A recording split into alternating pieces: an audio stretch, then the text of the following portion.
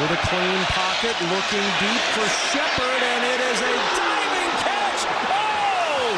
Will Shepard, full extension for his first Colorado touchdown. Are you kidding me, Kevin? First down, Jefferson gets away from one superhuman pick from Travis Hunter. Put the cape on him already. 3rd and 7. Nix delivers, end zone. Cortland Sutton, touchdown, Broncos. Quiet all day through the air. And the first of Bo Nix's NFL career. Now Greg Zuerlein gets his chance to knock it in from 50 yards away. Snap, Hennessy, hold, Morstead, 50-yarder. No good! Knuckleball off the mark. And the Jets are going to fall short against the Broncos. And I think we've discovered that this Denver Broncos team could be a tough out for anyone that deals with them.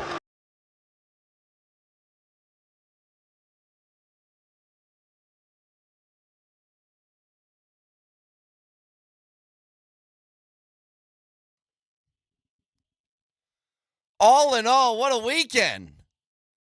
Yesterday was ugly and gross and grimy and a win, a victory.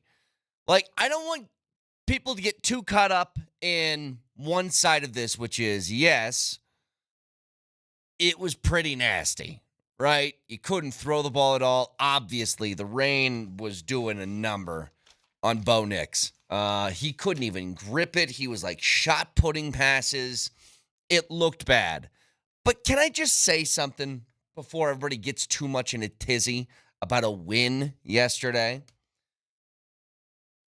The Broncos are 2-2. They're a 500 football team through the first month of the season when they had a pretty tough opening schedule. Like, bottom line, guess what, guys? You're right in the thick of everything right now. You're right in the mix with everybody else in the NFL for, like, all these goals that you set out for before the season starts, but divisions and conference championships and making the postseason. Like, do I think that that's a playoff team? No, I don't.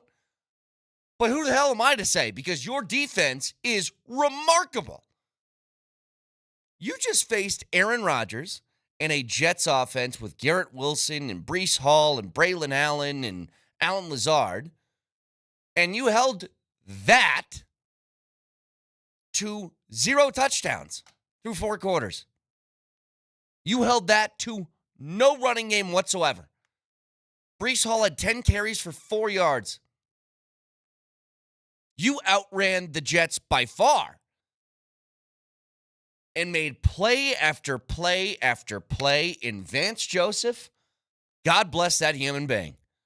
I know the feelings about Vance Joseph. If I asked you about him just a few years ago, a lot of you probably told me you think he's an idiot.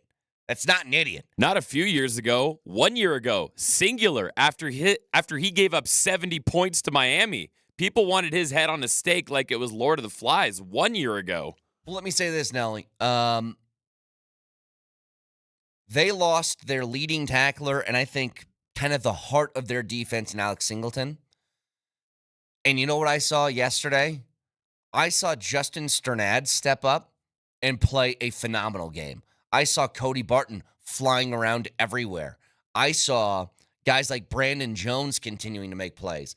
Zach Allen is looking like an all-pro level interior defensive lineman. Like, these guys are stepping up in huge ways, and when you need a play to happen, so many of these defensive coordinators are so scared in moments like, I thought 2 times in a row, hand up, hand raised. I've seen this movie play out, and I've seen this movie end a million times. Aaron Rodgers with the ball left when he's only down 1 needs to get in field goal position. Yeah, that's a gimme. Are you kidding me? That's a layup. It's been like that his entire career. He has timeouts left and like 2 minutes to operate. You get a stop and he gets the ball back again. Did we really? After a missed field goal, which puts him at damn near the 50-yard line. Dude, that is... You're putting Joker on the block with somebody who's 5'2" covering him. Like, that's 100% of the time he's getting a bucket. And you hold to force a long field goal yourself. Not just that, by the way, if he makes that 50-yarder, you got actual time to move down the field and you get back in field goal range. This defense is incredible. Like, I would argue, best in football.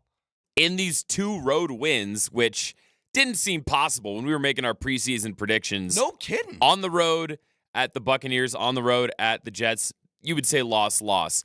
Combined in those 2 games, the Broncos defense gave up 16 points. Combined. So listen, man, like, you had 2 offenses, one in Tampa Bay that was humming pretty good. 2, and a guy who, for my money, is the most talented thrower of the football that's ever existed. And I think the stat was, if I saw this right, Nelly, that was the first time that Aaron Rodgers has ever lost a game at home without a touchdown pass. Yeah. In his long, illustrious career. Never happened. And your defense was able to do that. Because I could go through the list, every guy who played on defense, and I would say, yeah, he gets an A.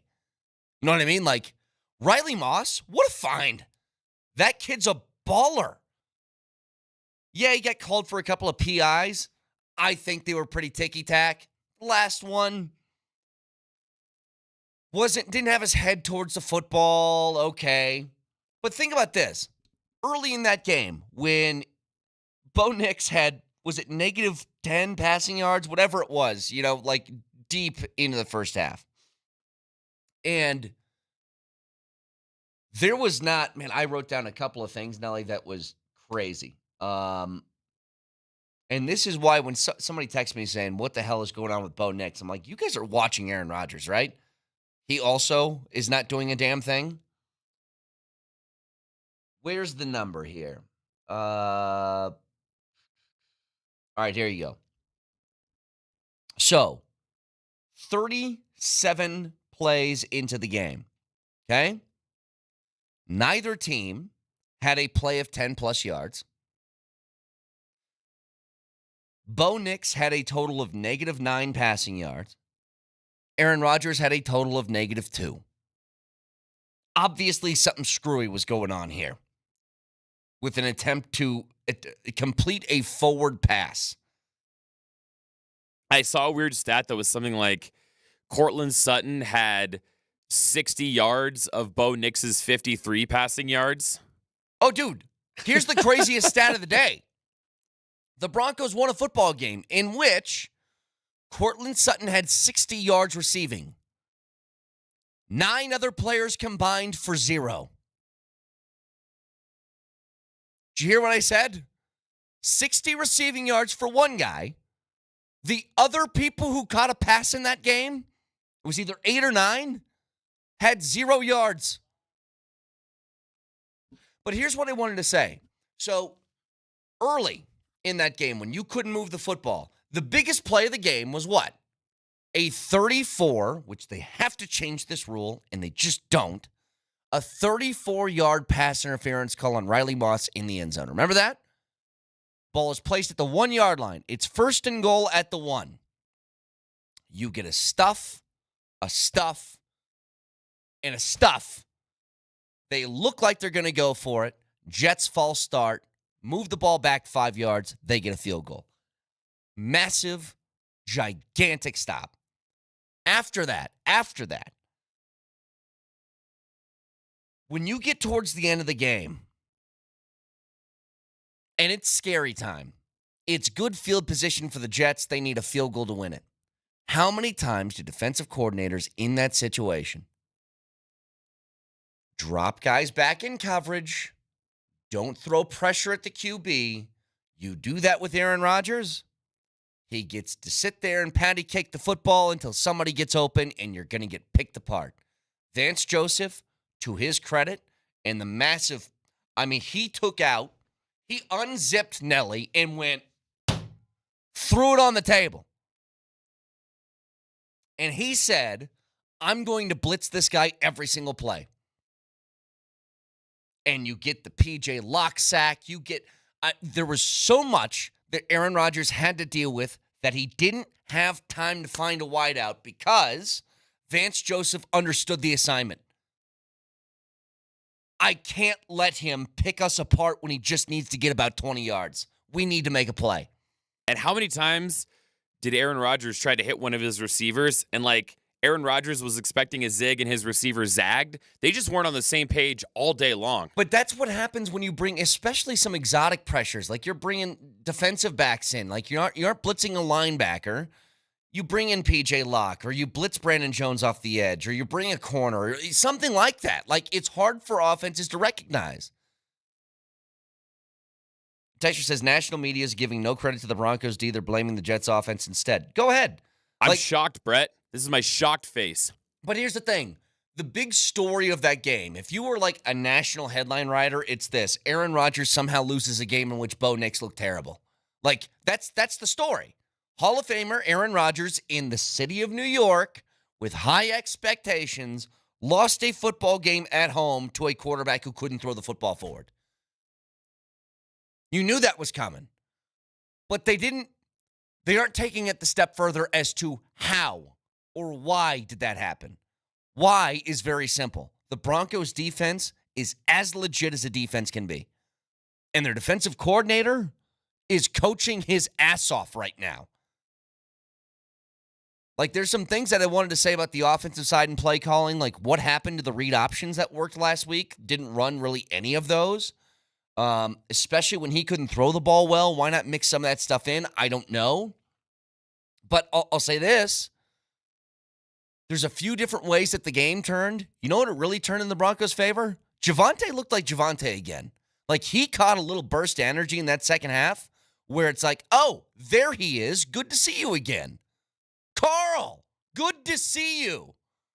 Because they needed somebody to start making some plays, and Javonte finishes that game, 16 carries for 77 yards and almost 5 a clip. Like, that works. I don't know if there's any credence to my theory here, Brett, but you were talking about Zach Allen earlier and just what a menace he was yesterday. Oh, my God, he was great. When it comes to, I'd say, baseball and basketball, the more equipment the guys have on their body, the more I think it looks stupid. Like when you see somebody step up to the plate and they have just 5 wristbands. Yeah, they got 5 wristbands. They got the elbow gloves protector. With they got the batting gloves out the back. They got the shin protector, and they look like iRobot. That's lame. When you get the Carmelo Anthony just shooting sleeves head to toe, lame. But in football, when you got those arm braces and those knee braces on, I think it's the opposite. So when Zach Allen would just slam into Rodgers, knock him flat on his back, and he steps up and he's got the Gronk just robot arm, I think that makes you 10 times better, 10 times more badass. I don't know if there's any science behind that, but that just added to his whole allure. Well, I'll tell you this. There is a science to it because he looks like a menace and he plays like a menace. And Zach Allen was there to fight some people. Like he was in somebody's face after every single whistle, jawing at him. But you just came off a game in which you had 7 sacks. You put 5 on Aaron Rodgers. How many times did Aaron Rodgers limp off the field for a punt? Like just came up gimpy, walked. That's what this defense is capable of. So, yeah, we're going to talk a lot about Bo Nix and some concerns you might have. Bottom line, guys, this defense is going to keep you in every single game. Like, you're capable of winning games 10-9 in just a sloppy mess of a football game. And I think that's exciting. So, I mean, there's a lot to get to with this. Texter writes in, when Vance sent PJ Locke in the blitz towards the end of the game, that's when I realized the defense is legit. For sure. Like, they play with reckless abandon. But they still stay on task, right? Like, you don't have a guy blitzing and then there's somebody wide open downfield. That doesn't happen. For as frustrating as that game was on offense, it equaled the frustration and just joy in watching the defense yesterday. That's how I felt. And there's a lot of things that we can talk about. You know, Aaron Rodgers, why would they blow the whistle dead? It was clearly a fumble that would have been taken to the house, and the game looks a lot more comfortable then. Obviously, the horrible news of Tyler Bidet, who has the fumble, and then he's able to move for a little bit, but then he's carted off. Not carted, he's on a back brace as he left the game with some sort of back or hip injury. So we'll get some updates on that throughout the course of the day today. And then obviously, what did I tell you guys heading into the game on Saturday? Didn't understand the spread at all in the UCF game. I was like, UCF's got a good offense. You know who else has a good offense? CU does. And CU didn't just win. They quote, I forget our friend's name that we talked to. It's before you, Nelly. Oh, what's his name? Can't remember, but they went in there and they beat that ass. The Broncos should come in here and beat that ass. That's what CU did. Mark Long. Mark Long in Jacksonville. That's right. That's exactly what they did. I mean, it was a consistent offensive effort where your big studs make big plays. We'll get to all that in just a couple of minutes. Broadcasting for the Backus and Shanker Studios. Their passion is justice. Back after this.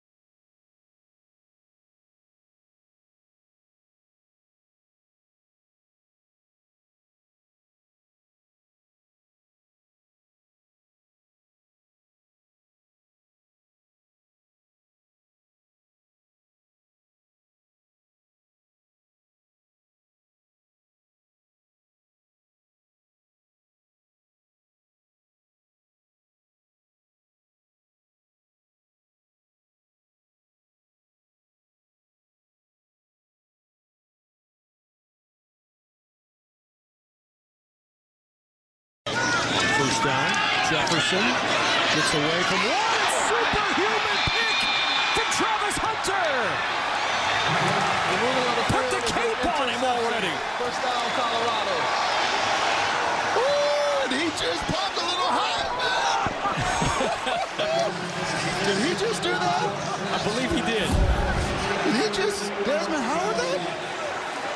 Look at the eyes and the awareness. And don't you test him deep and then the short area quickness. Watch this burst, Kugler, when he puts his foot in the ground and how quickly he covers and finishes. And is this foreshadowing? Oh, my. Maybe it was that conversation yesterday with Charles Woodson.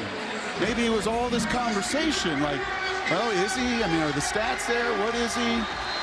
The odds right now are astronomical against him winning, which is ridiculous. That's the best college football player I've ever seen. That's him. To quote my good friend D. Wade, what's his pronouns? He is. I've never seen anybody like him before. And you go into that game as a 14-point dog. I told you that was a game that there was no moral victory. Like either you're going to win that game or you're going to lose it. It's not like UCF is some powerhouse. They're a decent team with a good offense, but you have a good offense too. And that play in particular where he jumps in and makes that interception. If you go back and watch, he's responsible for about 3 different wideouts. He's playing his own. 3 guys are in his area. Now, I don't know what the reverse angle looked like. There was one guy who went over the top of Travis Hunter that if the quarterback recognized it, it looked like it was going to be a walk-in touchdown, but he didn't see it. And Travis was reading the eyes of the quarterback and jumps it, and that's at least the second time, because he did that in week 1 against TCU last year, where it's full extension diving interception in front of a flat route, essentially. Like, never seen anything like it. And for him to do that on both offense and defense, as he finished, with a couple of huge plays on offense, too, 8 or 9 catches for 89 yards and a touchdown. Like, the kid's incredible. And here's the great news. In the same way I was just talking about the Broncos, say what you want about how they got there. The result's a result. They're 2-2. They went 2-2 with 3 really tough road games against really good opponents to start the season with a rookie QB. And it might not have looked pretty at times, but damn it, man, who cares? You're now in the mix of everything. Well, guess what, CU fan? You started the season 3-1 last year, and then the rest of the year fell apart. And I said at 3-1 this season, wins over North Dakota State, Colorado State, Baylor, lost to Nebraska. You have 3 games coming up at UCF, Kansas State at home, and then at Arizona, where I think that's going to dictate how your season goes. And if you can go 2-1 in that stretch, you have the exact same goals as everybody else in the Big 12. Outside of BYU, who is, I think, really surprising this year, and you got to take them seriously now because BYU's good. Outside of them, you're at the very top of the conference, guys. Very top. And nobody looks insanely built to keep you down. Utah, who went into last week unbeaten, they just lost to Arizona 23-10. Arizona's also a good team. So these next couple of weeks, Kansas State at home, at Arizona, 2 incredibly difficult games. But go 1-1. Split them. And damn, man, you're right there in the mix for a Big 12 title appearance, which puts you right in the mix for a college football playoff appearance. And who the hell knows what can happen after that. But that last game was fun to watch. It had a little bit of everything you were hoping for. It had Shador Sanders comfortable in the pocket, dropping dimes. It had a couple of big plays from your big-name skill position talents. Travis Hunter making plays everywhere. That catch from Will Shepard, good Lord. For that to be the same dude last week that had the chance to maybe make the catch that gets you in the end zone and blah, blah, blah, and he drops it. For him to go out and make a play like that, just a bomb that looks like it could be picked, and he just full extension rips it away from the other dude in the end zone for a TD. Huge. And then once again, there's been a theme to the CU Buff season this year. Second half defense is lights out. They have not given up over 7 points to any opponent in the second half at all, to anybody. Got pressure on the quarterback, 5 sacks in that game. Did, for UCF standards, a pretty good job stopping the run. You knew they were going to go out and try and establish a running game. 44 carries for 177 yards, 4 yards a clip. You live with that against that offense. Even the passing numbers, like 284, 2 touchdowns, 2 picks for KJ Jefferson, did not feel that way.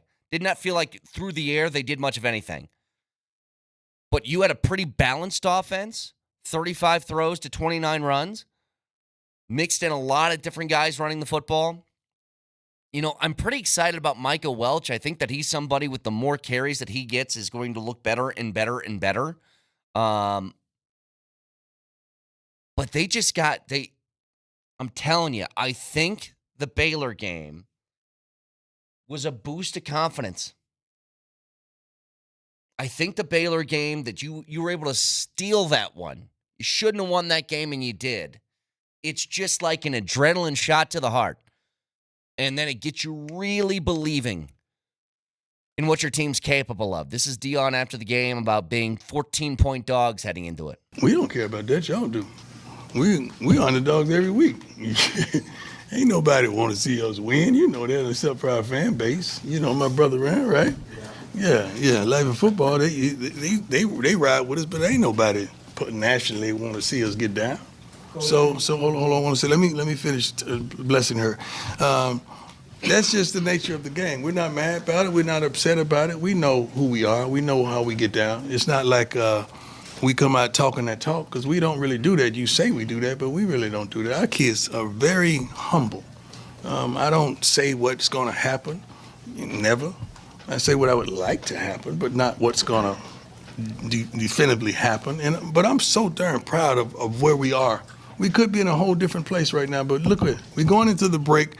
What's the record? Because I'm one game at a time. Say it again? I just want to hear y'all say it collectively. And y'all feel for it. We're 4-1 right now going into the break, and I'm so excited. You have no idea. It's going to be a really good plane ride tonight. I'm sure it was. 4-1 heading into this. By the way, ESPN's FPI now gives, it's Football Power Index, by the way, for those who don't know, gives the Buffs the second best odds to win the Big 12 as of right now. Do you believe? I'll tell you what, Prime, I'm getting there. You're darn right I plan on winning. Now, with that being said, still a lot more to prove. Kansas State, who looked awful 2 weeks ago against BYU, just waxed Oklahoma State, so they look like they got back on track. But you got that game at home with a week to prepare. I think they're in great shape. But if you can protect Shador, which they did in that game, only 2 sacks given up. Now, Shador did a really good job at sort of operating, maneuvering the pocket. But when you can keep him upright for the most part and give him time to throw, sky's the limit, man. Like, he's that good. Protect him, you got a shot against a lot of different teams that you shouldn't. Now, if they played these super upper echelon teams, do I think this game looks a lot different? Sure, I do. But as far as like the above average teams in the league, I have no problem see you winning a lot of football games against them this year. And with a 4-1 start, if you can go 1-1 these next couple of games, you got a really, really good shot to finish the season near the top of the Big 12, and then who knows from there. But I think for that game to walk in as 14-point dogs and you come away 48-21, the winners, a little weird start as the game was delayed almost an hour. Have that not affect you. Stick with your game plan. Go out and just play a good, solid brand of football. Really nice. It actually did affect them at first, though. They had about the worst possible drive you could have to open that game, did CU. And I got to find, this was a tweet from Troy Rank. So after that hour hurricane delay, they came out, and their opening drive was 3 plays. First play, 9-yard loss. Yep. Second play, 1-yard gain. Third play, Shador Sanders interception. That's how they started the game. And I was listening to that on the radio as I was driving home, and I went, cool, there you go. That's that. And I totally thought that they were toast. I mean, this just felt like a vintage CU choke job, and then they completely proved me wrong by a factor of 1,000. And that's where we're getting to with the Buffs, is they're getting to the point where if they get knocked down, they can get back up again.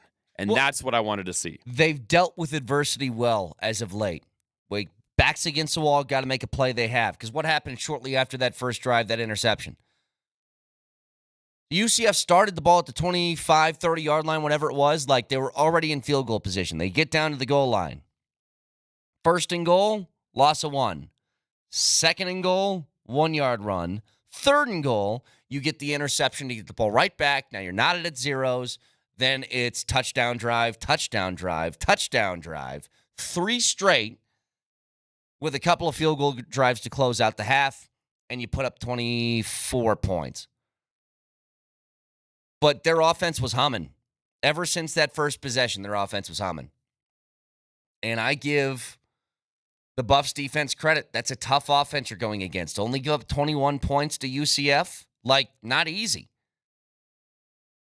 UCF's put up 57, 45, 35, and now 21.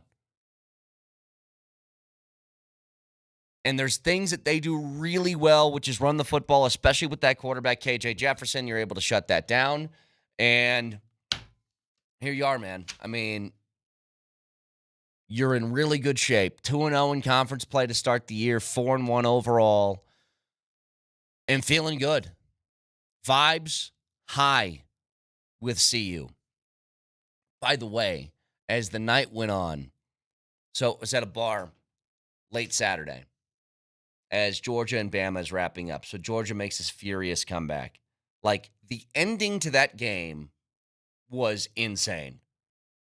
And I would like for people to recognize that even though the college football playoff is going to be adding more and more teams in there, and this will feel like, oh, it's ruining the regular season. Is it? Because that game was as fun as a game could be. I mean, for Georgia to storm back the way that they did late in that game and take a 34-33 lead off of one pass to Dylan Bell for 67 yards. That with, 2 minutes left in the game. And then Bama to go right back with a 75-yard bomb to Ryan Williams, that 17-year-old kid who I don't understand how this is possible. The catch that he made as he's doing a 360 turn, and then that quickly he's able to turn on the jets and just leave everybody behind. What in the world is that? He's maybe the only guy in the entire country that I would say he just did something that Travis Hunter could not do. 17-year-old kid in the biggest game of the season had 6 catches for 177 yards, including that bomb, full, twisty, turny, 360 catch go. What in the world was that? I'm looking at it again right now. To not only be as acrobatic as he was in making the catch, but then he hits him with a stutter step spin move in which 2 Georgia players run into each other just to leave them all behind. Remarkable. It was a good day Saturday in college football with a whole bunch of great games. We'll break that down as we go along today. 303-504-0925 Even started on Friday. The Miami and Virginia Tech game was really good. Kentucky upsets Ole Miss 20-17. Just an insane weekend. And we'll get to all that in just a few minutes. 303-504-0925. But again, you guys on the text line, anything you want. This is just an all-you-can-eat buffet. You want to text in about the Buffs? Go ahead. You want to text in about the Broncos? Be my guest. The way in which you got both of those wins this weekend, albeit starkly contrasted in wildly different ways between the Buffs and the Broncos to get those W's, you did. The bottom line is both of these teams have now put themselves in positions to be contenders. And that's all you ask for out of your football teams. Like at this point last year with the Broncos season, we knew it was over already. Despite a furious comeback of 5 straight wins, whatever that number was, didn't matter. It's like you put yourself in such a hole, you can't climb out. The Buffs, after the game this week last year in the season when they played against Oregon, you had some feelings about what the hell this season was going to be beyond the 3-0 start. But again, 303-504-0925. Shop Mazda text line, one price, one person, 1 hour. Back after this.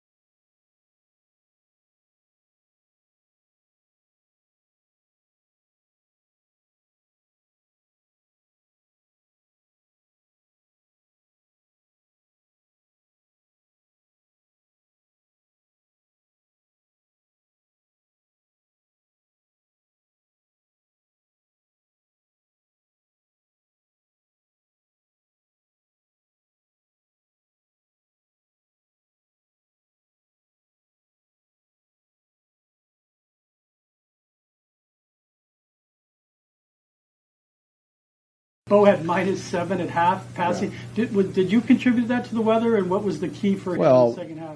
Yeah, I'm not interested in that. Yeah, you had to pay attention to the game, and you would say the weather was a factor, with the balls. But we'll look at the tape and try to improve on that. What was the key to getting? That's it. I mean, yeah, but you never lost confidence. Heck no. What was the key? At some point, we'll stop with the confidence. This kid is confident now.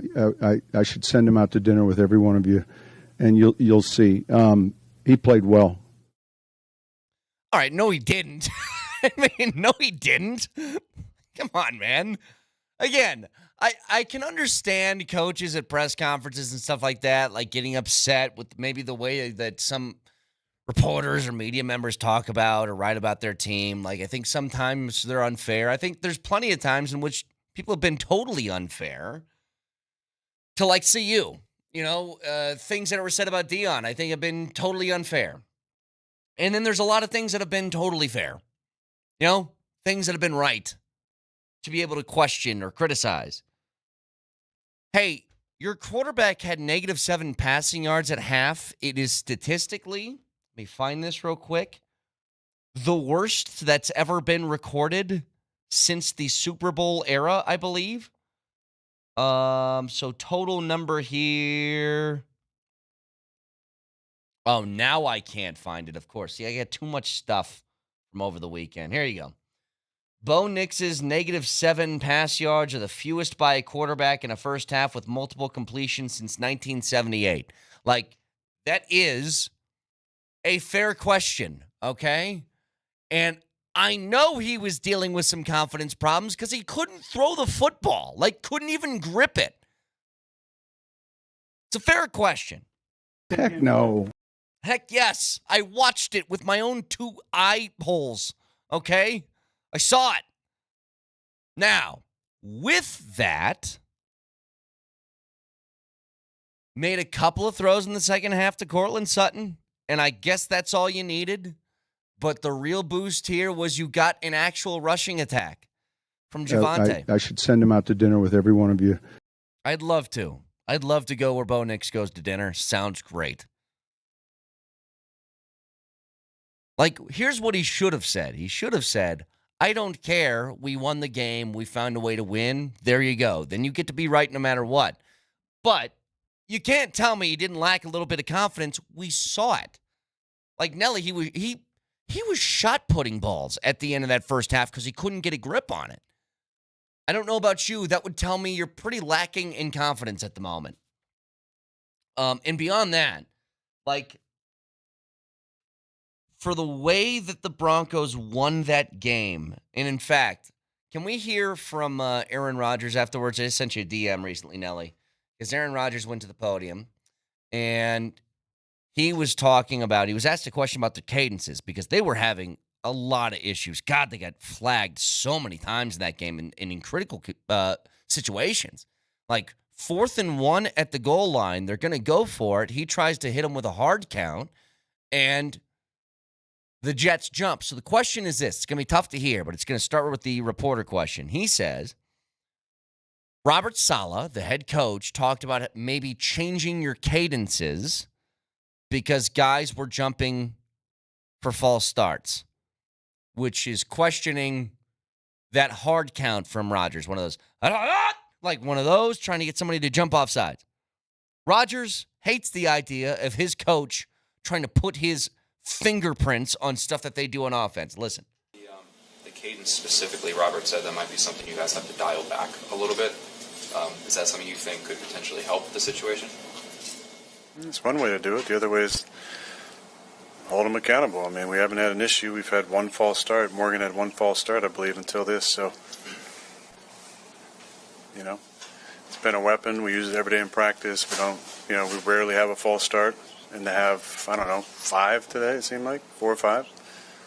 Yeah, it seems like an outlier. I don't know if we need to make mass changes based on, kind of an outlier game. He hates that guy. He really hates Saleh. For as much as he might like Hackett for whatever reason, he hates Saleh. And it's pretty clear and evident. I can't get over it. Again, as disappointed as you feel about how the offense played, and obviously there was something more going on because Aaron Rodgers looked bad in that game too. Now, again, late in that game, Rodgers was dropping some bleeping dimes those last couple of drives, and that's where you started to get into scary town because you're like, all right, if he's making these throws, then there's no way they don't score, and somehow they didn't.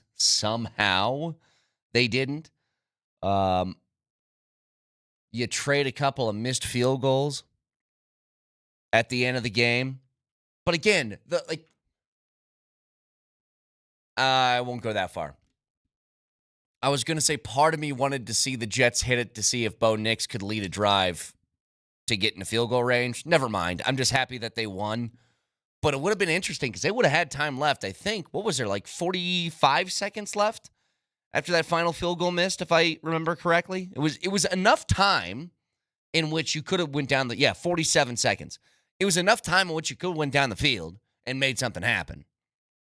Now, with the way that Bo Nix was throwing the football, knowing that that's a throwing the football situation, I doubt that was going to go well. But, man, one other thing that we didn't talk about in that game, Nelly, I forget the guy's name, but I don't want to be a punt returner because watching Marvin Mims get blown up like that was like, it hurt my soul. Like he's calling a fair catch and he just gets lit up right in the shoulder. And good to see he actually went back out on the field after that, but good Lord, that was painful. Irvin Charles, you're on the list. Okay? Now, he went back over. He dapped him up afterwards, said he was sorry. Still. Can't do it. There's no getting over that. If you hit somebody I loved like that, like I'm going to have to run out on the field with a shank or something like that because you ain't getting out of there alive. Not gonna. All right, so our new hate list, it looks like this. It's Evan Turner, it's Jim Schlossnagle, it's CU Hawks, it's Kevin Durant, it's Noah Lyles, and now Irvin Charles. I will say there's a few of these guys that I think are going to stay here long term. As we start to put more and more names on this list, Nelly, we might need to move names like Schlossnagle because I'm going to have to explain that one every time we get there. You just made the list! But we got another addition. Irvin Charles, you deserve it. By the way, around the NFL and around the league, Joe Flacco is inevitable, I guess. Like he's, surprise, surprise, Anthony Richardson is hurt, and he walks in and leads the Colts to another victory, which of course he does. But more than that, take a look around the league for a second. Nelly, if you're keeping tally at home, how many starting quarterbacks are rookies this year in the NFL right now? Is it 3? 3. It is the number 1 overall pick, it is the number 2 overall pick, and the number 12 overall pick. Well, here's what that looks like. The Chicago Bears currently are 2-2. And by the way, Caleb Williams looks awful. Like, he didn't have the windy hurricane rain experience that Bo Nix had. He's thrown 4 picks this year. And their offense, the only reason they've won a lot of these games is defensively they've been able to come up with some points. But he's 2-2. The Washington Commanders, the number 2 overall pick, they're starting a rookie quarterback. Jaden Daniels is now 3-1 to start the season. As he had another phenomenal game this last week, the Washington Commanders pasted the Arizona Cardinals on the road. And you know what his numbers were? 26 of 30 for 233 yards, a touchdown, and a pick. Also ran in a touchdown, had 50 yards rushing. He's 3-1. And now the number 12 overall pick is 2-2 on the year. So in total, these rookie quarterbacks are 7-5 on the season. And you know what? I guess the Minnesota Vikings are such a machine. Let's just assume J.J. McCarthy didn't get hurt and he would start in Minnesota. They're unbeaten somehow this year with Sam Darnold. I don't get that either. But a lot more to break down with these games. I'll take a double win weekend. Yes, please.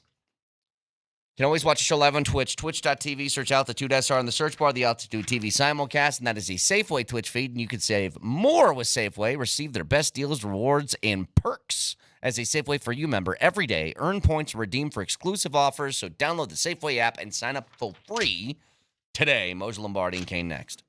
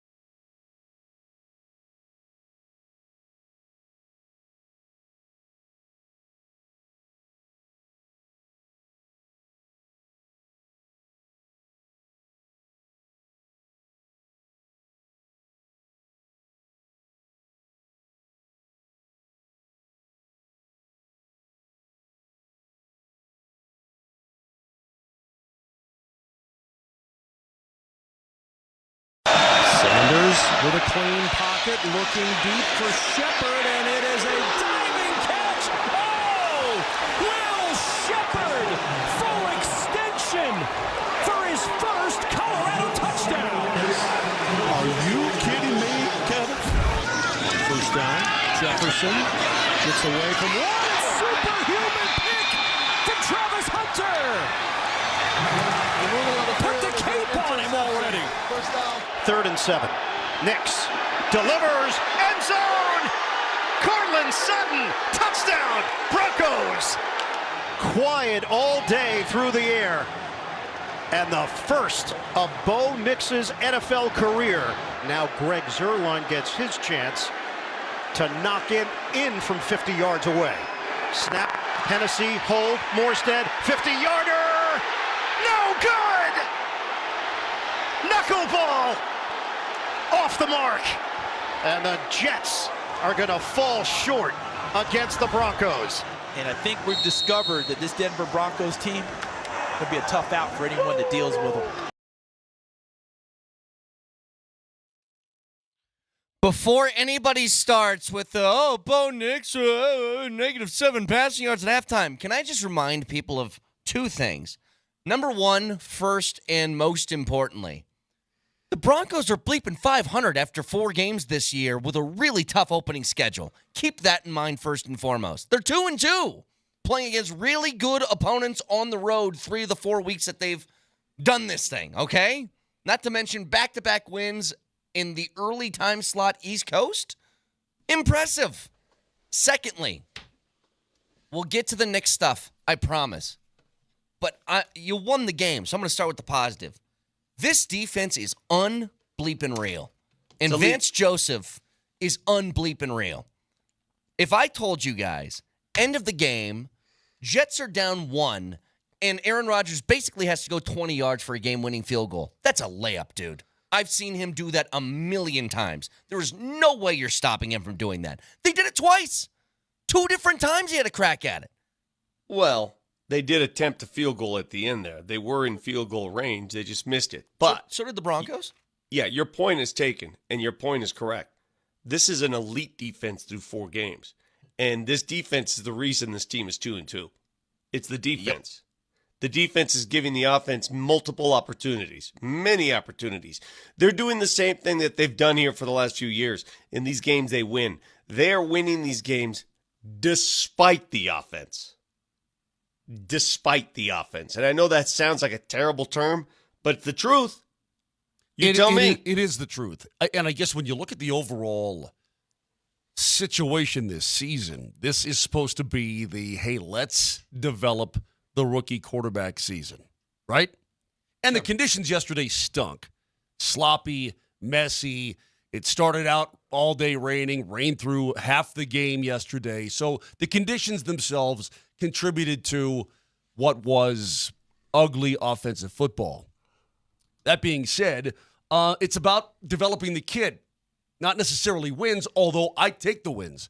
A win, I said yesterday, a win is a win is a win is a win. It doesn't matter how you get it. You're a 2-2 football team.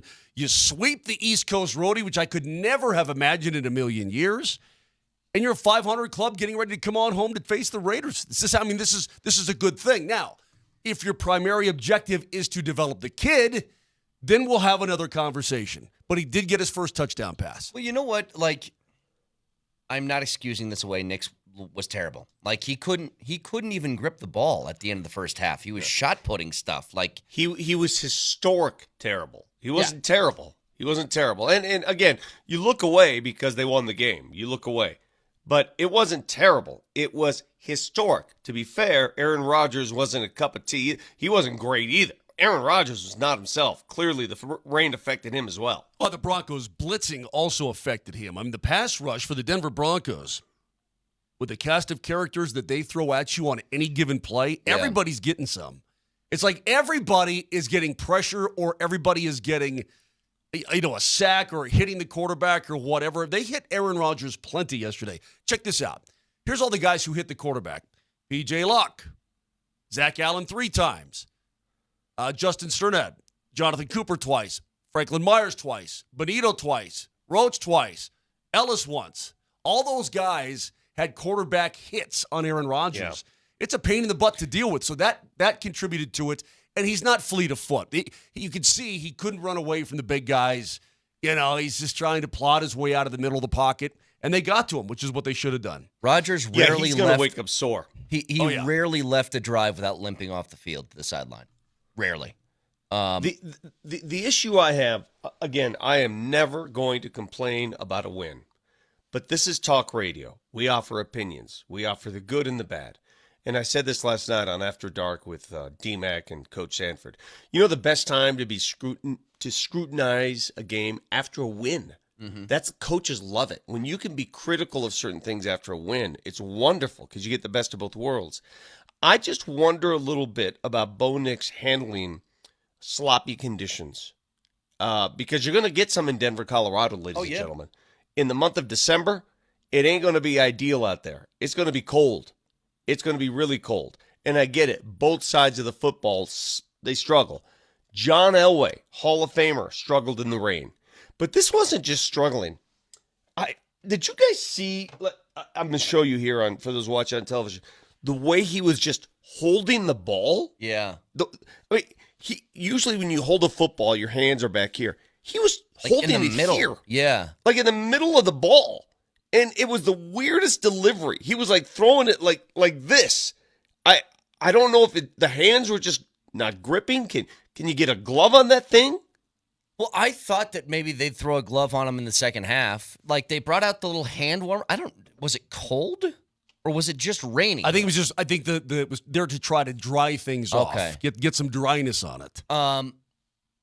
No, I'm with you, Vic. And here's what I would say. Mose, you're right. This year is about developing your quarterback. The hope is that you get to week 11, week 12, that he's a lot farther ahead than he is right now. Correct. And for you to be 2-2 through 4 weeks, despite, let's be honest, wonderful. Three out of the 4 weeks that he's played so far, he's been bad to awful, right? If this damn football team ends up 8-9 and gets a middle of the pack pick, I'm gonna be angry. You either have to.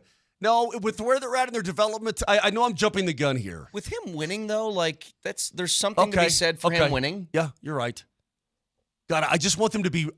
All I care about is development of the kid and getting a good pick because there's still a long way to go with this team overall as a whole. Anyway, here's the good stuff, though. Can I give you two good things? Please do give me some good stuff on a Monday. None of them is going to be Bo. But here's the good things. The good things is this. The way in which they disguise the pressures on defense, like the final play, Rodgers nor anybody on the offense for the Jets saw P.J. Locke coming. Nobody. And I think that led to a couple of miscommunications on the plays prior to that. Remember, the 2 plays before the sack that basically ended their chances was 2 different miscommunications on hot routes. It was Rodgers let the ball go. Garrett Wilson wasn't even looking for the football because he didn't. Is that the one down the middle of the field? Yes, he didn't see the blitz coming. Right, Garrett Wilson didn't. Second, I forgot he threw it to the play after hot that. Hot route. Same thing happened. What the hell's a hot route? Like wide receiver didn't see the blitz coming, didn't know a hot route was coming, and the ball ends up on the turf, and then P.J. Locke gets sacked. But here's what changed everything. This is the good news. If there's any offensive good news, it's this. Javonte found something in that second half. And if he didn't, they were losing that football game, no question about it. But he found a burst of energy. He was hitting the hole hard. Yeah, Vic, I think that he looked like his original self for the first time this year because 100%. He was not only was he hitting the hole hard, Brett, you're so right, but Vic, he was dragging guys with him. Yep. It's that extra 2-3 yards falling forward that was so key that I thought he ran with a purpose. That was by far his best game. But on that plane ride back home, if there wasn't a line, and there should have been a line of people and coaches, starting with Sean Payton, a line up to Vance Joseph's seat, just ready to thank Vance Joseph for that win.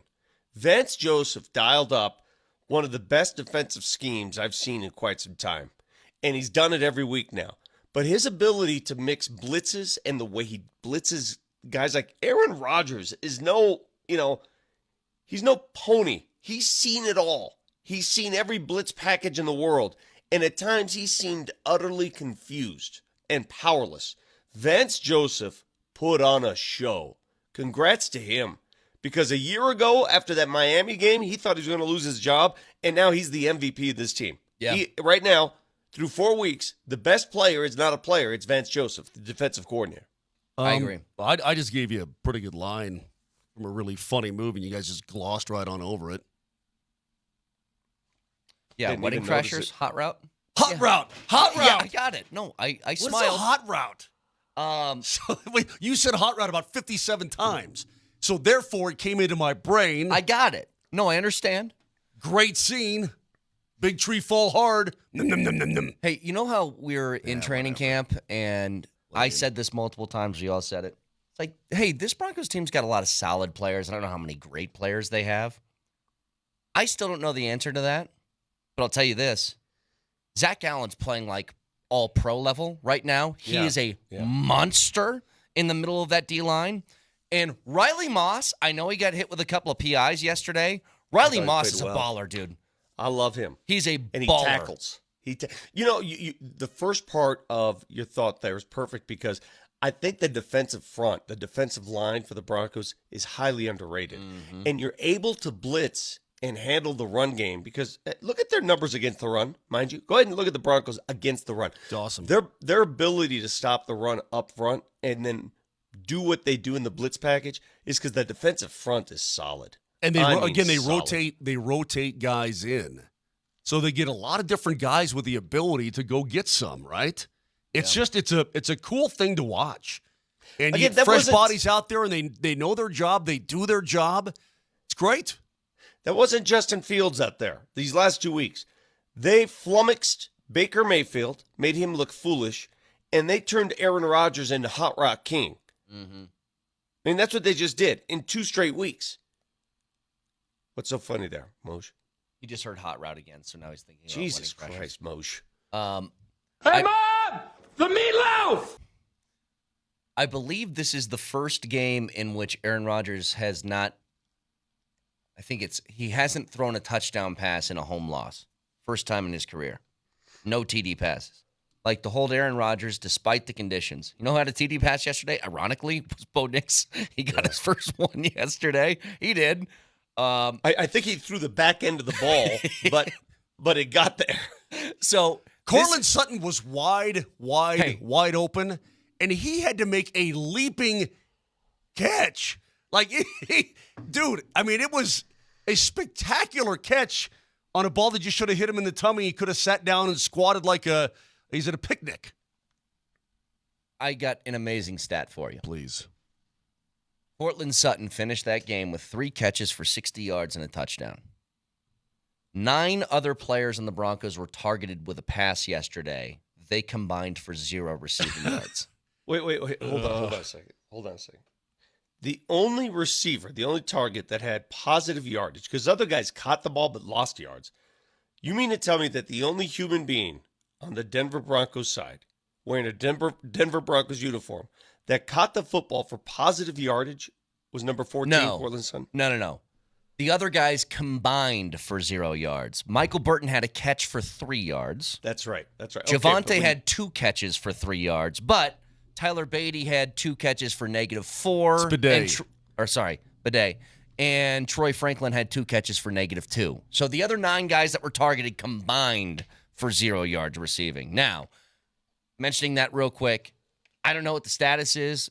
The Bidet thing's scary for you to get carted off on a backboard. Like when I saw that, I was thinking to myself, what could it be? I guess it is a bat, correct? They kept saying back, it looked like he got hit maybe around the hip, but I don't know. It's that area. You know, the weird thing was he was able to move off the field, and then the more he was on the sideline, the more he was in distress, stiffening up and couldn't move anymore. So hopefully he's okay because he just came off, that big game last week. I don't know, man. Scary stuff. And happened on the only turnover you had on the day, which was a fumble. But hopefully he's okay. I'm sure we'll get an update today from Sean Payton as they have finally left the Greenbrier, and I'm assuming back in Denver last night. I don't know, man. I think they ought to. Straight from New York to Denver. They didn't go to Greenbrier after the game. That's what I said. I said they are no longer in Greenbrier back home in Denver. Maybe we should start to look at. They should install some tennis courts out of Dove Valley. Yeah, maybe they should. Just do It walk. worked Just in a do bowling some, alley? Well, in a bowling alley. Just do some walkthroughs at a tennis court and bowling alley, and you're going to be okay. 303-504-0925. So a lot to break down with the Broncos. Also, hey, you guys remember when the Buffs were 14-point dogs heading into that UCF game? Yeah, that didn't work out too well for the Knights in Florida as they pasted them, man. Offense rolling, everything. And Travis Hunter, once again, is putting together a Heisman highlight reel unlike anyone I've ever seen. So we'll get to that next.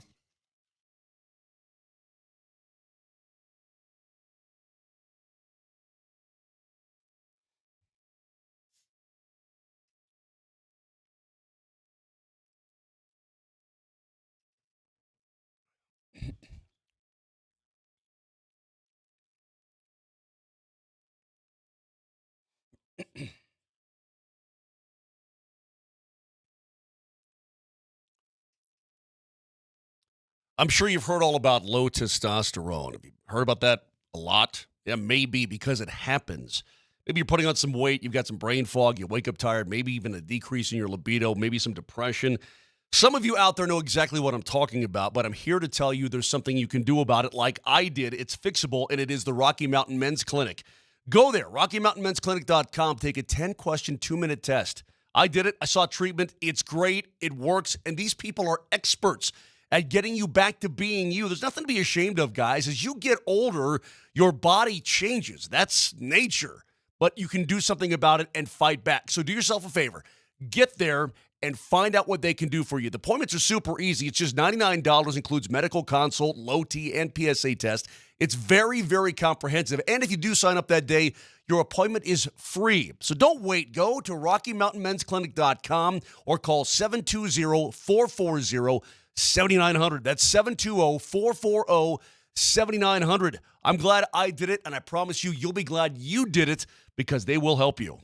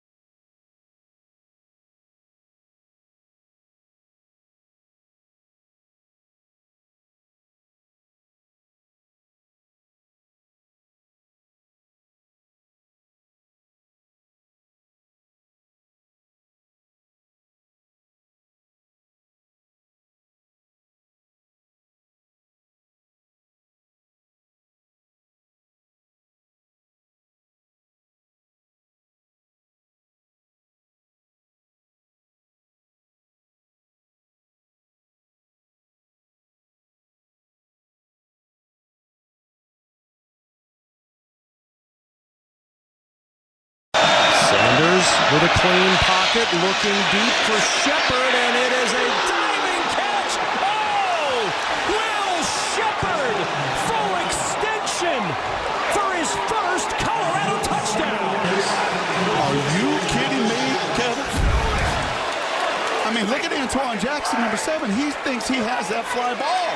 He's a center fielder tracking it, and then all of a sudden that right fielder said, I'm going to cut right off in front of you.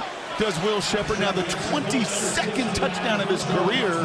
There is absolute security even when he comes to the ground. The 6'3" transfer, 5th-year transfer from Vandy with the biggest play yet is a Buffalo.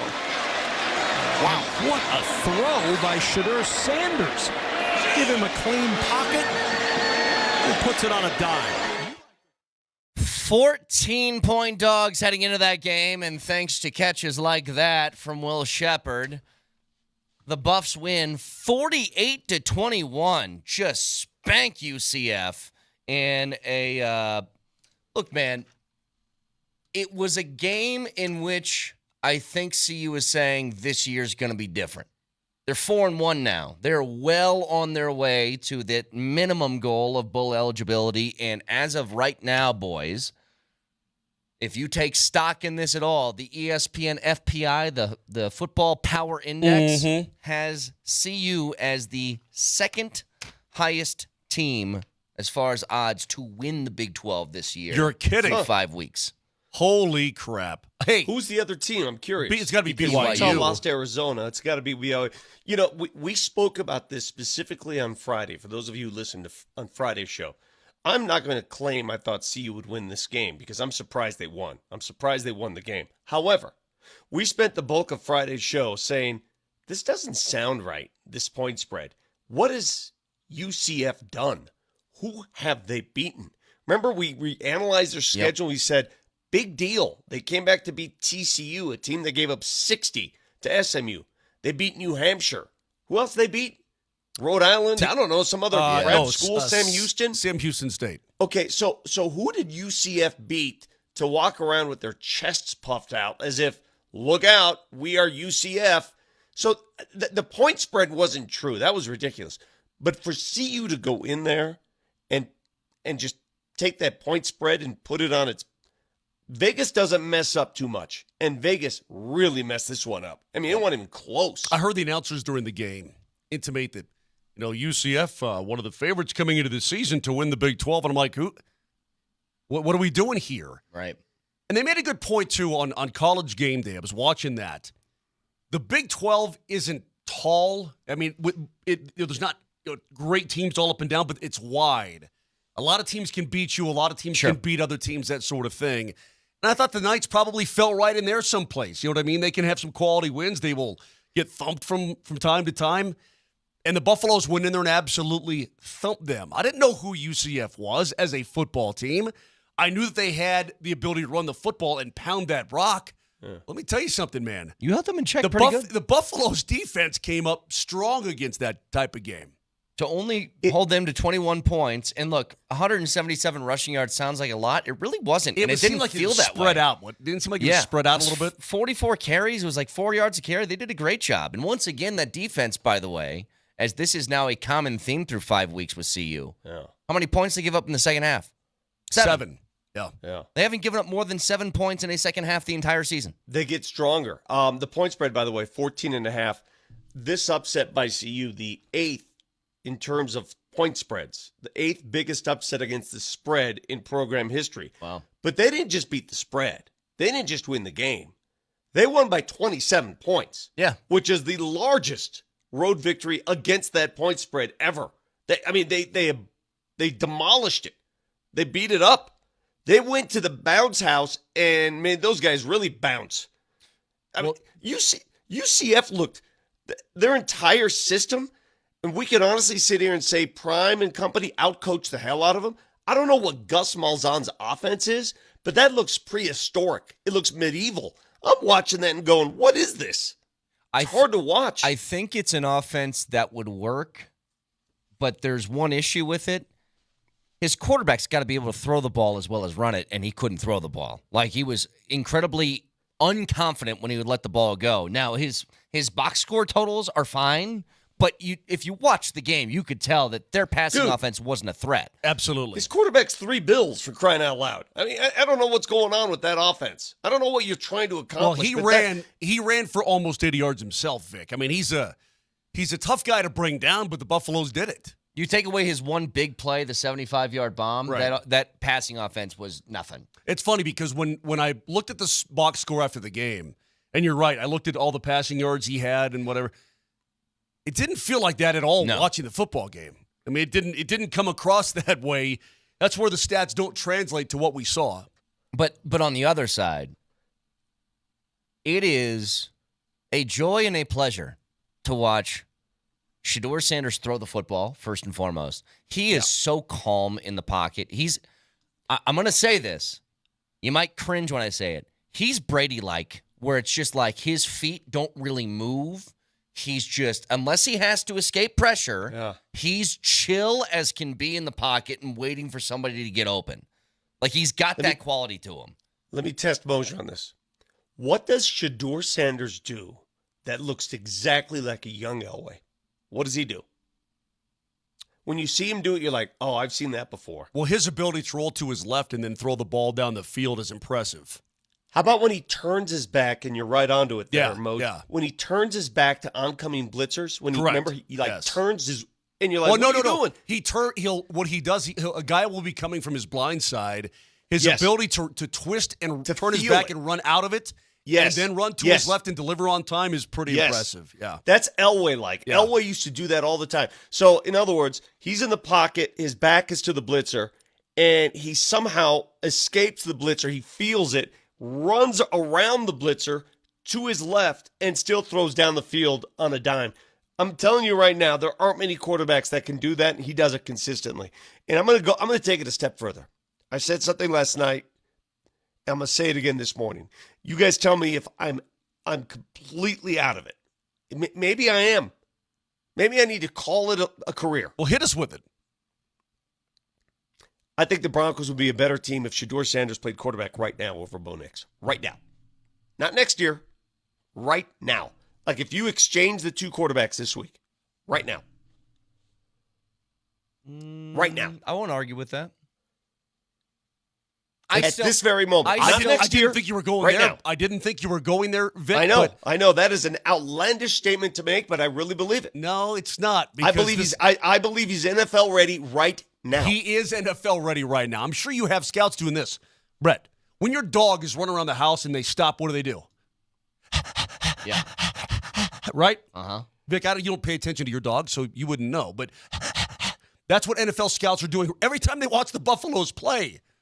With number 12 and number 2, it's and for good reason, because, Vic, you're right. He is NFL ready right now. I mean, he does things that are instinctive. Now, I think he's got some things to clean up. I think footwork, this kind of thing. But his ability to extend plays and make plays, it's remarkable. It really is. I mean, I would do that if you said. So you guys agree right now? If I gave you that deal right now, would you do it? Yeah. Bo, you're going back to college. All right? We got you enrolled in chem. You'll be up at Boulder this week playing for Coach Prime. Shador, you're taking over the Broncos offense. I would do that. Yeah, I'll make one clarification. I agree with you. I will say this. It means it's more about Shador than it is about Knicks, though. That Shador's level of quarterbacking is so high. He's special. Yes, he's special. Yeah. He's special. He's a special player, and he's going to be a special player because of his instinctiveness on the field. And I just think he can make better throws than Bo Nix. He's got a better arm. Listen, I'm not trying to rip Bo. He's 2-2 in the NFL. Shador Sanders is better than Bo. I think you're right. He's better. Yeah, I think you're right. Well, the other thing is, you want to talk about pro ready. Travis Hunter's just not going to stop, is he? The play that he made the interception on, if you go back and look at that play, so there's one detail that might be a little bit more of a problem. I don't think it's his fault, but he's in his zone. He had 3 wide receivers in his area. He had the guy short. Mm-hmm. He had the guy that was sort of to his left in that sort of middle pocket, and another guy was going deep. Now, if Jefferson was a better quarterback, I think he would have saw if he threw to the guy deep, that was a walk-in touchdown. Probably so. When he let the ball go back and watch the replay. the guy that went behind Travis Hunter, because I think he thought he had safety help, which he didn't. Did not have it. Which I don't know if I would assume just with how good he is, that's the safety's fault, not his. But that guy starts jumping up and down once he throws the ball because he's like, dude, we had a touchdown and you just left me alone. But for him to recognize that as he's responsible for essentially 3 guys in his area, read the eyes, make the jump, full extended interception. Like, I don't even know how you teach that. Like, that's instinctive. Yeah, that's not something that you can just be like, hey, corners, we're going to work on this. You can't work on that. That's just it's the instincts. Same, Well, sometimes it's guys the get same caught. instinct Shador uses when he escapes the pocket. Yeah. It's the same instinct. Vic, sometimes guys get caught looking in the backfield, right? And then you're like, oh, God. Travis Hunter has this ability to, it's like a bass. He's got one eye on the QB and where his eyes and where his motions are going.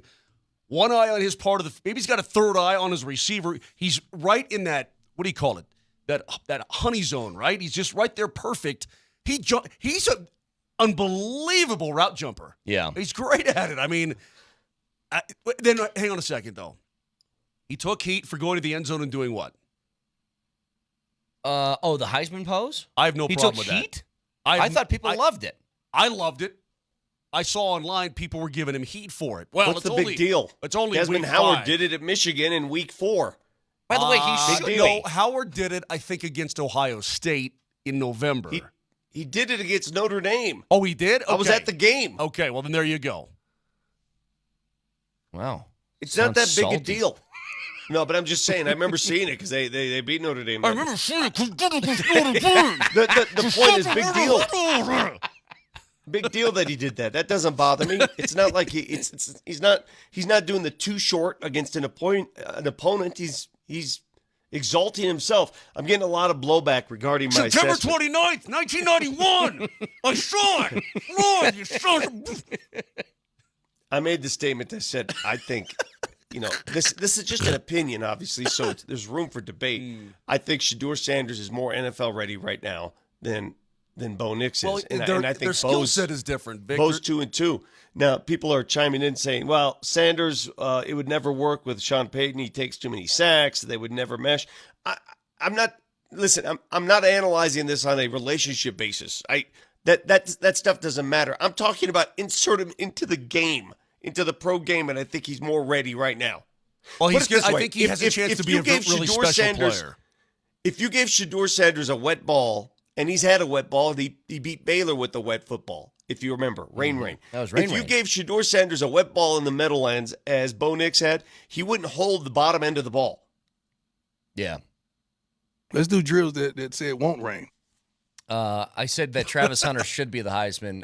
That is true, unless this. You guys seen this kid from Boise State? Yeah, he went crazy. Ashton over the Jante? weekend. Yeah, you can't tackle him. What in the world are these numbers? I don't know what that is. You can't tackle him. Have you seen some of the tape on him? He cannot be tackled. Moshe, try to tackle him right now. Moshe, try. You can't. It was a four total touchdowns, right? This guy has played against like 2-0 schools, Georgia Southern and is this Presbyterian State? I don't know what that is. Oh, Portland State. Then he's played against Wazoo, and he played against Oregon, number 7 team in the country. And through 4 games this season, Ashton Jante has 82 carries for 845 yards and 13 touchdowns. What the hell is that? And by the way, he's not like Derrick Henry, but he's shorter, but he's so thick and wide. I mean, you can't wrap. I don't know. You can't wrap him up. I don't know what you do. Speaking of, I know this is your love affair, Vic, and it's for good reason.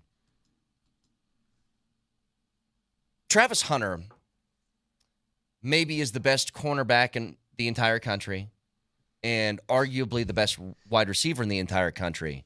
Yeah. And I think he's in second place because that 17-year-old witch in Alabama is unbelievable. The catch that he made, the move after Georgia storms back and takes a 1-point lead. It's a 1-play drive. Heave it up to the 17-year-old.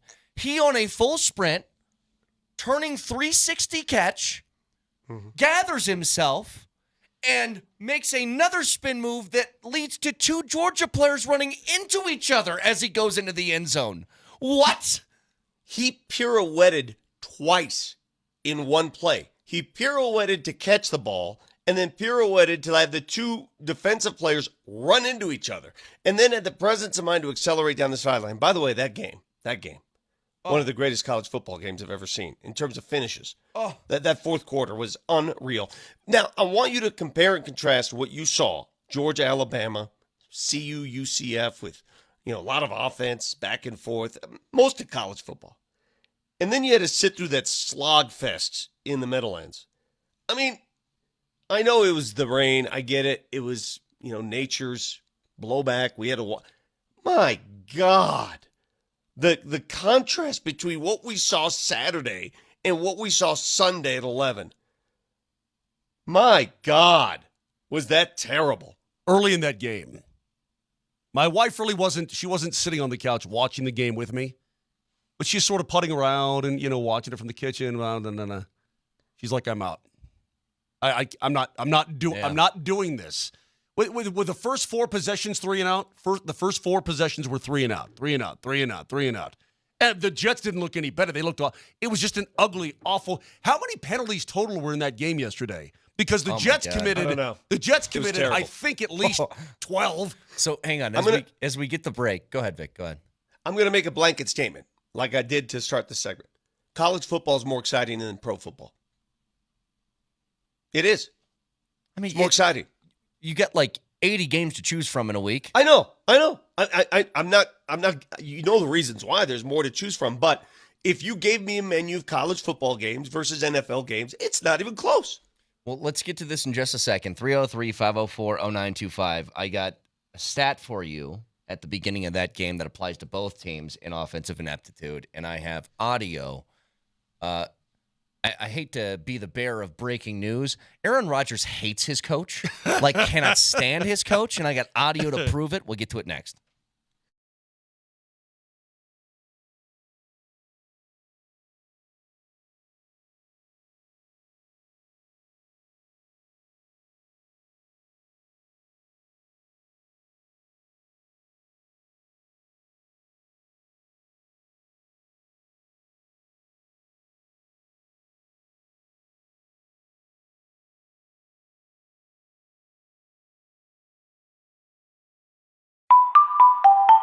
Still don't recognize that sound? Well, you should. That's the sound of luck and the sound of Tulatero.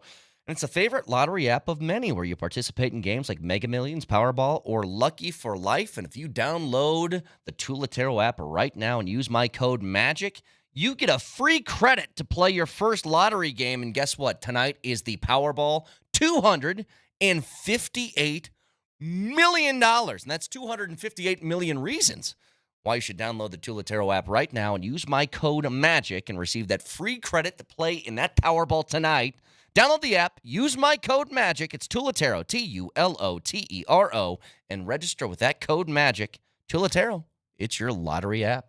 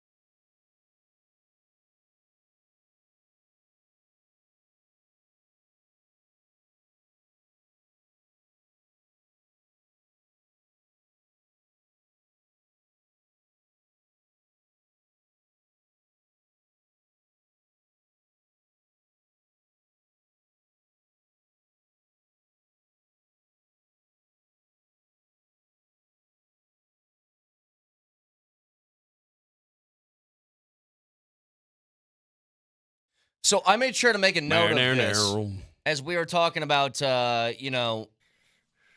offensive ineptitude and how the ball couldn't move on either side. Like, really, Rodgers found something the last, I would say, 8 minutes of the game. He started making some Aaron Rodgers-like passes, and that's when I started getting nervous because I was like, okay, well, if this game is going to come down to can you score once, well, then that's going to be bad news if he's throwing the ball this way. But, again, credit the Broncos defense and Vance Joseph for keeping them in check.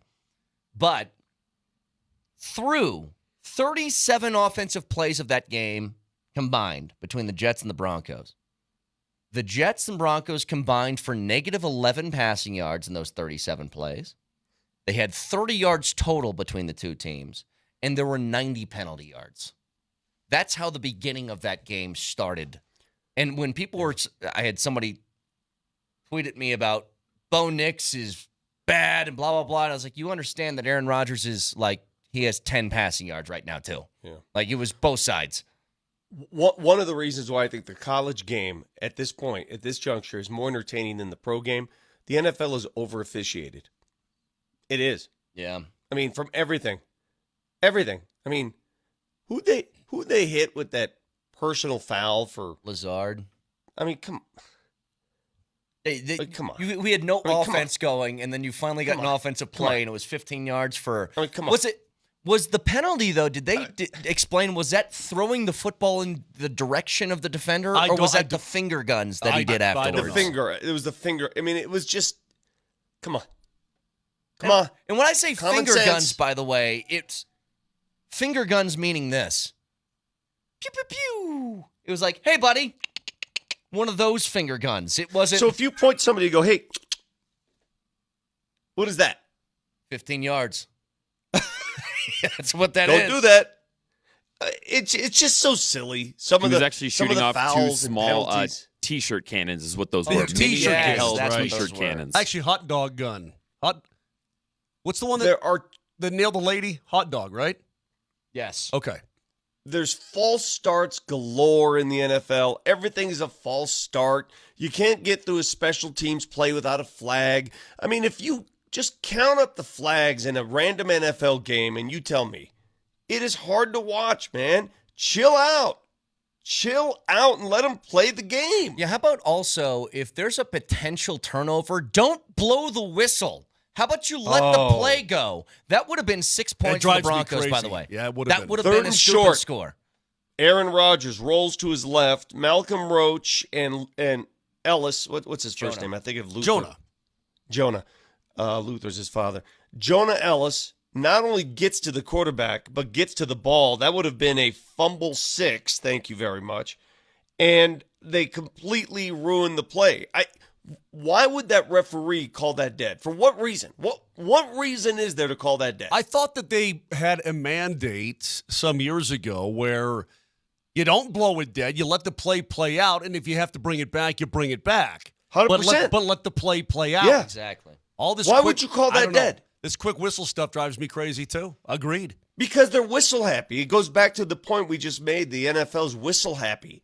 I mean, they've got to change it, man. It's just hard. It's a hard product to stomach. Let them play. That was a fumble. That was a house call. That changed the game. And I get it. They couldn't review it. They couldn't do anything there. Because let's say they did review it and they lost their review challenges because of the ill-fated review of the Cortland Sutton catch. Not even sure why you review it. It was short of the sticks anyway. But anyway, even if they reviewed it and got it right, it's just a fumble on possessions at the point of the fumble. It's not a touchdown anymore. Because the whistle blew. Yep. By the way, Adam Schefter is going to join us in 10 minutes, so stay tuned for that. Remember when I told you if there's one thing I know for sure after that game, no question about it, it's this.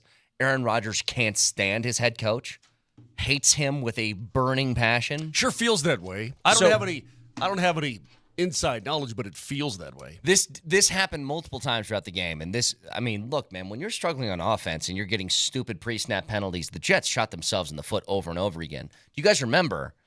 So I thought this was going to be a turning point in the game early because you could tell offense was going to be hard to come by.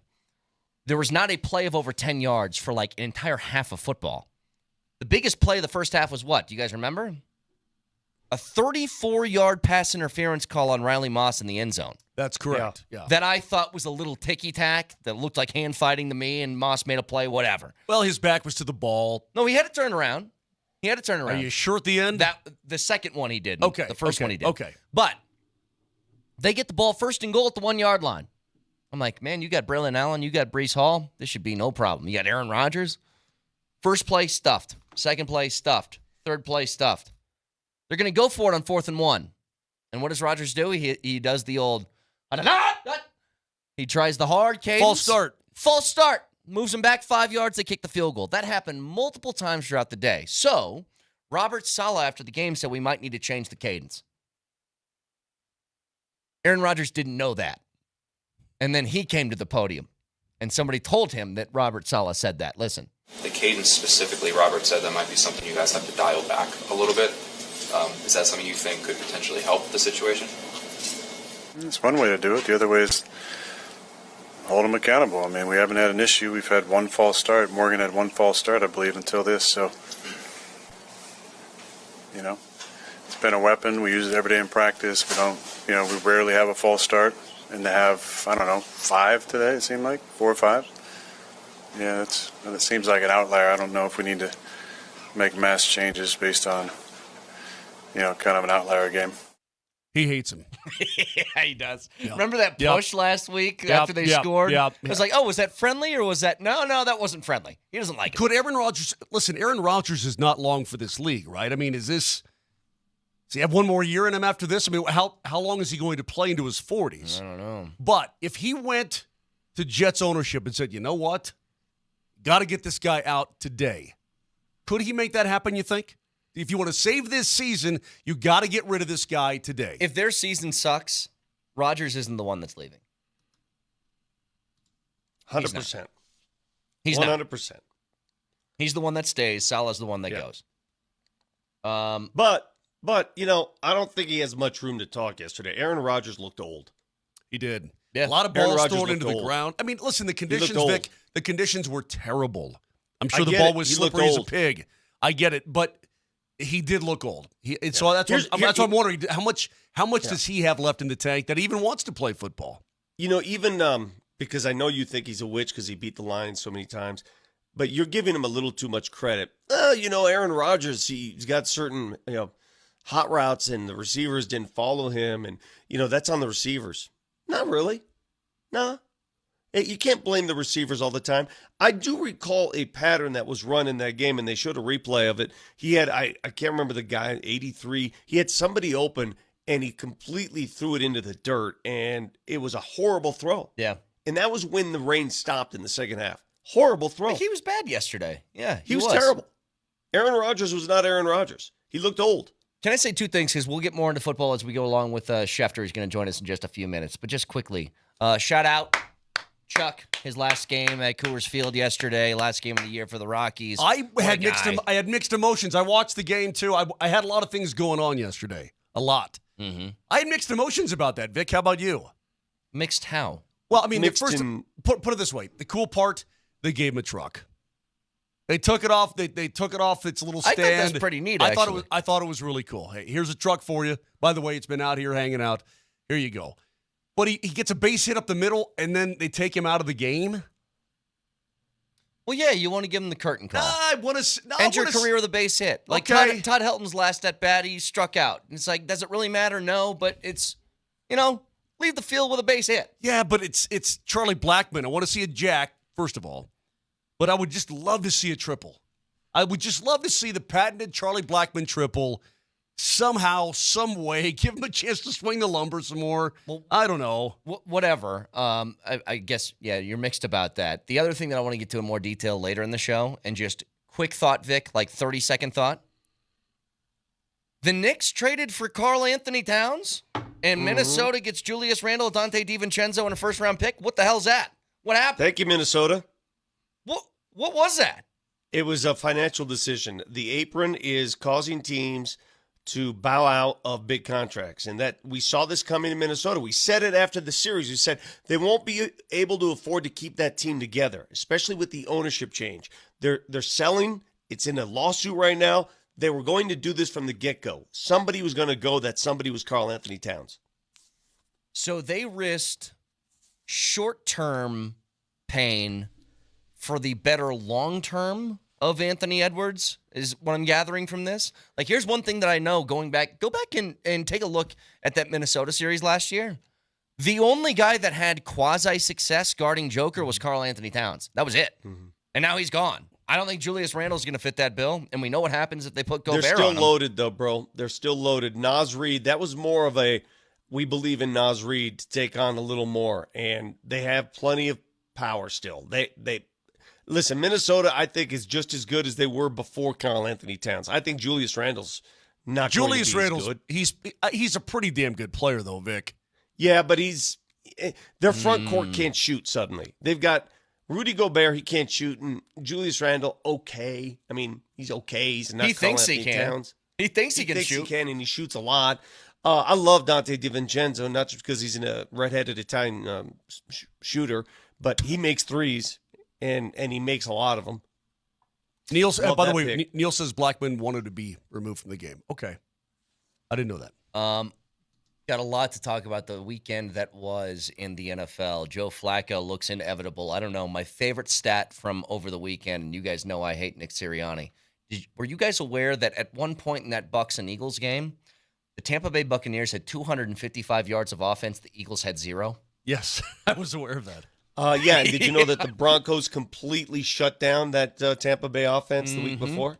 And I'm looking at that score going, that's when I said, this Broncos defense is good. Well, we'll talk about this is really good. We'll talk about that with Adam Schefter next.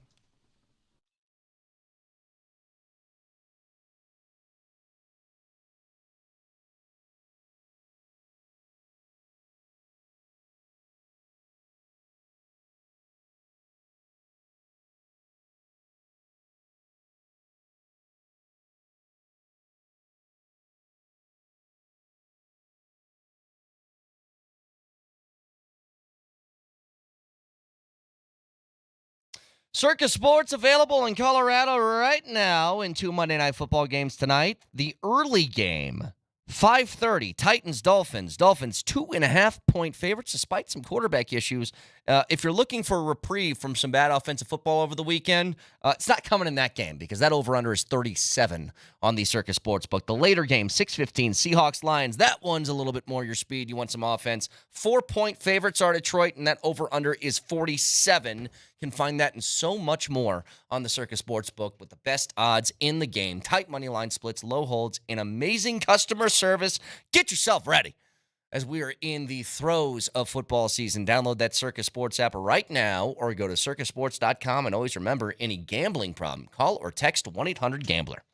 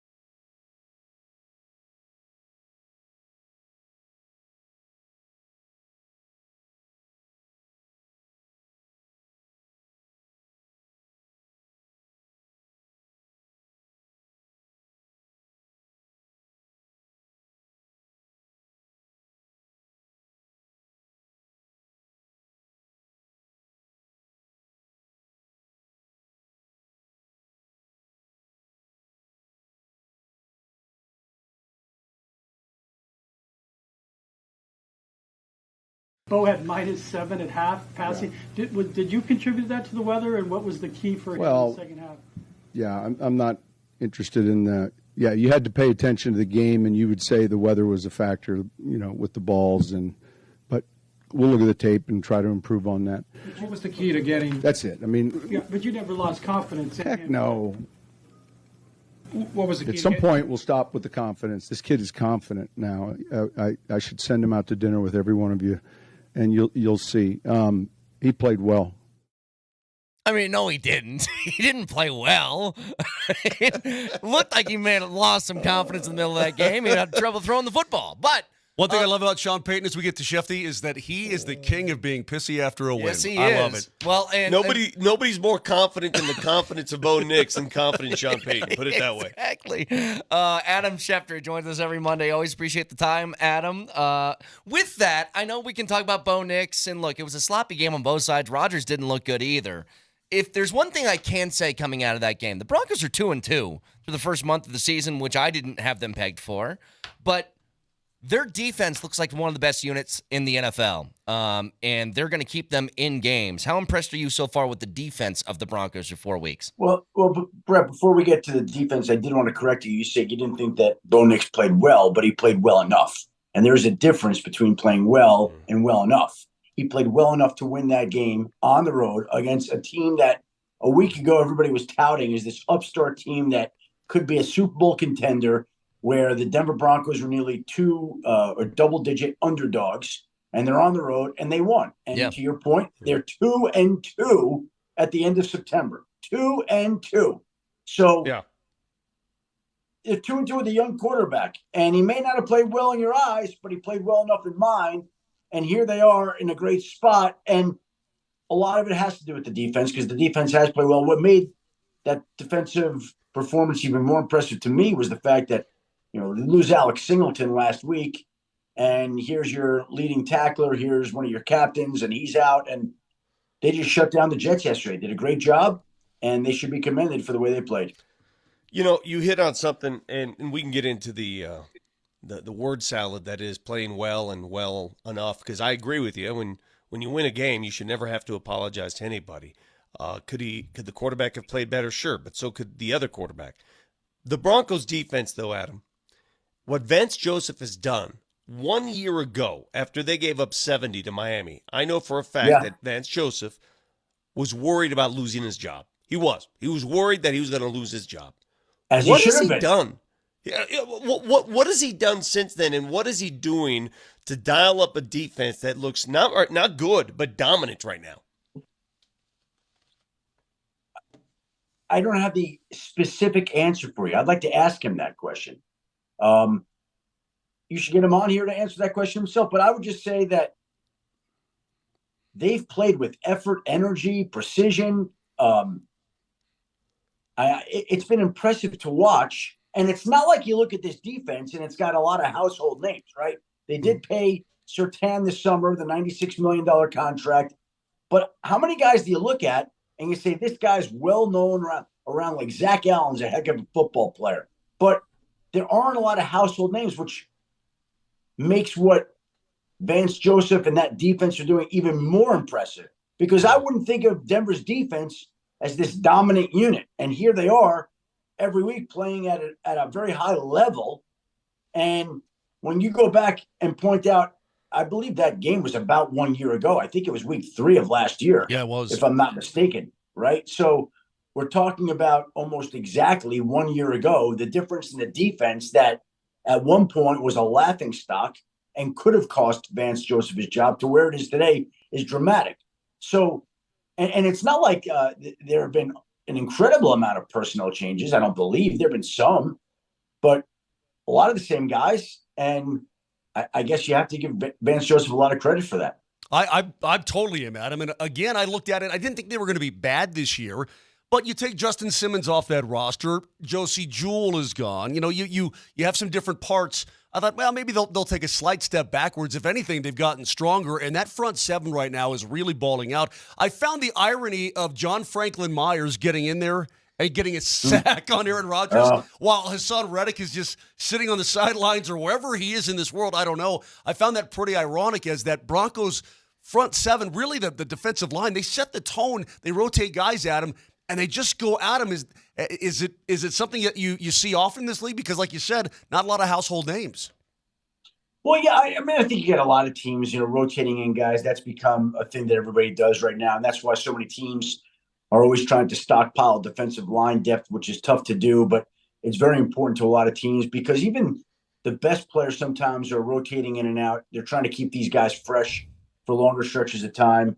I think of Philadelphia where Hassan Reddick came from, and they always wanted as many of these guys as possible and just keep shuffling them in and out. And John Franklin Myers, the Jets could have used him yesterday, could use him now without Hassan Reddick. Yeah.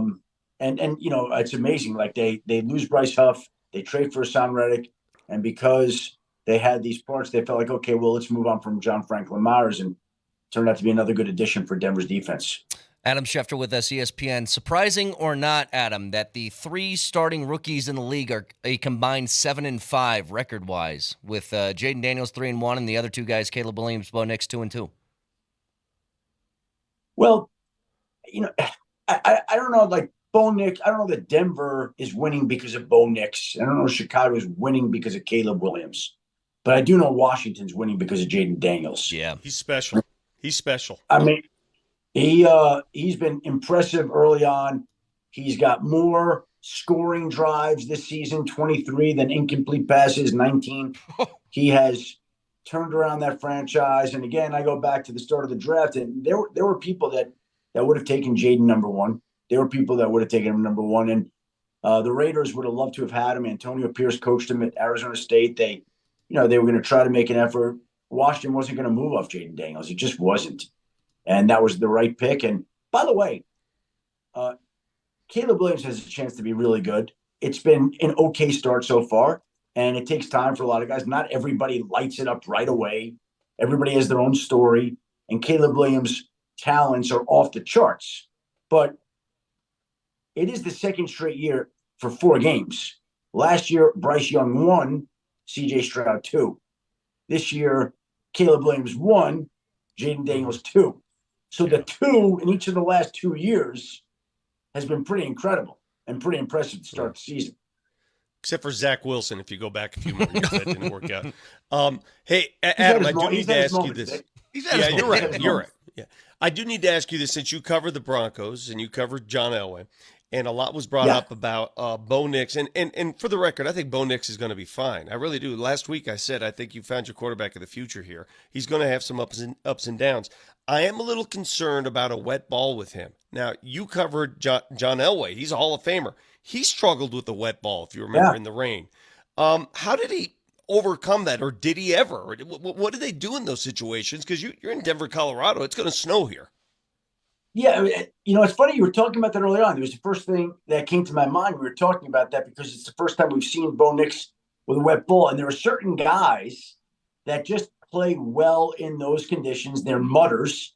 And there are other guys that just don't. They're just a little bit more vulnerable and susceptible when it's wet and adverse conditions. And, that was just one game. So I don't know that he can't play in the rain, or he's going to struggle in the rain, or maybe he just had an off day. Like, I'd have to see more of a sample size before I'm ready to make any definitive proclamations about how he plays in the rain or whether or not he's a mutter. But yeah, there were some throws yesterday that he struggled with in the rain. So I'm going to guess you go out and you practice sometimes with wet football. But John, as great as he was not always at his best in the rain. Like that was a little bit of his kryptonite sometimes.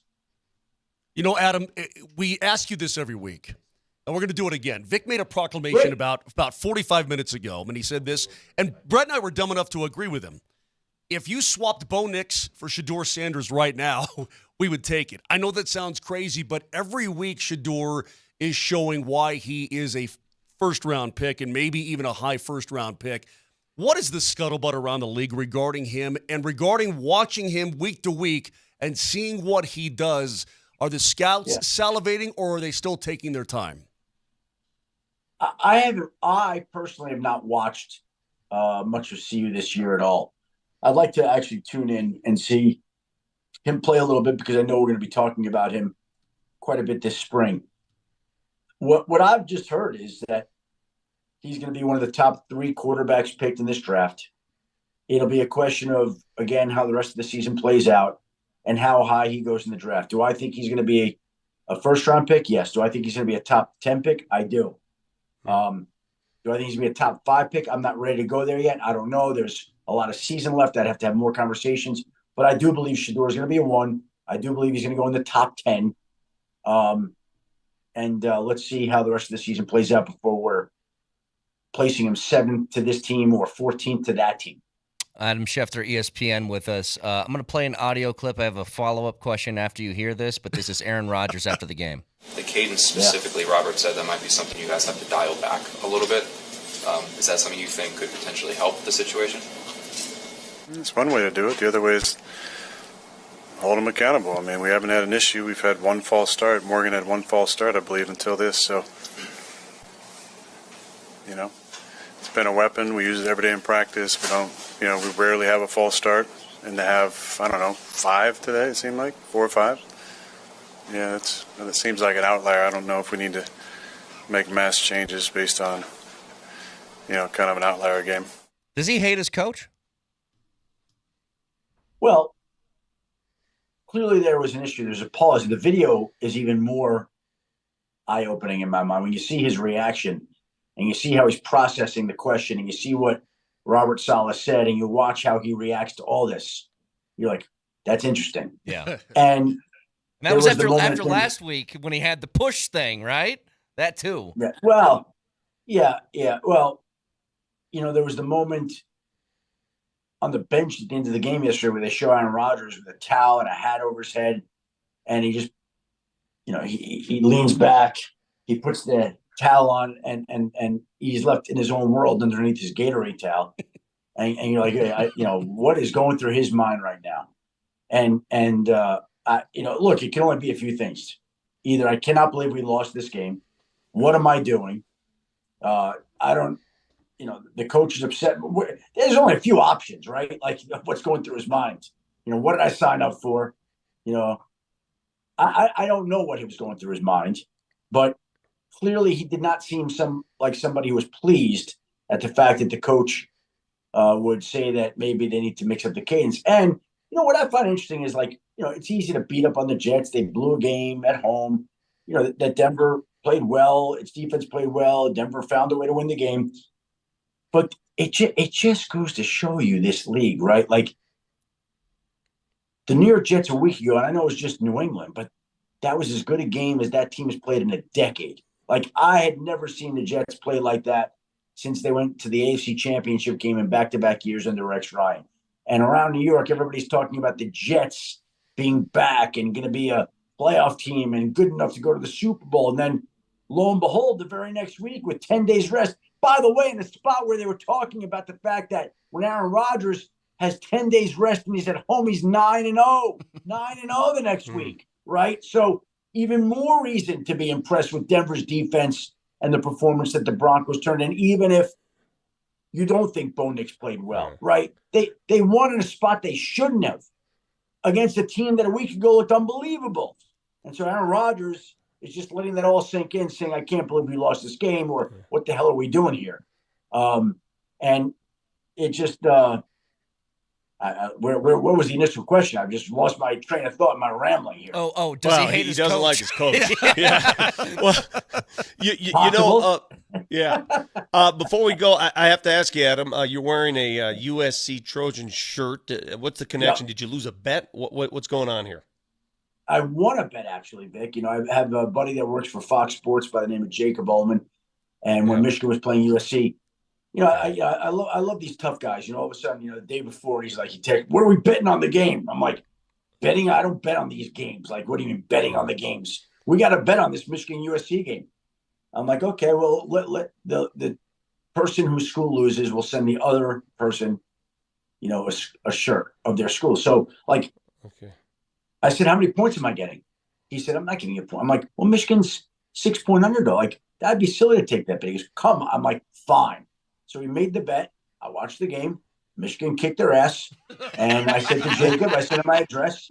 I said, XL, gave him my home address. And I said, I'd like a USC shirt to wear. So I don't know. This is the shirt he sent me, and it's getting a little mileage today here. I wasn't expecting Normally that, it but works the other way. Normally you make him wear a Michigan shirt, but it's okay. I get it. It does look good on you know you. what, Vic?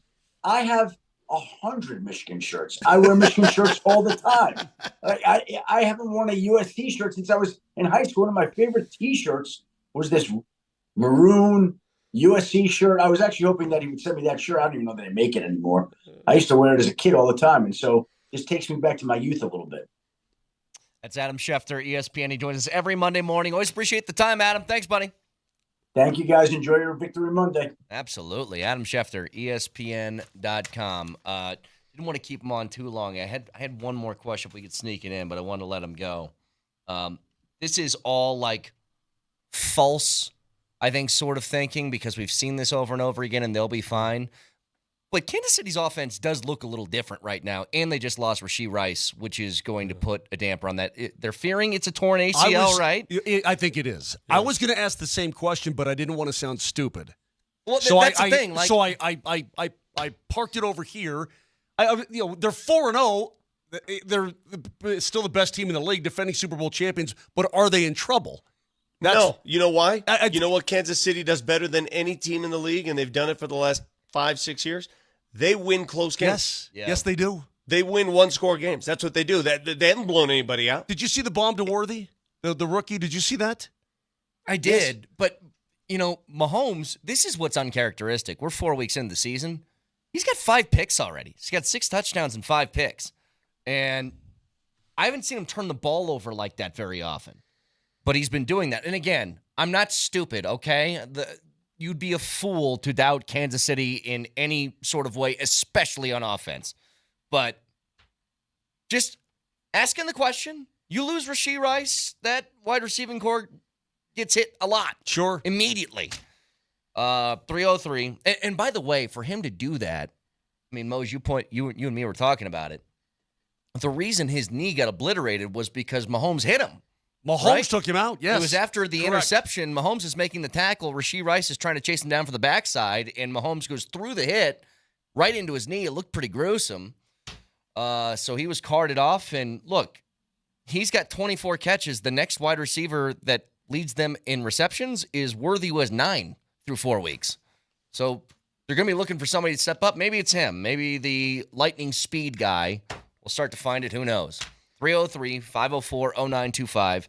Champ Mazda text line. Keep in mind, 2 Monday Night Football games again this week, as we have 5:30 Titans and Dolphins, 6:15 Seahawks and Lions. And you can go watch those at Hofbrauer, Westminster, with Kreckman and Lindahl going to be there 3 to 6 today. Go stop by, say hi, get a couple of drinks, and watch a Monday Night Football with Kreckman and Lindahl, 3 to 6 at Hofbrauer in Westminster. Back after this.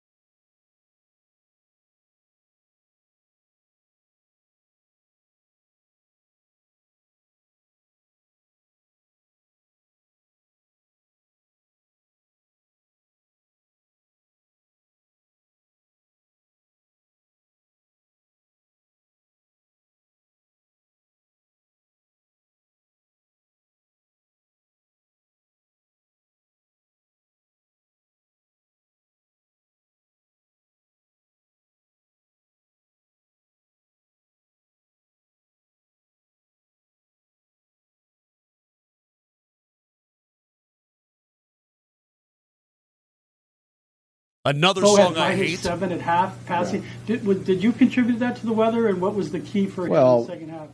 Yeah, I'm not interested in that. Yeah, you had to pay attention to the game, and you would say the weather was a factor, with the balls. But we'll look at the tape and try to improve on that. What was the key to getting? That's it. I mean, Yeah, but you never lost confidence. heck no. What was the key? At some point, we'll stop with the confidence. This kid is confident now. I should send him out to dinner with every one of you, and you'll see. He played well. Here's the thing about that, man. Like, I get it. You're the coach. You want to defend your quarterback. We can also acknowledge a reality. He wasn't good in that game, and that's fine. He was, to quote Adam Schefter, good enough somehow with 60 passing yards to win that game. But here's what you can't tell me. Vic, and you pointed this out earlier. Just by the way he was holding and shot-putting the football at the end of the first half, that was not a confident quarterback, okay?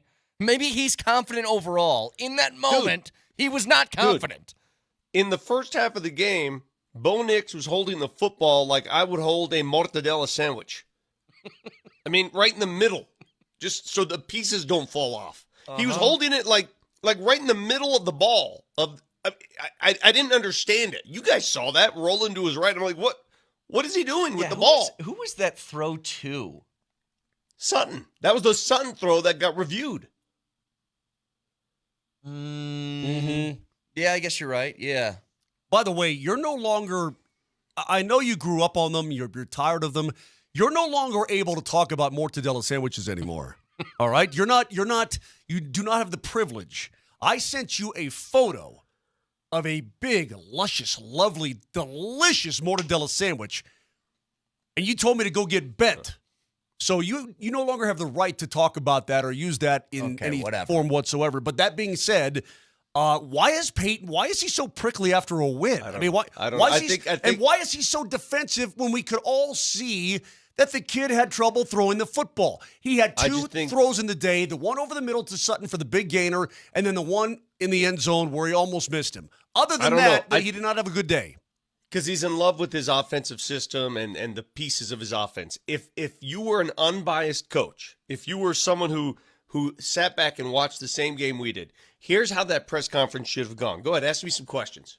Go ahead, I'm Sean Payton. Here's how it should have gone. Hey, obviously some struggles from Bo Nix today. He had trouble gripping the football. Were you happy with the offensive performance overall? Listen, we did just enough. I mean, both offenses struggled. You saw it. I mean, the weather was a factor. We won this game today because our defense continues to play above its pay grade. And Vance Joseph, I'm going to give Vance Joseph full credit. When's the last time, by the way, he has complimented Vance Joseph? I was trying to look at this cut sheet if he had something like that. I was just asking Nelly, did you see a cut on there where he talks about how good the defense was? Because Vic, I cannot remember. I don't remember the last time. And maybe I'm completely wrong, but Vance Joseph is the reason the Denver Broncos are 2-2. Let's go to cut 3. I'm going to tell you, Vance Joseph is the reason the Broncos are 2-2 right now. Absolutely. Cut 3, Sean Payton on the good defense today. Can we hear that, Nelly? Yeah, I think, look, they've got a good rushing attack. And I think when that's rolling, it's hard. He does so much. I thought we defended the run real well today. And then conversely, I thought we ran it. And to some degree, conditions kind of, especially in the first half, it became a real field position battle type of game. And then the second half, we felt like weather broke a little bit. But defending the run, I think we had 4 or 5 sacks. I don't think we gave up any. We had the one turnover, but look, it was that was down to the wire. You know what he's doing, right? Stop it. You know what he's doing, right? I didn't hear that cut. You guys see what he's doing. Yeah, I didn't hear that cut, but that cracks me up. Yeah, the defense played great, but so did our offense at times. Yeah, but look at what we did. You see what I mean? I can't help but point that out, guys. Yeah. I can't help but point it out. guys, guys, I'm going to start with you, Brett. Hey, Brett, why are the Broncos 2-2? Because their defense has been incredible for 4 Having weeks. the time of his life. Mark, why did the Broncos win that game yesterday? Because Vance dialed up an awesome game plan. Why is it so hard to credit your assistant coaches? I don't know. That's one thing I don't know. Vic, Can I try this? Hang on. Can Sure. we hear cut 4 too? Because they followed up sacking Aaron Rodgers 5 times. I just want to hear what this sounds like. Nelly, cut 4, please. It's tough to do against him. He's someone who's real good with his protection IDs, and he also is someone who he knows if he's short one, that, and he knows right away. So send a guy in motion. He's extremely smart. So you might go another 20 games before you see that happen to him. And look, that was part of the success today. Okay. It just feels like you're pulling teeth to try to get him to say anything positive about the D. Well, I just think that's part of it is that he doesn't have much of a hand in the defensive game plan. So I don't. But just say that Vance Joseph is doing. I'll say it. I'll say it for him. Vance Joseph is doing the best defensive coordinating job in the NFL through a month. I would agree with that. Through a month of the season, he's been the best DC in the entire NFL. Did we really? You pull teeth to try to get him to say something. Okay, fine. But I've never heard him actually praise the D unprompted. Like, you know what? Hey, listen, guys, our defense balled out like crazy today. Yeah.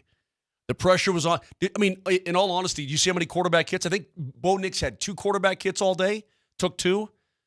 Aaron Rodgers took 14. Yeah. Okay, so I mean, they pressured him. They got to him even when he got rid of the football. They put him on his butt. He was limping around the entire second half of the football game. Do you think that the game balls from Sean Payton went to like Ben Powers after the game or something like that? Maybe. Not going to give it to, Zach Allen, who was, I'm telling you, dude, Zach Allen has been such a monster this year. I'm so excited to watch him play every single snap. That guy is harassing people in the backfield. And did you guys notice this? Whistle's blown. Zach Allen is barking at somebody every single play. Every play. He and Rodgers got into it. Did you see that? Following one of the plays, he and Rodgers got into it. He was walking back towards his huddle, and he's got that big contraption on his right arm. He's got that elbow. What is that thing, Vic? That mechanical elbow. All that kind of fake elbow. It's he's got a fake. He plays with a fake elbow. He put his fake elbow on it. He's like that old Barry Bonds elbow pad from back in like 2000. He's all over Aaron Rodgers. I'm like, yeah, go get him. Go get him, 99. Go get him. I love it. I think it's great. I mean, again, I'm all for crediting the Broncos for a win. You never apologize ever for a win. I just I think I'm going to hold the head coach to what I believe. I don't understand why it's so hard to credit your defense and your defensive coaches, because I thought that's the reason you won. I just don't understand. That's all. I'm coming at you right now with, this is not about Bo. They won despite Bo. They won despite the offense. Bo made one great throw. The one on 3rd and 11 over the middle to Cortland Sutton when they needed a first down. You know that I'm going to give you a number that, and again, yesterday sort of freaked everything out because the numbers were so bad, the conditions were so bad. But I'm going to give you something that's crazy, and this is straight out of, what's his name from ESPN, who writes those post-game, War and Peace things. So who's that guy that does the War and Peace on ESPN.com? He writes those long... Barnwell? Yeah, Barnwell. Barnwell had a piece on ESPN, and he said that according to his research, all right, 18% of Bo Nix's passes through the first 4 games, 18% are producing first downs, which is the lowest rate in the league dating back to 2007, right? Dating all the way back to 2007. Now, compare that's lower than Justin Fields' rookie campaign. Compare that to a guy like Drew Brees, who's 38% in that number. So everybody likes to make that comparison. Bo Nix, 18% of his passes result in first downs. That's why that 3rd and 11 yesterday was a huge pass. Huge. And a great pass. How many? And a wonderful pass. But they didn't win because of Bo Nix. No. They didn't win because of Bo Nix. They didn't win because of the offense. They won because of VJ and the defense. That's the story that should have been told after that game by the head coach. Here's where the numbers are funky. How many passing first downs did the Denver Broncos have yesterday? One. They had 3. 3 total in the game. Really? Yeah. I remember that one. I don't remember the other 3. The other 2. The Jets had 10 first downs. The Broncos only had 12 first downs the entire game. Well, and 8 of those came on the 8 of those came on the ground. 1 of them was from a penalty. 3 were through the air. 3 quick points. Number 1 is that despite how we're talking about Bo Nix, look, man, I'm going to count this as an outlier game. It was weird. It was obviously bad conditions. Didn't count. And it was a weather condition game. It doesn't. That's why I'm not going to look and nitpick. And everybody who's tuned in thinking we're nitpicking, I'm not doing that. I already proclaimed him the Broncos quarterback of the future. I did it last week. I've seen enough. I saw some things. I'm fine. But give credit where credit is due. Don't tell me he played well. Don't that's not the truth. Yeah. I look for the truth, and that's not the truth. Number 2. Shout out to 2 guys in particular. That's a tough game, especially knowing with those conditions, it was both teams, I think, wanted to run the football. The Jets couldn't. Cody Barton played great, having to step up to a bigger role with Alex Singleton gone. You know who else was really noticeable, especially early? Justin Sternad stepped in there and made some big plays. Played very well early in that game. And thirdly, been waiting for this for a long time. We finally got a Javonte game, especially in the second half. Javonte ran like he was a bowling ball, not only hitting the hole hard, but once he hit that first contact, he was dragging guys forward another 3-4 yards. If he didn't do that, I'm telling you right now, if Javonte didn't play that way in the second half, you're losing that football game. But no question about it. Not only was he doing that, but there were a couple of times where he almost broke free. Yeah. And you had to have like maybe a touchdown run saving tackle on him where he ran for the first time in a long time in my eyes, he ran with a purpose. Mm-hmm. It was very effective, and I love seeing that out of him. I mean, he hit those holes hard, and he drug guys with him. All right, so let me explain this. If it is, in fact, a monsoon, that the conditions in the first half, Hayden writes in on the text line, and it was hard to grip and throw the ball. We all saw that. It was hard. Nobody disputes that.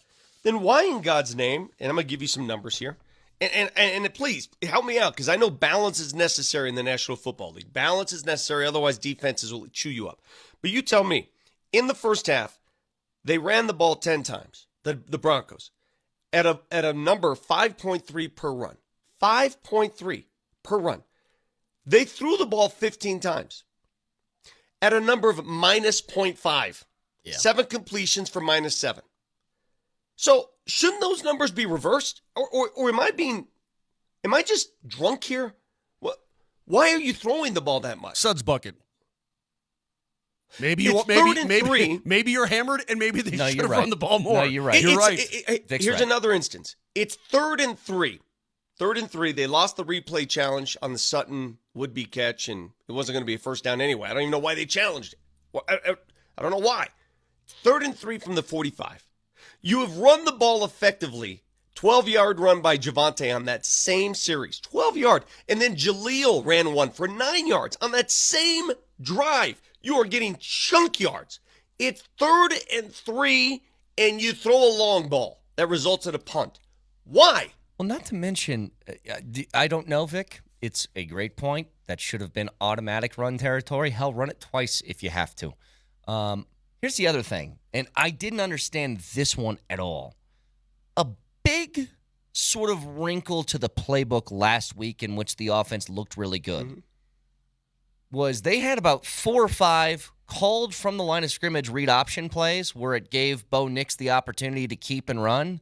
I barely saw any of that in this game. Yeah. And I couldn't figure out why that was. Yeah. Like something that was successful last week, you didn't come back to it this week. I don't get it. You're not allowed to tell me that it was hard to throw because the conditions were terrible, and then you're throwing in terrible conditions. You're not allowed to tell me that. You're not allowed to do it. When you ran the ball on the previous 2 runs, your previous 2 runs, 10 yards and 10 yards. Boom, boom. And then all of a sudden, throw. Why? Yeah. Well, I have a feeling we all have an intuition about that. To keep things in perspective, yesterday the Broncos had 12 first downs, right? Mm-hmm. Washington had 29, including 14 through the air. Dude, that stat that Schefter told us, that Jaden Daniels has more scoring drives than incompletions on the year, is wild. This kid is he's the best quarterback in the draft. That's Total Do you know what his stud. completion? Do you know what his completion rate is? Oh, it's got to be over set. The last 2 games, it's got to be like Last 2 80, games. 83%. It's 89%. It's almost Louise. 90. He's 47 for 53. Yeah, that's insane. Can listen to us anywhere on the Altitude Sports Radio app. It's powered by the Will Hite Law Firm. Injury lawyers. Go to willhitewins.com. That's willhitewins.com.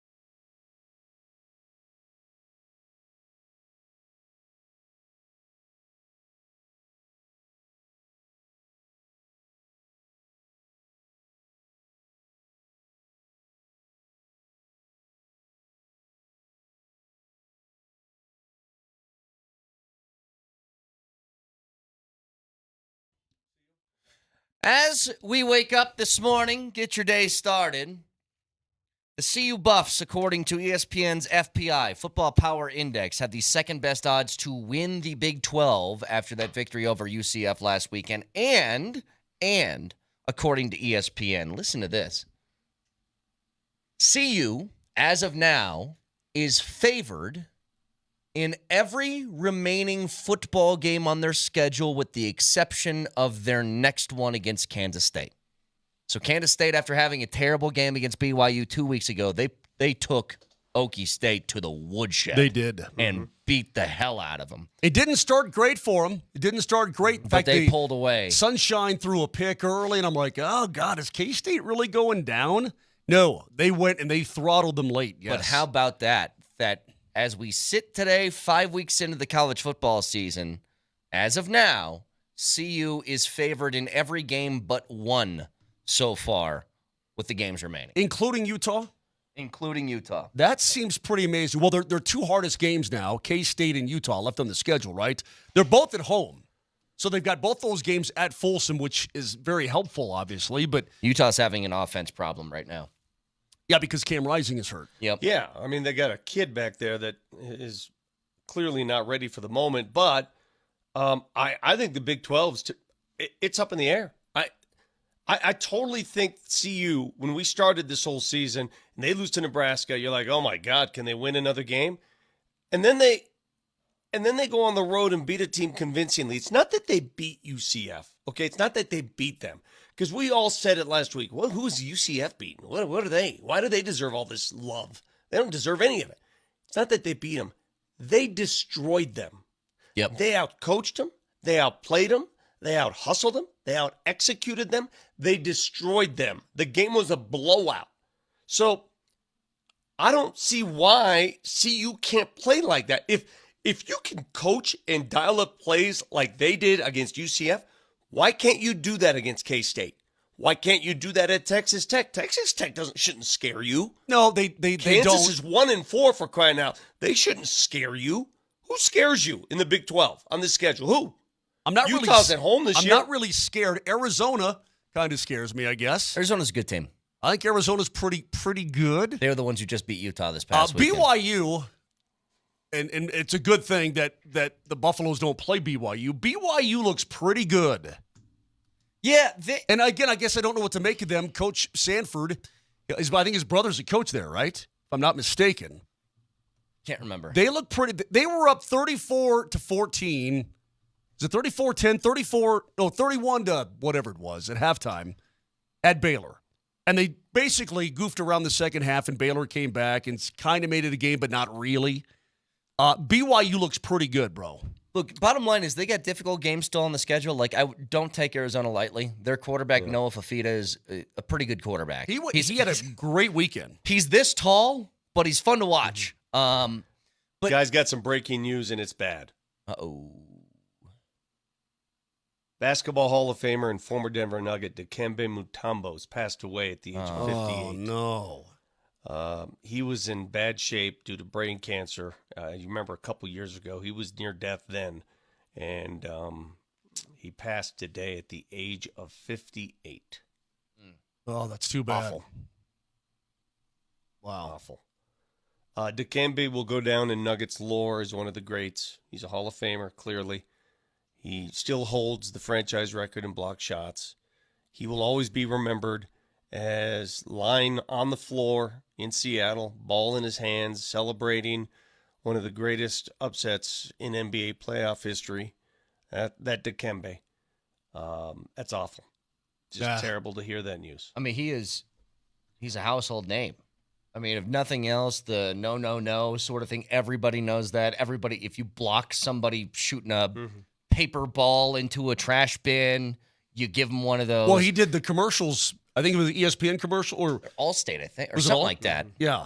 But more than that, we were just at Ball Arena for Nuggets Media Day, and I was looking up at the all-time stats, right? Career record holders.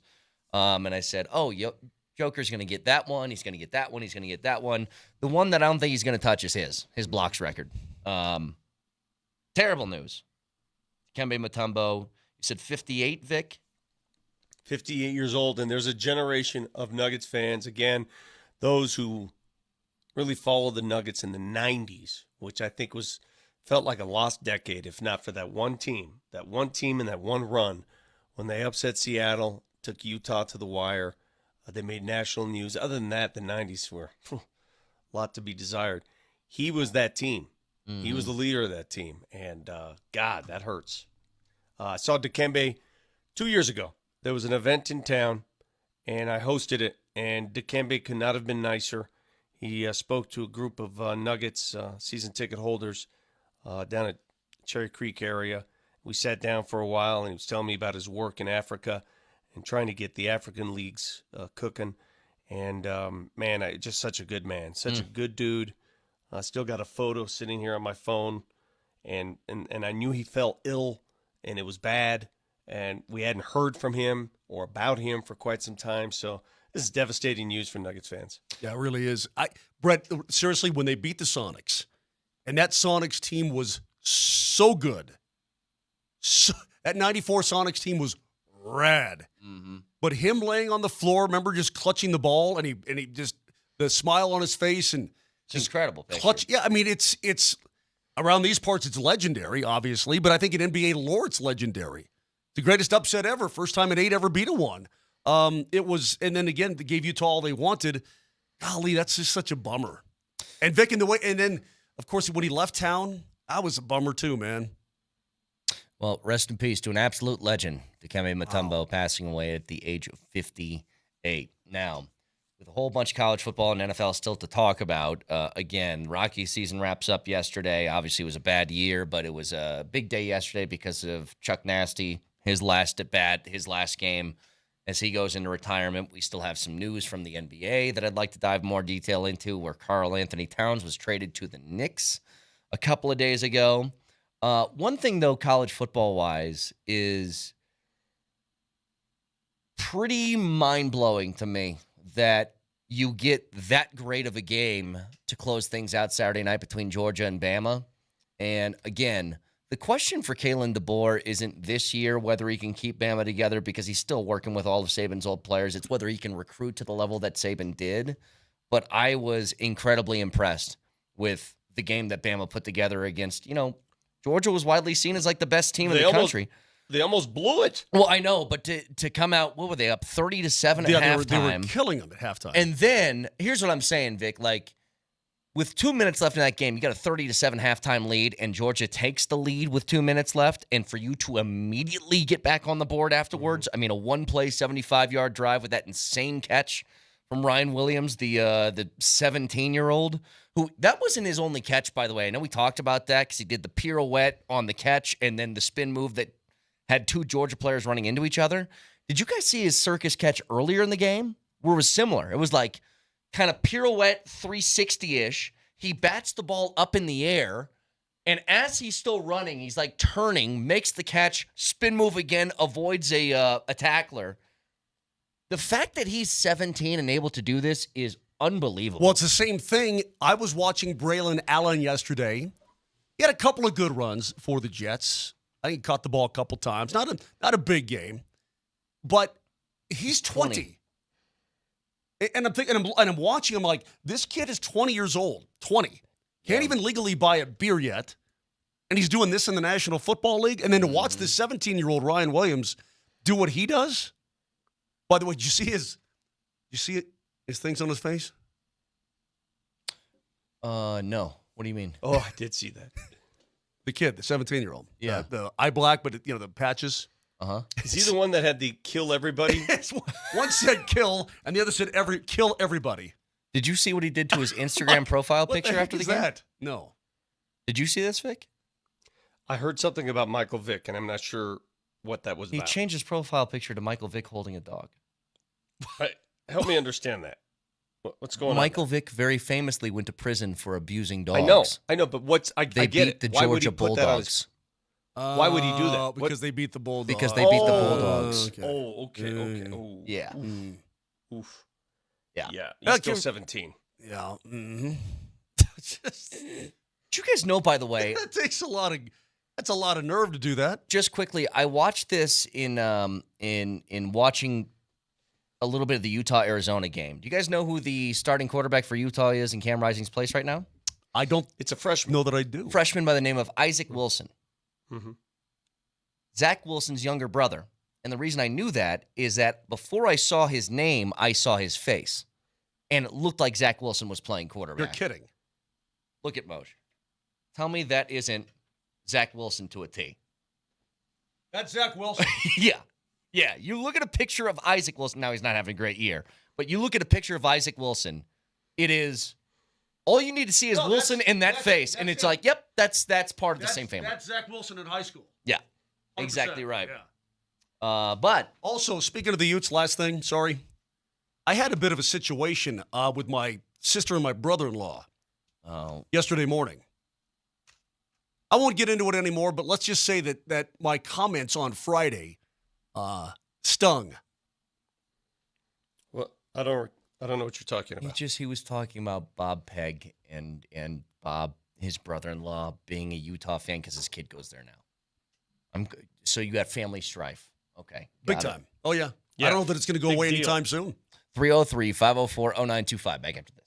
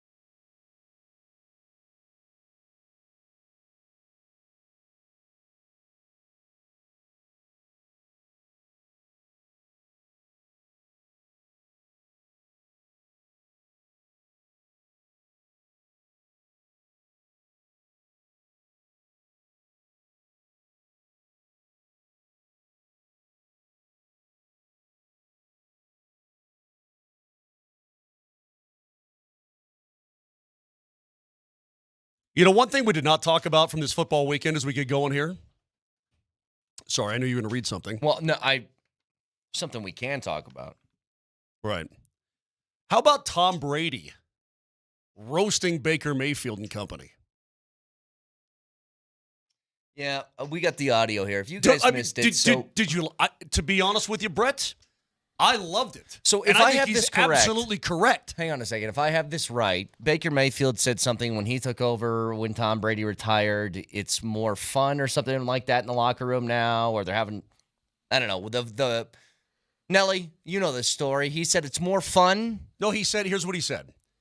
He said they wanted me to come in, be myself, bring the joy back to football for guys who weren't having as much fun. Yes. So Brady's on the call of the Bucs game, and this is what happens. Said, quote, they wanted me to come in, be myself, bring the joy back to football for guys who weren't having as much fun. It's funny because you've made this environment for me very stressful up here in the booth, so I understand where he's coming from. Do you feel it? No. Feel the stress? No. Well, I was going to say, I thought stressful was not having Super Bowl rings. So there was a mindset of a champion that I took to work every day. This wasn't daycare. If I wanted to have fun, I was going to go to Disneyland with my kids. Yeah, so, as you were saying, go ahead. That's you feel like I feel like there's more in there to say. There's a way to approach this game, and it's that with the right mindset and try to push each other outside of our comfort zone, and great teammates do that.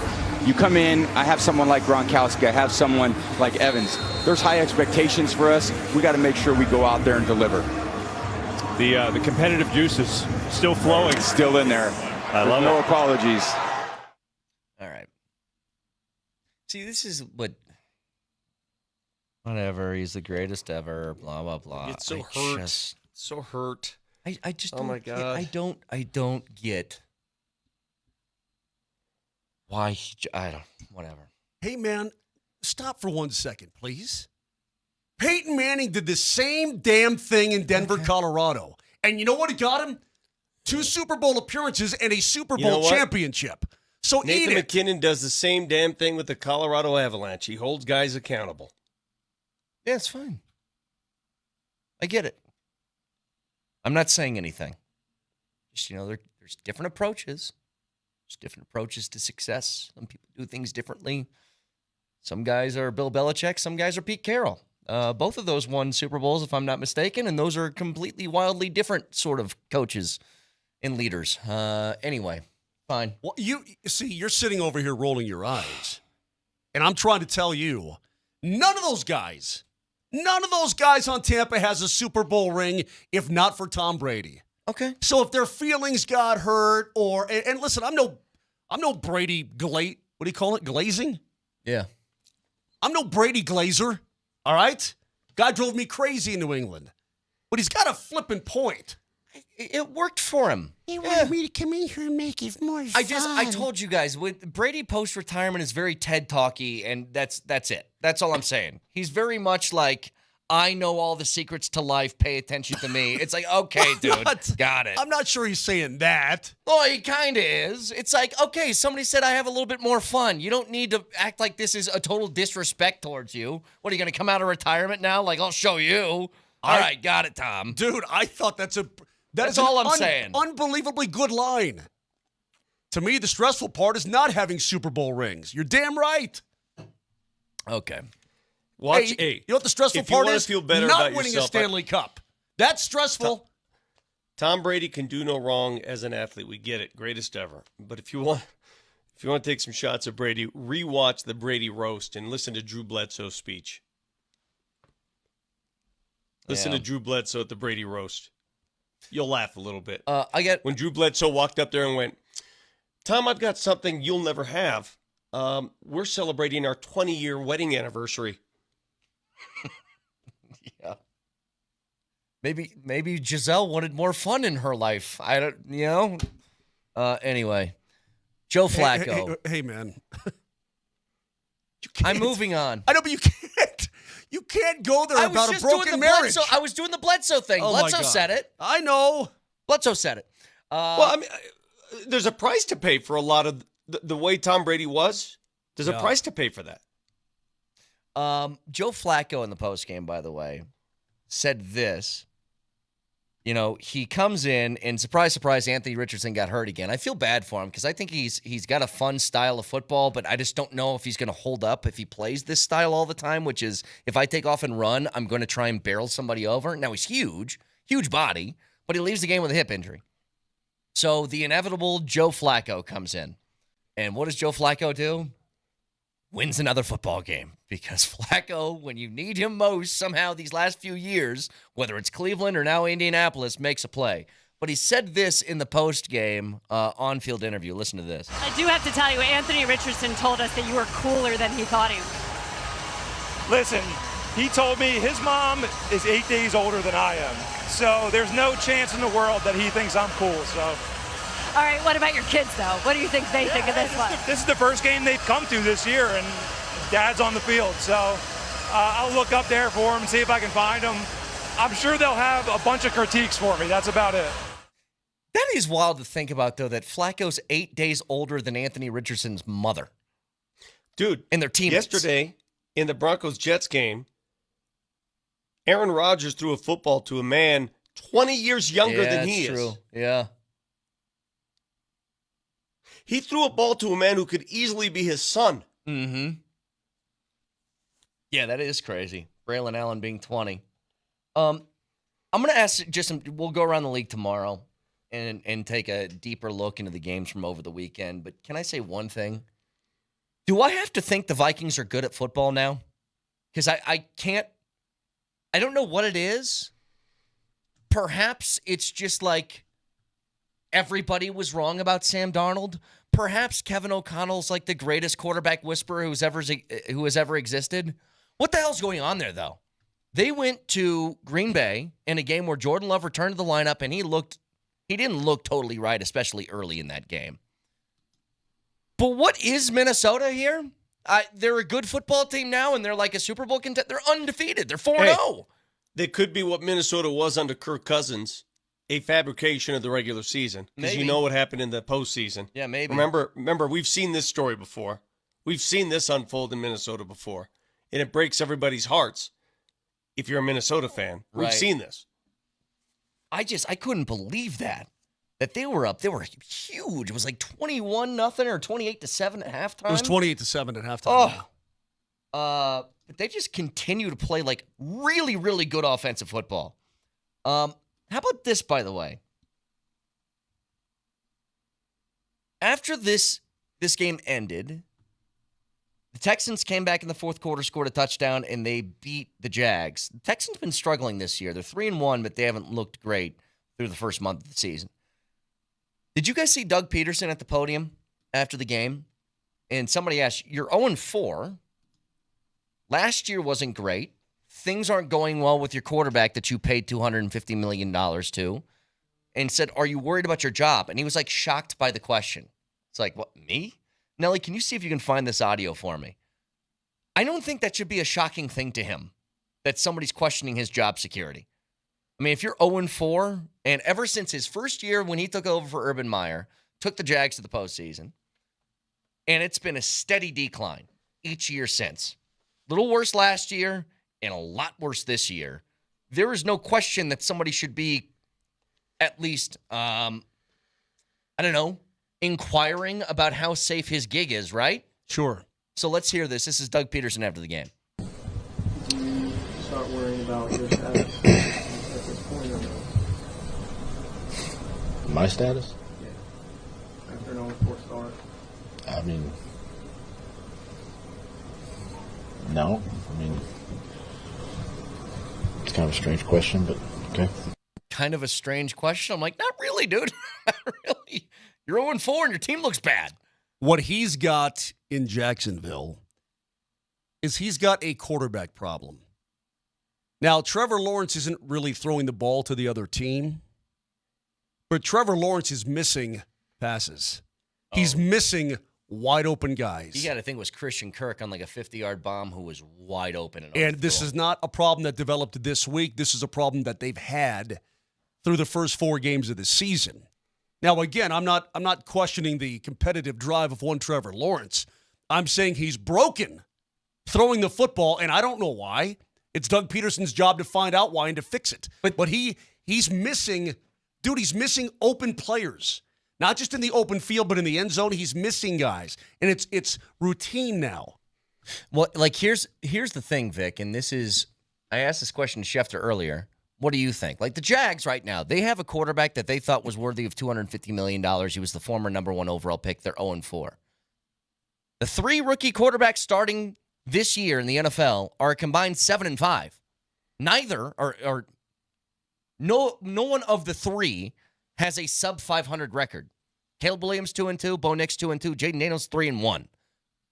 It's pretty damn surprising to me, especially because 2 of those teams were picking 1 and 2 in the draft. Especially the way they started. Remember week 1, everybody's like, ooh, this is going to be a rough year for these rookie quarterbacks, and they've rebounded nicely. Now, listen, some are not made like the others. I'm going to assess all of them right now. I can't tell you enough. Caleb Williams is going to be fine. I believe that. Bo Nix is going to be fine. We're giving him grief for the wet ball atrocity that we saw yesterday, some of the worst numbers. I'm going to give him a pass. It was the conditions. I think Bo Nix is going to be fine. Now, do I think he's the end-all? No. Am I ready to proclaim him a 10-year vet? No, I'm not. I think he's the Broncos quarterback for the next 5 years, and we'll see after that. But there's one quarterback who's above all. That's Jaden Daniels. He's the truth. He's the truth. He's the truth. You guys want the stat from earlier that Adam Schefter gave us. Jaden Daniels right now has more scoring drives than incompletions through 4 weeks of the season. These are NFL offenses, and everybody says, or NFL defenses, oh, it's such a huge adjustment. In the last 2 games, he has taken the Washington Commanders, who have been crap for the last few years, and he's got a 90%, near 90%. I'm going to repeat that number. This is a rookie. In the last 2 games, 90% completion rate. And these aren't screen passes that Bo throws. These aren't screens. Vic, I'll take it a step further. On the season, 4 games into his career, he is completing 82% of his passes. 82% for an average of 8.5 yards per throw. Not completion, per throw, 8.5. Per throw. Take a look at you want to take a look at the Broncos completion rates per throw yesterday. Passes per attempt. 2.4. Take a look at their run per attempt now. 4. Why'd they throw in the ball? I don't know, Vic. I don't know, because I think that Sean Payton is a little hard-headed in that regard, and he wants his quarterback to throw the football. He wants his offense. He has a vested interest in his offense working. Is that what you wanted me to say? I think fourth quarter. I think he has a vested interest right. in the kid. Yeah.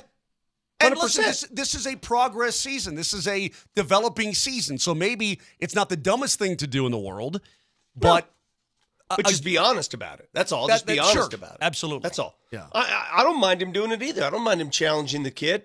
I mean, you got to get him up to speed at some point. You got to take the training wheels off at some point. That's fine. I mean, we just got to be honest. I mean, do you want to win the game or do you want to develop you got to make a choice.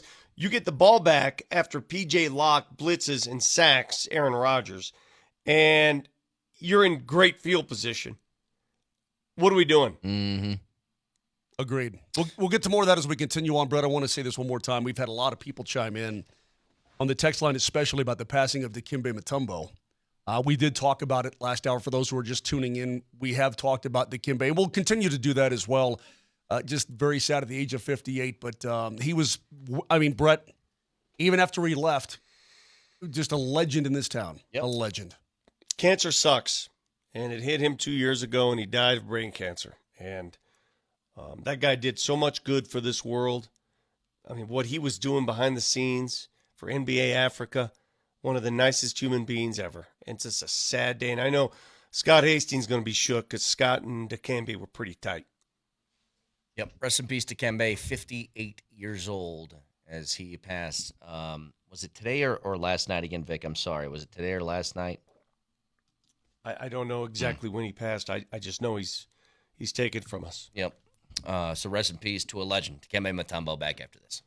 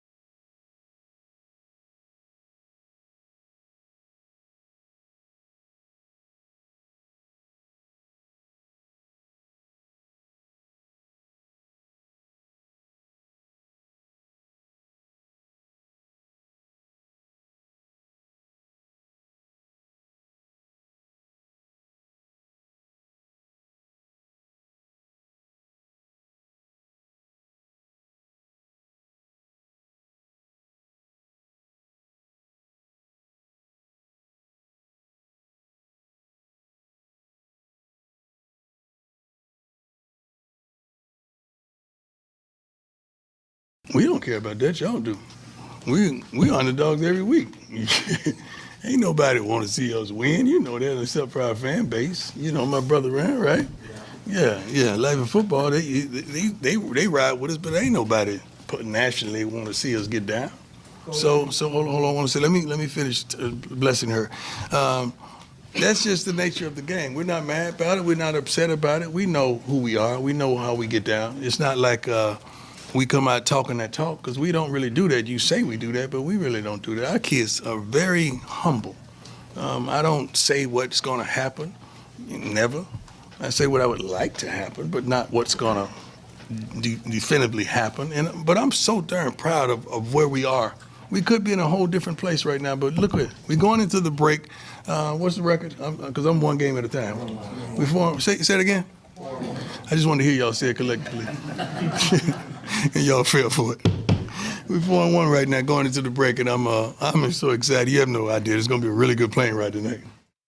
I'm sure it was a good plane ride. By the way, if either of you interrupt me, I'm going to say, hang on, I got to get done blessing Vic Lombardi real quick. That's what I'm going to bless from now on when I allow Mosier to go on his rants and musical escapades. I'm going to say, I'm blessing Mosier with this allowance of time here. I'm going to bless you more often, Mosier.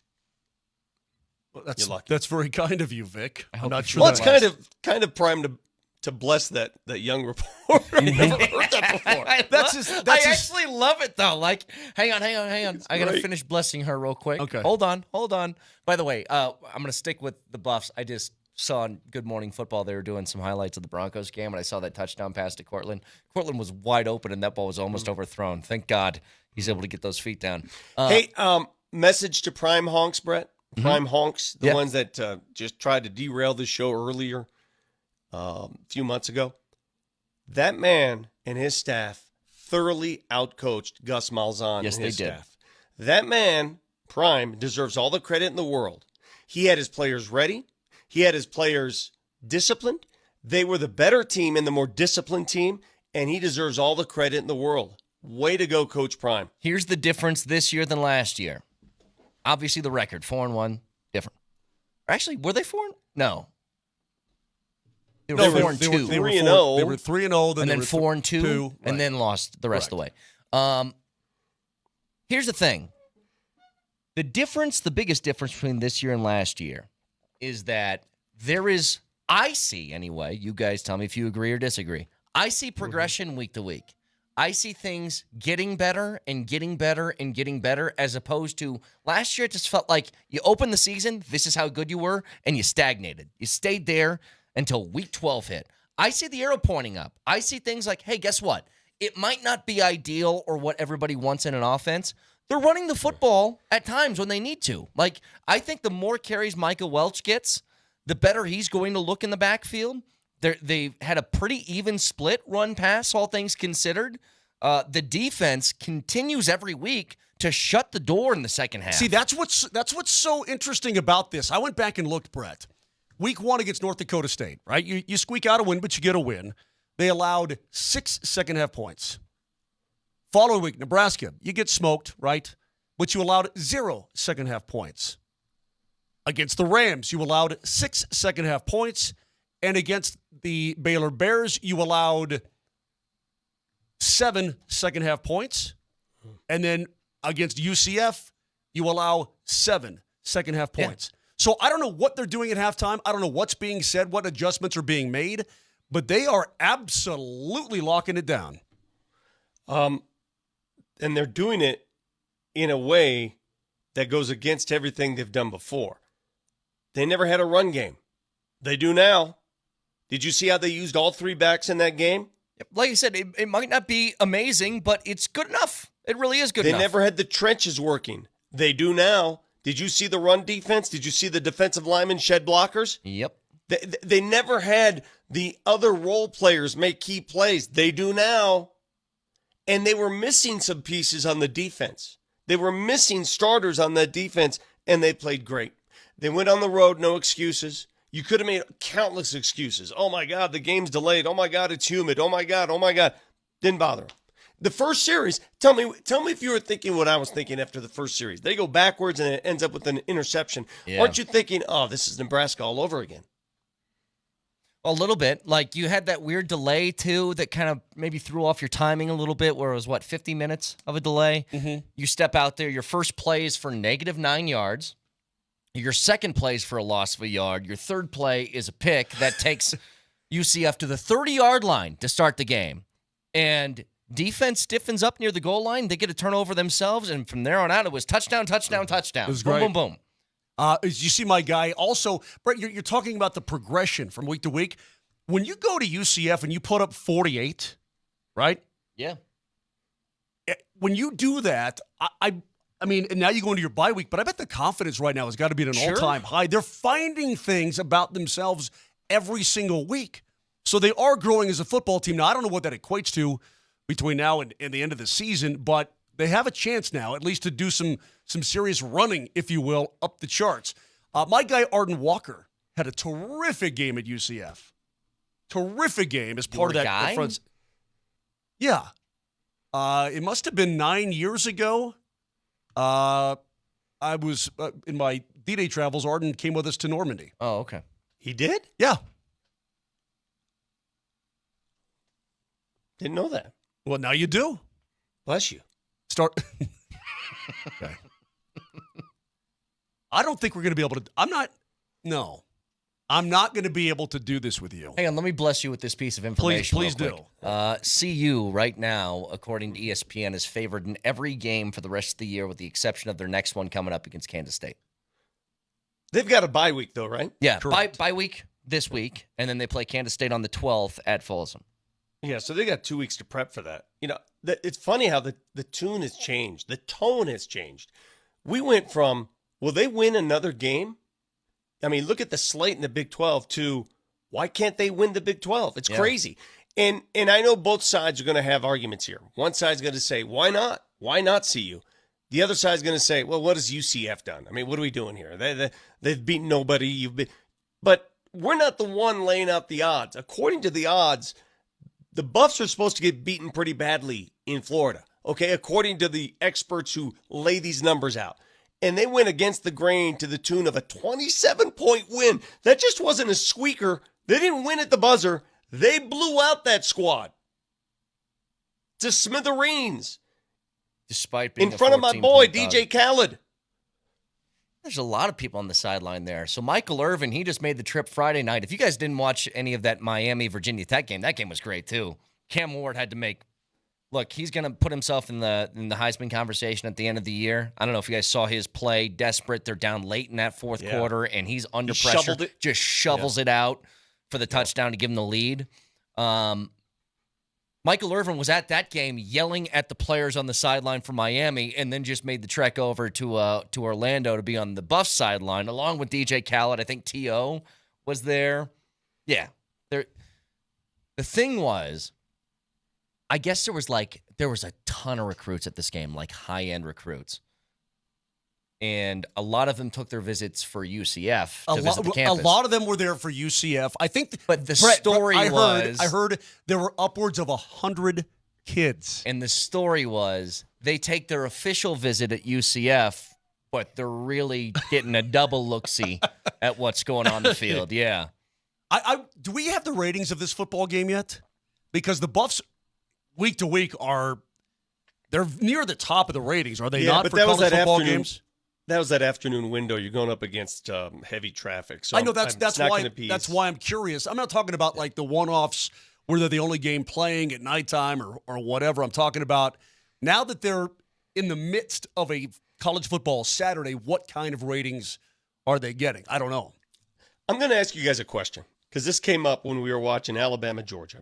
And you watched both quarterbacks. And by the way, Jalen Milroe, I'm so impressed with that kid. Did you see his interview after the game? I love that kid.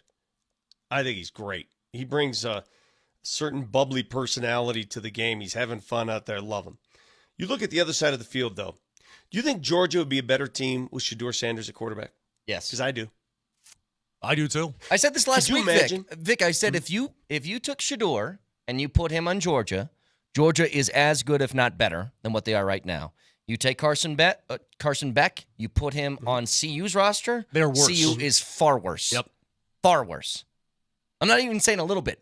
Far.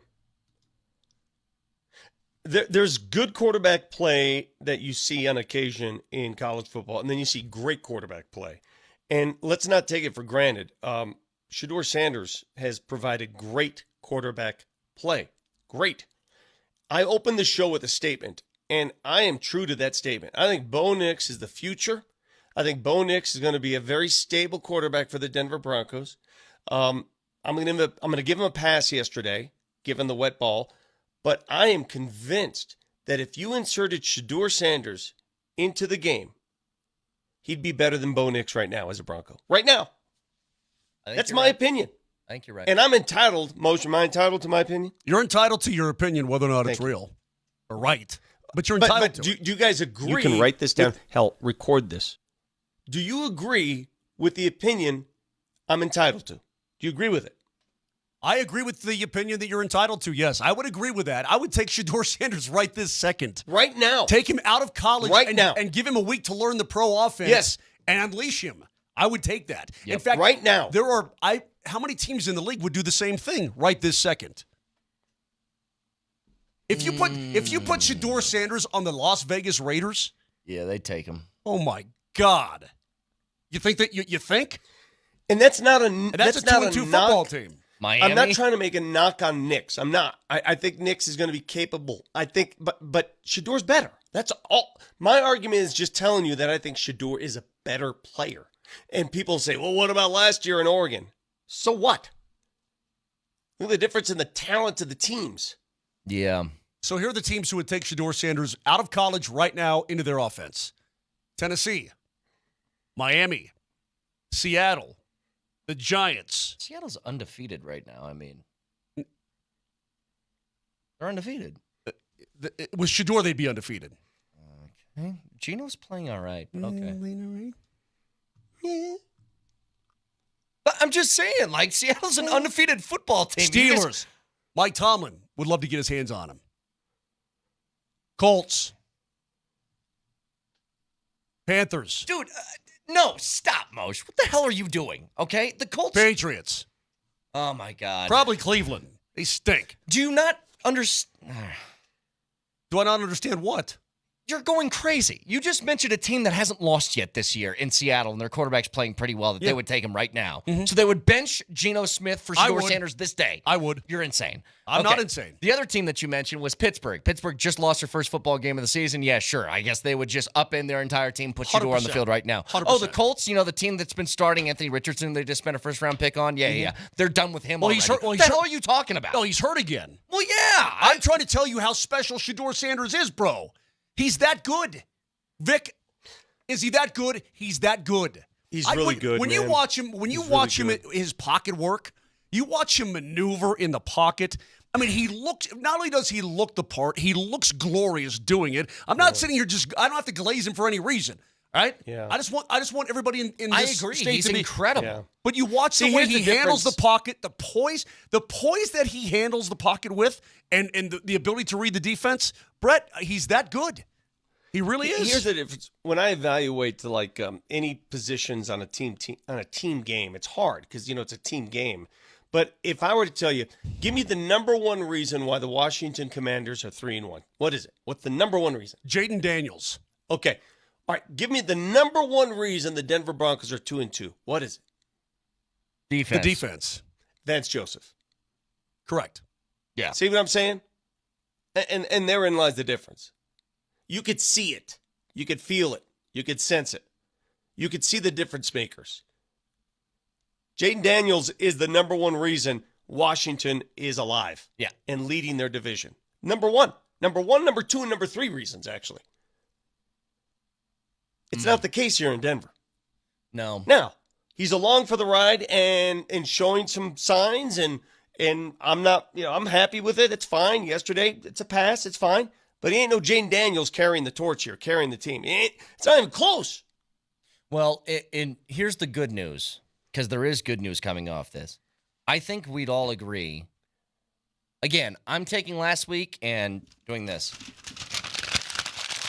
Throwing it away, okay? I'm throwing it away. It was a weird game, weird conditions. Aaron Rodgers looked like crap, too. He did. He looked old. So I think there's something to be said for that. Agreed. But here's the good news. You're 500.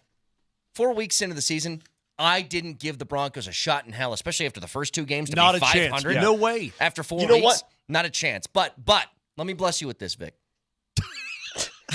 Let me bless you. How long are we going to do this, though? As long Forever. as it takes? I'm gonna do it All right, forever. okay. I think, as we all should think, Bo Nix is going to look better in Week 11 than he is in Week 4. And if your defense is playing at this level, who the hell knows, man? Like, maybe you do got an outside shot at a wild card or something like that. Who knows? I went from being worried that they might be 0-6 or 7 going into that Panthers game to now, you know what? They got the next 2 games at home. Here come the Raiders. Here come the Chargers. They're both 2-2 football teams. They got their own set of problems. Yep. That, hey, baby, maybe we could be looking at 4-2 before you get to the Saints. Maybe it's 5-2, and then you beat the Panthers. Maybe you're 6-2 when it comes through 8 games of the season. Let me bless you both with another point that needs to be made. Please bless. For as critical as we've been on about Sean Payton and how he just won't give VJ and the defense the proper credit it deserves, in my opinion, that's fine. I'm going to give Sean Payton a ton of credit here for this. He has changed already the culture of this team. He's changed the culture. I can see it. I can sense it. You can see it in the players. He's taken a nameless defense. They're playing with confidence. He's taken an offense that is stuttering on occasion, and they're doing just enough. Javonte looked like he lost all confidence. He has been resuscitated in 1 game. So credit the coach for changing the dynamics and the culture of the team. He deserves credit for that. I completely But the number one agree. reason the Broncos are 2-2 is that defensive coordinators dialing up plays that we haven't seen in quite some time. Now, again, we're 4 games into the season, but the defense looks incredible on a week-to-week basis. When do we come up with a nickname for these guys? And incidentally, if you called them the no-name defense, I bet they would embrace that because it feels – but the boss gave me all kinds of crap last week when I called them like the 9 Musketeers. He's like, what's that? I said, well, it's just kind of – I didn't understand it either. Well, it's what are the 4 Musketeers? What was their motto? All for one, one for all. Okay, so but just why expand is it that 9? Because There's 11 players on defense. I'm talking about the front 7 plus other guys mixed in on the rotation. That's what I was talking. Did I not make myself clear on that? No. I think the point is that everybody is happy when everybody else gets some too. So that's what it feels like. It feels like they would embrace. How about this? Being a bunch of, we're not calling anybody a Pro Bowler, even though to this football team, they're playing like Pro Bowlers. What if we just call them the dudes? Bunch of dudes? Like just the dudes. Because they are. They're just a bunch of dudes. We need to hit this commercial break, but when we come back, we are going to bless you with some hot takes that you've never, the blessings that we're going to have here for the next hour and 15 minutes of this show. And if you'd like to bless us, the voice of the people in the Altitude Sports Radio app is powered by the Freaky Law Firm there in your corner. Are you ready to bless the mood?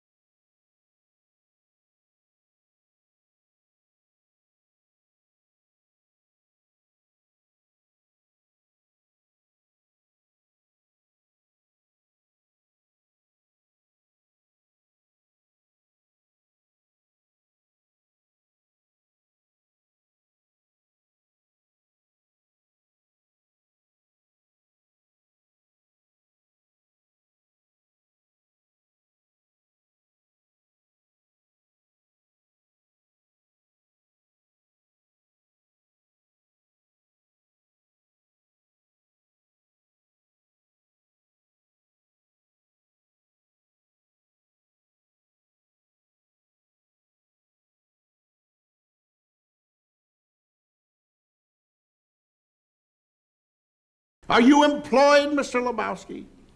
Wait, let me explain something to you. I am not Mr. Lebowski. You're Mr. Lebowski. I'm the dude. So that's what you call me, you know? That or his dudeness or duder or, El Duderino if you're not into the whole brevity thing.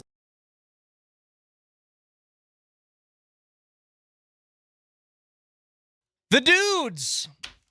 You guys can check out, we got a double dip of Monday Night Football, 5:30 Titans and Dolphins, 6:15 Seahawks and Lions, and Kreckman and Lindahl is going to be at Hofbrau, Westminster from 3 to 6, right before Monday Night Football, so go ahead and check them out at Hofbrau in Westminster, 3 to 6 today. Talked to Adam Schefter earlier in the program, by the way. If you missed any of that, it should be on the podcast shortly, and he joined us on the Ramos Law Hotline. Car accident, you need Ramos Law, medical doctor and attorney, ramoslaw.com. So, couple things here.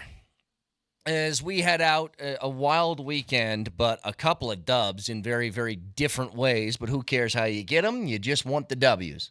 I still think that there's a couple of clips that I found really funny. But this one, from after the game and the post game from Sean Payton talking about Bo Nix having -7 passing yards at the half, which, by the way, is the least for a quarterback since 1978. Here you go. Bo had -7 at half passing. Yeah. Did you contribute that to the weather, and what was the key for him in the second half? Yeah, I'm not interested in that. Yeah, you had to pay attention to the game, and you would say the weather was a factor, with the balls but we'll look at the tape and try to improve on that. What was the key to getting? That's it. I mean, yeah, but you never lost confidence. Heck no. What was the key? At some point, we'll stop with the confidence. This kid is confident now. I should send him out to dinner with every one of you, and you'll see. He played well. So here's the thing with that quote. It's this dude kills me. There's nothing wrong with acknowledging a little bit of a reality. Hey, your rookie had a tough day today. And he looked like in the first half, especially towards the end, he was supremely unconfident throwing the football. Doesn't mean it lasted that way the entire game. Doesn't take away from the fact that, look, end of the day, he did enough to win, didn't turn the ball over. All that's great. I think it's totally fine acknowledging the obvious reality. Didn't quite have it yesterday. No. I mean, he didn't. Well, Whatever. There are many reasons. The thing is, it's so easy. Yesterday would be so easy to make excuses for your quarterback, your young quarterback, because of the conditions. It would be so easy to say, guys, listen, man, look at the other side. Aaron Rodgers struggled mightily, and he's a vet. Our guy, we're going to get through this. We had a wet ball. We weren't prepared for it. None of us were. We'll be fine. He had a day that nobody expected. But to say he played well, is that the term he used? He played well? Yes. Well enough, but well. What is that? Am I a twisted individual? Can be. Don't answer that. Hold on. That's rhetorical. Okay. Maybe I am, because I love when Sean Payton is salty like that. I love all the no-no-nos. I love all the condescending attitude. I love it and I hate it at the same time. So do I. It's funny. I have the same reaction. I don't know why. He makes me laugh. I think it's funny, right? But at the same time, I'm like, how hard is it just to say, man, the ball was wet? Did you see the rain coming down all day long in New York City? I mean, I don't know, man. It cracks me up. I don't. It's not hard to say that, yet he refuses to go in certain directions that you naturally should go in. So am I sick and twisted? Well, we get another example of this. I haven't heard this one either. So this question was to Peyton about, the strategy of taking the team out to the Greenbrier. And oh, by the way, I'm sorry, Brett. If Sean Payton wants to send Bo Nix out to dinner with me and take care of it, I'm in. I'm all for it. Hey, Vic, are you cool with that? How about we all go? Listen, as a show, Nelly, you're in, because I've seen you eat. We'll all go as a show. I want one of those first-round pick dinners, by the way. Yes, one of those steakhouse dinners. What do you think's first to happen? Us go to dinner with Bo Nix on Sean Payton's dime, or actually landing prime on this show? By the way, I sent another text message to our friend, a deep, long text message, profound, with a lot of information, a lot of intel to try and get prime on the show. So that beat goes on. I have not given up yet. Well, No. I haven't heard this one yet, but this is Sean Payton. What did you learn about your team on the excursion, is what it was called? What did you learn about your team? You said you want to see what you're going to learn on this excursion. No, I said, hey, look, it wasn't an excursion. It was, but this is something a lot of teams do. It was the first time you guys have been a part of it, but this isn't unusual. It makes a lot of sense. I felt like, look, it had a chance to be a pivotal point in the season. We're early in the season, but you find out a little bit about everyone, all of us. You find out a little bit about your grit and toughness, and you're going to go on the road and play Tampa. They're 2-0 at the time. You're going to play a Jet team that obviously is playing good football. You go into some tough environments, and you get on a plane tonight, and you get back home at 2-2. That's important. Yeah, all right, you can just cut it there. Yeah. It's just I wonder why for him, like, he feels like that's a combative question. What do you think about your team on the excursion? Well, it's not an excursion. Because I think it's just you know what because I think he senses the media making light of, they're just doing the retreat thing just to hang out and enjoy the high life. When in his eyes, this was a strategic move. Business. And you know what? He has every right. He has every right to defend his position because they won the game. Yep. They won both the game. of them. If you Both win, games. Yep. And the full cut of his answer is almost 2 minutes long. And the part that we didn't hear, he basically thanks every single person in game operations for making this trip, this work retreat possible. And, there were people on our own station. DMAC was tearing Sean Payton a new one on Friday for the logistical nightmare of trying to navigate the hurricane. And they had to drive to Raleigh, North Carolina and fly to New York. And it was this whole mess. And basically, if they went and got their asses whooped by the Jets, that was a $2 million loss, essentially, is the narrative that was being painted. So I know that Sean Payton heard that. Yeah, DMAC and I went back and forth on this subject last night, and I told DMAC, why do you care how much a multi-million billionaire spends on his team's activities? Let them spend it whatever they want. You should be happy that they're willing to go the extra mile. It's not that big a deal. They won the game. I'm dead. By the way, I'm looking at my screen right now. There's an ad. What's the ad for, Brett, right there?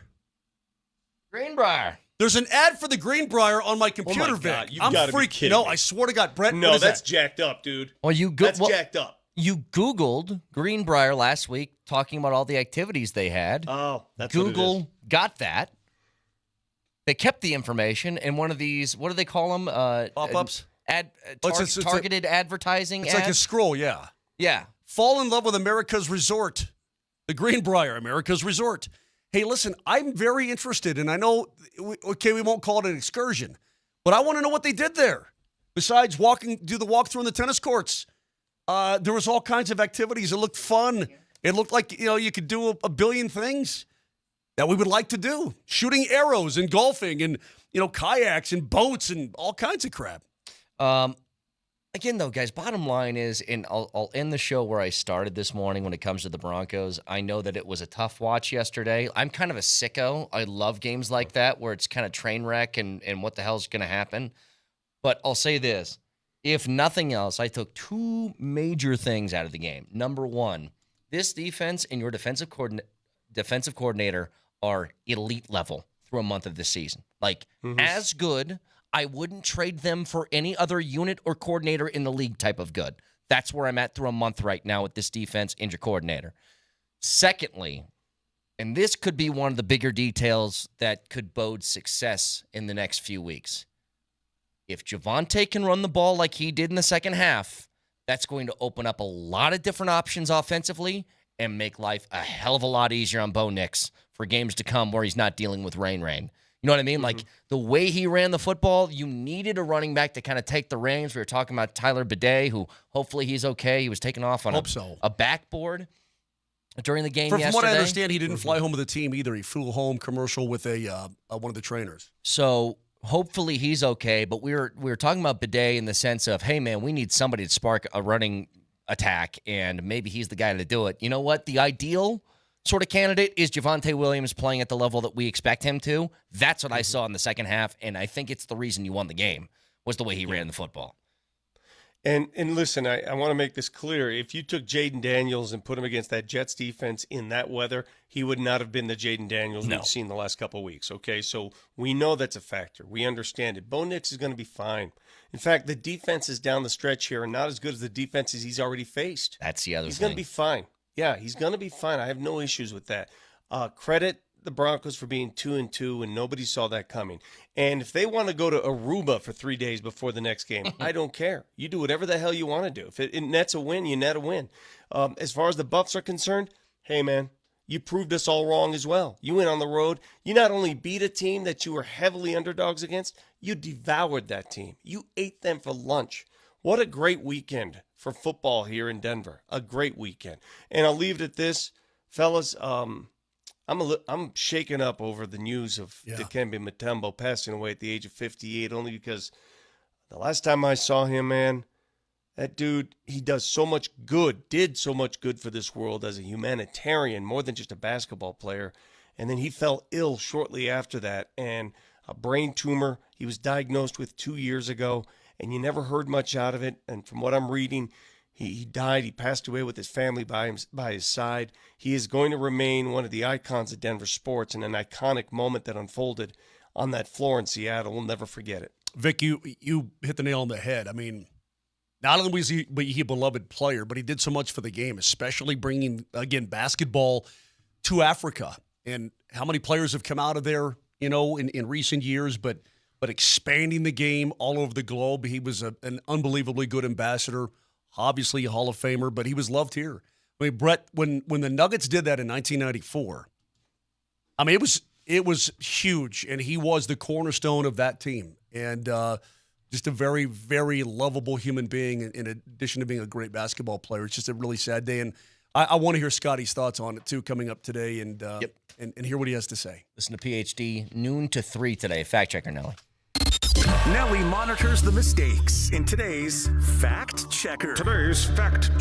Presented by Rock Plumbing, Heating, and Air Conditioning. Your local home comfort specialists. RockHeating.com. Rock, bringing comfort home and simplifying your life. That was a perfect segue, actually. The commercial that you were trying to think of earlier that Dikembe Mutombo was in was a Geico commercial back in 2013, and here's what that sounded like.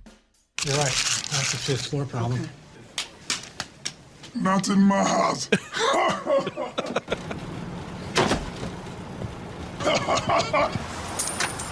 No. Not today. Jimmy, how happy are folks who save hundreds of dollars switching to Geico? Happier than Dikembe Mutombo blocking a shot. I love it.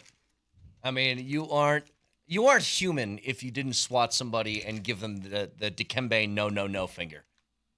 100%. Cancer just sucks so bad, dude. Oh, you can find the podcast, iTunes, Spotify, Spreaker, Moj Lombardi, and Kane. A lot more to get to from a big football weekend. Wins for the Broncos, wins for the Buffs. A lot to break down as we go out throughout the week. Have a great day. We'll talk to you tomorrow. Love you. Bye.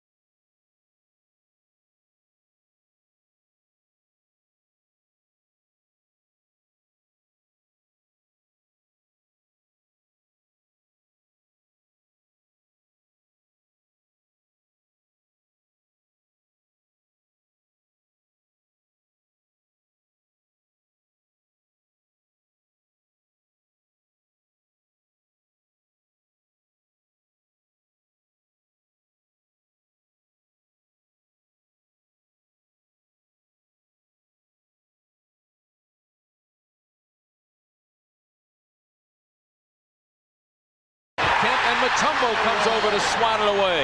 Kendall Gill, Mutombo again takes care of that one, and a foul is called on Gill, and Mutombo works the crowd. Mutombo there to bother it and get Iverson to Jackson, and missed the lay-in. Blocked by Mutombo! Oh my! Sixers had 2 cracks at it, and Dikembe took it away. Leitner! Here's steal. Alfonso Ellis, and then Shrimp blocked by Mutombo, a record-setting block. Kemp with Mutombo. Another block for Mutombo.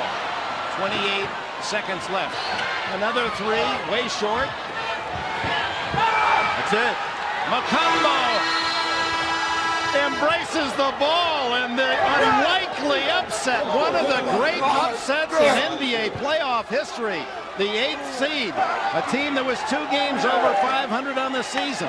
The Denver Nuggets, youngest in the NBA, have beaten the team with the best record in the NBA, the Seattle Supersonics.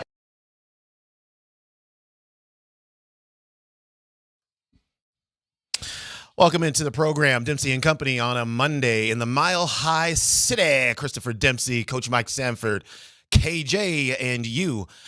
Altitude Sports Radio 92.5. Got a lot to do on the show today. First of all, what's up, Coach? How are you, man?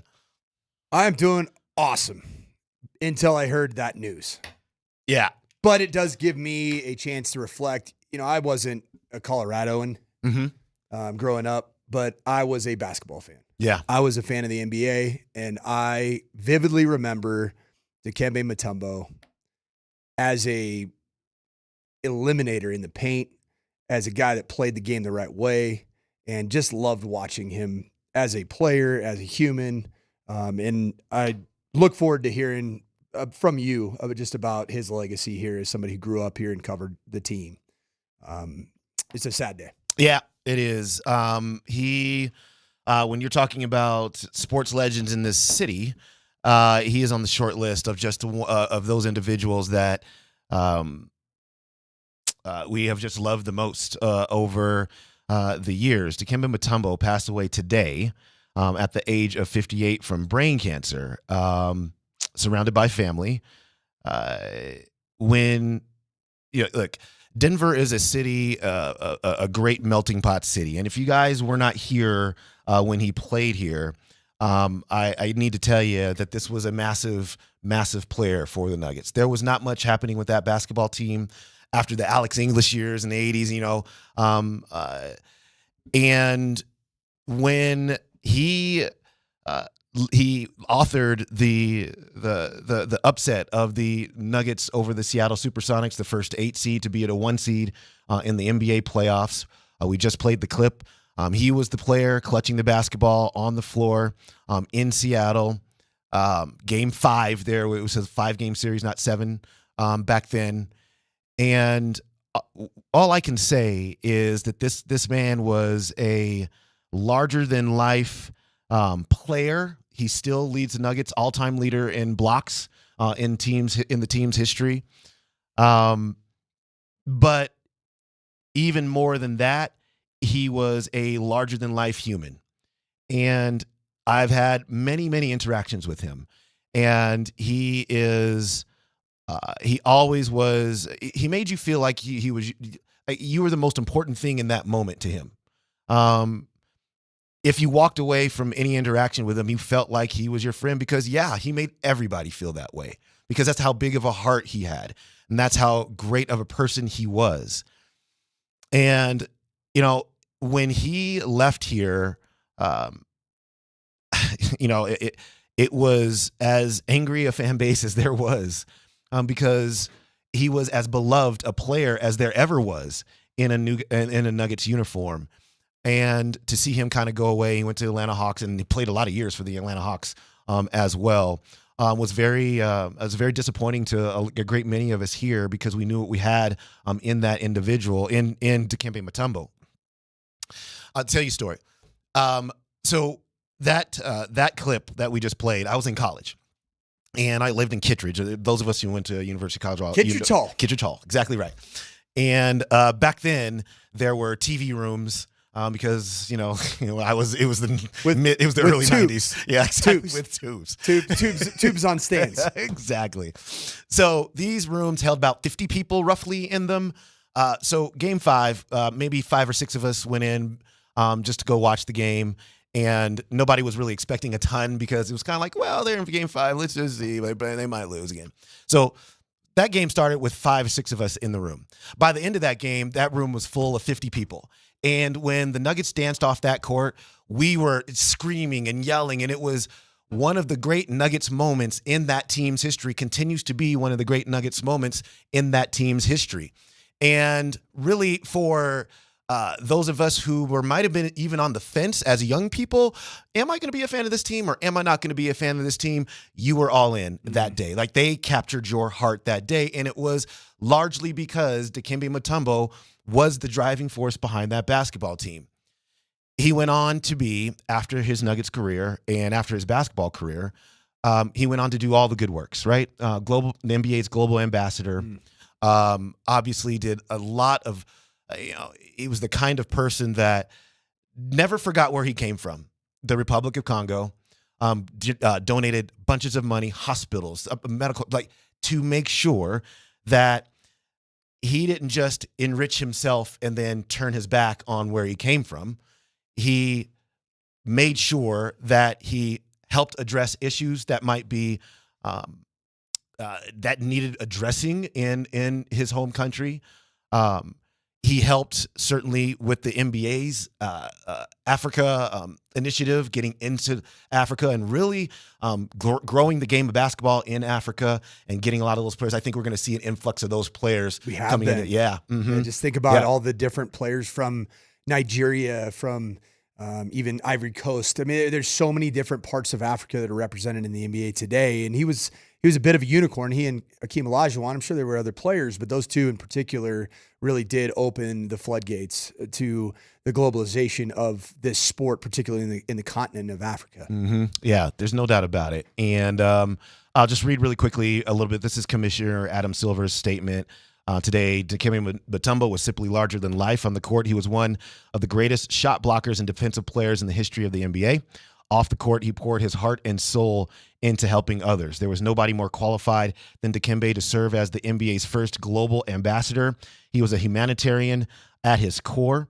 He loved what the game of basketball could do to make a positive impact on communities, especially in his native Democratic Republic of the Congo and across the continent of Africa. It is a very, very melancholy show that we start here with him. Because you were talking about one of the true legends in this city, and legends obviously for the Denver Nuggets. Dikembe Mutombo will always be one of my favorite players, will always be one of the most influential players in this team history. His number hangs in Ball Arena for obviously the most pertinent of reasons. He meant that much to this team, this community, to the NBA, and to, quite honestly, the world at large. We lost a good one. Sometimes they die young, and he did at 58. Our prayers and condolences go out to his family. Dikembe Mutombo passes away at the age of 58.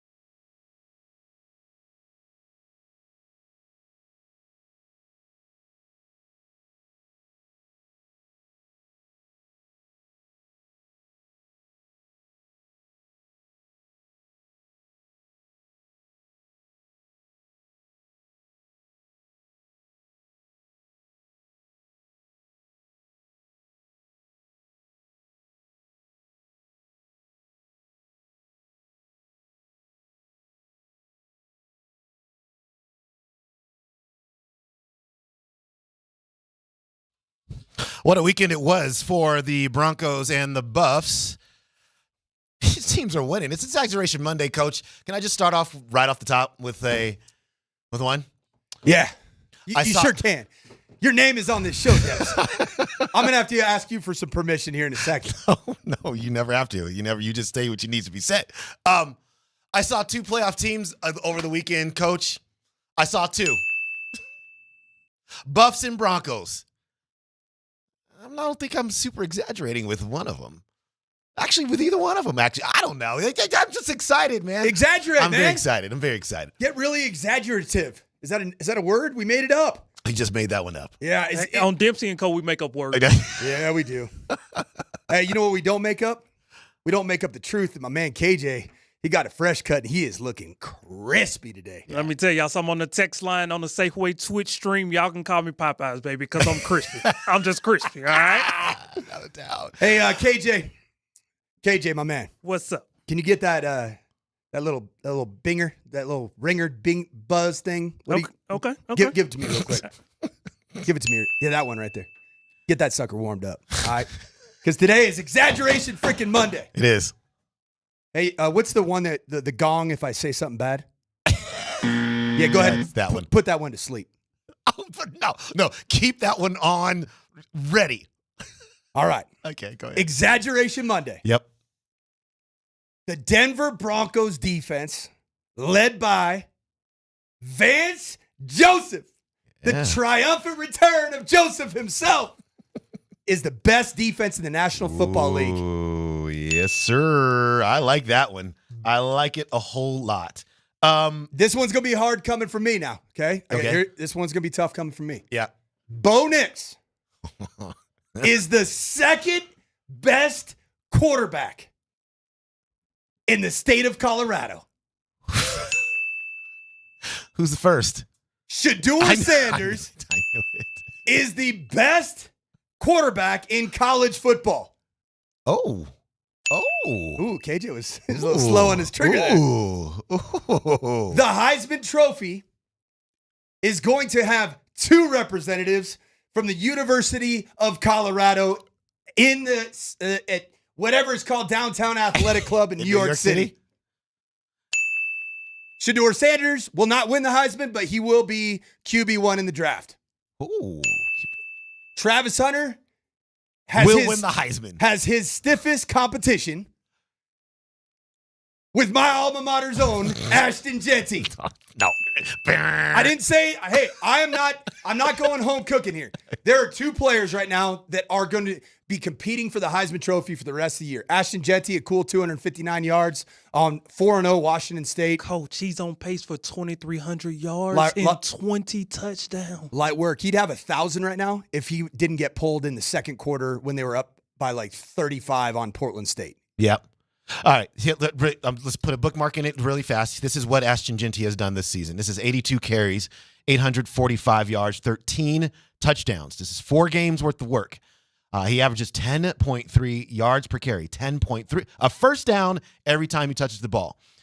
26 carries, 259 yards, 4 touchdowns is what he just did against Washington State earlier this season. 20 carries, 267 yards, 6 touchdowns against Georgia Southern. 25 carries, 192 yards, 3 touchdowns versus Oregon. Top 10 team, right? Yeah. On the road.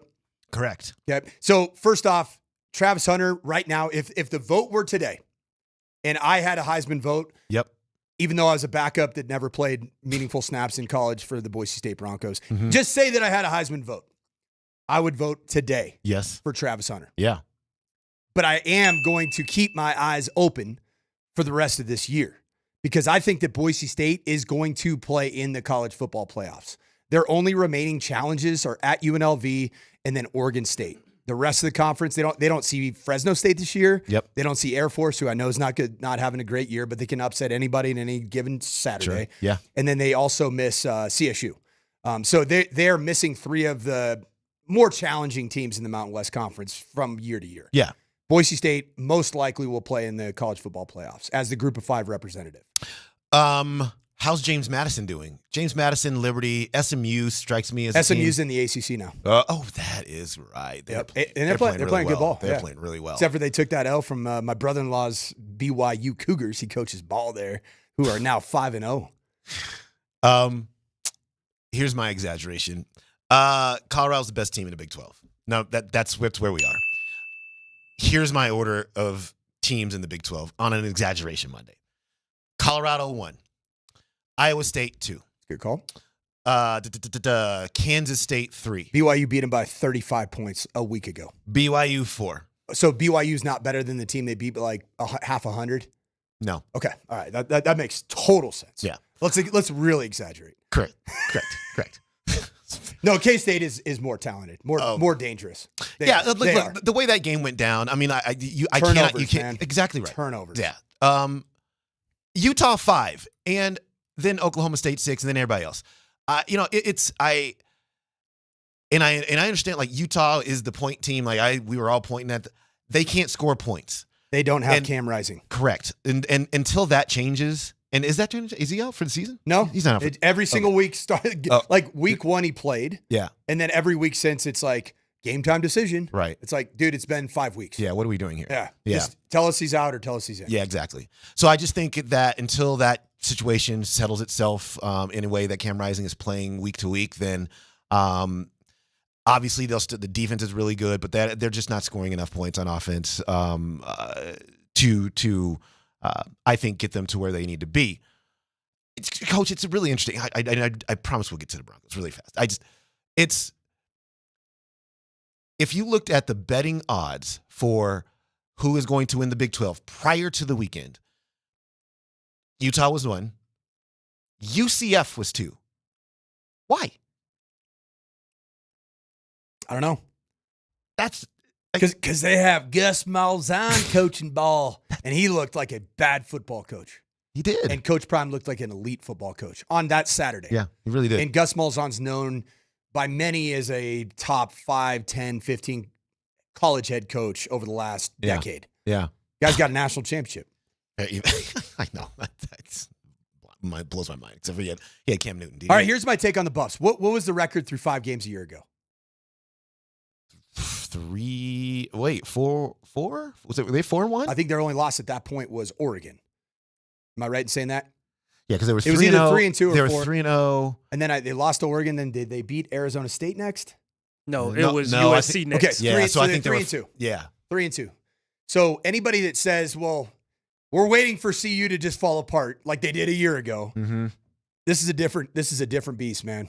This is a different team. Yeah. And the reason I'm saying this, not exaggeration Monday, real talk Monday, is that defense is playing really good football. Yeah. And they're doing something that is very intelligent, which is they're playing press man coverage and they're overpopulating the box with extra safety at the point of attack. Which is what they had to do against the number 1 rushing team in the country, right? And they stymied it. Yeah. Like, hey, you guys can't run it on us. I don't care if your quarterback looks like a nose tackle. It don't matter. We're gonna get helmets to his rib cages, and they did. And they assaulted KJ Jefferson for the entirety of the game, and they made him have to be a passer. The other exaggeration Monday I want to have is there's a lot of Pat Shurmur hatred, even from Buffs fans.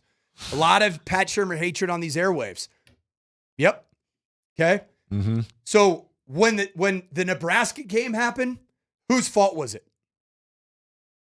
Well, I'm talking about the narrative. What was the narrative? The offensive ineptitude was on who? Yeah. Well, it was on Pat Shurmur and the offensive line, right? But then all of a sudden they put up a performance like they did against UCF. Nobody's talking about Pat Shurmur calling a good game. He's still the offensive coordinator. He's still coordinating. And you know what I've seen from Pat Shurmur? I don't know him from Adam. All I do is I watch games and I analyze what I see I try to do without any form of bias. What I've seen Pat Shurmur do is he's put together a plan that has neutralized the deficiencies of the offensive line. And he has done it beautifully in the last 2 weeks. Okay, so is this a parallel track here where he is kind of playing to their strengths, but also they are improving incrementally over the time? Yes, absolutely. So both things are running. Yeah, and he's doing it without, Khalil Benson was injured. I believe he didn't even play against UCF. It's been a bit of a rotating door on the right side of the offensive line. And for the team to be doing what they're doing, I give my coach flowers to Pat Shurmur. Okay. Because and I also give my coach flowers big time to Coach Prime because he outcoached somebody who's been doing it at the college level for a very long time in Gus Malzahn. And frankly, I think that Gus Malzahn went from being somebody who was a part of a favorite to be in the CFP playoffs to now probably on the hot seat. Ooh. Because that's how bad it was. Yeah. That's how bad the beatdown was. And it was all three phases. And the head coach, Coach Prime, Dion Sanders, is the one who's responsible for the oversight of all three phases. Yeah. Big feather in the cap of Coach Prime. They looked really, really good. They rushed the ball for, I'm going to take Shador's sack yardage out of this. How many sacks? 5 sacks. Was it really? Yeah. I know. They almost don't like matter now. The low water mark is like 5 every single Like week. if I had a 5-sack day as a coordinator, I'd be like, oh my gosh. I know. It's and he still threw what, 284 looks like here. Yeah, 284. 20 of 35, 284. I'm sorry, that's not him. 28 of 35, 290 yards, 3 touchdowns, 1 pick, 2 sacks. There we go. I was like 5. 2. I don't remember 2 sacks 5. of him. Colorado sacked KJ Jefferson 5 times. Love that. They ran the ball for 128 yards. Beautiful. It was beautiful. Isaiah Augustave, great, love it. And Micah Welch. Those would be to me. Nervous Those would about be my, Michael Welch. I like him. Those would be my I two. love Michael Yeah. Welch. He is the best back on this team by a mile. That's what I think too. But that injury didn't look good. Oh, He pulled up lame with either a groin or a quad or a hammy, and I was like, no, Yeah. not now, not right now. Yeah, Because I think he is an integral part of, like when you talk about Ashton Genty from Boise State, I watch that game obviously very closely. I do media stuff, like podcasting and whatnot with Boise State's massive fan base. I mean, I'm talking worldwide. Boise's taking over the country. Kidding. That's an exaggeration. That's exaggeration. Yes. But I'm proud of my Boise State roots. I stay connected to that program. Washington State had a great plan defensively for Ashton Genty. They had nearly double-digit what should be tackles for loss in terms of just what you schemed it for. Yeah. He bounces off the first guy. He bounces it. Then he bounces off the second guy. Yeah. And all of a sudden, he hit 21.1 miles per hour.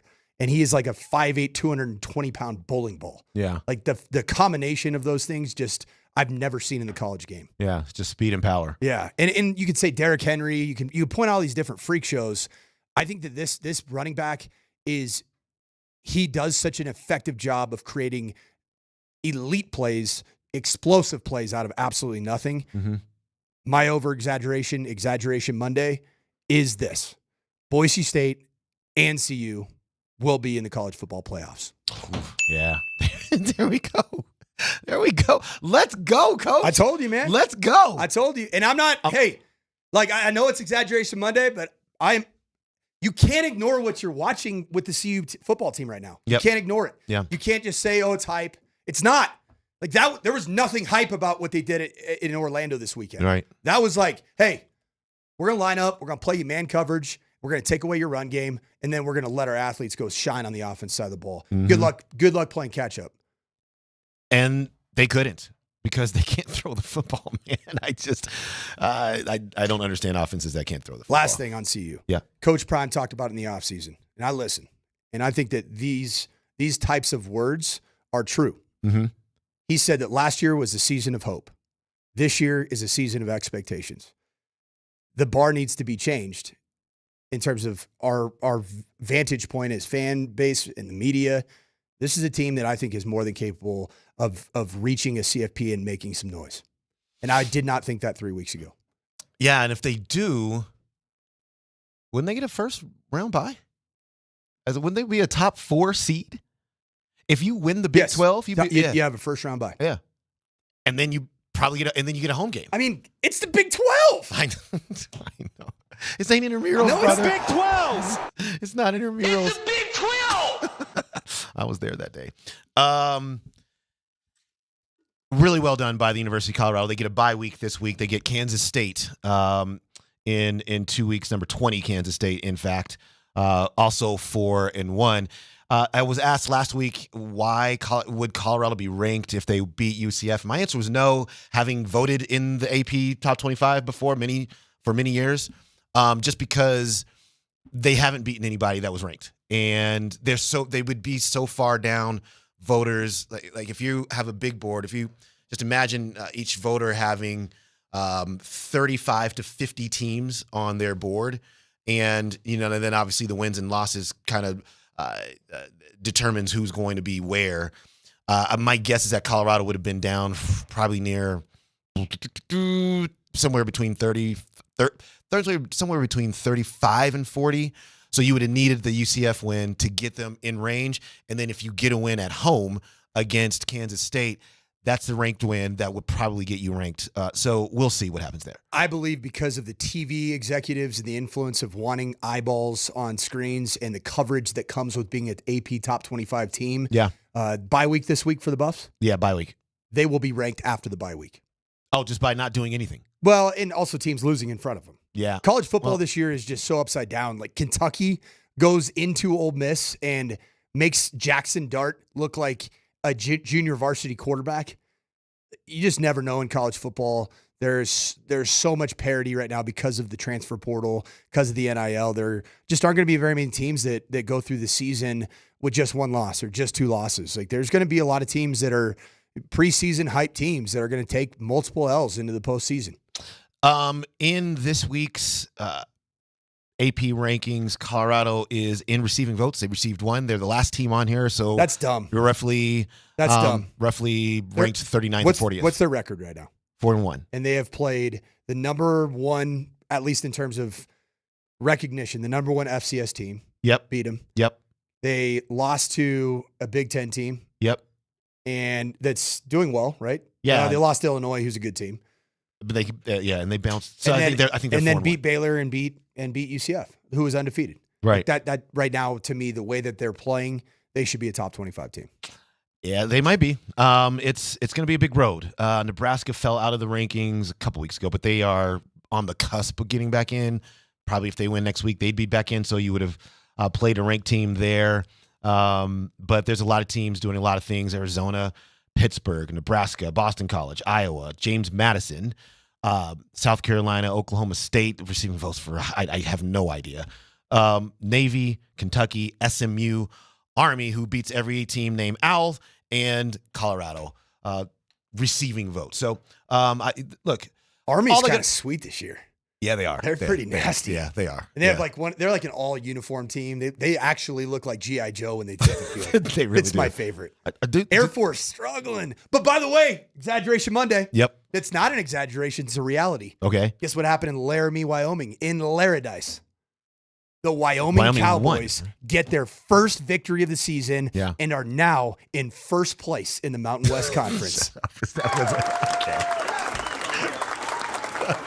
Jay Sawvell, been coaching through a lot of adversity up there. Yep. They went out and they got that dub, and they got after Air Force. I don't like that Air Force is down, but this happens with Air Force's program. Yeah. It's because they don't go portal. They can't. It's a 4-year commitment for a 5+ year commitment afterwards. Mm-hmm. And so you just can't go that way. So they have a sophomore heavy team that's starting. But yeah, Wyoming fired up for my guy, Jay Sawvell. Love him. And he's been going through it up there. Yeah. Like, when you coach your first game and you get boat raced on the road by Arizona State and the Wyoming faithful shows up and is chanting your name followed by fire, that's not a fun way to start. So I've been there. It's not easy. I'm rooting for my guy, Jay Sawvell and the Pokes up there. Yeah, I just think he'll be fine. It's just that when you take over the program and you try to make it your own, everything can't go smoothly. He'll be fine. I firmly believe that, and Wyoming will be fine as they go forth. I see on the text line, the Champ Mazda text line, one price, one person, 1 hour. I'm still on the fence with CU. I have to see them beat a good team. UCF was a good team. Yeah. Not a great team. Not a great team. But it was a good team. They were an overrated team. If UCF could have established their ground game, that's how they win games. Yeah. They did actually come from behind to beat TCU. I was kind of surprised with that result based off of their inefficiencies throwing the ball, to play catch up in a game where KJ Jefferson's forced to be a drop back passer as opposed to a control the clock type of a team. But that was a good team.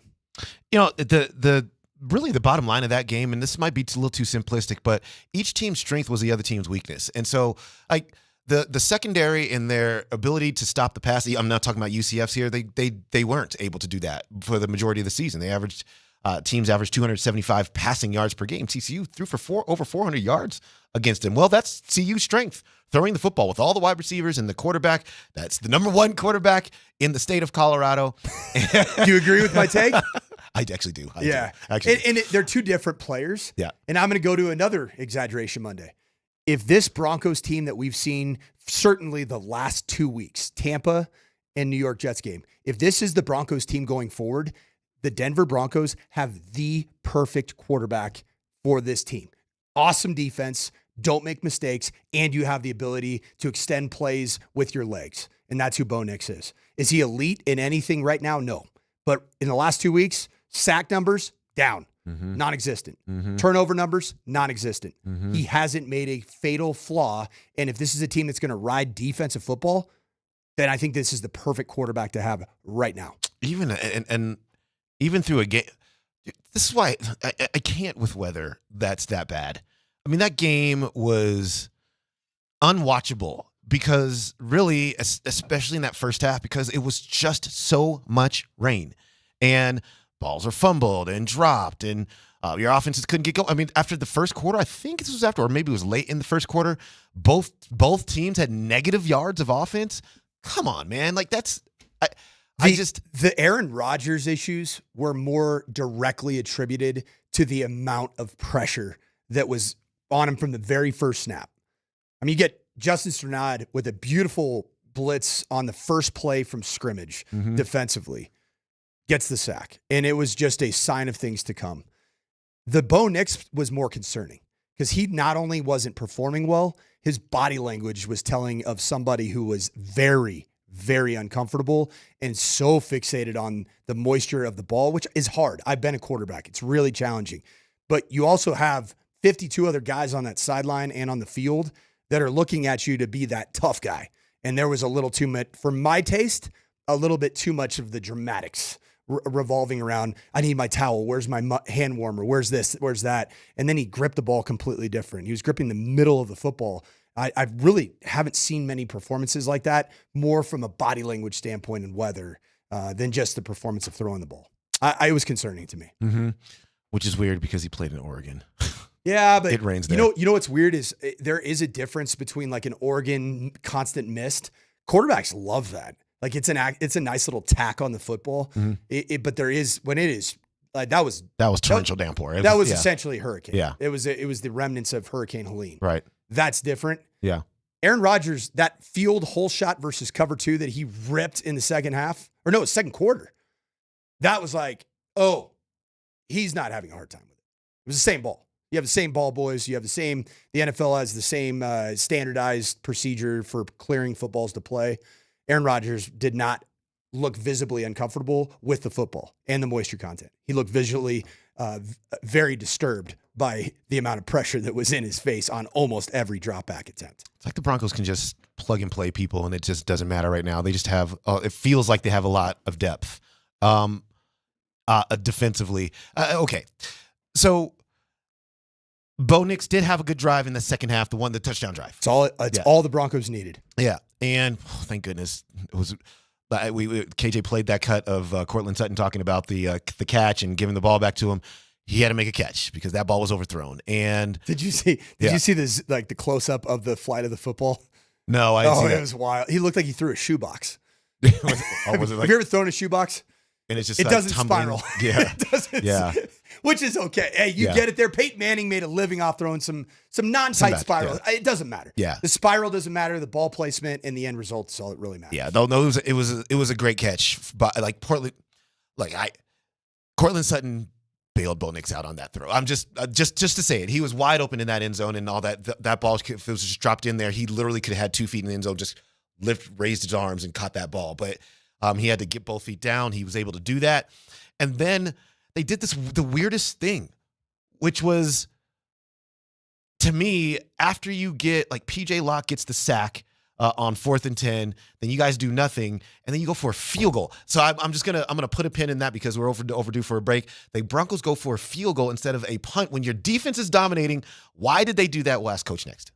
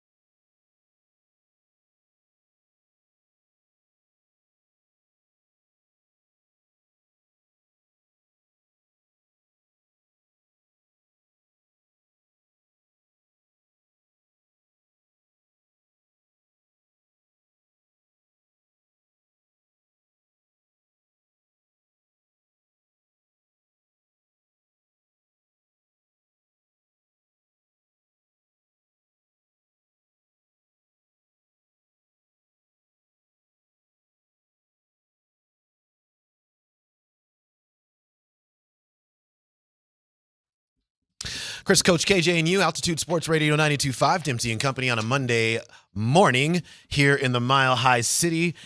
An Exaggeration Monday on Dempsey and Company. We do this every single weekend, reacting to the football weekend, and there was a lot to react to. The Broncos get a win in a soggy MetLife Stadium. They went on the road and won 2. You know, like 2 weeks ago when we said, I think we were on an Exaggeration Monday, one of mine was that the Broncos win 3 of the next 6 games. I didn't think it would be like 2 in a row all of a sudden. You were all in on the goodness gracious. Your optimism on the very first Exaggeration Monday, which was coming off the Steelers' loss. Yeah, it was coming off the Steelers' loss. Yeah, your really rose-colored Exaggeration Monday was prophetic. And I have to give you I got to give you your flowers. Pretty much Nostradamus. Yeah, you are. That's pretty much me for sure. And now I'm just leaning all the way into all the optimism. Because it's not fun, Demps, to be like the rain on the parade guy. It's just not fun. I want to be part of state media, man. I want to. We are not state media. Yes, you are. No, we are not.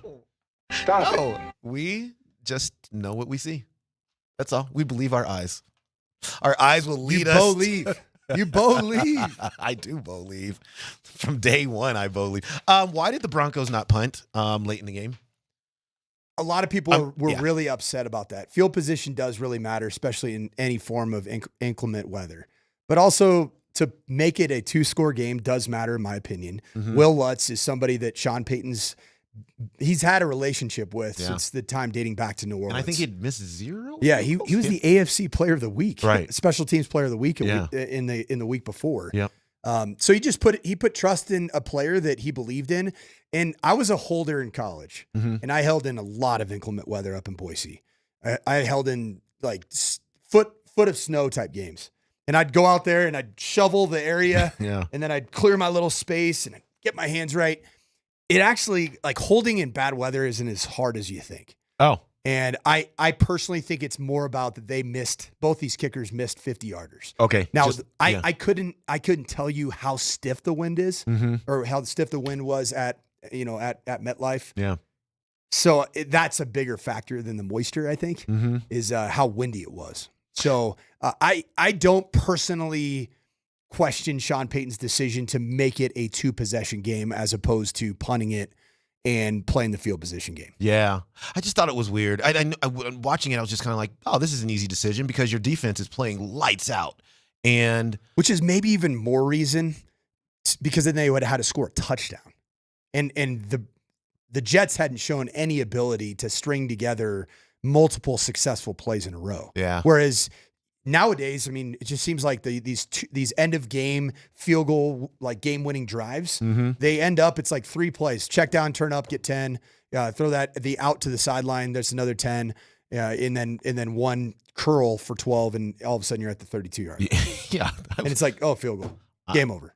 I was super nervous that the Broncos were going to just lose that after they should have won that. And then it did look like, I don't know, it looked like to me a little bit that the Jets field goal kicker, his ball might have been pushed a little bit by the wind, but also. Sorry, I said 1 possession. My fine friends here on the Safeway Twitch feed, which are my personal accountability partners. Yes, they exactly check my right. math. They check the. So first of all, the loop on Safeway Twitch said that it was not windy at that point in time in the game because clearly he was there and he knows, he or she.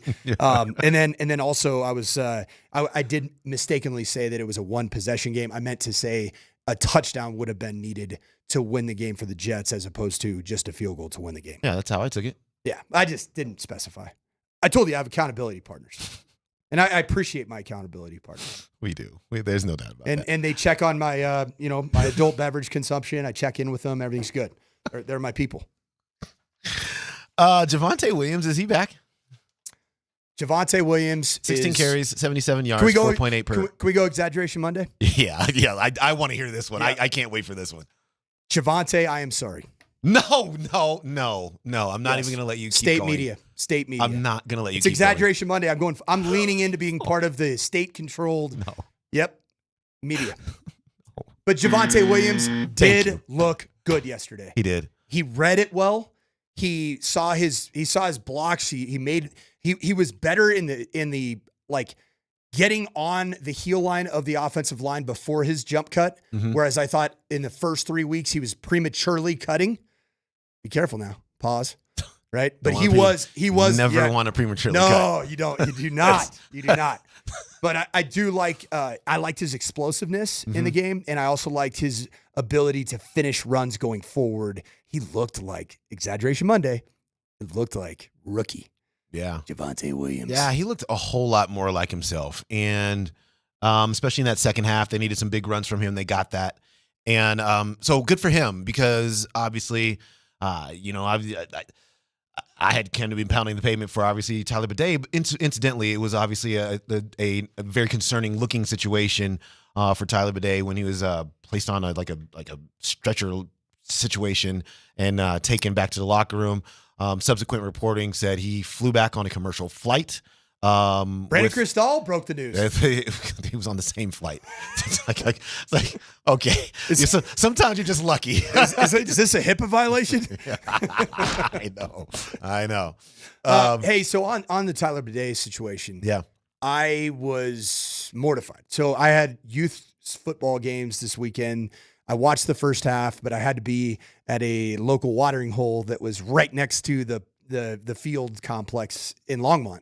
And so I didn't have the volume on. All I saw was Tyler Bidet like on the sideline and in a weird body position. Yeah. And then there were like 12 people huddled over him. It looked like a life and death situation. It really did. And so when I believe it was Jeff Legwold asked the question of Sean Payton for an update, I don't know if you have that audio, KJ, but it was really interesting. Sean Payton did not want to talk about it. Oh, you want to? Oh, really? Oh yeah, he was snappy, snippy, snappy. Yeah, silly, slappy. I was definitely concerned looking at that. I mean, it looked super serious, and then you had the tweet from his the post on X from his mom, basically saying he's a fighter, and then they had the other comments from Javonte afterwards. Saying that he thought he would be all right and he's a fighter and everything. And it was it sounds like it's going to eventually it's going to be okay. Don't know what that means in terms of him playing for this upcoming weekend. But certainly if you're boarding a commercial flight to come back to Denver, the prognosis is probably decent at least. So friend of the program, friend of the station, ESPN national reporter for the Denver Broncos and the draft guru, who I had a chance to watch him in his element, in his native environment, which is the combine. He asked this question, which was the furthest thing from being an out-of-line question of Sean Payton after the game. And my exaggeration Monday is there were people like myself that had the visuals of Tyler Bidet on the side, looking the way he did on a gurney, that were concerned for Tyler Bidet, the human being.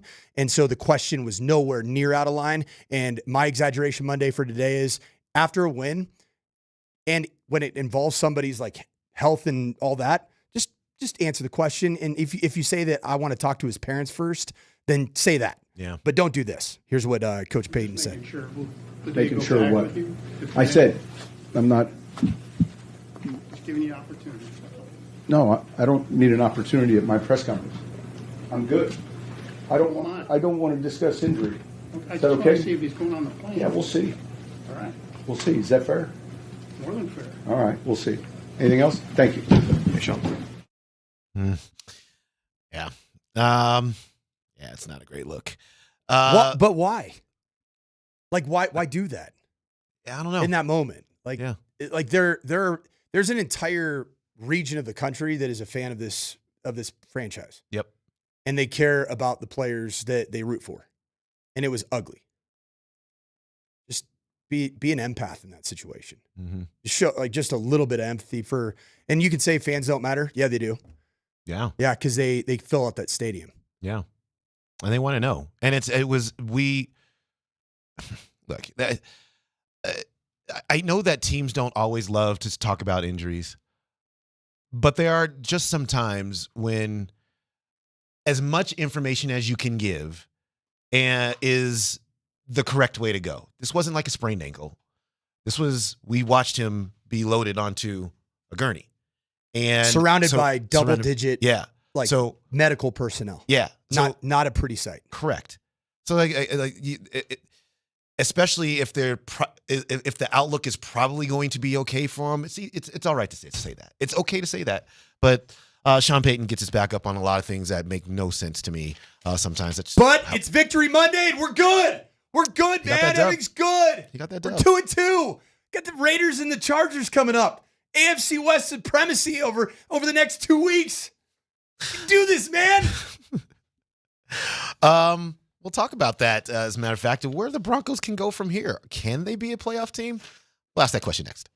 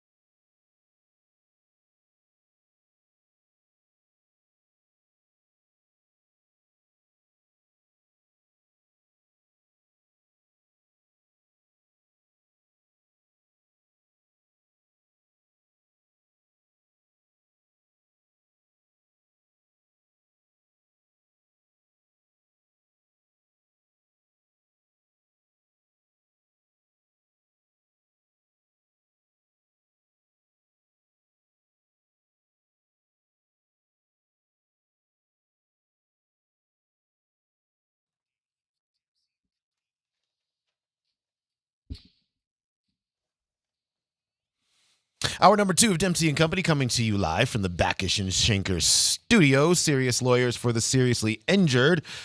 Chris Coach and KJ on an exaggeration Monday on the Champ Mazda text line from the 678. We get this. Can you believe that the AFC West has the best record in the AFC? Strongest division? ? There is not a team in the AFC West that appears to just be a bad football team.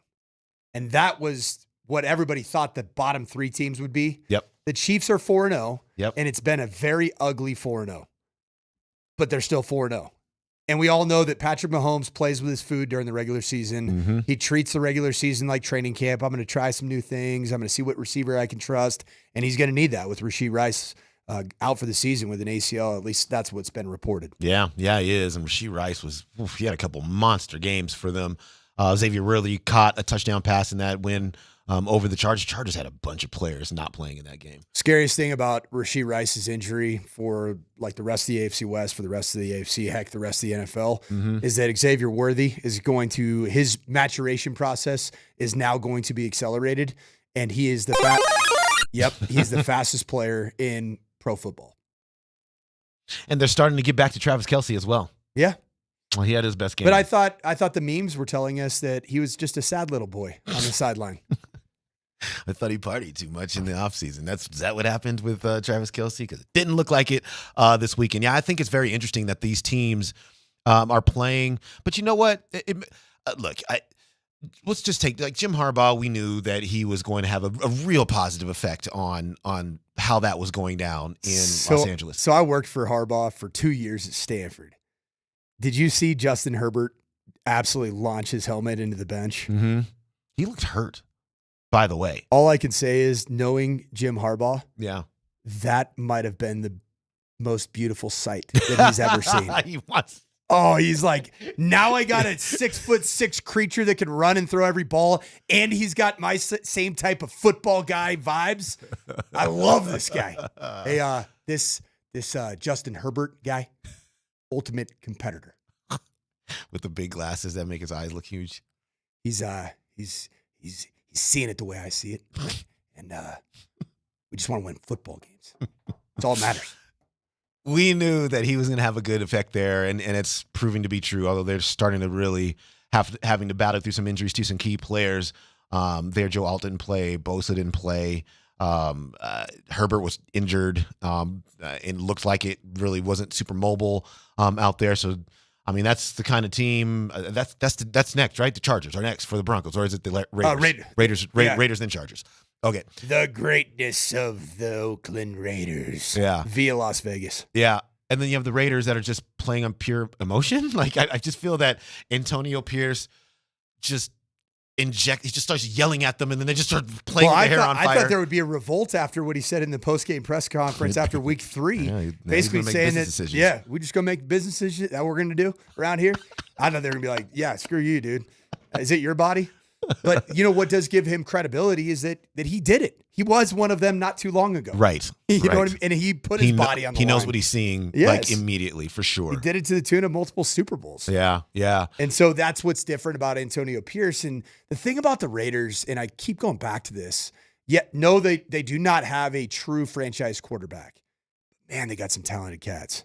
Yeah. They do. And when it all comes together, you know, between the 2 tight ends that they have, I know Brock Bowers had a quiet game. He had 2 catches for 19 yards. Michael Mayer, really good tight end. I think that's the most talented 1-2 punch at the tight end position, at least forward thinking in the NFL. Yeah. You could say Likely and Andrews, although Andrews has not been tremendous. He's been hurt they don't a bunch. really throw to those dudes. No, Likely last year down the stretch was getting the rock. Yeah. But I think that, you can look at Laporta and whoever, I forgot who the other tight end. I don't know who it is, yeah. Yeah, maybe he's not. Guy, just Laporta. Maybe he counts for 2 tight ends. Yeah. We could ask Brett Kane. I'm sure he knows the entire depth of the tight end and the practice squad guys for the Lions. But I just, Devontae Adams could get hot. You know, they have players. Amir White can run the rock. Like they have skill players. And when it does come together, that's the kind of team that can explode for 37 points. Mm-hmm. The Raiders played without Max Crosby. Played without Devontae Adams.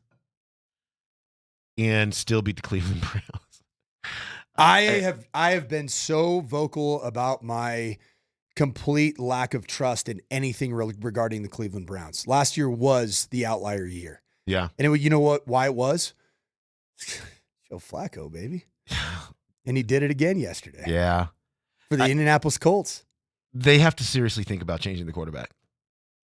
I mean, I know there's a lot of money involved. I mean, I just don't know what else to say. I mean, the defense is really – I don't think that Cleveland has given up more than 20 points in any single game this season, but their offense is terrible. It's not good. How many did they give up week 1 against Dallas? Oh, except for Dallas. That was a lot of points they gave up against Dallas. And Dallas isn't even good. No. I mean, they have the ability to score points at times. Yeah. Can the Broncos I know this is Exaggeration Monday, and I still feel like I'm weird about saying this. Can they make a run at a playoff spot? They're 2-2 after the toughest stretch, at least that we thought going into the season, because of no bye week and being on a 3 out of 4 away game stretch at Seattle, at Tampa, who, by the way, yesterday proved that they are pretty damn good. So Exaggeration Monday, Baker Mayfield. Last week on Monday, I told you I was done with you. I am back in. I am all the way back in. The only reason you looked like absolute cheeks last week was because you faced the man, the myth, the legend, dialing him up like no other, and that's Vance Joseph, the best defensive coordinator currently in the National Football League. Ooh. Exaggeration Monday, the numbers back it up. You know who's not on Baker Mayfield's side? You. Tom Brady. Said, quote, they wanted me to come in, be myself, bring the joy back to football for guys who weren't having as much fun. It's funny because you've made this environment for me very stressful up here in the booth, so I understand where he's coming from. Do you feel it? No. Feel the stress? No. Well, I was going to say, I thought stressful was not having Super Bowl rings. So there was a mindset of a champion that I took to work every day. This wasn't daycare. If I wanted to have fun, I was going to go to Disneyland with my kids. Stop it right there. Yes. Ooh, tough guy, Tom. That's right, Baker. If you're going to start talking smack about how much fun it is now, it's Disneyland. This is so good. We're running around and throwing the ball over the rock and beating bad teams. 3-1. They're 3-1. They beat a bad Eagles team. The Eagles aren't good. They beat a bad Eagles team? Yes, the Eagles aren't good. They're not good. And this is coming from a guy who really likes the Eagles. Yeah, yes, that's the facts. That's happening. This was I know. That is happening. I have actually Sirianni is going to get his words thrown right back at him. I have fought you a little bit on that. I've been calling watching it. That, I know. I called it all offseason, man. I know. Did you see what Jalen Hurts had to say? So they asked him if he needed to get on the same page with Nick Sirianni about the identity of what the offense is, or if he had talked to him, and he said, "Well, sometimes." I'm like, sometimes that this is their relationship, the head coach and the quarterback has? Did he say it with the side eye too? Sometimes. Yeah, it was so bad. It looks like it's falling apart. Yeah, it does. Let's go back to Tom Brady and Baker Mayfield. Right, because Tom Brady won a Super Bowl with those guys. Okay, cool. But what's Tom Brady's current job? He is the commentator. Correct. And he's calling what game? The Tampa Bay Buccaneers. And so he shows bias from the seat of commentator and analyst. Well, they put the Baker quote on the screen. Okay. Well, you could also say, yeah, Baker Mayfield does things differently than I did, and to each his own. Like you can and then that's it. It's not the story. As the analyst, you're supposed to celebrate the athletes that are competing and give your best analysis with an unbiased perspective. And immediately you go into that place. Yep. With showing that you have bias against a player. What if the athlete is talking smack against you? You're not an athlete anymore, Tom. Well, you're a human. Do you think Why are you looking at me like that? Do you think Tom's good as an analyst?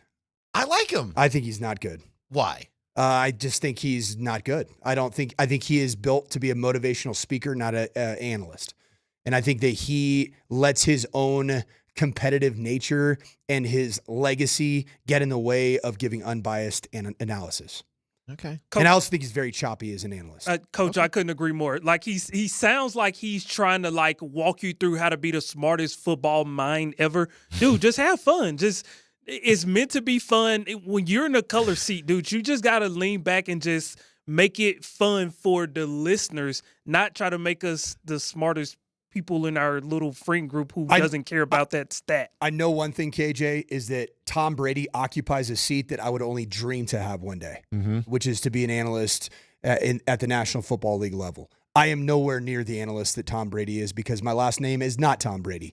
But I will say this, as somebody who studies analysts, I would much more study and try to emulate the flow and rhythm of a Greg Olson who lost his job. Yeah. Because Tom Brady wanted to get into that booth. Greg Olson's really good. He was fantastic. Yeah, he was really good. I'll give him that. I don't know. I you know what? I respect both of you guys have to say. I didn't care one way or another. I just think that very competitive people, which Tom Brady quite clearly is, if you talk smack about him, he's probably not going to take it well. Now, whether he should start saying that in the broadcast booth, yeah, that's debatable. But I guess if you're Baker, why are we comparing eras? Why? For what? They asked the question and he answered it that he was going to be himself. He said and that's perfectly fine. It wasn't fun around here. I'm bringing the fun back around here to these guys. I mean, that was the gist of what he said. And he was answering a question. He could also answer that differently because you are following the greatest quarterback to ever live. So, Demps, you love the guy that comes back, to the homecoming game, wearing his letter sweater with all of his state championship little patches on there. And you go, yeah, back when I was playing, we didn't do that. That's who Tom Brady was this weekend.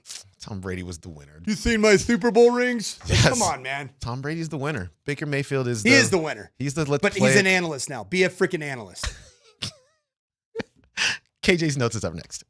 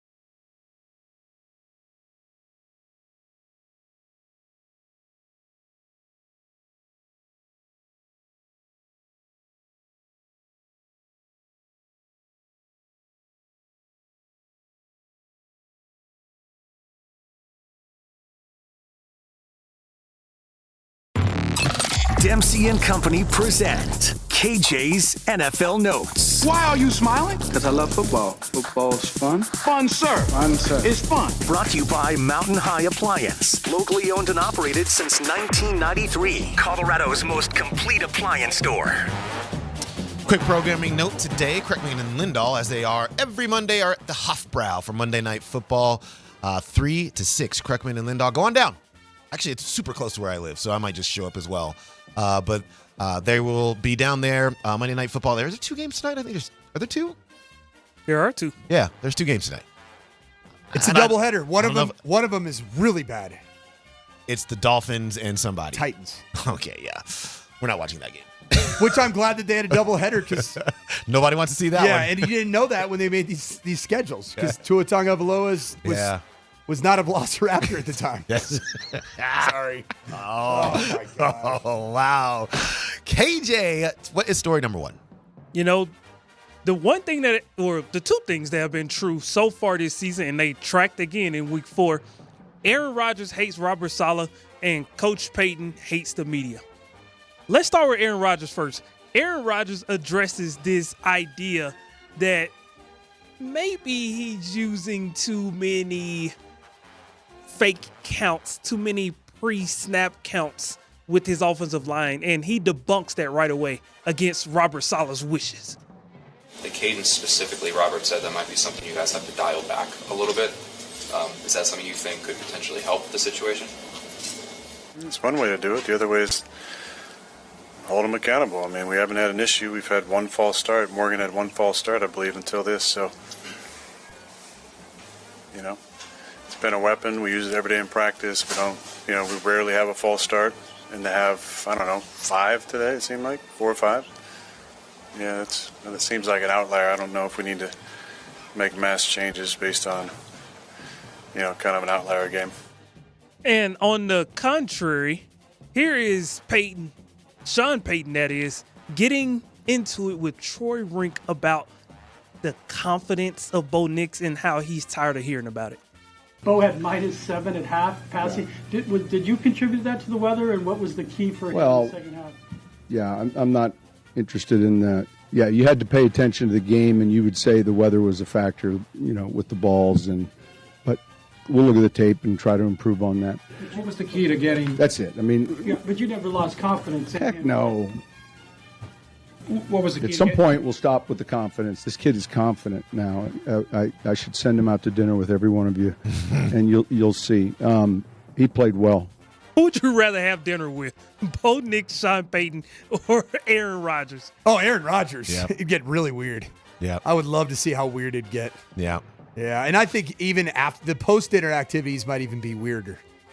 You just never know where you never know where it could go. I'll say this, man. I think that Aaron Rodgers, there are times where he feels like he actually is the more level-headed person in the room.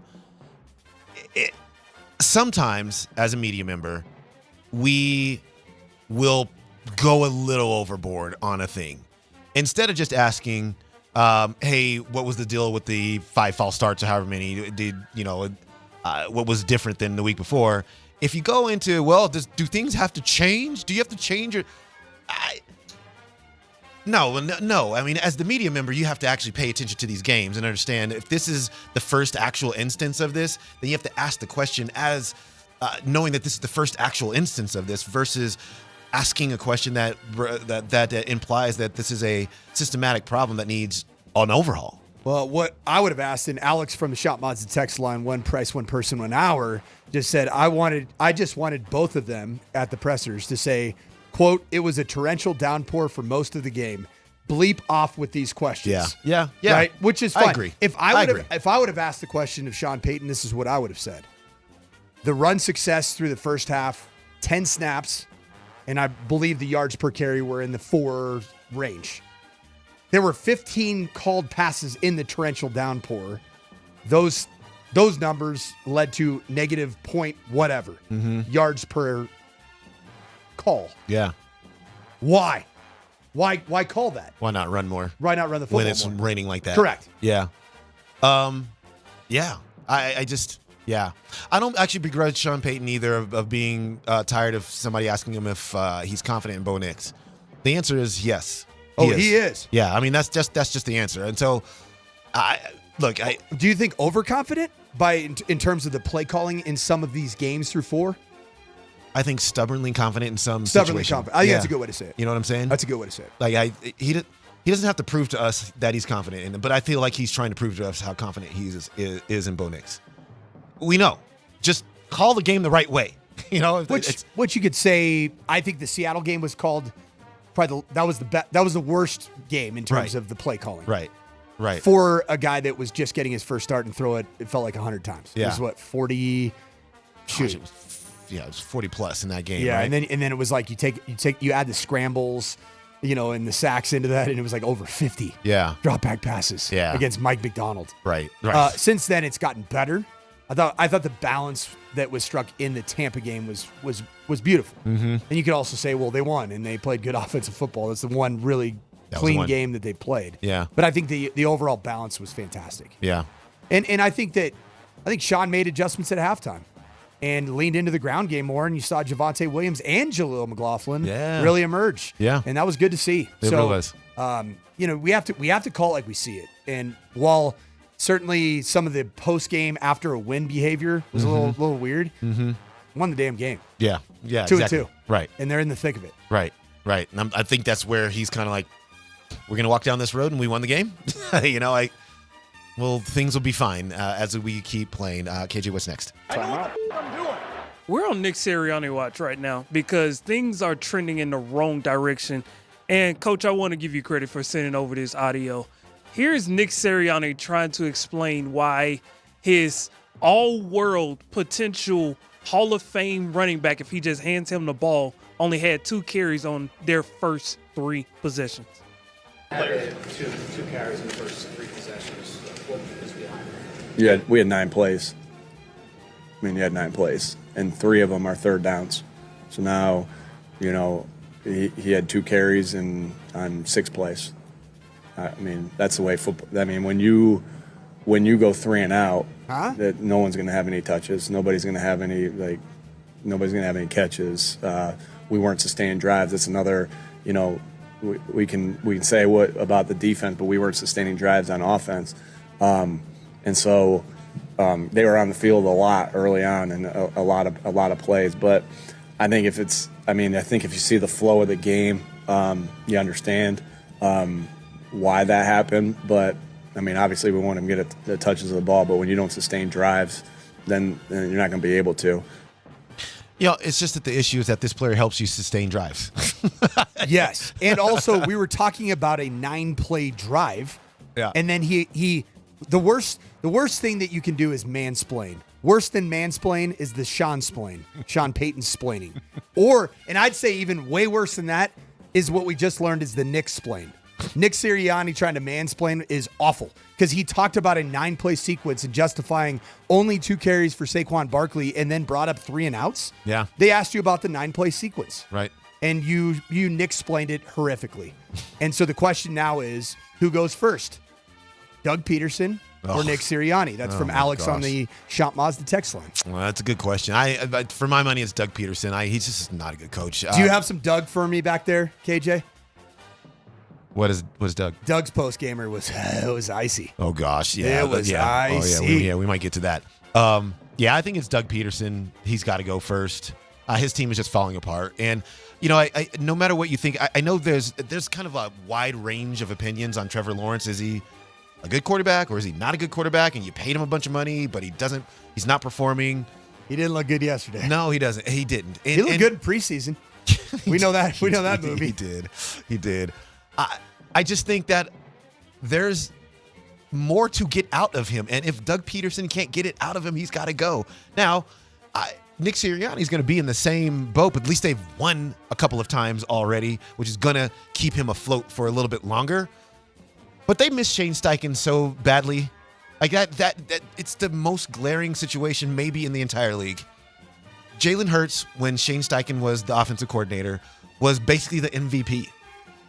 And then he has looked pedestrian. Yes. Inconsistent. Yeah. And they have the best current running back in football, and they're not utilizing him properly. Quite frankly, Shane Steichen, they need each other still. Because the Colts need a quarterback. I mean, Anthony Richards sneezes and gets hurt. I know. It's just, KJ, what's next? You know what? Let's go to Indy. Here is Joe Flacco yesterday discussing a very odd situation and a odd trajectory between him and Anthony Richardson. I do have to tell you, Anthony Richardson told us that you were cooler than he thought he was. Listen, he told me his mom is 8 days older than I am. So there's no chance in the world that he thinks I'm cool. So. All right, what about your kids, though? What do you think they think of this one? This is the first game they've come to this year, and Dad's on the field. So I'll look up there for him and see if I can find him. I'm sure they'll have a bunch of critiques for me. That's about it. If you're Miami, I'm getting weird here. If you're Miami, what wouldn't you give up to have a Joe Flacco? Ooh. Yeah. Yeah. You would. You would give, for can sure. Can he play for Monday Night Football tonight? Yes. Tonight. Flacco. Tonight. You're a Dolphin. They need him. 8 days old. His mom, how about that? His teammate has a mother that is 8 days older. Or I think Flacco's 8 days, whatever. Yeah, the mom is 8 days older. Yeah, that is crazy. It is crazy. That is crazy. Flacco is like the ultimate, like, career renaissance, perfect guy in the perfect spot at the perfect time. Yeah. Do the Colts go back to Anthony Richardson? You kind of have to, but like maybe for not much longer. I mean, because Shane Steichen was the one who put his stamp on A-Rich. Yeah. Because that's his guy, right? He was wanting him to be the next Jalen Hurts. And he's just not. What's the lesson in Anthony Richards? Are we too early to? This is coming from me, and I'm always the guy who doesn't want to come to conclusions early. But this is just, it looks really weird. Trust the college tape. The college tape wasn't great. Yeah. I mean, his skill set, his body type, his measurables, his combine were all awesome. Yeah. But just as a football player, as a quarterback, man, there was so much development ahead of him, and there's just not time. Mm-hmm. The league doesn't lend itself to having time. Yeah. That's why I go back to the fact that right now, after 4 games, I do think Bo Nix is the right quarterback for this current Broncos situation. Yeah. If it continues this way. Mm-hmm. The minute you turn into like having to score 28 to 35 to win football games, I don't know that he's the correct quarterback. Let me ask you this question. Okay, since we're going down that road, what's the ceiling for this Broncos offense? Like, what I don't know. They do? Yeah, I don't. I either. still have my concerns because I just don't think they have the firepower to fit the skill set of Bo Nix. Mm-hmm. In the firepower, in the lack of, like, if you look at their wide receiver room, would you say it's anything better than a bottom 5 wide receiver room in the National Football League? I mean, maybe Probably bottom not. 10. Yeah, it's in that probably conversation. not. Yeah, right? You're right. Yeah. The receiving tight end threat, non-existent, really. I mean, that's bad. Yeah. And right now, Jaleel McLaughlin's like an awesome, fun player in the pass game to be able to utilize, but he's not Alvin Kamara. Correct. Yeah. So the surrounding cast, I like the O-line. Mm-hmm. I do, especially as a run blocking unit. Yep. I like the versatility of the backfield, especially after that last game. It trended in the right direction. Mm-hmm. But in terms of being a team that could score a ton of points, Bo Nix is starting to play somewhat of risk-averse football, which has been good. That's why they've won 2 games, but at the cost of creating many explosive plays. Yeah. Outside of the first several drives against Tampa, this offense has been back to what it was in the first 2 weeks, kind of living in that sputtering and all the things. Just living in that compact area. Yeah. Which isn't a terrible thing, but if you can run, yeah, and also if you can throw the ball in short spaces to guys that can make short catches, explosive gains. And right now, I don't see it. I tried to get the Troy Franklin going. I'd like to see that, but anyways, he's playing confidently. I will say that. Yeah. When I watch the film, it looks like he's come a long way. Yeah, and he has been open. Like against the Bucs, he was open. Yeah. For some home runs. Yeah. Hopefully they can hit those maybe in the second half of the season. We'll see. This segment is sponsored by Mountain High Appliance. We are Colorado's most complete local appliance store with locations in Denver, Louisville, Littleton, Colorado Springs, and Glenwood Springs, offering every major appliance line and brand. MountainHighAppliance.com. Let's get one more, KJ. So Sean Payton talked about, towards the end of his press conference, he talked about how defense affects play calling, and here is a little bit of that. I think as a play caller, you're always paying attention to how your defense is playing. You have to. I would say at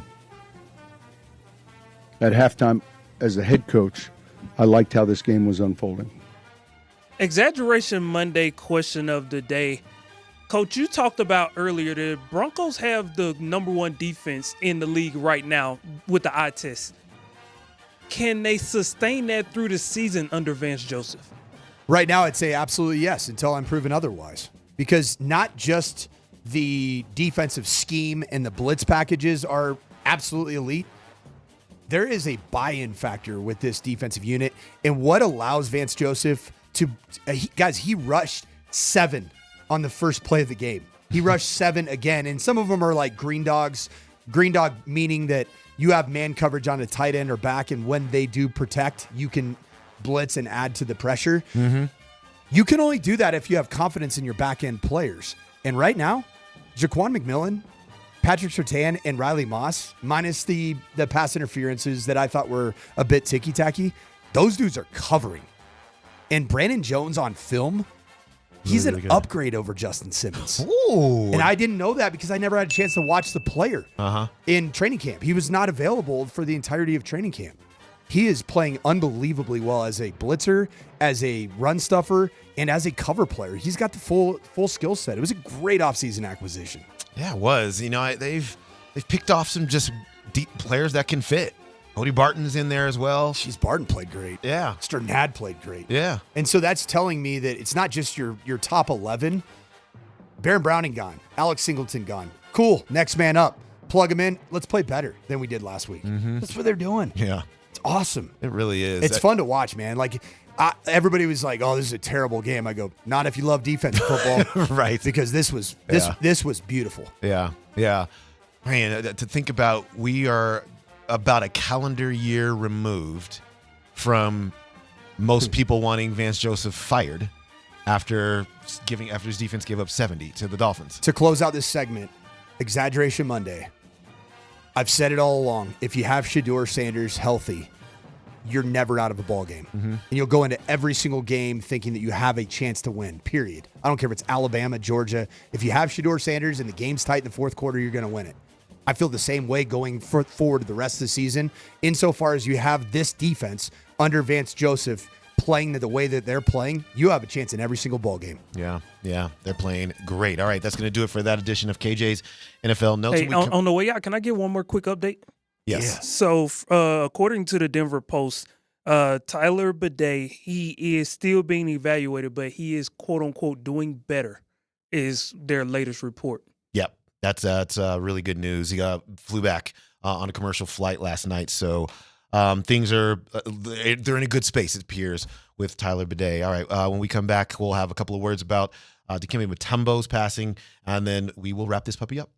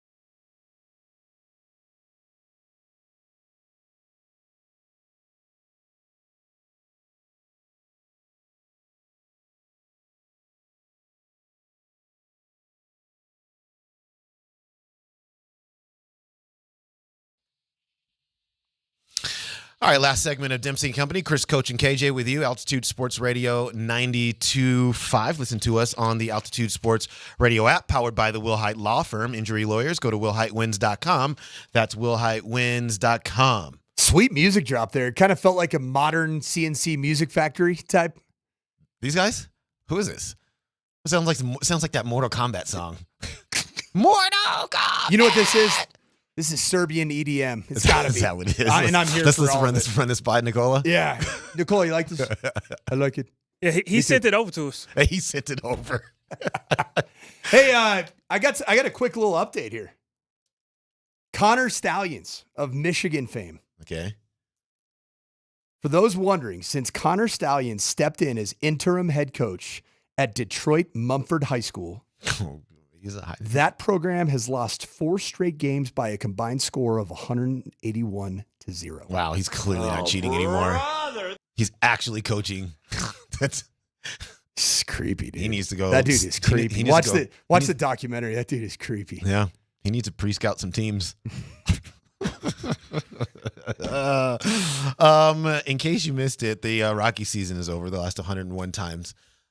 Which is what, Coach? Yeah. So I come from a college football background, right? Yep. And so if you have a season where, say you won 3-7, or geez, my math is terrible today, 3-9, yep. right? 3-9. The next year you go 5-7. 5-7. In my industry, yes, you get a contract extension and several hundred thousands to $2 or $3 million raise. Yep. Bud Black goes from 103 losses. Yeah. And improves to 101 losses. Let's pay this man. It's amazing. Let's pay this man. That man his money. There's the old adage, man. You're either getting better or you're getting worse. You never stay the same. And the Rockies, they're trending up.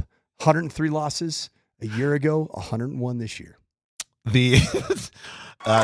Amazing. Yeah, congratulations, Rockies. You finished the second most losses in the Major League Baseball this year, only to the Chicago White Sox 121. That's awesome. That's really neat. Wow. That's a lot of fun. That's 41 and 121. Do you have any friends that are White Sox fans? No. They're the most miserable group of human beings that you'll ever meet in your life. Yeah, I bet. Southside. My dad is a White Sox fan. Oh. Is he pretty miserable? He doesn't even mention them. He doesn't even mention them. He hates it. Because it's good for his health. That's right. To just eliminate it, erase it from your memory. Wow, that is as bad a record as I've ever seen in any sport ever. Okay. That was our baseball portion of the show. And we're moving on to football. Exactly right. I wanted to ask you about this game because the first game that I was watching kind of late last week was the Virginia Tech and Miami game. Yep. So that game ends on a Hail Mary pass, and the Virginia Tech player comes down in the end zone with it. They call it a touchdown. We start seeing a bunch of video angles of it that, to my eye, didn't look like there was irrefutable evidence to be able to overturn it, but then they did. So Miami escapes with a victory in a game that I think that they shouldn't have won. What was your vantage point of that? Well, my vantage point was watching the resurgent Valor Christian Eagles while I called the game with the infamous Vic Lombardi against Ralston Valley. A big win for the Valor Christian Eagles, and Cash Spence, the Colorado high school equivalent of Travis Hunter, a baller. But I did stay up late and watch the highlights. And first off, I think that you got to go with whatever was called on the field. Now, if you were a Miami fan, the indecision on the field was alarming. Yeah. And then it's like, touchdown. Cool. And then the video replay, I've always been of the mindset when coaching receivers and talking about end of game scenarios, like if you don't complete the totality of the catch and the ball gets, in the middle of a pile, it gets stripped from you, then I think that's not a catch. But it wasn't enough evidence with that much at stake to overturn. Yeah, I agree. It was a big call. I mean, it kept Miami undefeated. They're in the top 10 in the country. And Cam Ward's pretty sweet. He is. But that game didn't do much for his Heisman candidacy because he was like the leader in the clubhouse. That was supposed to be a marquee game for him. He was responsible for 3 turnovers and gave a a not good Virginia Tech team a chance to win on the road in Coral Gables. That was not an impressive performance by Miami and Cam Ward. So Travis They Hunter, won, number 1. Yep. Ashton Genty, number 2. It's a 1A, 1B for me right now. And Travis Hunter is 1A and would garner my vote currently. But I look at it because there is a season ahead of us. Yep. I am so excited to evaluate the Heisman Trophy race between my former employer and my alma mater. It's so fun. Travis Hunter, 9 passes, 89 yards, and a touchdown on offense. Defense, 2 tackles, 1 PBU, and a pick. Hunter recorded his second career game with a receiving touchdown and an interception. As we all recall, CSU was the first one of those games. He has 46 receptions, 561 receiving yards, 6 touchdowns on offense. 16 tackles, 2 tackles for loss, 3 pass breakups, 2 interceptions on defense.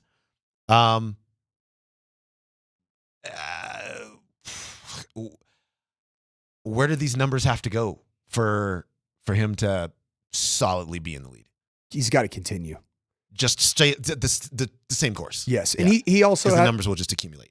Even though he was unhealthy for a portion of last year due to a cheap shot, a personal foul penalty in the CSU game, he's got to stay healthy. Yep, and that's challenging when you're playing that much football. Now I'm going to just stump for my guy Ashton Genty, and I'm not stumping for him to be the vote, but he is squarely in the conversation. Yep. Oklahoma State running back Ollie Gordon, really good player, right? You know who he is? He was like, but not this year, though. But he was the guy that was coming into the year with all the hype. Yeah. Was like actually in the conversation preseason. Yep. He has 23 missed tackles that he is forced on the season. Ashton Genty against Washington State had 17 in one game.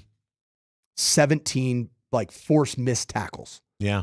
The dude is like, you got to watch him. Watch him more. Yeah. I'll watch him more. And the two of them are totally worthy of being watched and scrutinized and evaluated and frankly celebrated and enjoyed. Yeah. Because they are fantastic football players. Yeah, they're playing great. Jalen Milroe's playing great as well at Alabama. I really like Jalen Milroe. Yeah. That game was awesome. How do you like him as a pro prospect? It's awesome because I feel like Nick Saban is the GOAT of college football. Kalen DeBoer, I had my questions if he was going to take the job and run with it. He's a non-Southerner. He took that job, especially against Georgia, and he made it his own. And I think the best byproduct for Jalen Milroe is Kalen DeBoer coming off the development of Michael Penix Jr. and seeing him to where he was as a passer. You're starting to see some of that same development. I believe that Kalen DeBoer is the modern quarterback whisperer guru of college football. He's just a great coach. And he's a great dude. He's won something like 90% of his games. Like I used to run into him at satellite camps and how he was in all those in-game interviews. Yeah.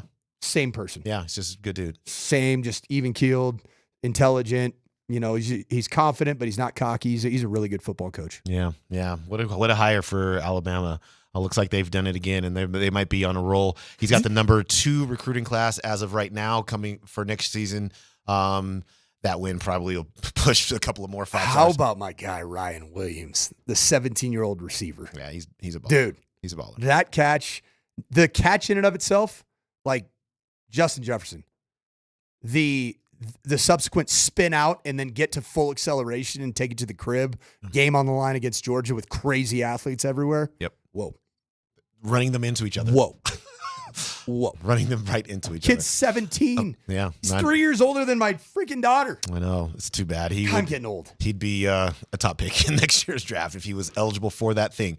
Really quick, Dikembe Mutombo passes, the Nuggets legend, at the age of 58. Today he had battled brain cancer, lost that battle.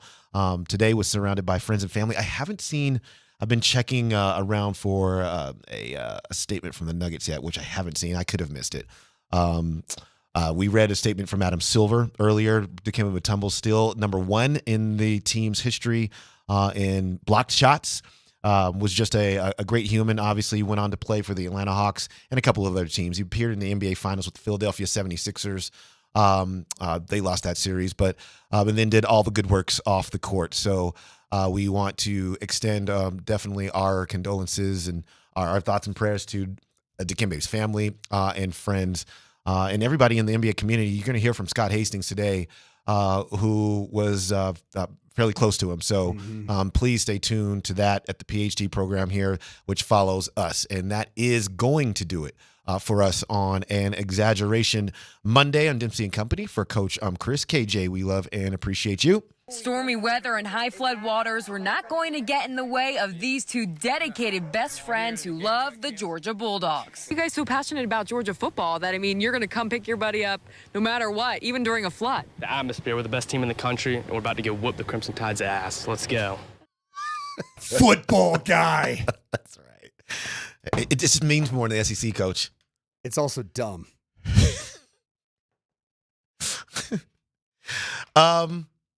Yeah. Yeah. The atmosphere, we're the best team in the country, and we're about to go whoop the Crimson Tide's ass. Didn't happen. Didn't happen. Happy Monday, everybody. We will see you tomorrow.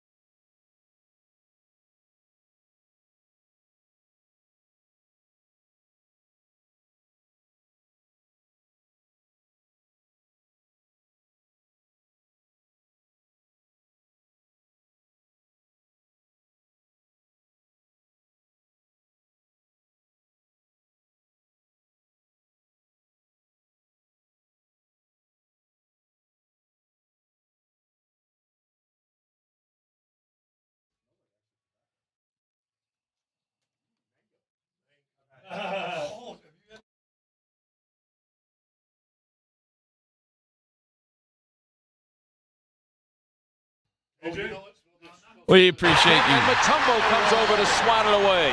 Kendall Gill, Mutombo again takes care of that one. And a foul is called on Gill, and Mutombo works the crowd. Mutombo there to bother it and get Iverson to Jackson. And missed the lay-in. Blocked by Mutombo! Oh, my! Sixers had 2 cracks at it, and Dikembe took it away. Leitner! Here's steal. Alfonso Ellis, and then Shrimp blocked by Mutombo. A record-setting block. With Mutombo. Another block for Mutombo. 28 seconds left. Another 3, way short. That's it. Mutombo embraces the ball, and the unlikely upset. One of the great upsets in NBA playoff history. The 8th seed, a team that was 2 games over 500 on the season. The Denver Nuggets, youngest in the NBA, have beaten the team with the best record in the NBA, the Seattle Supersonics. We are saddened to pass along the passing of Dikembe Mutombo at age 58. What a sad day. And we have so many incredible things going on in sports, but we'd be remiss not to give tribute to one of the all-timers. Scott, I'm so sorry. I know you were close with Dikembe. And good buddy. Always called him my rook, you know. I was with him. In fact, I went back and was looking at my pictures. I put a couple of them on my Instagram thing. It was August of 22. I believe it was August of 22. He was in town for a Nuggets thing, and we did like a sit-down. And I interviewed him for 30 minutes, and the crowd was there. It was a neat event. Very cool. And got a picture with him and Ellie, which is cool. Yep.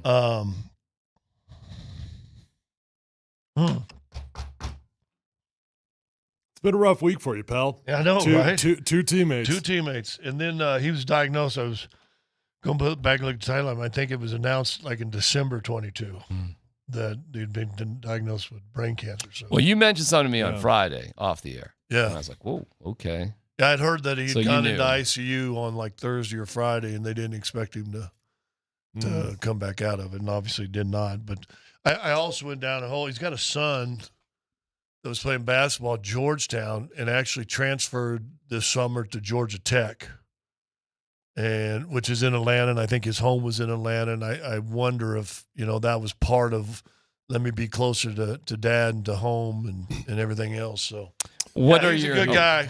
I talked to tons of teammates today, or text, and talked with Bryant Stith and sent a message to Masai Ujiri. And LaFonso, a lot Tommy Hammond, talked to him. So a lot of guys that Dikembe just touched everybody's life he ran into. I've never heard anybody talk negative of him as a human being, which I think if the 3 of us passed, I'm not sure would be said. I think there'd be 1 or 2 people that, oh, he was a butthead or whatever. But I've never heard anybody talk negative of him. He's as Masai said, he's a giant. Well, he was your teammate. I feel like he was like my youth, Right. Growing up, watching it, he was a rock star. That he was an absolute rock star of my childhood. Posters, all of it. I don't know Dikembe. I did have an opportunity to meet him a couple times. Had a funny moment with him at the Super Bowl when Atlanta was playing the Patriots. And I just ran into Shaq, and Shaq was awesome. Shaq asked if he could put my ring on, took a photo with Shaq, and then I bump into Dikembe a few minutes later. And I actually asked him, I said, hey, will you do me a favor? Will you put my ring on your finger and do the finger wag? and he did it. And he put my ring on his finger, and he did the no. And I'm digging through my phone this morning, and I can't find that dang video, and it's killing me because I wanted to show you that as I came in here today. No, that's cool. But super kind, generous with his time, but all the stuff that he's done in his life, giving back, especially out in Africa. But he's done so much, but just a huge part of my childhood. What does he mean in terms of Nuggets history? I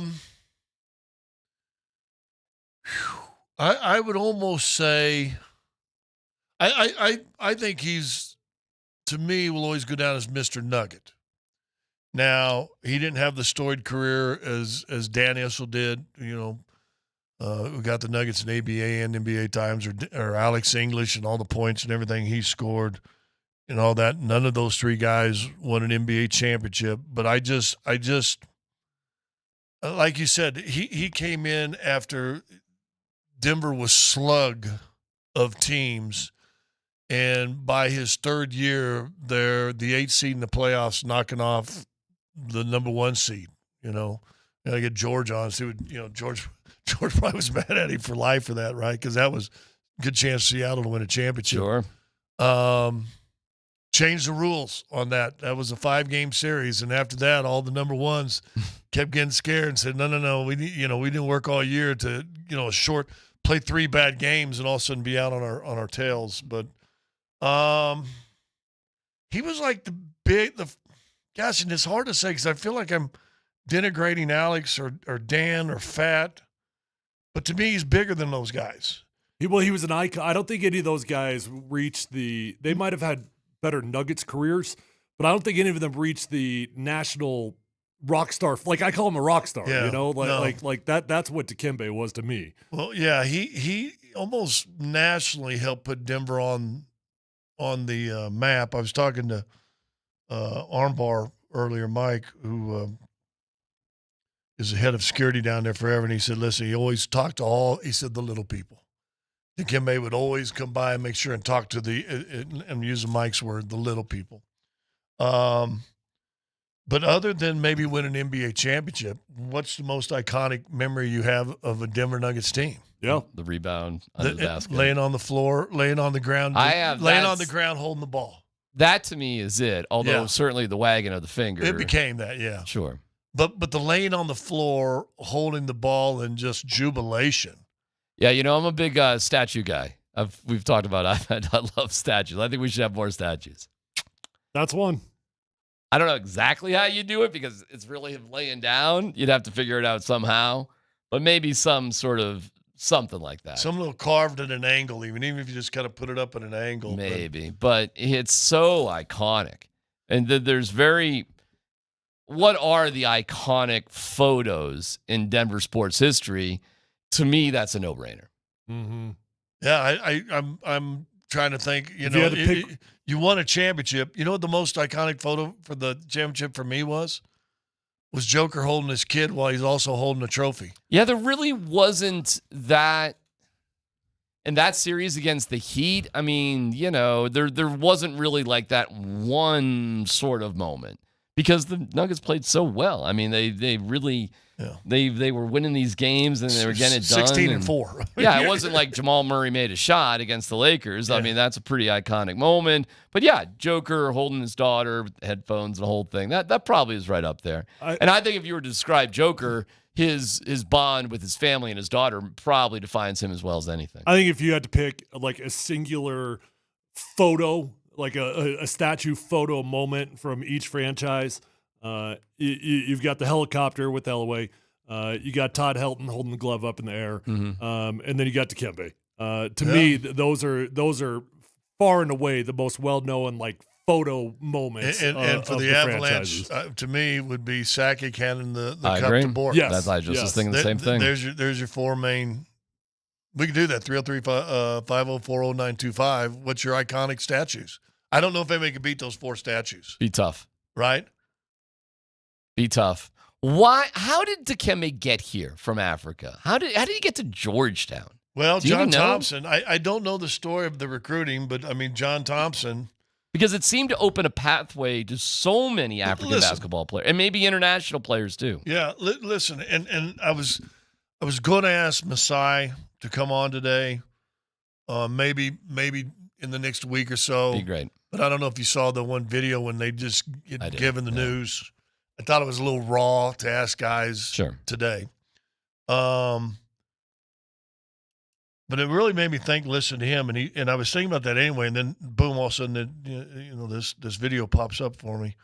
And we talked about in the Olympics this year, how that Nigerian team all of a sudden, dude, they're ballers. They can play. Yes. Africa basketball will and is on the map now, and I'm not sure that you can't talk about it without saying Dikembe Mutombo. Mm-hmm. I think he opened the gates. I think he made it a pathway for a lot of players. There had to be another African player before him, but I can't think of him. Not with that impact. Right. I mean, if there might have been, and we're probably doing somebody a disservice, but with that type of an impact. And I'm not sure yet there's been one with as big of impact yet either. But yet, guess what there is? There's more. Yeah. There's a pathway now. Well, Bobo was before Dikembe, right? You look at what Sudan just did. But Bobo grew up in America. Okay. Well, Manupul. Sorry, my bad. Manupul. Yeah. He and they may have crossed over a little bit because I played against Manute and played with Dikembe. So I don't know if Manute had a shorter stint. Dikembe played 19 years. Okay. What was the origin of the finger wag? Why? Because if you also notice, he'd always do this, and then he'd point to the ground and say, "This is mine. I own this space right here. I own this space funny. right here." I never even really thought about that Yeah, part. there's a great video of the highlight day. Somebody tried to dunk. It might have been Vin Baker. Blocks Vin Baker's dunk, and then he points to, "No, this is mine. I belong here." The other thing is the voice. Oh, yeah. Deepest voice in the history of mankind. Barry White said, "Hold my beer," right? I mean, let me hold your beer, I guess. Yes. He was funny, man. He was a good guy. We had him on. We had him in studio when the studio was down in Colorado when he came into town once. Just a good guy. Just a good guy. World is not a better place today without Dikembe. God, so young too, man. Right? 58? 58. Yeah, so he would have been, this is when kids stayed in college. They all stayed in college back in the day. Right. You know, Patrick Ewing played for about 3, maybe 4 years. Dikembe was there. Iverson was there. And being a Syracuse guy, you know. And back then, the Big East, those were rivalries, right? Come on, man. Syracuse, St. John's, Georgetown. Well, because those were the days of it. They were amazing because the players stayed there. So you got to know them. And then they were winning national championships, too. They were some of the best teams as well with all these iconic coaches. So, you know, listen. And then iconic players came from all those places. Listen, I was just there. I didn't realize the era of college basketball I was really in the middle of. I had no idea. And this is how I started. That is literally how I started covering sports with Syracuse basketball. So I'd be around, you know, guys like that. Pearl was just a pinch before my time. Oh, that's my guy. Just a pinch before. One of the weirdest bodies of all time. But one of the coolest dudes. Good too, dude. Good dude. But, you know, like Sherman died, I think, of either brain aneurysm or cancer, too, I think.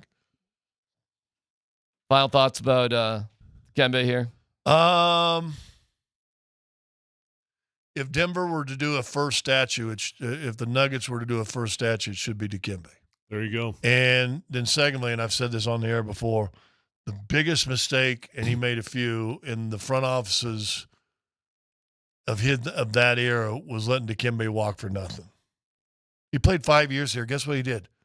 Played 14 more. Do you think he might have been okay if he just somehow kept this? And you know what he walked on? You're going to laugh now. No, I don't know the story. Sam Darnold money. $10 million. Bernie didn't want to pay him $10 million. Right. Total.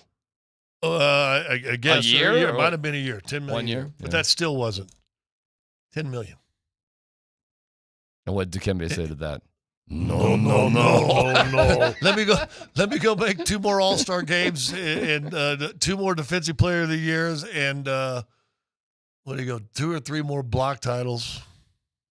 Dude, he's but the bigger thing is, we'll talk about his playing, but dude, really just a prince of a man.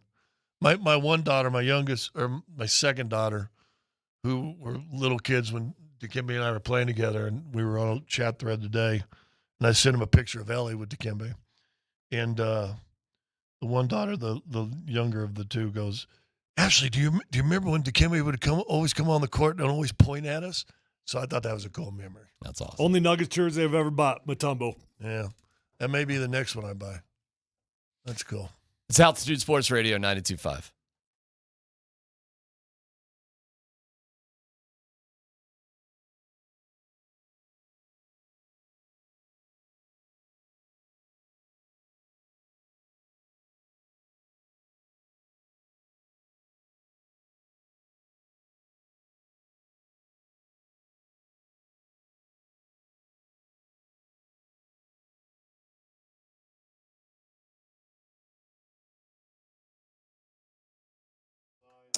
Hey, if you're in the market for a new vehicle, do yourself a favor and go check out Phil Long Ford of Denver. You're going to love your experience over there because they're going to take care of you. They're going to respect your time. You don't have to spend all day, don't have to spend a weekend.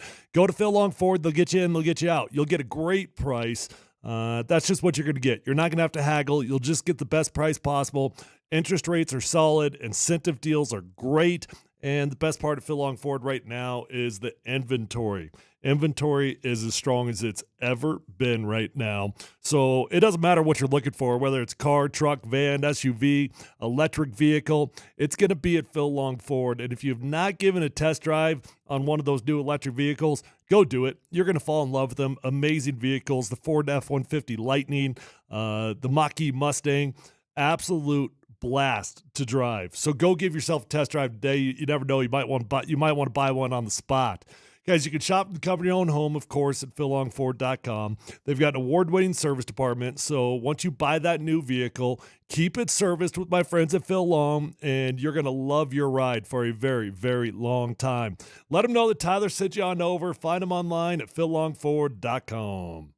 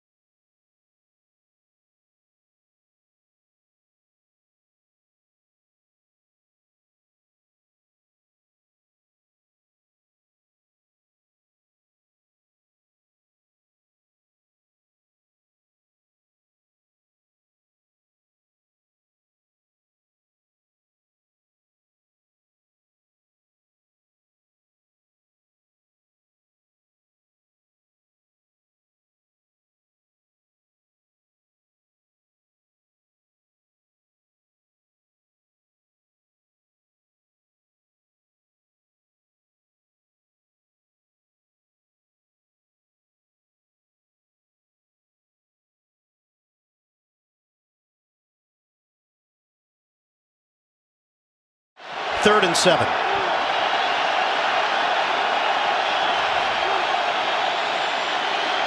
Nix delivers, end zone! Cortland Sutton, touchdown, Broncos! A chance to take the lead. Quiet all day through the air. And the first of Bo Nix's NFL career. He had done it on the ground. Now he's got one through the air. CBS on the call, my guy, Ian Eagle. Classmate. Syracuse guy. Can you imagine that? His son's doing stuff too now. Look at him and look at you. Well, there you go. He was kind of one of them, even like kind of a superstar. Him and Tirico were kind of like the big sort of play-by-play studs back when I was there. Yeah, his son Noah is doing a great job. Like, why didn't he name his kid something crazy? You know, like what, like Oa, like maybe just Oa. Oa Eagle. Yeah, Oa Eagle. Can you believe that's his real name too? That is not a media made-up name. I gotta say this. Like a lot of people, like Vaughn, like didn't he name his kid Victory or something? Valor. Thank you.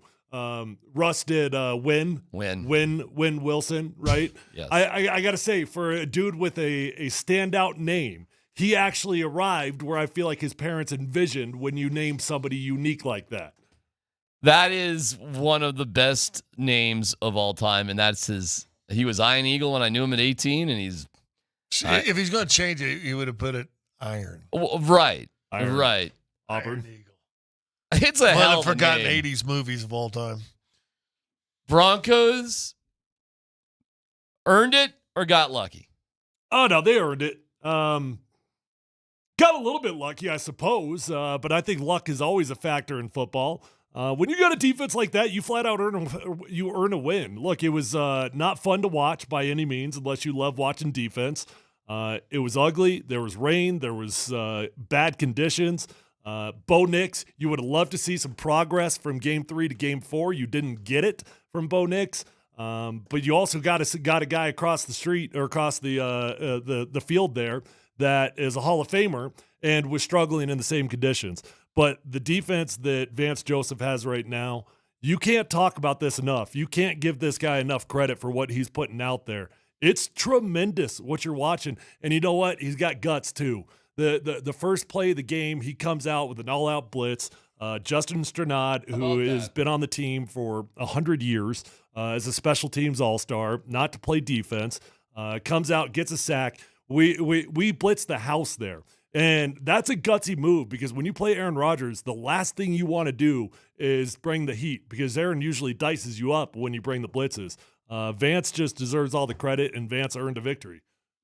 Well, I'm not sure they were ready for that either in that case. Couple takes on it, and I would just say this, and I remember in 2015, and you guys are winning some lucky games, and Peyton had not played well, and you know, he'd have one good drive, and somehow you guys figured a way to win. And we know now, if you're able to look back, how iconic that defensive unit was for that team. And I remember talking about it over across the street where you guys got fired. Well, excuse me, the three of us got fired from. My contract expired, okay. Well, mine too, but I was just trying to make him feel better. better. I got fired. By the way, enjoyed the new lineup, y'all. I'm glad that's working out well. Go ahead. But anyway, and I said, this defense is keeping them in games. And I remember all these people coming in and going, well, it's not sustainable. Don't give up. Hey, never give up. Thank you. You got it. Not sustainable. Not sustainable. Well, I think people are going to say that about this defense right now. It's not going to be. And my answer to then that I'll use now is, well, why not? Go look at what Tampa did this weekend compared to what they did last weekend when the Broncos played them. Go back and look at what the Jets did this weekend, and go back and look at what the Jets did last weekend when they weren't playing against this team. This is a legit defense. I found it so ironic at halftime of that game, 6-0 game, and all they could talk about and showed film of it was this great Jets defense. Yeah.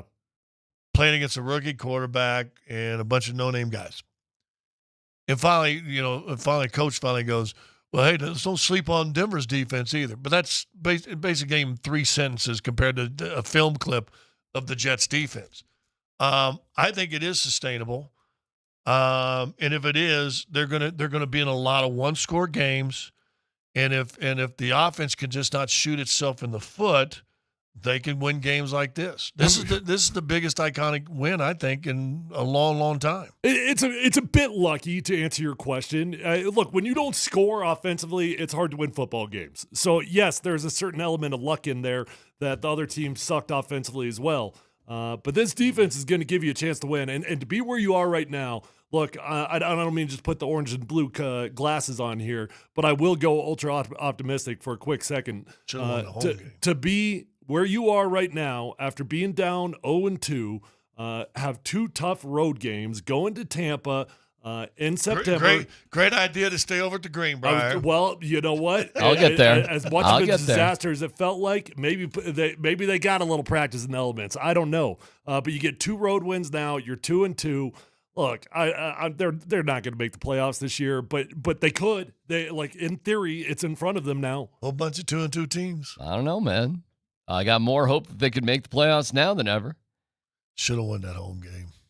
It's okay. Those are like preseason games now in the NFL. They really are. The first 2 games are like preseason games. The problem is though, D-Mac, I can't entirely write off Bo Nix's performance to the weather. I can't do it. Really? No. Look, did he play in Oregon? Yes, he is a Duck. He's played a lot of football in this weather. Okay, come on now. It's not like I know Aaron Rodgers struggled also, but Aaron Rodgers could hold on to the football at least. You know, there was just a lot of bonehead stuff going on. Congrats on his first touchdown. It's a miracle that Cortland was able to catch it, though. I mean, that should have been one of the easiest throws and catches you've ever seen. Yeah, that was not a good throw, but we've also said on the show, receivers have got to help out a young quarterback. And he did. Cortland did a great job. He did. Going up and get it, and then finding toes. Speaking about toes in the sand, he put some toes in the turf. And then pretty classy for him to wave Bo over, give him the ball, all that sort of stuff. Yeah. Very cool. Very cool moment. Listen, just a little, personal stuff. My older son ran the Boulder Marathon, his first marathon. Nice. He was going at a fast pace, then running a marathon hit him. He slowed down quite a bit, so I got to the game a little bit late. We were up there in Boulder for the weekend. Beautiful place, by the way. Good school. We'll get to that in a second. I'm looking at the stats when I sort of tune back in. I'm like, how are you 7 of 15 for -7 yards? I really had to think about, how does that actually work? Because all 7 completions in that first half were behind the line of scrimmage. Because then I had to think, well, are sacks counted again? No, there's no sacks. So all of his passes in the first half were completed behind the line of scrimmage. Correct. It was a stat line, Tim Tebow thought that was a funny stat line. It was something you've never seen before. And you see negative rushing yards a lot. Negative throwing yards? No, you don't see that. Not on 7 completions. Right. And at the end of the game, there's a really funny stat. Cortland Sutton has 60 yards receiving. Bo Nix has 60 yards passing. But several other people caught passes. It is just some weird outlier numbers. So I think it's good that Bo was in a situation like this, sort of went through it. Okay, I'll give this to you. He didn't play great, especially with less than 4 minutes to go. Less than 4 minutes to go. We need 3 first downs. Yeah, you need to hold the ball, but let him use the timeouts. 3 and done. out. Yeah. Minute 40 or whatever to go. We need 1 first down. Yep. 1, 3 and out. And then Lutz, and that's his first field goal miss of the year. And they're lining up, and I'm like, this is done. We lose. That's it. It's over. And then you come back, and Riley Moss has his pass interference that somehow he did an incomplete sign on, like he thought he did something cool there. Has 150 flags land on top of his head. Hey, brother, when you don't turn your head around, you don't make a play on the ball, and you push a dude in the chest, you're going to get called for pass interference 100 times there. But rough moment for a guy who's played unbelievable. Yes, and that's where I was going to. But I don't want to take away from Riley Moss because Riley Moss deserves all the flowers in the world for what he's been able to do. Bonehead moment, but my point is you got an opportunity to go win the game. You need Bo Nix to complete a pass or two there. Will misses the kick. And now you get the pass interference, and it's not feeling good there for a second. For a second? I was convinced it was over. Correct. The Broncos lose. Lose. It was done. And then the Broncos win. And it's just like that just felt so good. And then you see Rodgers melting down on Salah afterwards. Love it. Go have fun with that, Jets. Go have that. The Jets had 13 penalties, guys. 5 on the offensive line, I believe, for false starts or whatever. It was it was a mess. And Tyler talking about that right there. You trying to get a quick step on those guys rushing. Does that not speak a little bit about what that rush was doing? It absolutely does. And Denver's got some guys now. Zach is balling on the interior. Jonathan Cooper, we got to figure that dude out now. Okay, you can't let this dude walk. So the sooner the better in terms of giving Jonathan Cooper a new contract. But yeah, the pass rush has been phenomenal, and you got 5 sacks on Aaron Rodgers. 5. Sean Payton said after the game it's going to be another 20 games before that happens again. I honestly wonder how many times in Aaron Rodgers' career he's been sacked 5 times. That dude doesn't get sacked because he gets the ball out of his hands. And VJ dialing up that blitz with PJ Locke. Oh, my God. I was going to say, you even get the end of the game on a safety blitz. Well, it should have ended the game. It didn't. Well, that should have been the end. We needed 1 first down after that. 1. Well, but hold on. And I'm going to go back to what you said a couple of weeks ago when you were making an excuse for his bad game, too. How much is this on the feet of the play caller, too? Oh, I think a lot. And I think it explains why Sean was so salty after the game. And he was on the conference call today. He's a little bit better today, but he was pretty salty after. Did you hear him and Leggy get into it? Yeah. Woo! Stupid. I missed that one. I heard him and Troy. Yeah. No, it was, yeah. Well, it's cut 14 there. So let me set up the situation. This is near the end of the press conference. And Tyler Bidet, and today, Sean Payton did confirm that Bidet, that was scary. Yeah. When you're being put on a backboard, the whole thing. Well, and he walked off and was just kind of sore, and then was on a knee, and very then it was a weird deal. Very, very scary. He did fly back to Denver, but he just flew back on a commercial air flight. He did not come back with the team, so he needed a little extra time there. But he did come back kind of weird. Came back an hour later. Yeah. We just not going to wait for Tyler? Yeah, we can't wait an hour. We're not just going to hang out and just chill. We don't have a plane we can charter for him? Nope. He just went back on Southwest boarding A. Maybe he got A boarding. I don't know. Anybody needs assistance boarding, raise your hand. Here's Tyler Bidet. He was just back on a regular flight. So anyways, but nobody knew the condition. So during the press conference, Sean did not want to talk about game balls.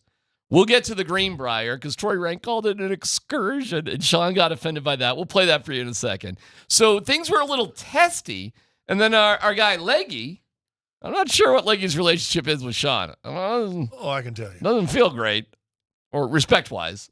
But they had this interaction just about clarification about if Bidet is going to fly back with the team. Go ahead, Dan. I'm just making sure. Making sure what? I said, I'm not. Just giving you opportunity. No, I don't need an opportunity at my press conference. I'm good. I don't want to discuss injury. I Is just that want okay? to see if he's going on the plane. Yeah, we'll see. All right. We'll see. Is that fair? More than fair. All right, we'll see. Anything else? Thank you. Sure. Jeez. You thought Dion was testy. That's a-holy. Because again, if we're gonna get on Dion, to be fair, this guy right here, you know what you just said? Honestly, there's not been a decision made, and I do not know. You know, say that. That's all you got to say. Very rarely will I get on a coach for being testy at a press conference because I get it, man. It's an emotional moment. You won the game. You did win the game. I get it, but I get it. Sports is emotional, and sometimes you're just testy. But what bothers me about that one, I also understand protecting injuries and not wanting to give away things. Right? This isn't a standard injury. This was a moment that the fan base wants to know, is the dude okay, right? So why would we get testy about something like this? This isn't about an injury report or is he going to be back on the field? The fans want to know, is he okay? I've never seen a coach get like that about an injury like that in other sports. It's just a different it's a different injury. It's treated differently. Yeah, usually coaches go out of their way to give you as much information about a situation like that. At least they have in the 30-plus years that I've been covering sports. So, and you got to understand, too, there's reporters like Leggy and other guys, Parker Gabriel, Denver Post. They're writing game stories, man. I just need to know. Listen, I don't need a big in-depth. You don't have to give them, some psychological thing. How important was this, how that. No, I just literally need to know a fact because I'm going to write this up. I need to know it. I totally understand where Leggy's coming from. I got to know. I don't need an opportunity in my press conference. Leggy did stoke the fire just a pinch by saying, I'm giving you the opportunity. Like that. It's a good line, though. It's a great line.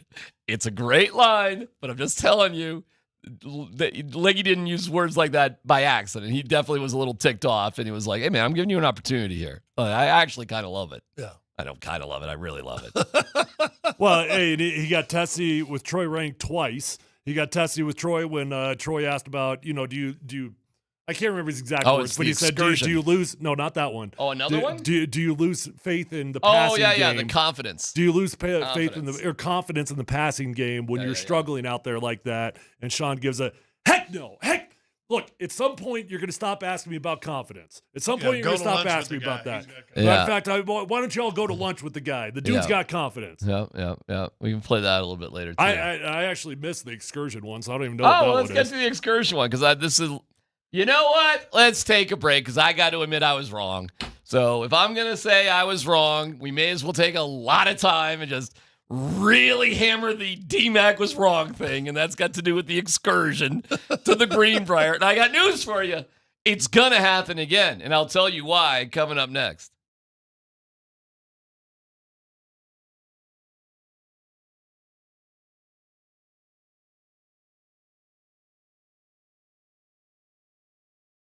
All right, if you're out there struggling with hair loss, first off, I get it. I know the feeling. It sucks, but you can do something about it. And if you're anything like me, you've probably already looked for answers out there. You've tried all the pills, the lotions, the creams, the potions. There's a lot of options out there, and for the most part, they all just suck your money. Well, why don't you get it fixed up once, get it fixed up right with my friends at Advanced Hair Restoration, because they've got a groundbreaking advanced FUE. No matter if you've got a receding hairline, thinning hair, or bald spot, Advanced Hair's simple one-day treatment is going to have your own natural hair growing back the very next day. Guys, you're going to love Dr. Tanya Pauls. She's amazing. She is just best of the best, as the entire team at Advanced Hair is. Matter of fact, they were the winner of Westward's Best of Denver. Advanced Hair worked for me, and it's going to work for you as well. They guarantee that your own natural hair will regrow. For a free consultation, get $250 off and 250 free hair grafts. Simply call 720-459-HAIR. That's 720-459-HAIR. Or check out those before and after photos at advancedhair.com.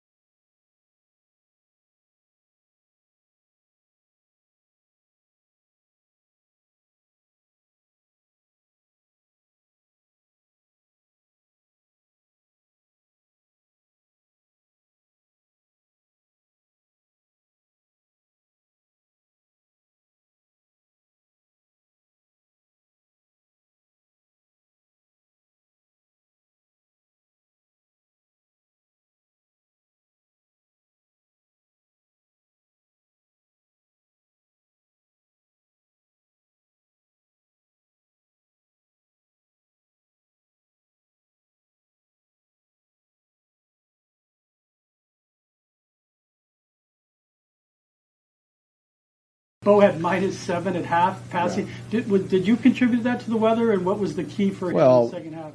Yeah, I'm not interested in that. Yeah, you had to pay attention to the game, and you would say the weather was a factor, with the balls. But we'll look at the tape and try to improve on that. What was the key to getting? That's it. I mean, yeah, but you never lost confidence. Heck no. What was the key? At some point, we'll stop with the confidence. This kid is confident now. I should send him out to dinner with every one of you, and you'll see. He played well. He did? He played well? I had a muggle, different muggle. I watched Harry Potter, the first one today, or last night. Oh, yeah? Or this weekend. Did they refer to muggles? Oh, yeah. That's where you get the muggle in. I thought of you right away. No, but you got to understand, though, I've never watched Harry Potter. Somebody else brought that to my attention. It was not my idea. You've never seen Harry Potter? It's snippets. I couldn't tell you. I watched number 1 and I started number 2 this weekend with my daughter. That sounds about right. I'd watch it with a kid or something like that. But no, it's better than that, though. No, it's not really a kid's movie. Yeah, it's really not. Yeah, I'll take your word. Actually, kids got to be a little bit older to watch it. In fact, number 2, when the spiders start coming out. Yeah.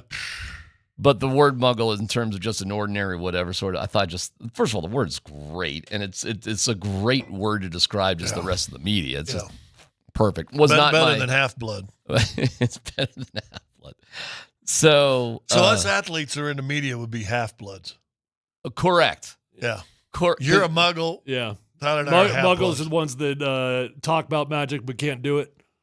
Is that what the muggle is? Muggle is just a regular person that has no magic. Right. And then a half-blood, or it's something blood. Somebody on the text line, Texas, it's something blood, and it means basically you were born with muggle family, but you got magic. Well, the name of the movie isn't Harry Potter and 1,000 Other Wicked Awesome Magicians. You know what I'm saying? Like some way Harry's gonna rise above the rest of them. A little bit. We got a half-blood offense. I'll tell you that much. By the way, Williams look okay? Oh, I was gonna bring that up. Yeah, no, he heard the call, man. He heard the call. Javonte looked young. He looked fresh. He looked like, he looked like dude. Average 4.8 per carry. Yeah, he wasn't the plan. D-Mac's rolling his eyes at it. I could tell. No, he wasn't playing. He didn't play. I don't think he took a snap the first half. Oh, he wasn't the plan. Tyler Bidet got hurt. It's pretty clear. They were going to go in. Javonte said, "I'm not going to lose this spot again," and said, "Hold my beer." Good for him. Yeah. Hey, I'm always for good stories. I've got nothing against Javonte Williams. Keep playing. Play well. But I got to admit something. I was wrong. Did you bring Tyler a coffee? I don't think we had a bet on it, did we? Nah, we didn't bet Do on we this have a one. bet I on don't know it? what you're wrong about. We didn't bet on You're this so one. rarely wrong. I mean, it's like Fonzie. You do still owe me a coffee, but really? Yeah. Okay. Yeah. But the Greenbrier, despite how insane the whole thing was, turned out to work. And not only did it work this time, but get ready for next year when the Broncos try to play Philadelphia and Washington in back-to-back weeks, because they're East Coast games next year. So I was told that Sean's already angling to get that done. But he is so over. That article we brought up on Friday on the show about Parker Gabriel's article about the $2 million and all that, and Sean Payton thought that was the most ridiculous thing of all time. And then Troy uses the word excursion. So despite the win, it was a little weird one after the game for our boy Sean Payton. Because his offense sucked. He won a game, but the offense sucked. So he's not in a good mood. Okay, so here we go with Sean Payton and Troy Rank and excursions and being upset and ripping on the article and all that. It's just gold. Go ahead, Dan. What did you learn about your team? You had said what you're going to learn on this excursion. No, I said, hey, look, it wasn't an excursion. It was, but this is something a lot of teams do. It was the first time you guys have been a part of it, but this isn't unusual. It makes a lot of sense. I felt like, look, it had a chance to be a pivotal point in the season. We're early in the season, but you find out a little bit about everyone, all of us. You know, you find out a little bit about your grit and toughness, and you're going to go on the road and play Tampa. They're 2-0 at the time. You're going to play a Jet team that obviously is playing good football. You go into some tough environments, and You get on a plane tonight, and you get back home at 2-2. That's important. You didn't have. Yeah, none. We'll announce those. We don't really announce them, really. I don't know if you guys are. Yeah, I'm not interested in announcing the game balls. We gave one to our support. Chip, who wrote the fabulous article on Chip. And so I said, man, was that or we're waiting for a sequel? I said, I felt like that it was the Bruce Springsteen tour with the pounds of rice. So I gave Chip a hard time, but everyone in the operations got a game ball. The millions of dollars. We combined 2 trips. Anyway, I appreciated the article, but I gave Chip a hard time about it. Anyway, so everyone in operations, there's a lot of work. All right, now it's not the Ringling Brothers or Springsteen tour, but there's a lot of people that put in a lot of work, and it was worth it. Whew, man, this guy. This guy. This guy is something, man. I did a tour one time at the Greenbrier. I did that. I did a tour at the Greenbrier, and I learned a lot about my grit and toughness of coming out of the Greenbrier. He thought they had an opportunity to learn a lot about their grit and toughness. And, when I survived the Greenbrier, I came out a changed man. Sean Payton's wife was there, I heard. Skylene. Well, didn't someone tell us he's from West Virginia? I don't know. I asked how many fly-ins were going to be there. Did everybody get to bring their wife? If they wanted to, if it was on their own dime, they didn't get to fly on team plane. I was wrong. Greenbrier worked. I'm man enough to say when I'm wrong about something. You are so reluctantly. His wife was there. Any other wives count? It all worked. I was wrong. If Mama was there, you'd think he'd be less grumpy. I was wrong, but the game was unbelievably competitive. The defense balled out. You're right, though. His offense sucked, and that's a tough one because the defense and VJ is getting. Rightfully so. Like, wow, look what they're doing. Well, remember when I asked you guys a question last week, and I said, how many more games, of this defense before the stain of VJ's head coaching, time here gets kind of erased, and all of a sudden his name pulls back up, and people go, hey. For a head coach? Yeah. For me, it's already happened. Whatever negative experiences you've had with Vance Joseph, to me, it's gone. That is such old news. He is the hero of the town. I mean, you see Vance Joseph out at a restaurant, buy the dude a drink, okay? Buy the dude his whole meal. I mean, he is the hero of the town. But there's no doubt Sean Payton gets to do a massive victory lap on this whole thing. He thought the article was ridiculous, obviously. You can tell by his tone how silly he thought the whole thing was. He's kind of amazed that the Broncos have never done anything like this before. Citing that most teams have, and we just haven't because we're a bunch of rubes, I guess, out here in Colorado. Yeah. Because we're a bunch of idiots. Trips. Yeah. The long road trip thing, too, I'm laughing about. We don't live in Tahiti or Timbuktu or Seattle or San Francisco. Why is Denver like the biggest hub in America? Because it takes 2 hours to get anywhere, pretty much. Exactly. Which the NBA doesn't realize either. The NBA does the Nuggets, and I'm sure the Avalanche the same way. They think, well, Dallas it's just right there. Yeah, it's 2 hour and 15-minute flight, and you lose an hour. Listen, man, Sean wins. The time zone thing, the sleep thing, the practice thing, that was one hell of an effort from their defense. Offense, not so great, but whatever. They did enough. They had enough gumption. I really would have liked to see him finish off the game with getting a couple of first downs, not going 3-and-out their last 2 possessions. But listen, man, okay. You got such incredible performance by your defense, and getting the win is all that really matters. And by the way, the only reason it would have been a disaster is if they got blown out. They certainly didn't get blown out. I mean, they were bonded together, so I love it. So if you want to, hey, you win this one, and I'm going to shut up about it. So you want to go to the Greenbrier, it ain't my money, and it all worked. So good. I want to talk about this defense and pinpoint just 3 dudes real fast. And we talked about, and we heard the news last Tuesday, I think it was, that Singleton was going to be out for the year, the ACL. And I don't know if you saw the videos when he got hurt in the first quarter and he played the other 3 quarters with a torn ACL. But what Barton, Stranad, and Welch did as inside linebackers, I thought all 3 of those dudes balled yesterday. I thought they all three were absolutely fantastic.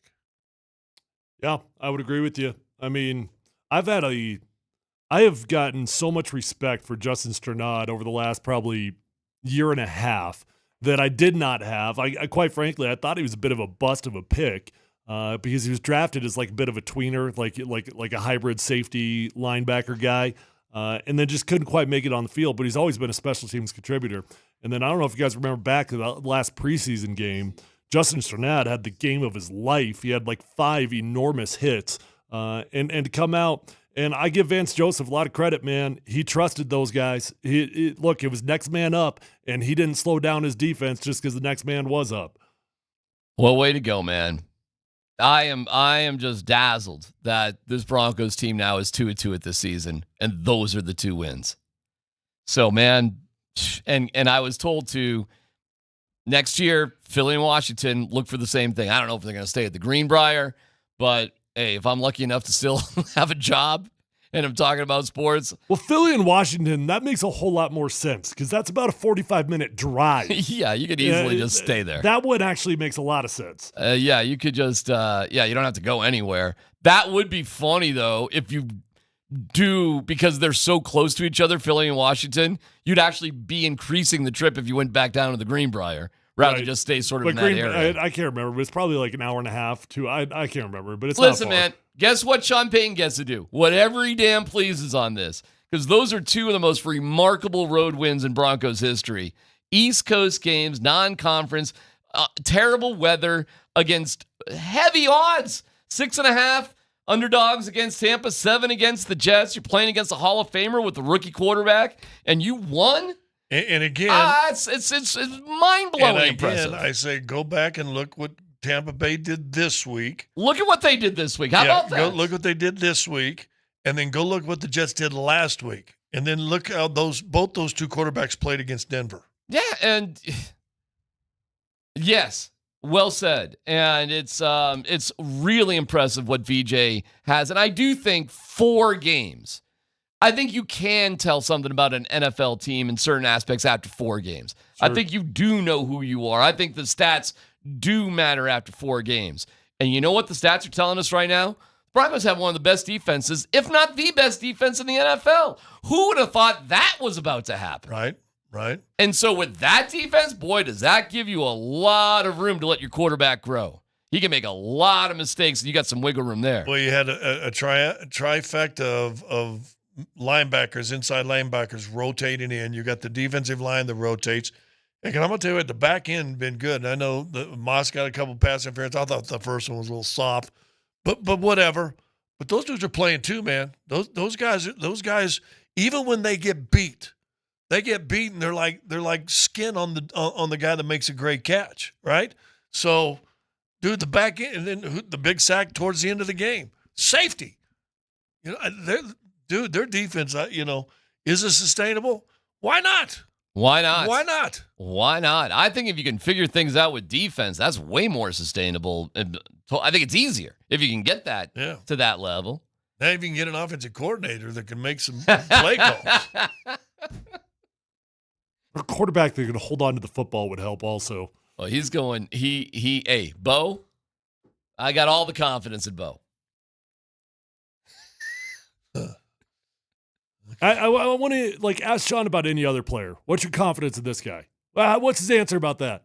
Any other player? There's no way he feels strongly defending anybody more so than Bo Nix. Ain't no doubt about it. But listen, this is what you need to do. But he's going to have to be careful long term because that will catch up to him in the locker room if that doesn't change long term. As long as you're having light shows and fog machines and dance parties and Club Dub after games, I mean, everybody's going to be fine. So the light show and Club Dub, is that just so he can get some pub like Pierce did in the Raiders last year? I don't know, man. Listen, look at us. He was doing this way before Pierce. Celebrate your wins, man. I got no problems with that. And the Raiders now come to town. They did get a win just when they thought that ship was just good though. I don't want to. Okay. All right. I don't like teams down when they come in. And guess what, man? We got a great month of Broncos football because the next 3 out of 4 games are at home. And the one road game, the one roadie, Thursday night in New Orleans with Sean Payton going back there. Come on, man.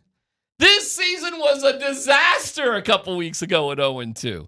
And the Buffs after Nebraska, Man, who knows where that season was going. But your Buffaloes put together maybe the best 60-minute game.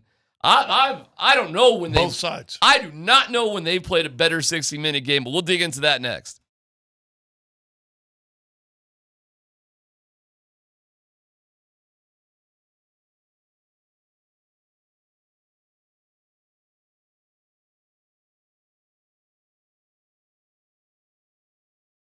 Hey, it's C-Mac for the Rocky Mountain Men's Clinic. Half of men over age 50 have erectile dysfunction, with even more of us affected as we get into our 60s and beyond. ED can also impact younger men, even in their 30s, which makes it one of the most pervasive conditions in medicine.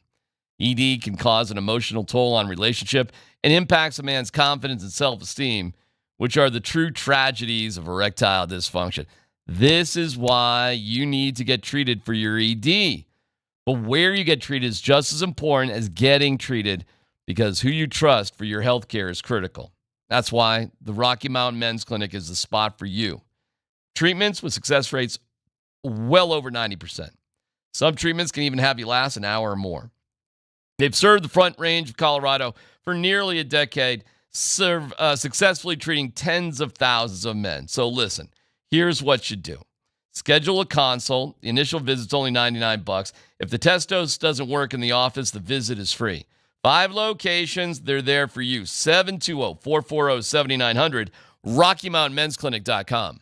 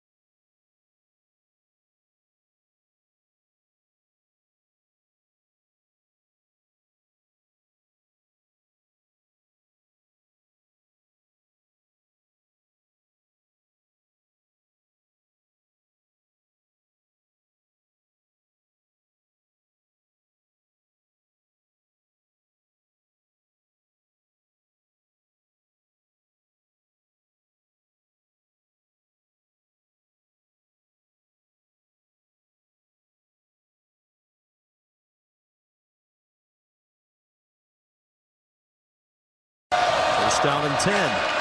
Play action. Sanders throws for Hunter. He'll walk in for 6. You know why he is so remarkable? Because he knows exactly what a corner's thinking. Sanders with a clean pocket, looking deep for Shepard, and it is a diving catch. Oh! Will Shepard, full extension for his first Colorado touchdown. Are you kidding me? First down, Jefferson gets away from one superhuman pick from Travis Hunter. Put the cape on him already. First down, Colorado.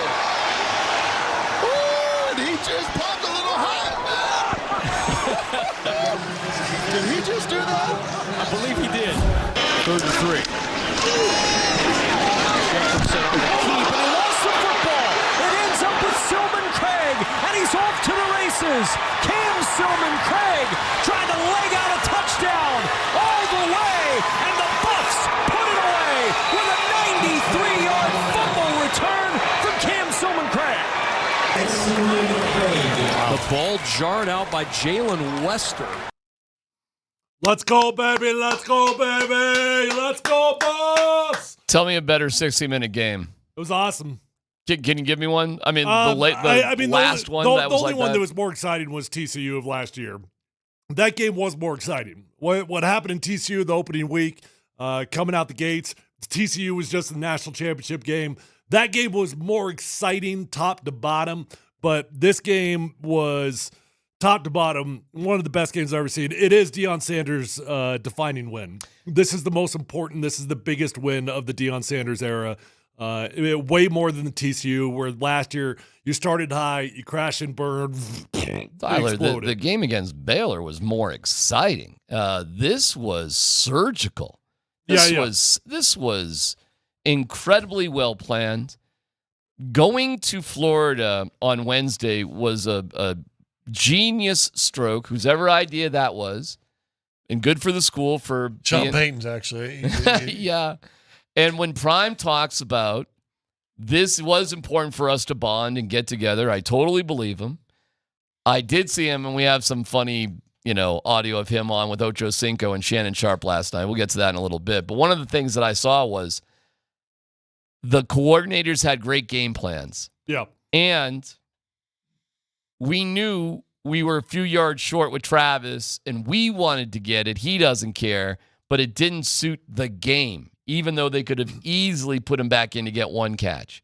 This is remarkable growth by Dion Sanders as a head coach in a very short period of time. If you allow me a second here to rant, and this will probably take me a second, but what we're watching, what we're watching right now, honestly, if you're calling a Buffaloes fan, we might not ever see this again. Honestly, we may never ever see two guys on the field, especially on the same side of the ball, and Travis Hunter and Shador Sanders, top 10 picks. This electric environment, you might not ever, ever, ever get it again. And what the Buffs have done this year that is so exciting to me, it's the opposite of last year where you started high, you crashed and burned. This has been organic growth. And you've got an offensive line that's got a right tackle issue for sure, but they're getting better. You go up against the number one rushing attack in the country. UCF is averaging over 300 yards per game on the ground, and Colorado put it on them on the ground. Colorado was the physical team going into it.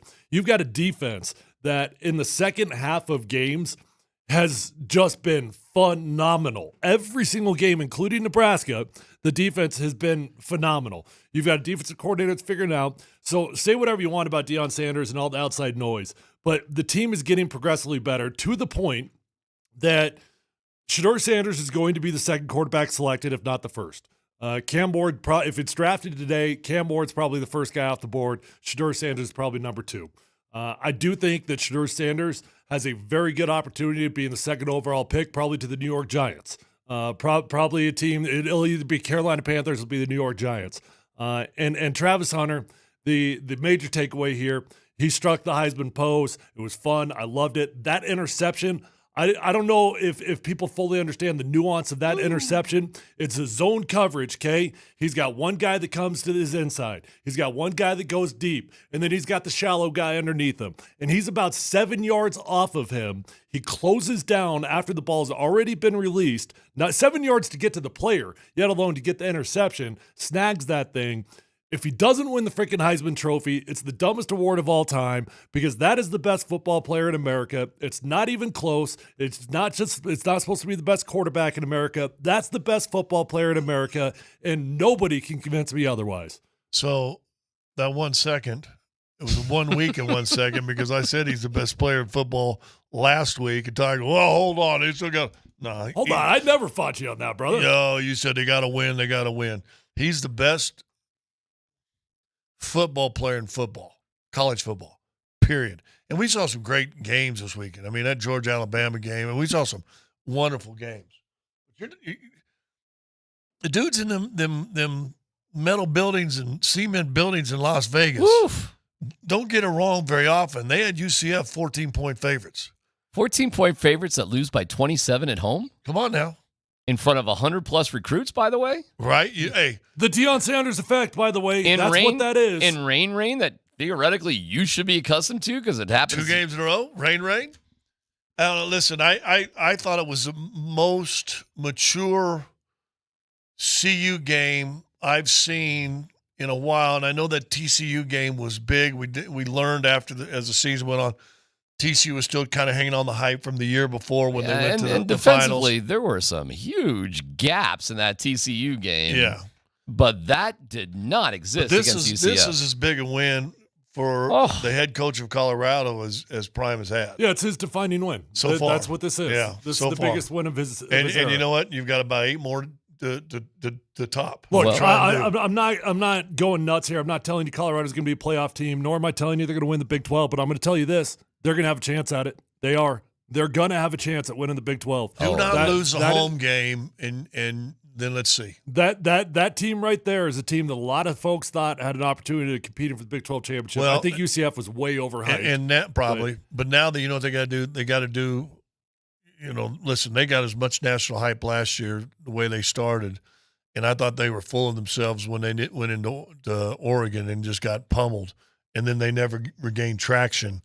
They got to keep this even keel. I thought Presser, at least the Presser part, I saw Prime as even keel as I've seen him. Mm-hmm.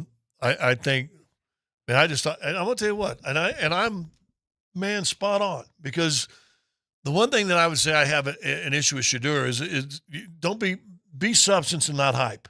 Have some volume to you and not hype. Well, he's both. But but before a game, you're getting ready to play, and you've got Cam Newton trying to go out and photograph opportunities with both Shador and Hunter, and neither one of them really gave him.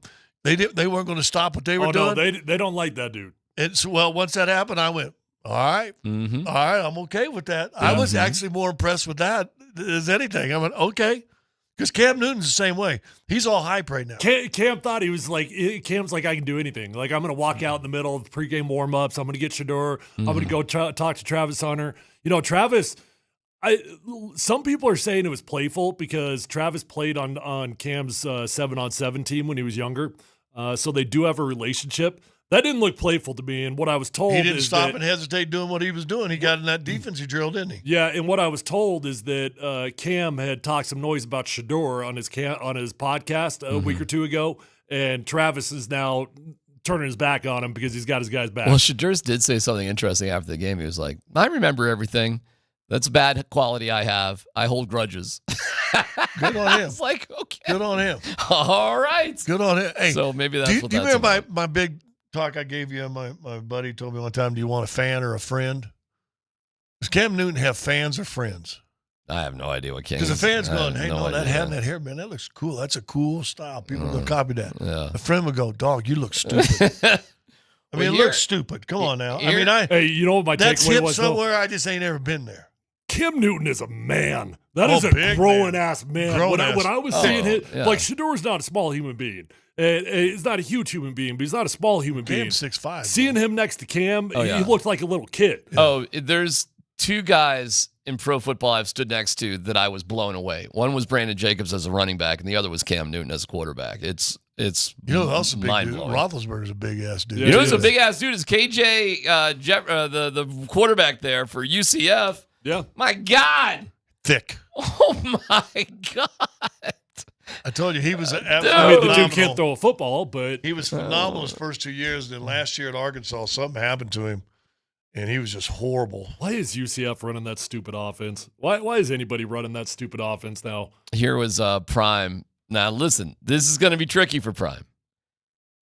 Even Paul Feinbaum was praising Colorado.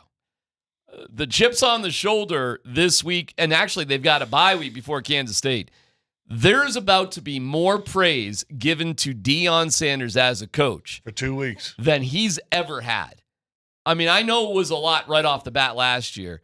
This is going to be something else. Do you know what time the game against Kansas State is in Boulder? Do you guys know what time it's at? Well, it's going to be prime time. 8:15. Yeah, I mean, it's going to be every station in America is going to be there. That is going to be a madhouse in Boulder. An 8:15 start time 2 weeks from now. My goodness. Here's prime about being an underdog. We don't care about that. Y'all do. We underdogs every week. Ain't nobody want to see us win. You know that, except for our fan base. You know my brother Rand, right? Yeah. Life in football, they ride with us, but ain't nobody nationally want to see us get down. So hold on. I want to say, let me finish blessing her. That's just the nature of the game. We're not mad about it. We're not upset about it. We know who we are. We know how we get down. It's not like we come out talking that talk, because we don't really do that. You say we do that, but we really don't do that. Our kids are very humble. I don't say what's going to happen. Never. I say what I would like to happen, but not what's going to definitively happen.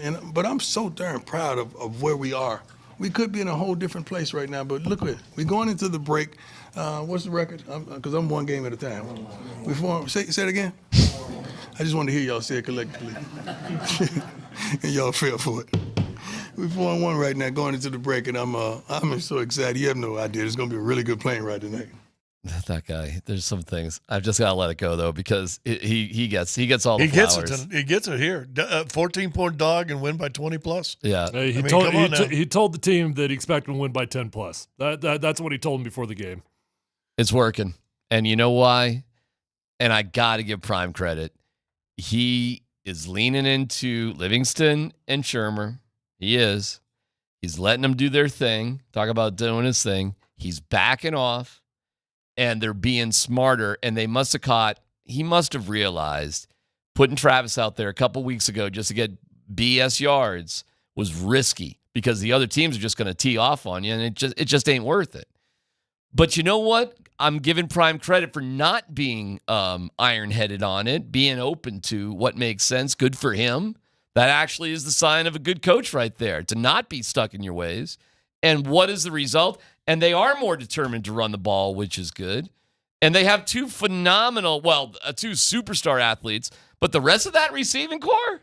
Oh, listen, man, Will Shepard, that catch that he made, first off, it was a 53-yard throw, which a lot of people forget, which Shador throws with the flick of the wrist. Best deep ball thrower in America. It's not even close. But the catch that Will made, that was very impressive. Dude's got 20 career touchdowns. That was his first with the Colorado Buffaloes. But he's like the third or the fourth wide receiver on this team. Colorado's got 4 wide receivers that are going to belong in the NFL, and I honestly think all 4 will be playing in the NFL. Can I give you something else that Prime did that was cool? He told Will Shepard, had you caught that ball, you would have landed in bounds and the game was over. It was good that you dropped the ball last week. I don't know about that, because I think he might have fallen into the end zone. I'm sure Will Shepard felt awful about the ball hitting him in the chest and dropping it. But, man, I got to give Dion props. That is a good thing to tell a young man who might have been a little down that he might have blown the game for his team in that situation. So to reassure him, like, hey, it's all good, and you never went anywhere, and I believe in you, that's powerful, man. That's great coaching. Easy to say when it works out, though. Well, whatever. I mean, still, to have belief. I mean, whatever. When you turn programs around, I've always said, one, you got to start winning games at home. And then and to go on what you've talked about a few times this last couple of weeks, D, is you got to be able to win close games. Absolutely. And that Baylor game, not playing just absolutely horrible, other than not being really able to run the football either. You won the game. You won a close game. Lucky, maybe. Did you have to make 2 plays to win that game? Long throw, receiver comes back to it, cradles it, catch. Defense, he stopped, knocked the ball loose. 2 plays. You made 2 big plays to end the game in overtime, and you won the game. So that's another good sign if you're a CU fan that there is growth. That is 4 wins. If you're keeping track, there's 2 more. There's no reason, and you got 2 weeks to plan, there's no reason you can't come out against K-State, who's a good team, probably better than anybody you've played so far this year, and give them hell up in Boulder. Why not? And then he goes on the podcast and rips on Shannon Sharp, which is great. I mean, there's elements of just being Prime that are just too good. You'll hear that coming up next.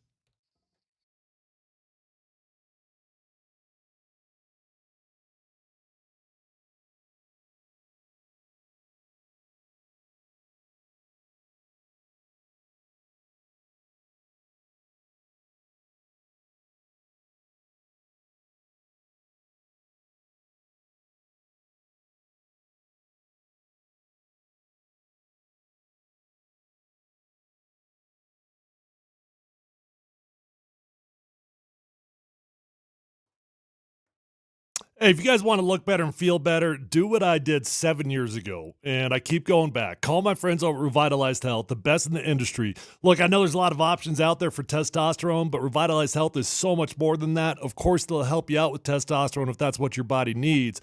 But your overall health and wellness needs full attention. And at Revitalize, they've got peptide therapy, hormone replacement, medical weight loss options, vitamin B12 shots if you just need a shot of energy. Whatever your body needs, they're going to come up with a customized game plan, and you're going to feel so much better.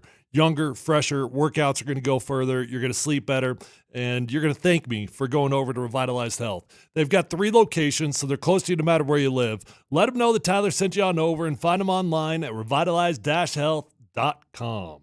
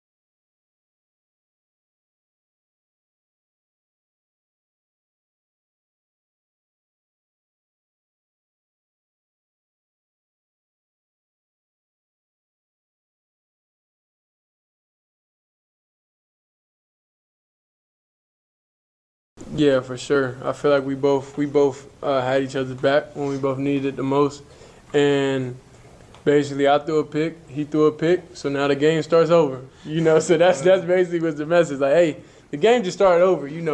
We both got our stuff out the way, but the way how the defense was playing was amazing. The way how offensively we was able to mix the run in a lot with the pass and made everything way easier. The way our coach Shermer called everything, it was pretty good. No Dumb Questions coming up in 8 minutes. That's Shador Sanders, 4-1, almost halfway through the season.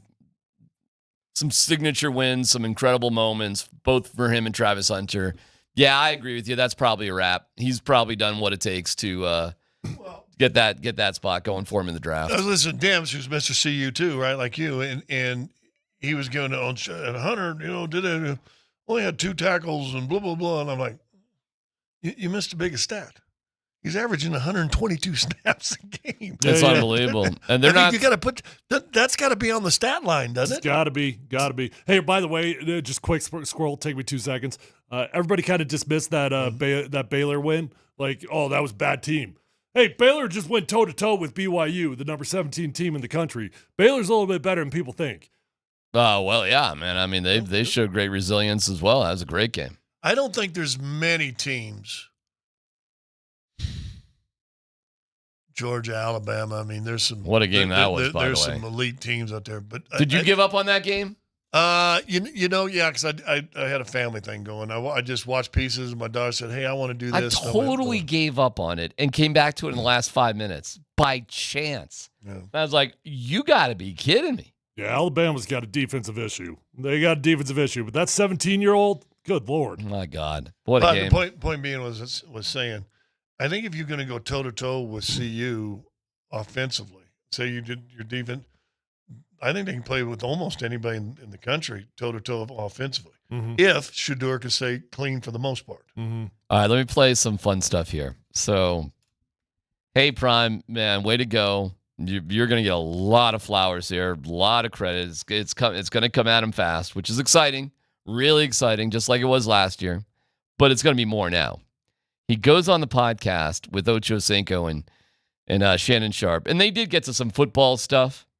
And this is where he did say, hey, my coordinators put together a great plan. And you realize Livingston and, yes, everybody, Shermer, are really doing a nice job. They're improving. They're using what they have at their disposal, and they're learning and using them so much better. It's really amazing. But then he gives Shannon Sharp is going to get so much crap about that sex thing. I mean, it is pretty funny. Can I order what y'all been talking about over here? Can I order some of that? There's a lot of need right here for what I heard. I ain't get my turn. Everybody else got their turn. I ain't get my turn. I was sincerely worried and caring, concerned, and all that, man. I just wanted to know you all right, because it sounded like you just sounded like you pulled a hamstring or something. Hey, he got bad cardio too, huh? Just the carburetor was like, something wrong with it. I barely made it home, Ocho. I barely made it home and my phone ringing.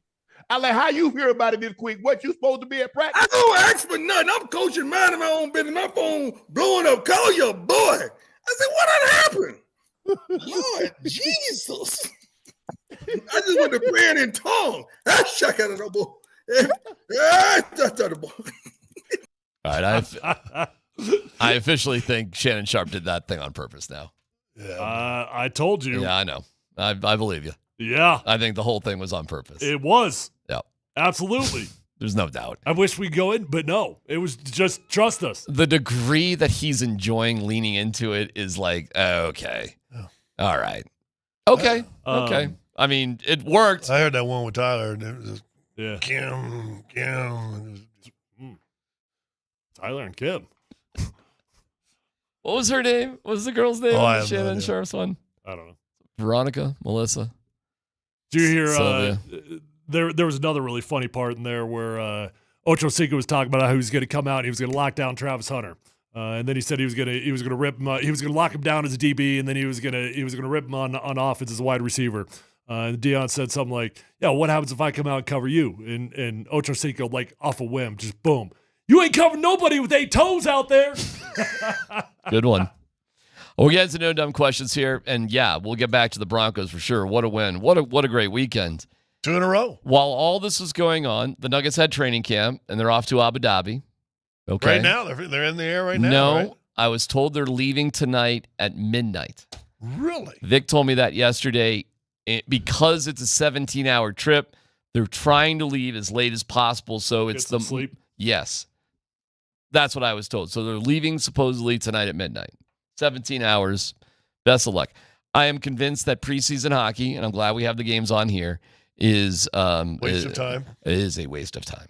Well, you saw the first two games against Dallas, the Avs didn't play nobody. And last night, 6-3, they lose to Utah Hockey Club. And listen, Bedsy, I don't know what is going on with the hair. It is, dude, it's not good. I don't know what Mama Mac's not happy. She is beside herself. She is such a Bednar fan. Even I am looking at what Bedsy's got going on right now. Like, that is a bad plan, whatever it is. It's not good. Okay, I got no dumb question. No. You can't think it's, even you wouldn't think it looks great. I think it looks phenomenal. With whatever you got going on. He hadn't had a haircut in 2 months, so he probably thinks it looks awesome. More like 4. No. If anybody is going to say, hey, that looks fine, it's what Tyler has got going on now. But I doubt even you would think that this looks good with what Bednar's got happening. It's really that bad. I do have a Todd Helton thing. I don't want to interrupt you, though, but not Todd Helton, but Charlie Blackmon thing. That was a part of a dumb no question, so I could lead with that, and you could do All right, let me just say this. We did speculate, how would they treat Charlie Blackmon? Was that part of your no dumb questions? Well, no. All right, let me just... Yeah, a little bit. I was going to but no dumb question is going to be, did they do him right? Well, let's just get to it then. We can get right to it. Columbus, Hastings, and DMAC present No Dumb Questions. This is your safe space. Send us your not dumb question now. You're a smart guy. Tweet it, text it, or Twitch it. It's No Dumb Questions. Hey, I know this segment is called No Dumb Questions, but sometimes there are. With thanks to Old Chicago Pizza and Tap Room. Visit oldchicago.com for a location near you. Thank you to Old Chicago. Visit oldchicago.com to order online or find a location near you. No dumb question. They end up losing 101. I heard this from Coach. 101. They lost 103 last year, so maybe an extension in the works for the manager because there was improvement. 2 games. That being said, did you see what happened too on that? The Marlins actually won a couple games. So the Rockies, by losing 5 of their last 6 games, including getting swept by the Dodgers at home, were able to secure, against all odds, last place in the National League. My 8-year-old daughter, who knows nothing about sports, heard on the radio the Rockies lost 100 games. She goes, man, that's a lot of losses. Like, but 2 years in a row now. You got to figure it out. Tell her, hey, listen, it was 101. Yeah. 204 in 2 years. How Bud Black keeps his job is beside me, if that's your question. But no, the question was, did the ending to Charlie's career as a Rocky, did they do it justice by the Rockies? Did they do it right? All right, let me explain what happened. I went there Friday night. It was one of the best Colorado sporting decisions I've ever made in my life. My wife and I got ourselves a nice little spot at the Westin. We spent more than $200 on Rockies tickets by a mile. This is since Rocktober. This is the most money I've ever spent on Rockies tickets. It was worth every single penny. We had incredible seats. The weather was spectacular.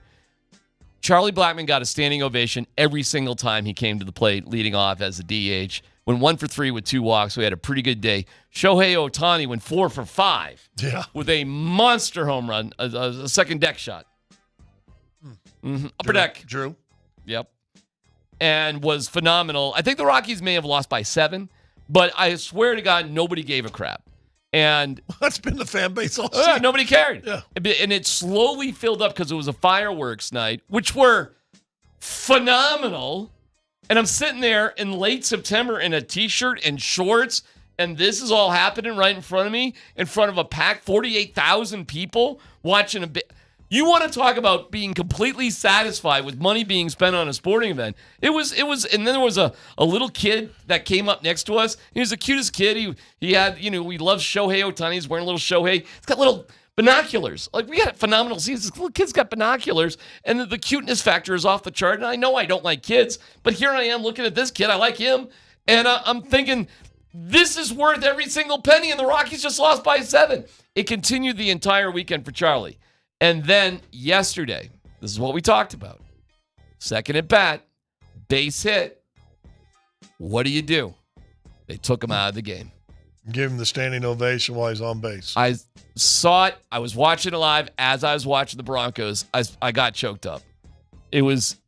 If I wasn't there, but I imagine. What did he do?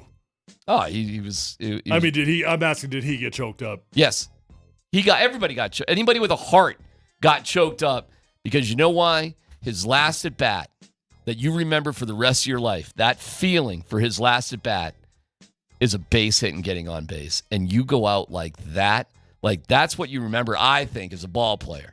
In my head, I'm still playing baseball. And I just remember that last time. And his last time as a base hit. Did you see, and I saw some replays of Todd Helton's last at bat, which was his last home at bat was a strikeout.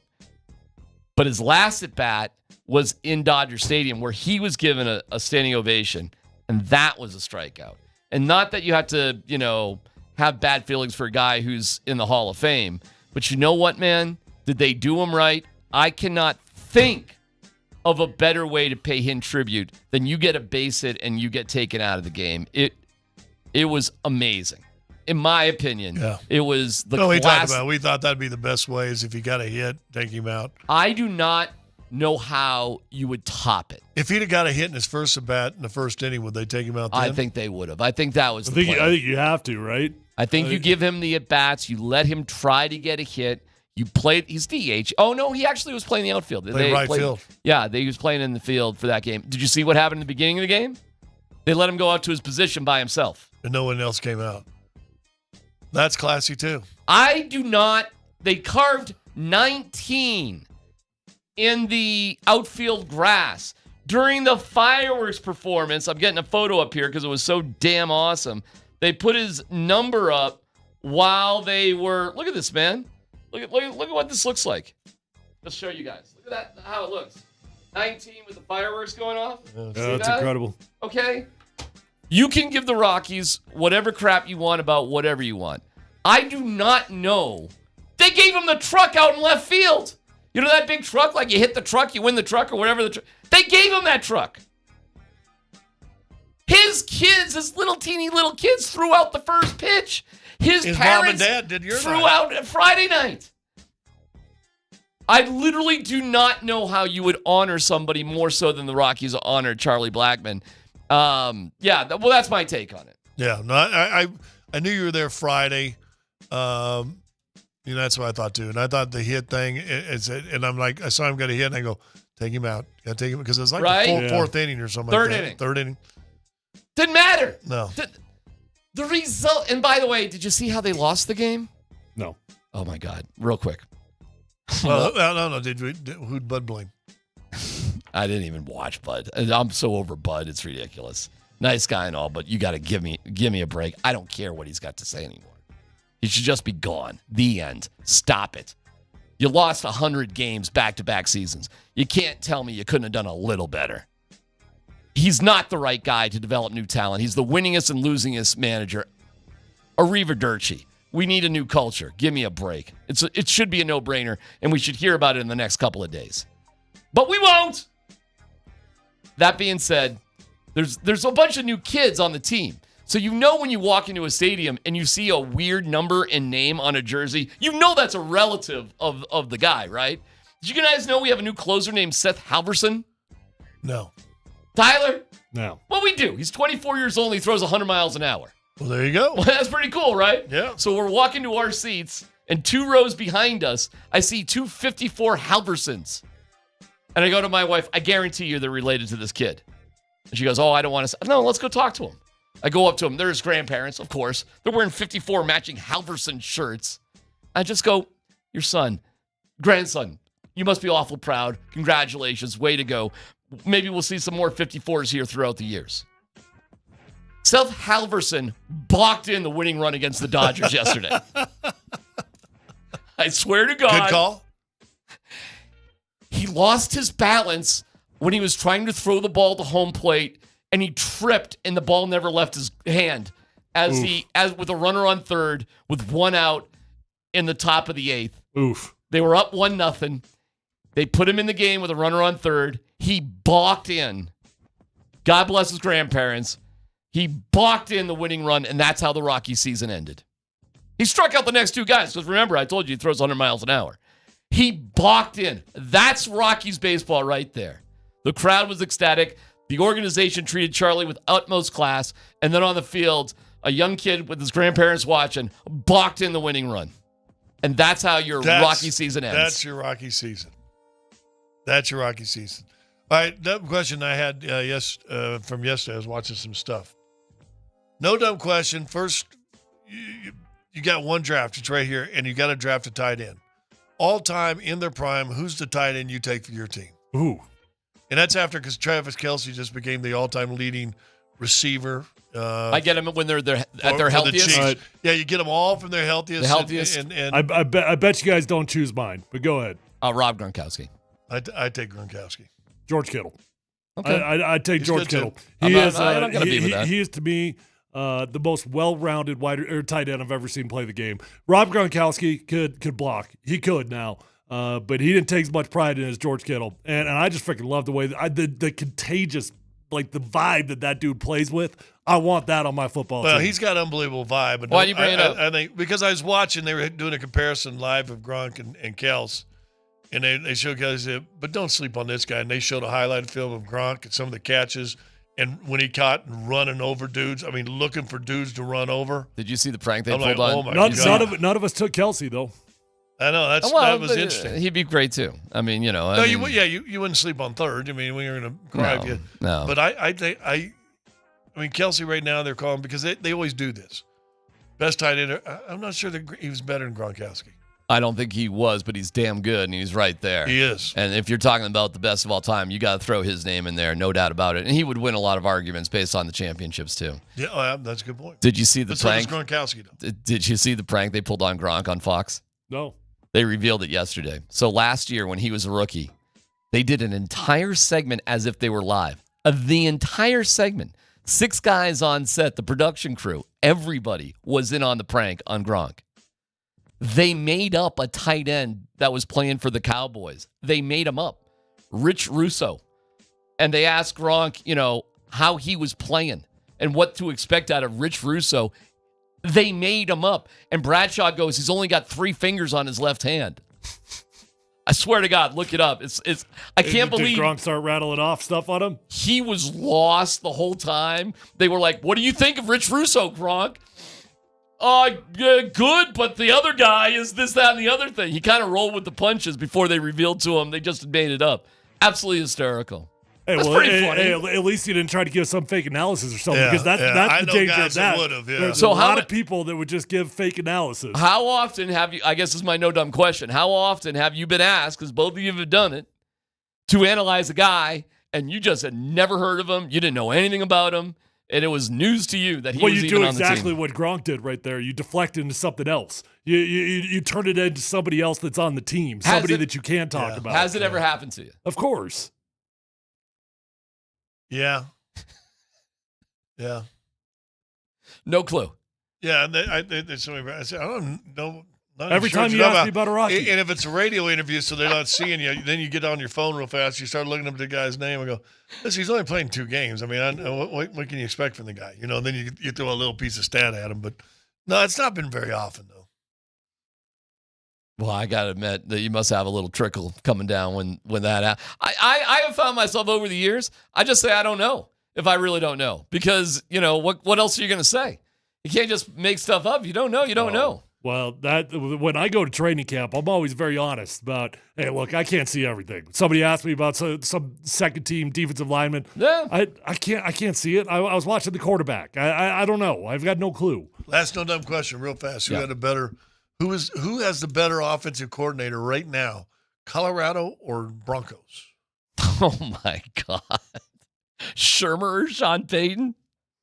Who's a better offensive coordinator right now, Pat Shermer or Sean Payton? 2-2 and 4-1.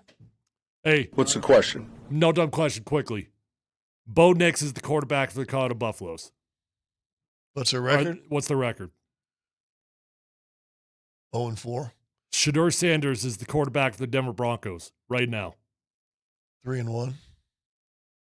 Okay. Let's get to the Broncos coming up next.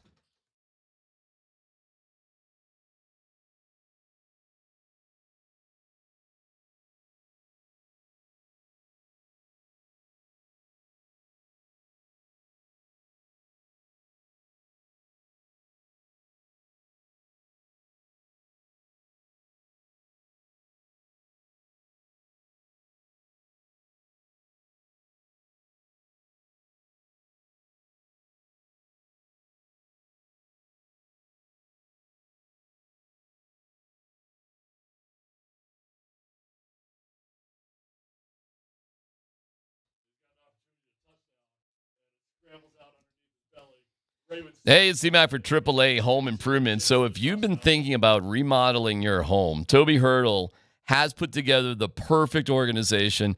The premier design and build contractor is Toby and his crew at AAA Home Improvements. They've helped hundreds of families transform their homes from tired and dated to beautiful and modern. From permitting, design, project management, final inspections, this is all done up front, and they take care of all of it for you. This is amazing. You stay in close communication the entire time. So, is it an Airbnb? Is it the man cave? You need that new master bedroom, perhaps the island in the kitchen. We got to do this, that, the other thing. If you can think it, they can build it. You should see their before and afters, and their reviews are amazing. Lori, Lewis, and Aurora, we had a wonderful experience with AAA from the initial bid to the finished remodel of our kitchen. They showed up when scheduled, stayed within the projected money amount, and even finished earlier than we anticipated. Hey, find out for yourself by reaching out to AAA Home Improvements at aahomeimprovements.com for a no-obligation free estimate.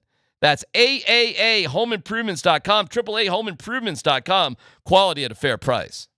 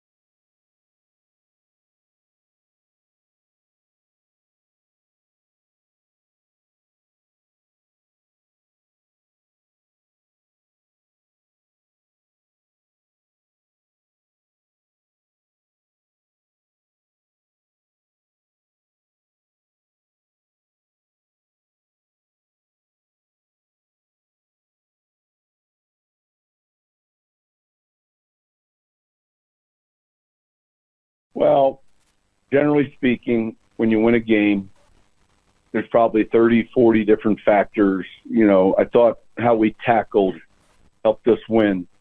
I thought our ability to run the football in the second half helped us win. Do I think it made more sense for us to stay on the Eastern time zone and have less travel? Yes. And so now, where does that rank into all the other? But I think that it's not an unusual schedule. In fact, it's fairly unusual we hadn't done that. That was earlier today. So Sean Payton was still well, listen, man, he's got nothing to feel bad about. Ramos Law Hotline, car accident, you need Ramos Law.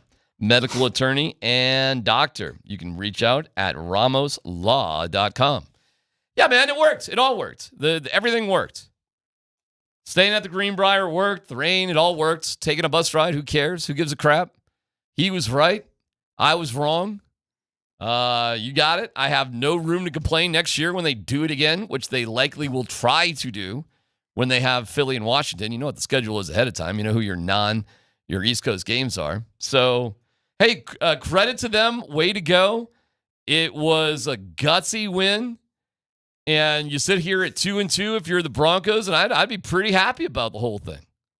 Yeah, it's a weird feeling, man. I'll tell you, this team clearly is not having the success yet that I had in 2015 with the Broncos. But even that year was a weird year. When you have success, but it's so dominated by one side of the ball, it's a weird vibe in a building. I'm telling you, it is. You would think it's just utter jubilation.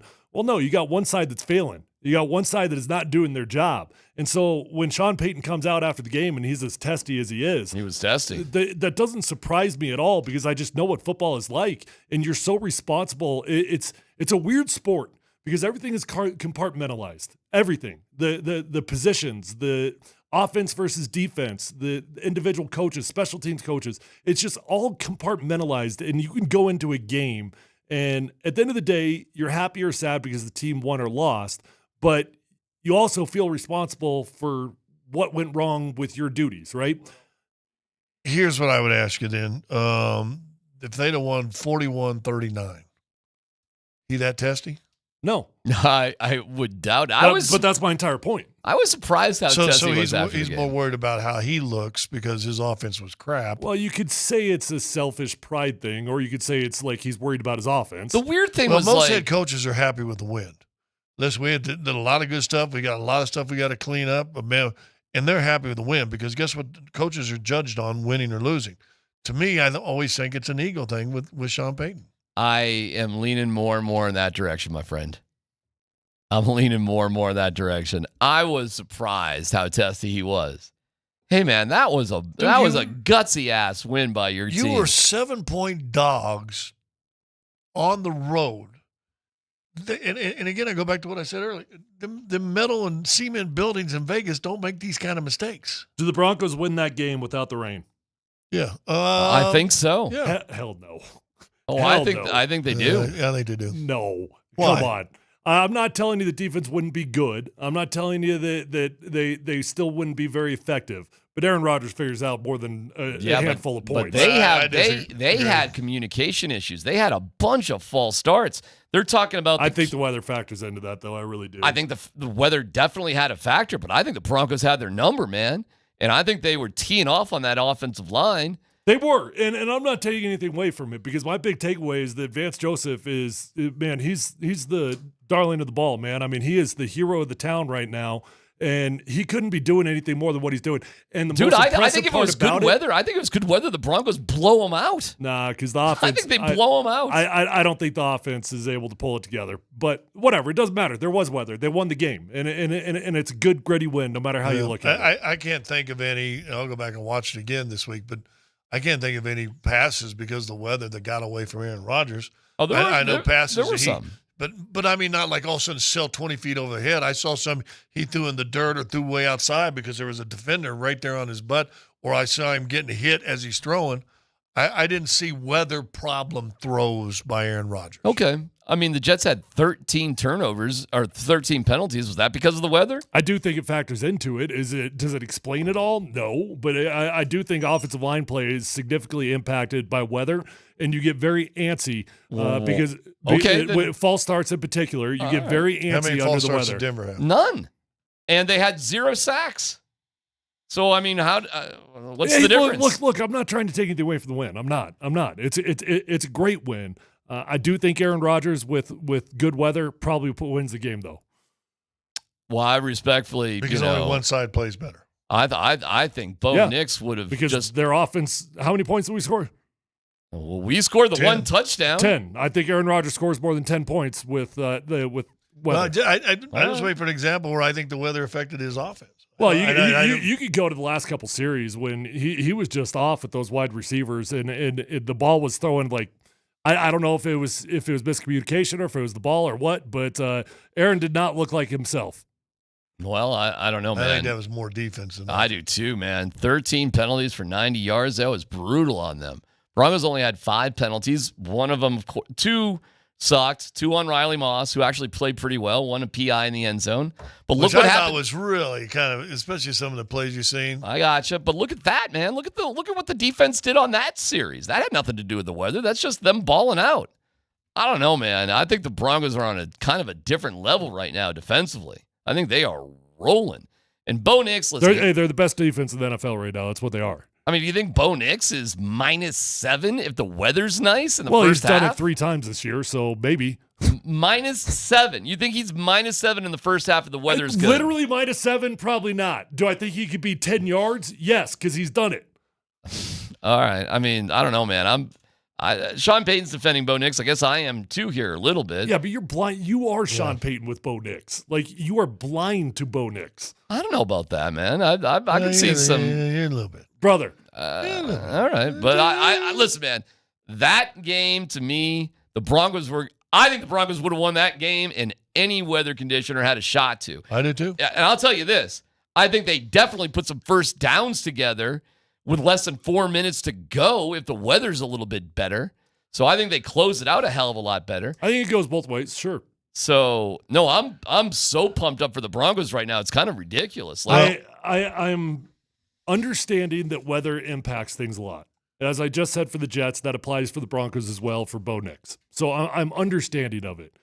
But I'd be lying to you if I told you I wasn't flat out disappointed in the regression for Bo Nix. Wow, man, you're being tough. D-Mac. You're being tough. Tell me what you saw that was progress. I saw like sideways rain. Now the rain. Right. Now the rain. Unbelievable. Like, are you kidding me right now? No, I mean, where's the surprise here? Do you hear yourself? Hold on, you just said that wouldn't have impacted Aaron Rodgers, but because of the rain, Bo Nix played bad. No. I was talking about nice weather. What are we talking about here? I guess I'm a little confused. You are confused. I guess I am confused.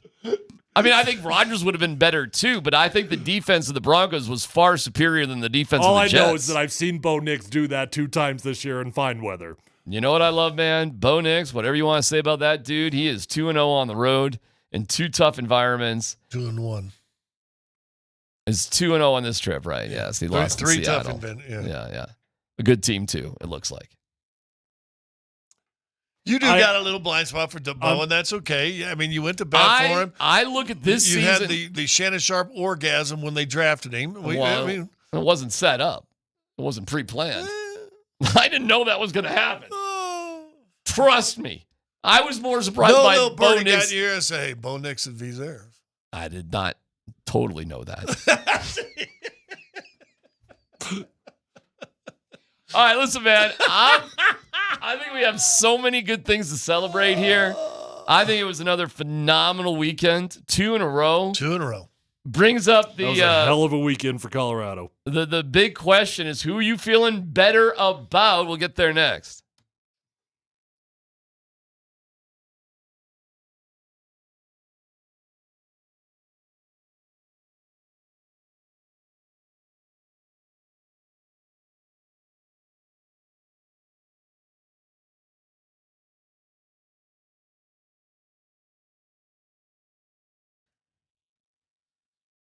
No, it's CMAC for Premier Heating and Air. The Premier Heating and Air Show, it's every Saturday morning at 7:30, hosted by yours truly. Right here on Altitude, available where podcasts are found at altitudesportsradio.com.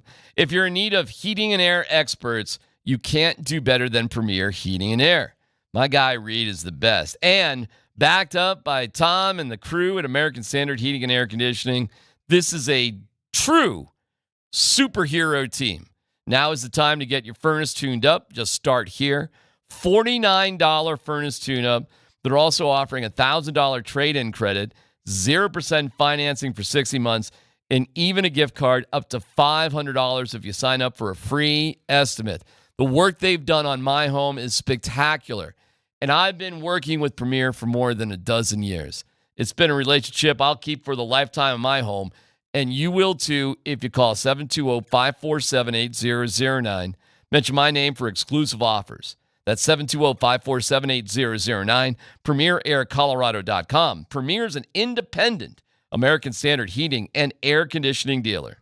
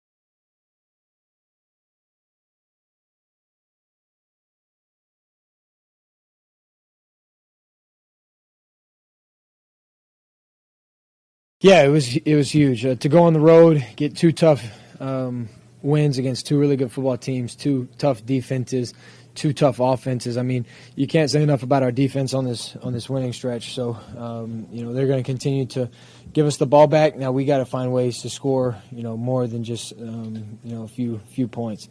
But that's part of it. You find a way to win in this league, and that's a big day. So they kept them out of the end zone, and we found a way to get in the end zone one time, and that was the difference in the game. Bo Nix, and it begs the big question on a spectacular Monday.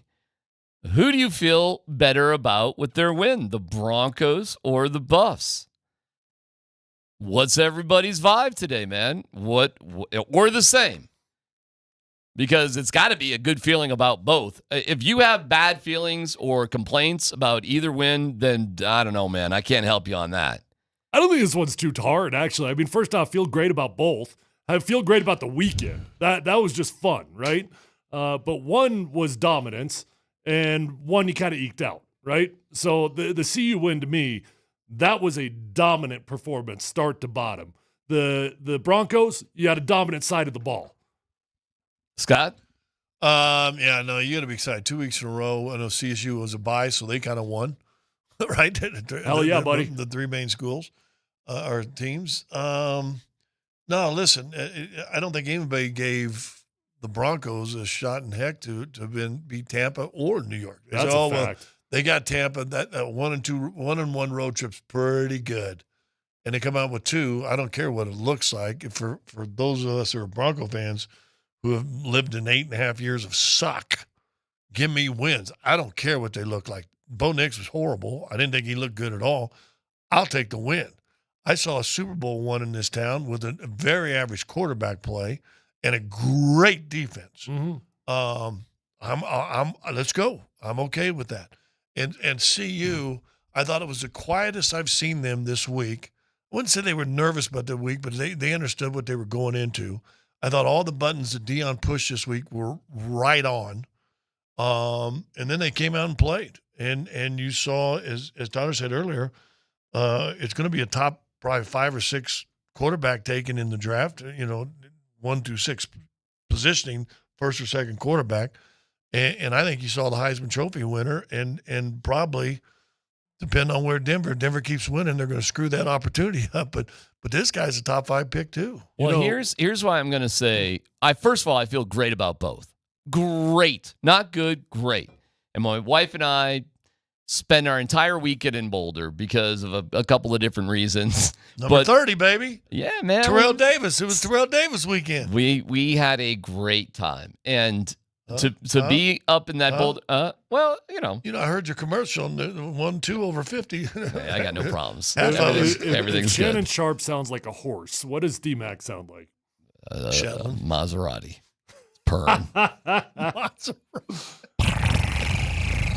Yeah. I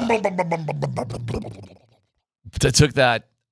What a killer bike ride up there in Boulder too. Did you travel up there and carry your bikes with you? I did on this one. I don't normally do it, but I did on this one. I'm so glad I did. I did Flagstaff Mountain. How much time have you ever spent up at Flagstaff Mountain hiking or whatever driving up there? Tons. Zippo. Oh, you got to go. Yeah. Scotty? It's incredible, dude, and it's a great place for kids. How far did you make it though? Did you go past Flagstaff, the restaurant? Oh yeah, that's the summit. I went up to I took the bike up to No, there's another summit above that. That's like a false summit. I went to Realization Point and then went up from there to the amphitheater and all that sort of stuff. Yeah. I mean, I went to what was labeled the summit. It was my first time up there. I did not go over past the restaurant. Yeah. Like, I got you. Went to, by the way, that restaurant looks amazing. Yeah. I'm going up there, and I'm like, there's a restaurant right here, like on a cliff? That looks incredible. Would love to go there. Oh, yeah, I went way it's past. Like a 5-star, like. Oh, really? Yeah. Oh, yeah. Oh, okay. It's that should have been on the 30 docket. Tell me about it. Didn't know anything about it.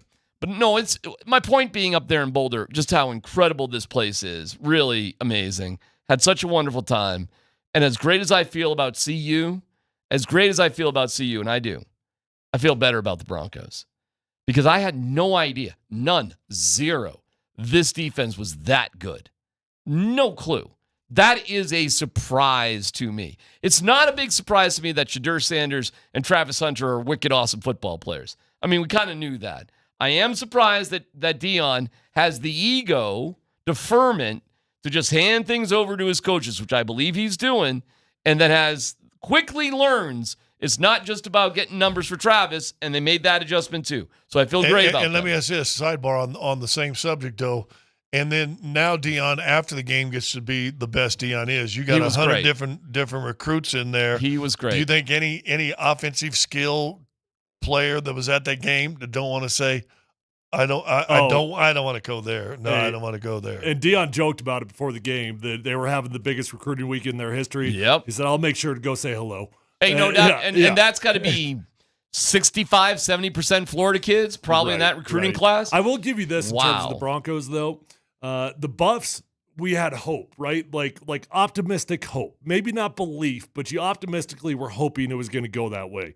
The Broncos have pulled off something improbable. They went from 0-2 to a very tough road stretch, right? 2 games on the road, 1 in Tampa Bay, followed up against the Jets, and you followed up like a disastrous. Two considered playoff teams before the season started. Sure, and you pull off a disastrous start to the season, and then you come out with 2 road wins. That's pretty impressive. If you were to tell me before the season started, what do you think CU's going to do against Baylor at home and some school called UCF on the road? I would have said I like their chances. Baylor, UCF. I don't know anything about UCF. Really? Now, nothing. I don't know anything about UCF. That's a legit program. Well, okay, cool. They play in a 40,000 seat stadium, and I didn't know what their nickname was. They rip off CU's colors. Cool. I Good played for them. in that stadium, by the way. Champ Sports Bowl. Congratulations. That is wonderful. But if you told me the Broncos, so if you told me they're going to beat Baylor and UCF I'd be like, sure, why not? I don't know. I couldn't believe UCF was a 14-point favorite. Okay. But if you told me before the season, the Denver Broncos, your Denver Broncos, who have missed the playoffs for 8 straight years, are going to beat Tampa in September on the road and then double down and beat the Jets in the Meadowlands? In a hurricane rain. And Aaron Rodgers is going to be healthy? Nah, knock me over with a feather, bro. I mean, that is ridiculous. I don't care how they did it. That is absurd to me. And it shows 2 things to me. First of all, Buffs could beat anybody. Seriously. That's exciting. That's awesome. So can the Broncos. Oof. And that, to me, is stunning. Well, listen. Stunning. 0-2 start.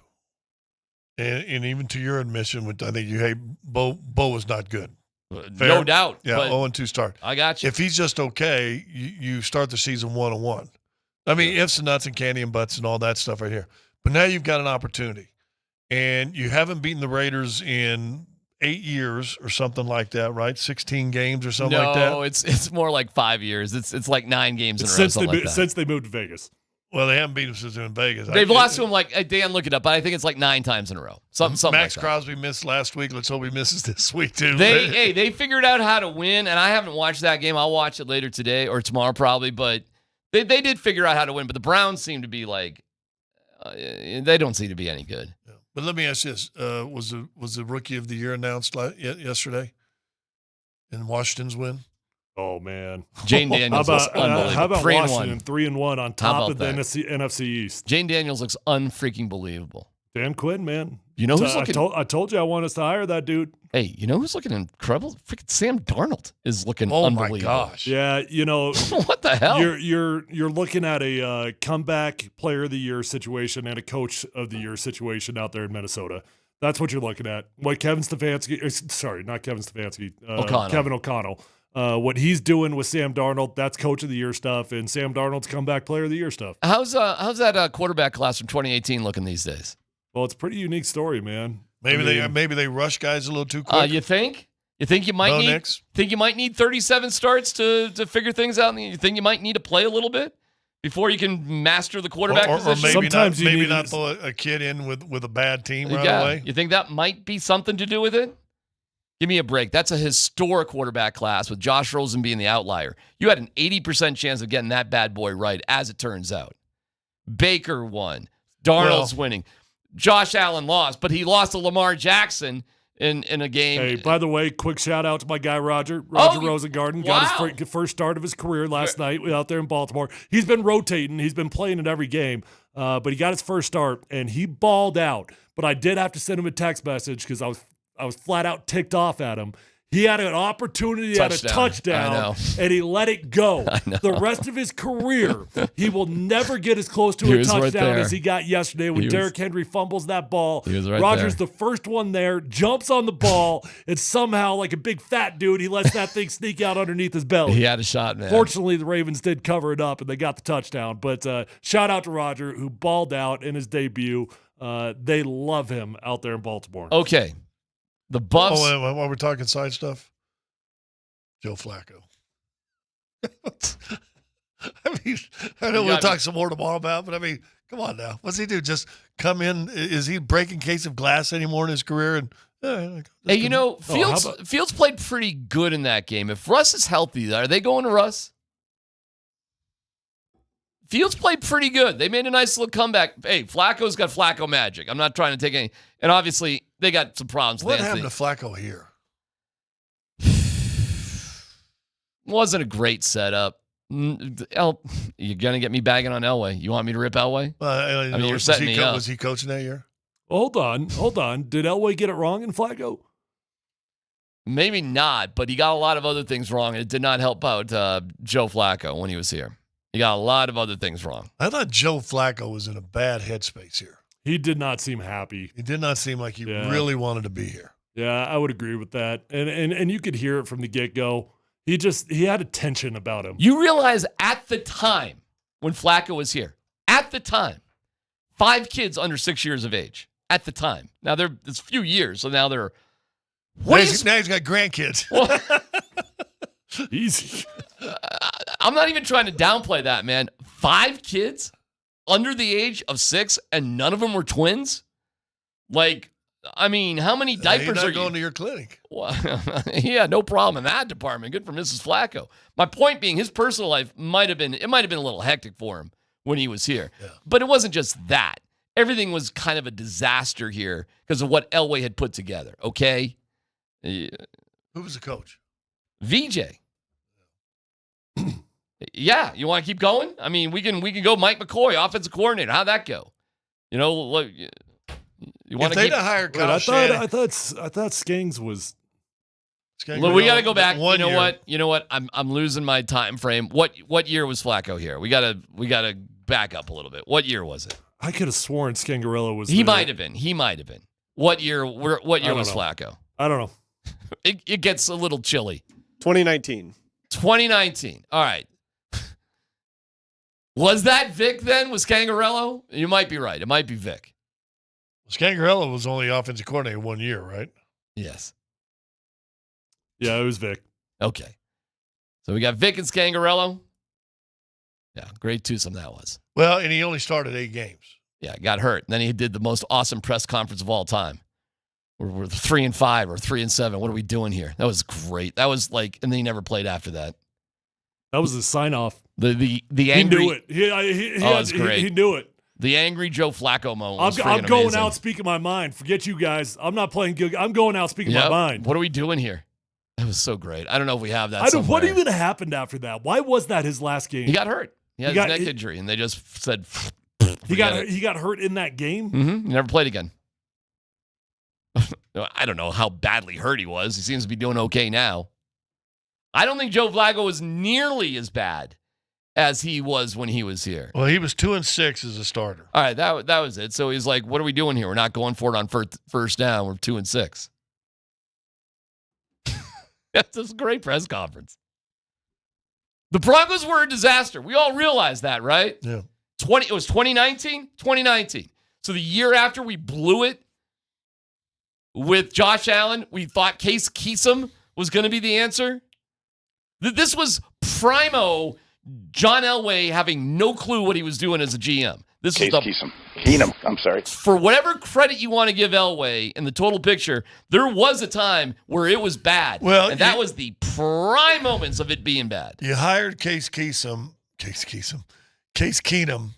I want to thank John Elway. After a career year coming as the third quarterback for Minnesota that year and leading him to the playoffs. Scott, he was the perfect bridge quarterback for Josh Allen or Lamar Jackson. Yeah, I was fired up about bringing Case in. I was. But as the guy, like that's it? That's the answer? I thought he had a crack at it. Yeah. Oh, my God. All right. Well, I liked it, too, because I thought this is a bridge perfect. guy. Perfect bridge guy for either Josh Like Allen for 2 years. or Well, Lamar that's what Jackson. all the guys they brought in should have been. Fine. Do it then. It was perfect. It was a perfect signing, and then you take Josh Allen. He got PTSD from Paxton. It's Well, not okay. complicated. Oh, well, then that's a bad GM. That's a bad GM that would get PTSD from a bad quarterback. I'd say it was a good GM that made a mistake. Okay. I don't want to do the whole Elway fight, but you can't convince me that his entire tenure doesn't go down as a success. I'm not going to do it right here because it's a longer argument. But we've done it a million times. But that right there, that time you ask what went wrong with Joe Flacco during the time that unequivocally it was bad for the Broncos and John Elway was in charge, where he had the longest to be in charge, was the worst time of it. After VJ, because we're moving on to Vic, right? So we're forgetting VJ, and now we hired Vic Fangio, who convinced John to hire him because he said death by inches. A guy who didn't own a suit had to be given pants. I thought we were doing it. Okay. You said we weren't doing it. Do you want me to fight back? Because I'll fight back if you want to. Good Lord. Forget it. Let me give you some Joe Flacco numbers real fast. The year he comes to Denver, he plays 8 games. He's 2-6. He goes to the Jets, starts 4 games. He's 0-4. So he's 2-10 in 2 years, 19 and 20. 21, he's in the Jets, starts 1 time. He's 0-1. He's now 2-11 in a 3-year stretch. Then he goes to his last year with the Jets, starts 4, he's 1-3. So he's 3-14 right. in a 4-year stretch. It's looking bad. Not bad. Then he starts 5 games for Cleveland, not counting the playoff game, and he goes 4-1.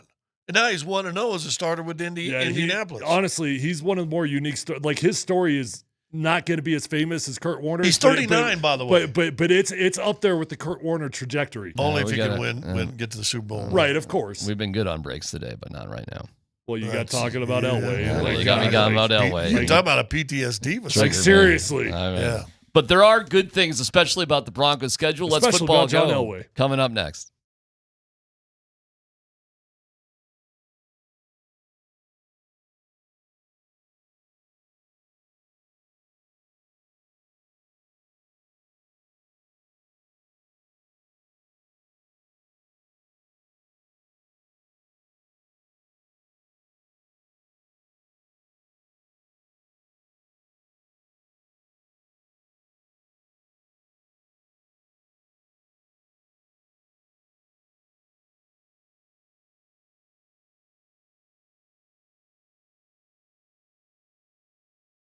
All right, what's going on, guys and gals out there? If you want to look and feel better, sleep better, get more energy, call my friends at Revitalize Health, the best in the industry. I know there's a lot of options out there for testosterone, and of course, Revitalize Health can help you out with that if that's what your body needs.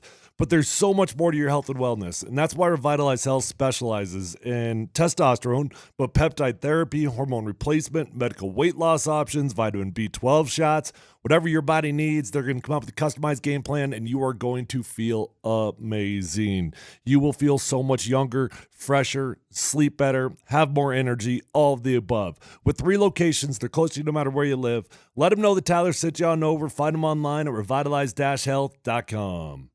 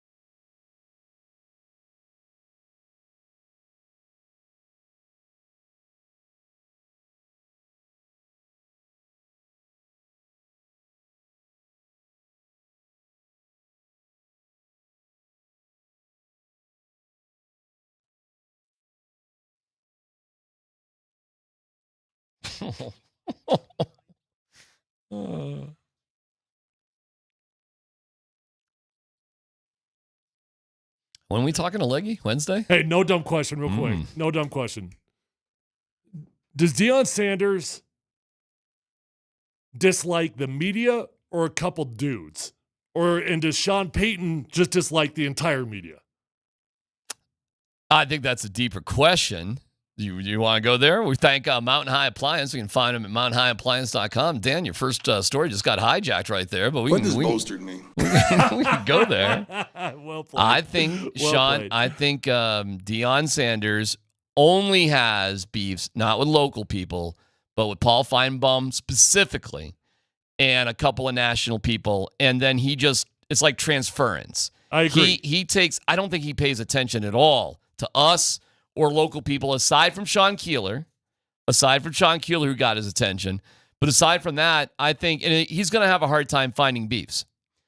Sean Payton, his regard for the local media is like pond scum. He thinks it's beneath him. He travels in higher company. Yes. And I think he hates the local media or having to deal with them. I don't think he knows anything about them. I think Dion actually likes quite a few of the people in the local media. Correct. That's my entire point. And can I tell you something that was pretty cool? And I saw this. After with the wheelchair? Yep. There is a kid from UCF who's a college student who is in a wheelchair. And he's making his best go being a sports reporter. And I saw that kid's tweet about what Prime's mention meant to him. And I think that was actually an awesome moment by Dion Sanders to take moments out to relate his own physical problems that he has going on to what it must feel like to be in a chair. I thought Prime after that game was spectacular in his postgame. See, the thing about Dion is that Sean Payton was just a jerk. Dion can lose you in a heartbeat, right? But he can win you back in a heartbeat. He can. I absolutely can acknowledge Sean that. doesn't quite have the win you back part of him. Sean has some interesting things in his life that motivate him. Now, that being said, I think Sean Payton is a much better football coach than Dion Sanders. Oh, fine. Okay, well, you brought it up, so there you go. I think in the bottom line, Dion still knows the power and influence of his platform. Mm-hmm. Yeah. And Sean doesn't get there yet, nor do I think yet. I don't think he cares. Yeah. I don't think he cares. I think he just cares about coaching football. Yeah, and so it doesn't matter to him. The problem is that attitude in winning, you'll be here forever. Ask Bill Belichick. That attitude in losing will probably get you ended here sooner than you want.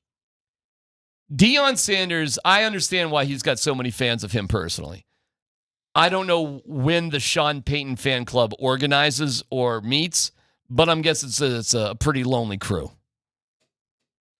Well, I don't disagree. I think there are some. But Sean knows football, guys. Sean Payton knows football. Yeah, but to quote our good friend Sandy, there's probably a lot of Sean sycophants that will excuse, as there is for probably every coach. As Dion has his as Dion well. too. That Yeah. will I bet there's excuse a lot of others.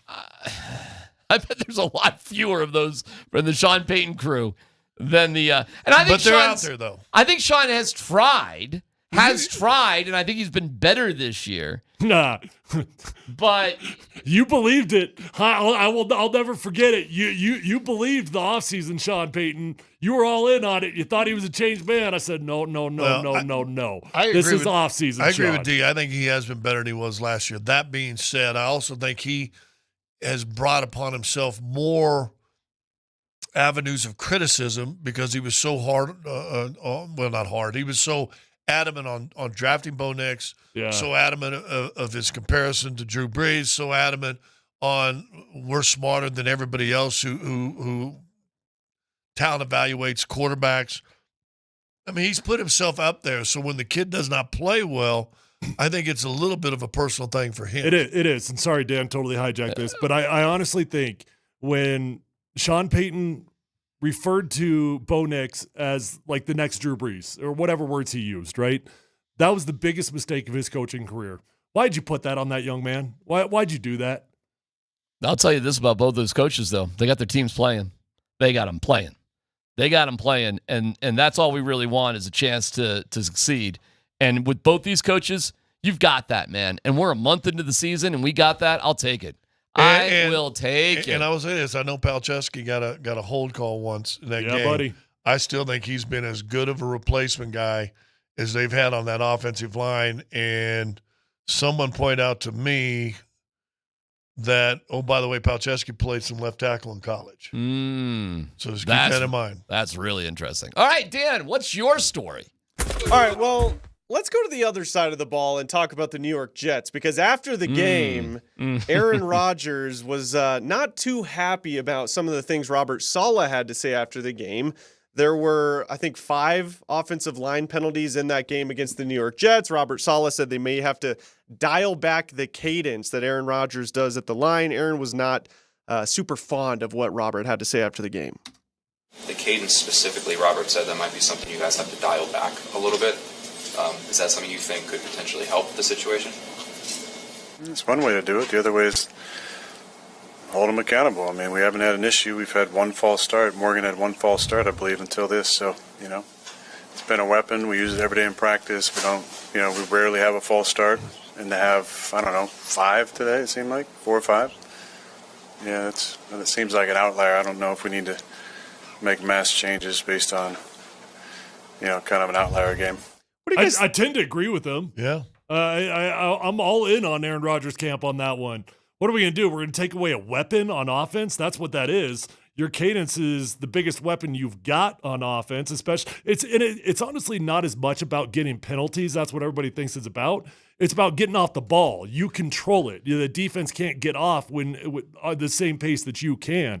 So why would you take that away from a guy in Aaron Rodgers who historically has got one of the best cadences in the history of the NFL? And especially against a team that has been getting off on you, you better try to have as many assets as you can. I think you said it. Robert Salah ain't long for the Jets if this doesn't work out. No, man. I can feel a meltdown happening there anyways, and this is what you get with Aaron Rodgers, man. You just got to spend your entire life trying to please Aaron Rodgers, and that's what Nathaniel Hackett was. You think Aaron's in the wrong there? I think he's just a tough guy to work with. I think he's just a prickly pear. I think that's why he likes Nathaniel Hackett, because he can just plow over Nathaniel Hackett personality-wise. Hackett's a pincushion. Well, what's the difference between that than what Tom Brady said about Baker Mayfield? Baker Mayfield. That's the next story. Let's get right to it. All right, well, Scotty, asking you shall receive. Here is Tom Brady on the Fox broadcast. Do we want to hear Baker Mayfield first? Said? The announcer explains in this clip what Baker says, and then it goes into Tom's response here. Our guy here said, quote, "They wanted me to come in, be myself, bring the joy back to football for guys who weren't having as much fun." It's funny because you've made this environment for me very stressful up here in the booth, so I understand where he's coming from. Do you feel it? No. Feel the stress? No. Well, I was going to say, I thought stressful was not having Super Bowl rings. So there was a mindset of a champion that I took to work every day. This wasn't daycare. If I wanted to have fun, I was going to go to Disneyland with my kids. Whoa! Yeah. So as you were saying, go ahead. That's you feel like I feel like there's more in there to say. There's a way to approach this game, and it's that with the right mindset and try to push each other outside of our comfort zone. And great teammates do that. You come in, I have someone like Gronkowski, I have someone like Evans. There's high expectations for us. We got to make sure we go out there and deliver. The competitive juice is still flowing, still in there. I saw a business sort of seminar thing. It was a little clip, and the guy goes, "Listen, man, you want divas working in your company. They're hard to deal with, but they'll also bring out the best, and they'll challenge people." Peyton Manning was a diva. Nathan McKinnon is a diva. Aaron Rodgers is a diva. I don't think Jokic is a diva, but his expectation level of those around him are pretty. Maybe he is a diva, actually. Maybe he is. He's not yet. Okay. Can I tell you a funny story that Sure. maybe I shouldn't? Somebody said to him, said, "Joker, why don't you just get this, changed?" And he goes, "Oh, no, that's for them people." And he goes, "You know, whatever you say, they'll do." And he goes, "I know, but..." So he knows he's got the diva in him if he needs it, but he doesn't pull it. But divas are hard to work with. And it's a lot easier as a company or a team just to get rid of your divas. But what's left? Well, divas usually come with talent. It's hard to be a diva when you don't have a whole lot of talent. That's right. That's right. So you just want a comfortable place to work? Well, or do you want to challenge I think they're other people? both right. I do. I think Tom Brady's right, and I think Baker Mayfield's right. You have to be able to have fun at work. And when it becomes an overwhelming, toxic environment, nobody's going to be able to succeed, and everybody's going to live in a state of fear, right? So that's not healthy. But there's got to be a balance in there. And Tom came from a Bill Belichick world, but it's ironic to hear Tom get so defensive about that. Because why'd you leave, Tom? Why'd you leave the Patriots? Because you wanted to be happy. Because you wanted to get out of that environment. So they're both right. I don't know why Tom got so offended by it, but that's the exact reason why Tom left the Patriots. I had I just want to know how much I want to tell you on this. A boss one time say this. Okay. What was his name? Talking about the probably one of the most well-respected radio bosses in the history of Denver radio. Okay. To be honest with you. Well, now I know who it is. Well, I know who it's not. yeah, I know, me too. And somebody asked me, well, how do you handle all these egos and da-da-da? And he goes, well, there's two horses. If you got two horses, one's a little pony that they get on top and the kids ride and they lead them around with the lead, or there's that wild stallion. He goes, I'll take the wild stallion because you know what? You never know what ride you're going to get. That's right.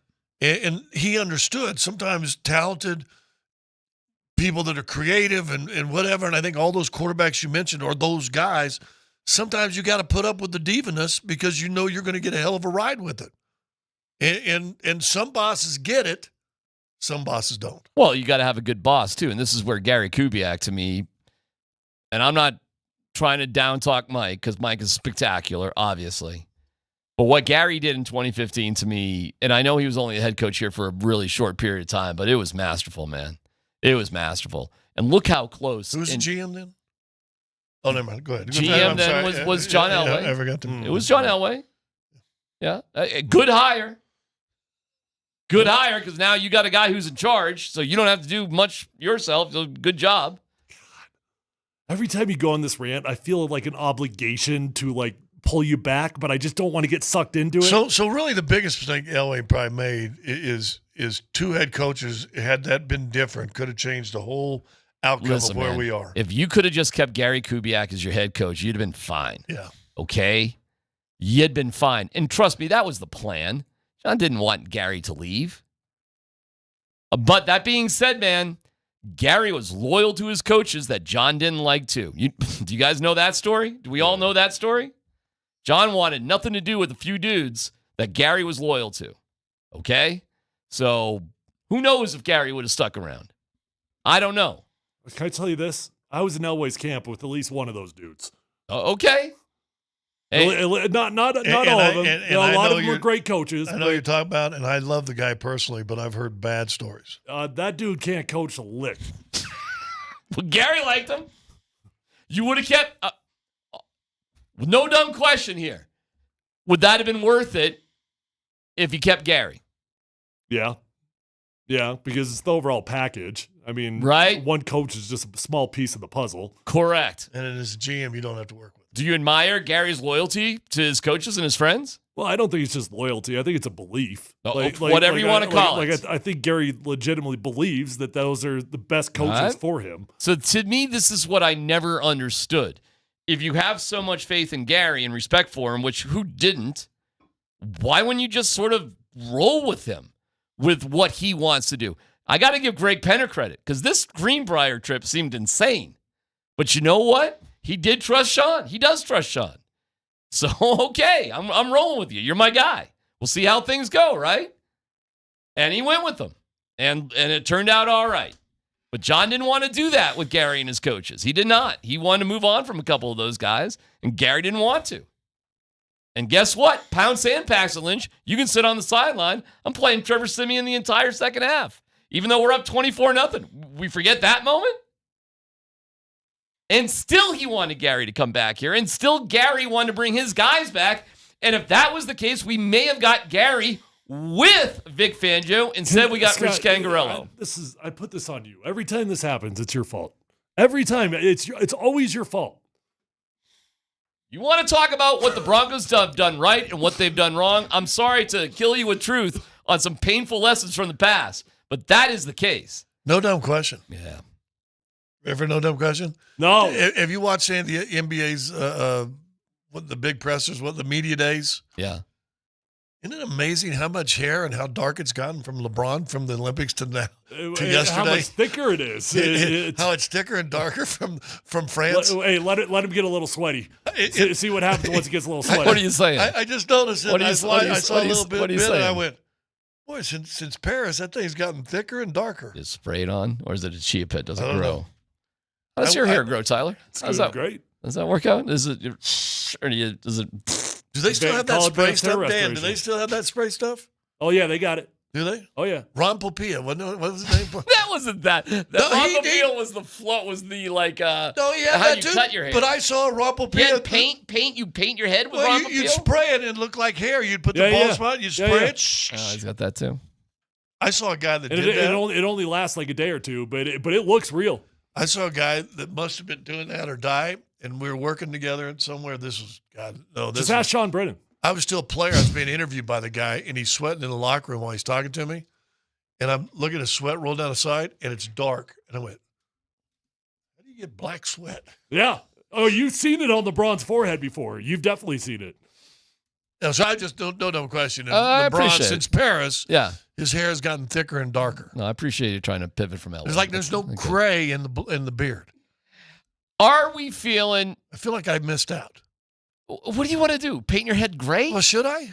No, I mean, should I Dude, paint it would be funny at this point, Scotty, if you just showed up and it wasn't gray at all. It went like Joe Burrow. Would you do I'll that? do it if you do it. I mean, Let's do it. Team effort, all three of us. Would you do that? I've been proud of this for a long time. And I think you've leaned into the look pretty strongly. Thank you. You've gone into the Colonel Sanders look, and it's worked well. It's worked well. I think it looks sexy. No, I think it's good. I'll be there in about 4 years. Tyler, we have no idea what you're doing. I'm talking about the Grays. Okay, that's what I'm talking 4 about. years. Yeah, give me about 4 years and I'll be there. They're coming in, buddy. I don't think it's going to take 4 years. To get to that? Yeah, it's going to take a little bit more than 4 years. It'll take you about 10. Yeah. At least 10. It'll probably around 50. It's 12 years. Dan, did you have another story? Rasheed Rice. All right. Probably towards It's ACL. PhD on 92.5.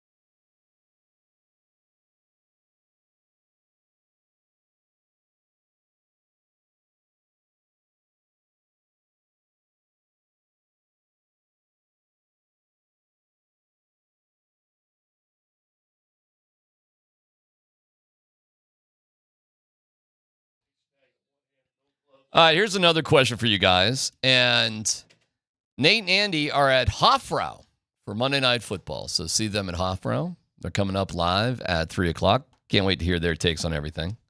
Hey, Friday, we're going to be out at Joe Willie's. Joe Willie's on Broadway, where we are starting to pack the house a little bit. We had a nice crowd there. All right. I had one of the guys that were sitting there 2 weekends ago. They were sitting in the bar, and they say, well, I listen to you guys all the time.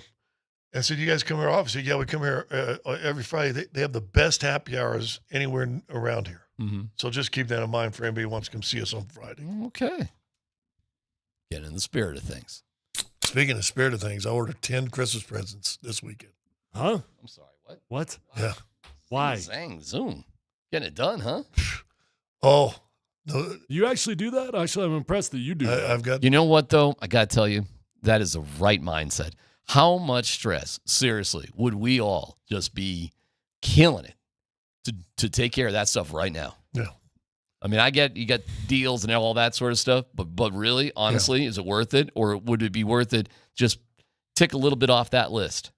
About 1, 2. Christmas Eve. It's so much more fun, though. Like stress. it's like you That's feel like what you want. when you take it down to the wire, and then you overcome taking it down to the wire.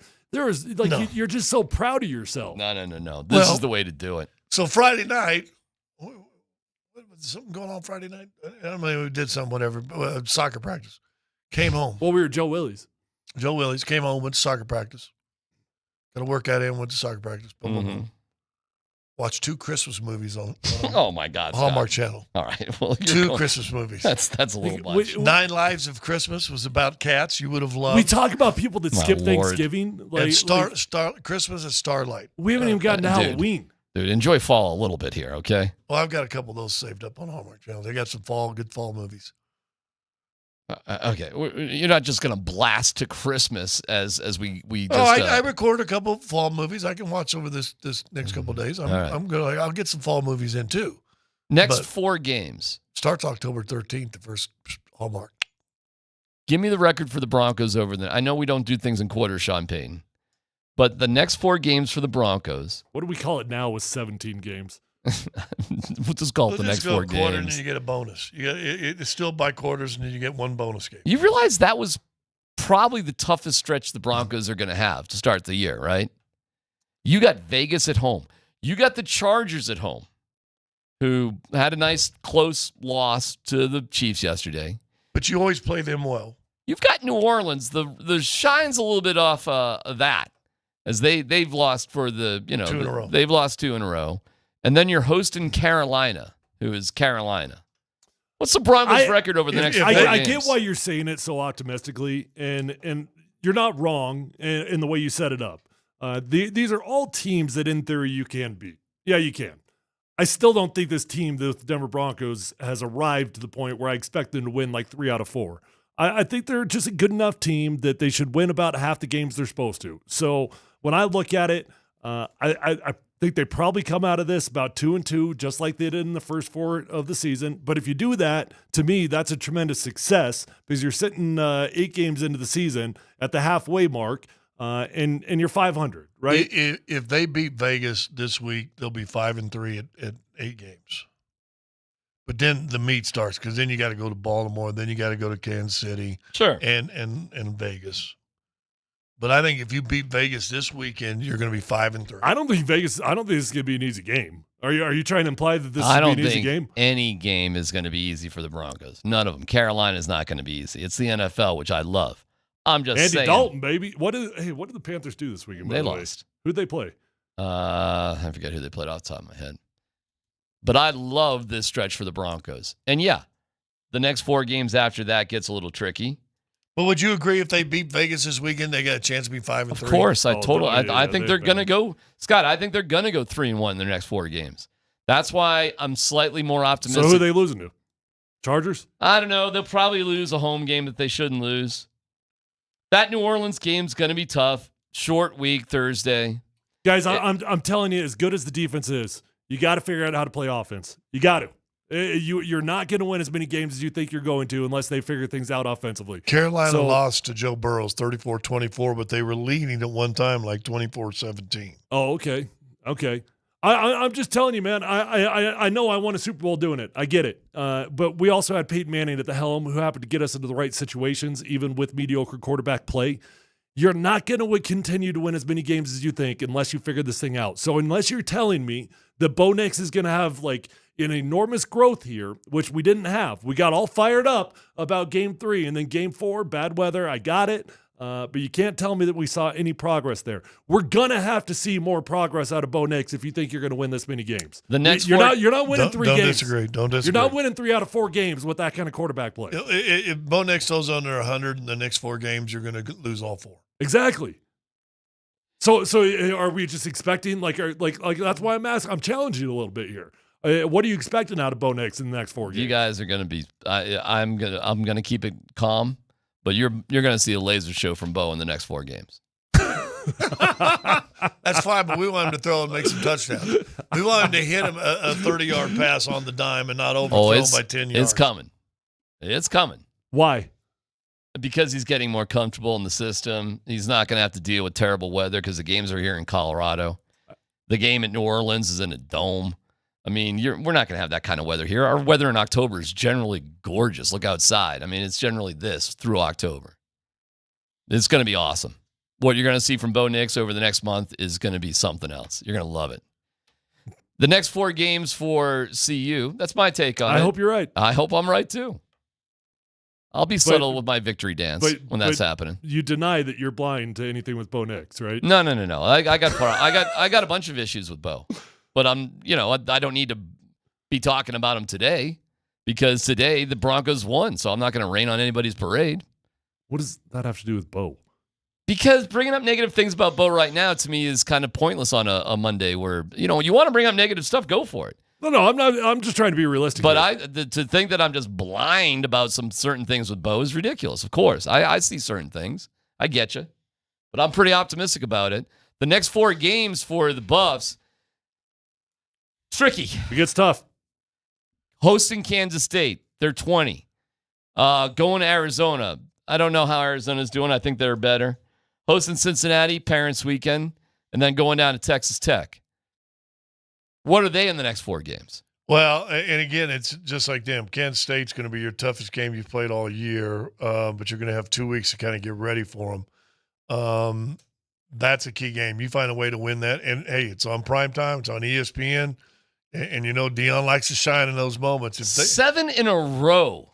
If they can find a way to win 6 in a row. Sorry. 6 in a row on national TV for the Buffs. 6 in a row. Well, listen, Kansas State's ranked number 20. Arizona just beat Utah. Okay. So and Utah's 18. Yeah. Wow, so we're not talking about any slacks here, right? This is when it gets real. UCF was way overhyped, and I will give you that. Okay. They had way too much attention, but now you're talking about real football teams. Kansas State's a real football team. Arizona's a real football team. I don't know anything about Cincinnati, to be honest. I don't know what's going on with them. But I think that CU probably goes 2-2. If you're going to put me on the spot, they probably go 2-2. I think you're right. And I think they're 6-3 going into Utah. If they're 2-2, they ought to be happy they're in a bowl. But there you go. You're already there. 2-2, 6-3, yeah. 6-3.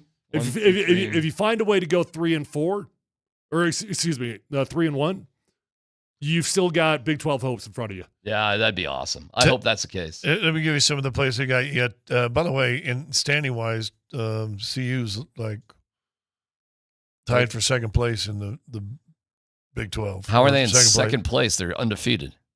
Well, yeah. Well, because Texas Tech's undefeated also. Okay. So, Texas Tech's on your schedule coming up. They're 4-1 currently, 2-0 in the Big 12.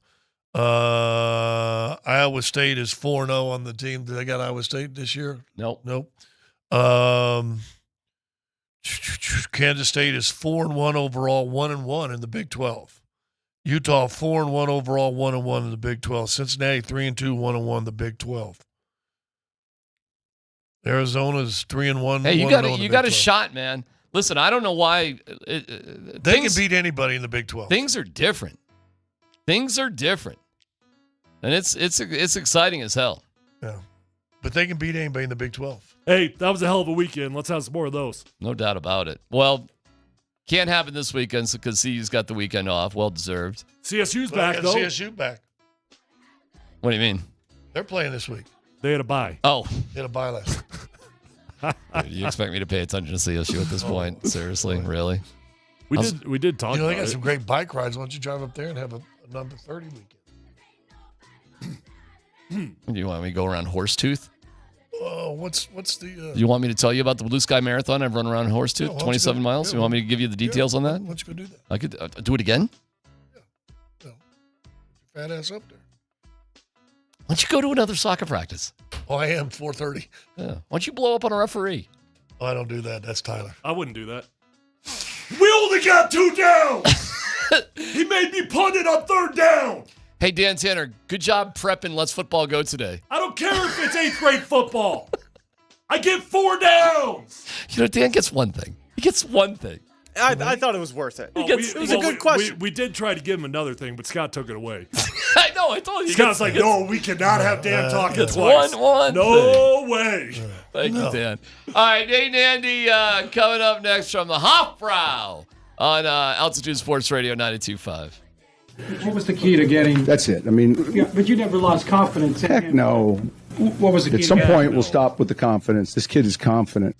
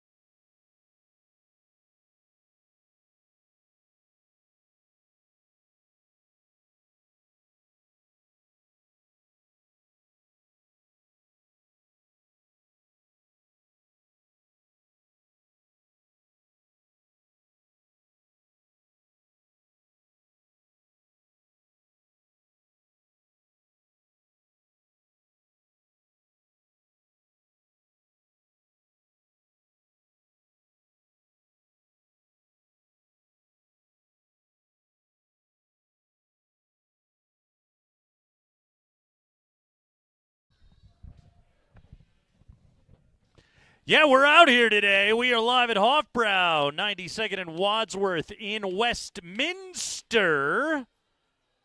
And we have a lot to do with you today. I am Nate Crackman. That is Andy Lindahl. Mark Springer back to the shop. Cole Smith engineering the broadcast. Boy, Andy, I may have exercised some boisterous snark when you suggested the possibility of the Broncos going on the East Coast and winning back-to-back games. And, hey, Vance Joseph had a message for me. Why don't you stuff a sock in it, Kreckman? 10-9, the Broncos win an absolute burner of barns out there yesterday at the Meadowlands, MetLife Stadium, keeping Aaron Rodgers and company out of the end zone and doing literally just enough to get that victory on the road. Greg Zuerlein pushing the final kick wide right, and the Broncos get the victory. This is a 2-2 football team.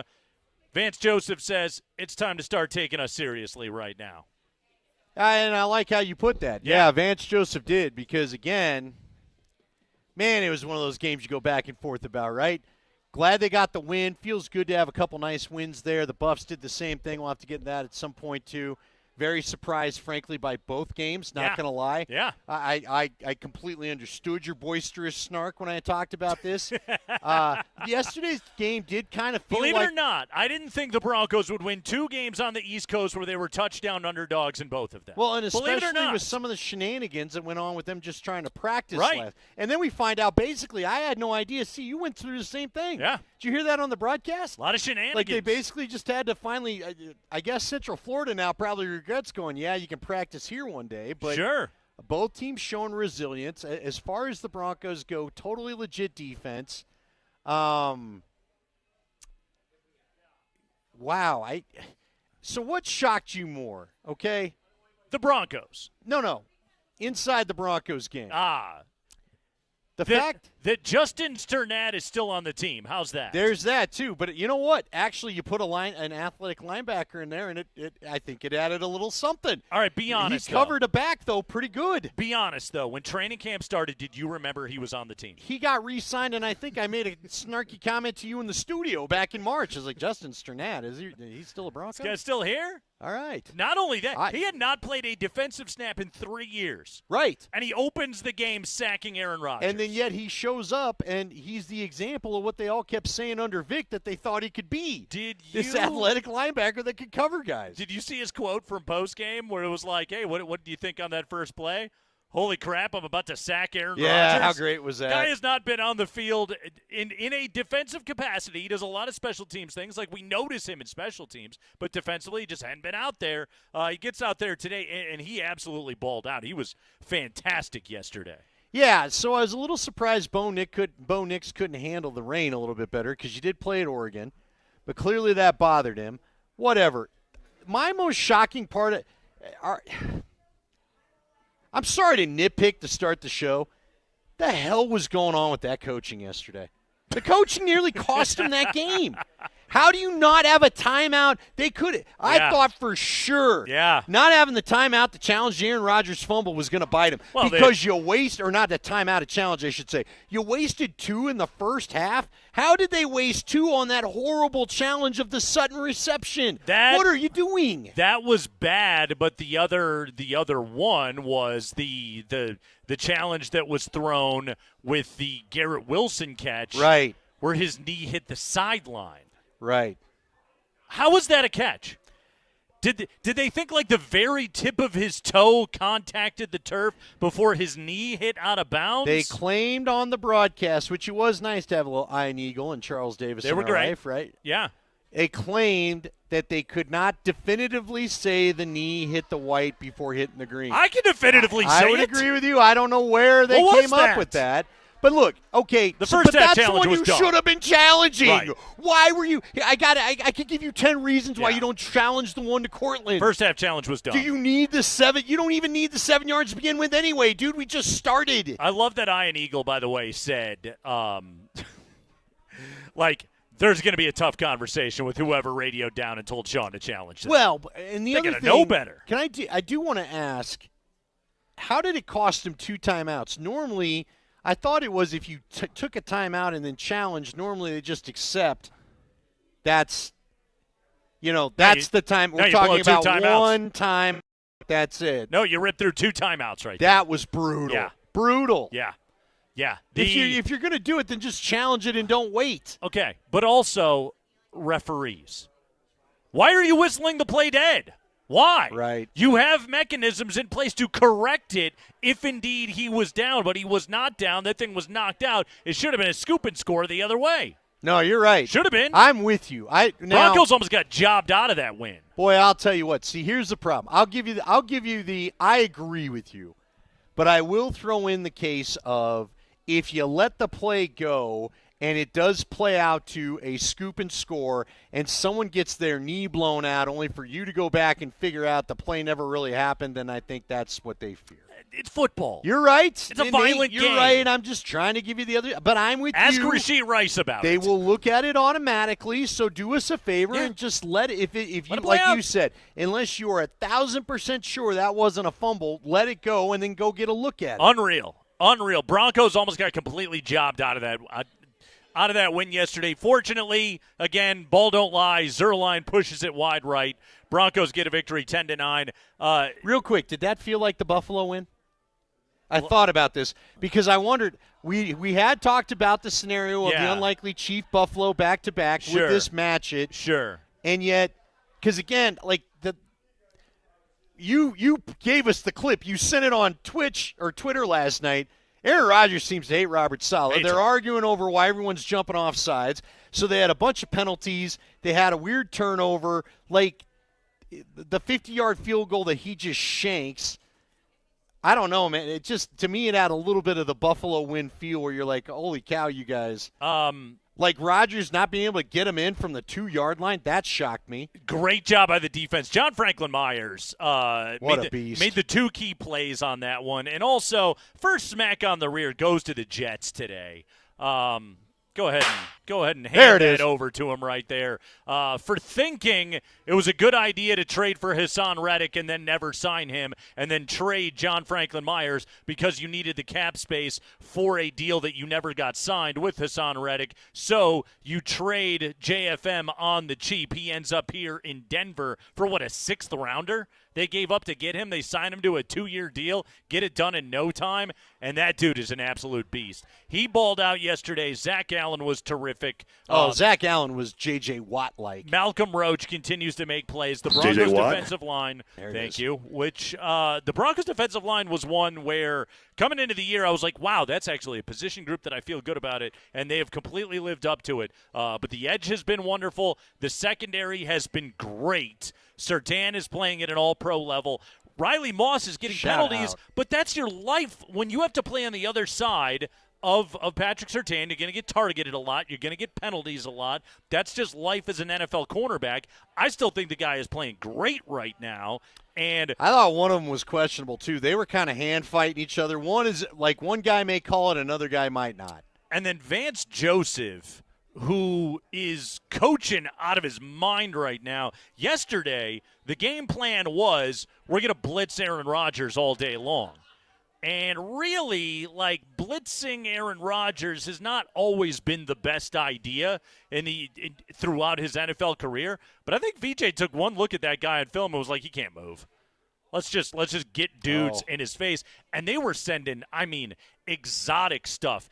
That PJ Locke sack that ended that drive when they were trying to drive down and take the win. There were still 2 missed 50-yard field goals after that. But the PJ Locke sack that he made, that was one where it's like, okay, so the Broncos, they just, they look like everybody's coming. It looks like it's a full 0. They drop 2 into coverage, but Breece Hall on that play is all confused. He thinks somebody's coming up the middle. I think he went to block Cody Barton. Cody Barton drops into coverage, and P.J. Locke just cruises in and just whacks the hell out of Aaron Rodgers and sacks him on that play. Breece Hall was 4 steps slow to be able to get over there. Yeah. Like right now, he didn't even know where he was coming from. Vance Joseph is confusing one of the smartest quarterbacks in NFL history. That's how in his bag he is. And they beat him up. Yeah. I mean, you talked about a one-move he was before. hobbled by the end it was of that really thing. not. It's going to be interesting to see what his next game looks like. Yeah. Hey, the Broncos, they've been physical all year. I want to give a smack on the rear, and I don't really know how to put this, but we'll just go the whole Bronco defense, even though we've kind of done that. We'll smack all the supple behinds. The rain affected Bo Nix yesterday. The Broncos' defense is what affected Aaron Rodgers. Yeah. Aaron Rodgers had 100 yards passing in that first half thanks to a couple of plays. Their most explosive play was that PI in the end zone. But I'm telling you, I'm sure the rain made Rodgers throw a couple of balls like he didn't want to. He had a few ducks. Because it was coming down. Yeah. But you talked about it. The contact that he was taking affected him more than really the weather He was elements. getting jumpy. Like he was not comfortable in the pocket. He finished 24 of 42 throwing the football. Like this is one of the most efficient quarterbacks of our lifetime. 24 of 52, 225. He was sacked 5 times in that game. I want to make sure that I got all the numbers right here. They blitzed him 22 times. 8 blitzes with 6 or more going at him. And against the blitz, Rodgers averaged 2.7 yards per attempt when he got blitzed on Sunday. So that right away is fantastic. The other number was I believe they had 15 or 16 pressures in addition to the 5 times they actually sacked him in that game yesterday. So even on the plays where they weren't necessarily hitting him, they were affecting him, and he was not comfortable back there. They had a couple coverage sacks too. Yep. I mean, again, you talk about it. Shout out to the secondary. They're playing a lot of young guys. Brandon Jones is kind of looking like a savvy signing right now.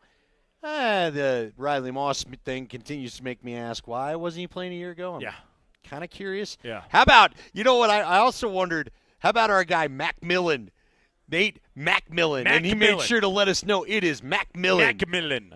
Like Mac Miller. Uh-huh. It's not Mick, it's Mac, baby. McDonald's. They're McDowells. Yes. No sesame seeds on the bun, by the way. We're here with you. We are live at Hofbrau today. We have so much going on here on this show. First off, Broncos. Secondly, Buffs with a massive win. So much other stuff to get into today. A massive NBA trade, Andy, that I think is really, really good for the Nuggets. We'll get into that today on the show. Charlie Blackmon calls it a career. We'll talk about that today here on the program. Plus, Andy, there's a reason to feel good about the Rockies and the season that they had. I'll explain that to you today here on the show, as well as obviously the stunning and heartbreaking news that we got this morning. The Nuggets legend, NBA legend, really just a legend of just being a human being and a humanitarian and somebody that put service above self in everything that he did in his life. Dikembe Mutombo passing away sadly today at the age of 59. Heartbreaking news that Dikembe has passed away. We'll talk about the life and legacy of the great Dikembe Mutombo coming up today on the show as well. All the NFL news, all the college stuff, it's all going down. We're out here at Hofbrau. We're with Mexican you until Monday, 6. baby. It's Mexican Monday here at the Hofbrau. So stop by, get yourself a cold beer and a burrito, and get set for yet another Monday Night Football doubleheader tonight. So we're getting you all set for it right here on the Kreckman and Lindahl Show. But up next, we take your texts at 303-504-0925. We're smacking rears. We're smacking rears after a Broncos victory. That's right. Pick out which Bronco gets a good rosy palm to the backside right here on Altitude Sports Radio 92.5.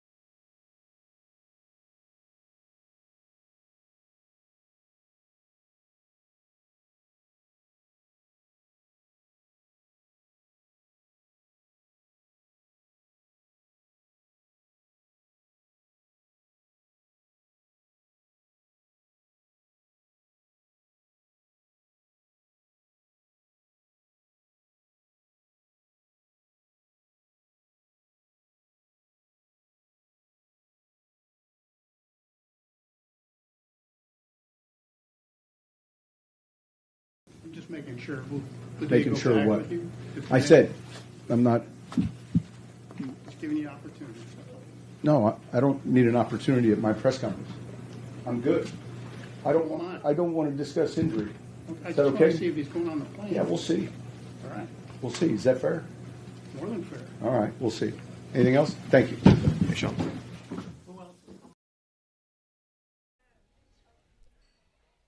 It's my press conference.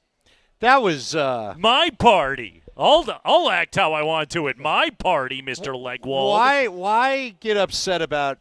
I mean, again, he just simply wants to know: is he going to be on the plane? Is a guy getting on a plane? Yeah. They don't like each other. I None think of your everyone's business. figured that out by now, right?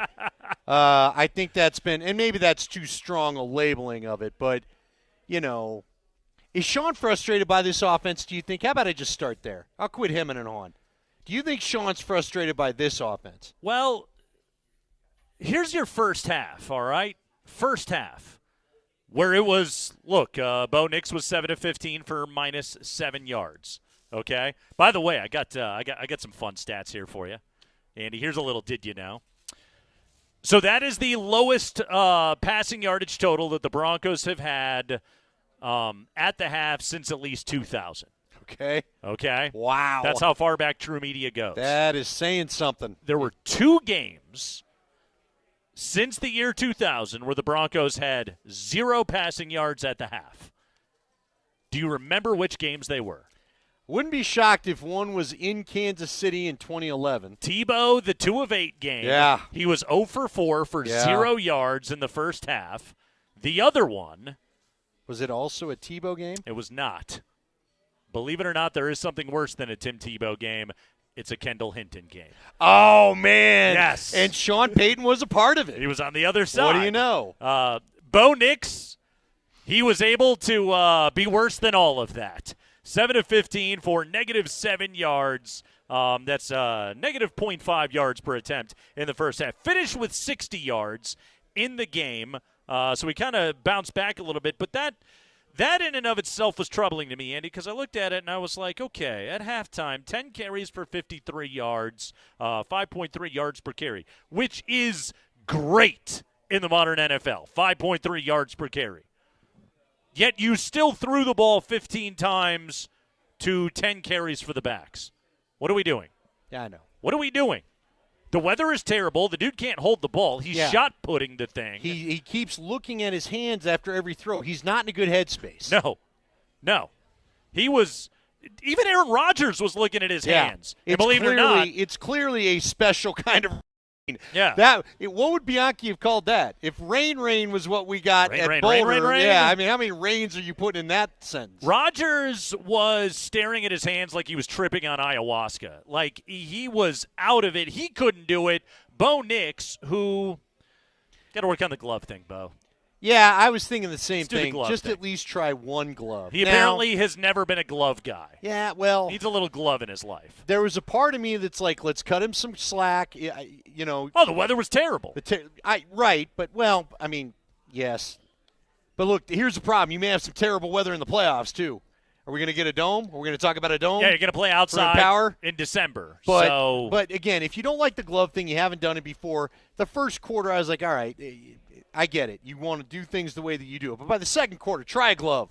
Yeah. The thing that made me laugh, do you want to know where I laughed at just the comedy, where I felt like it was a Three Stooges sketch, where they were trying to throw him the hand warmer, and then they couldn't. The thing was broke, and they put it down, then it's wet. And I'm like, is it even? He finally gets one on, and by that time he's already called most of the play. He shoves his hands in there for 2 seconds, and I'm like, what are we doing? Just hand the ball off for a second. You know, he was a little better in the second half. Yeah, when the rain let up, he got a little bit better, but he made that throw on the 3rd and 11 to Cortland Sutton. Yeah, which was a good throw. 29 yards. You know what I loved about that throw was, and first off, I mean, just good play design. It's Reynolds is on wide the fly, open guy, so the safeties drop back. I mean, that's one of those throws where you got to throw it before Sutton is out of the break. You know, he's making that deep dig route like that, and he let that thing go, and Sutton made the play. A really good play design by the Broncos right there. So that was good to see. Nice job.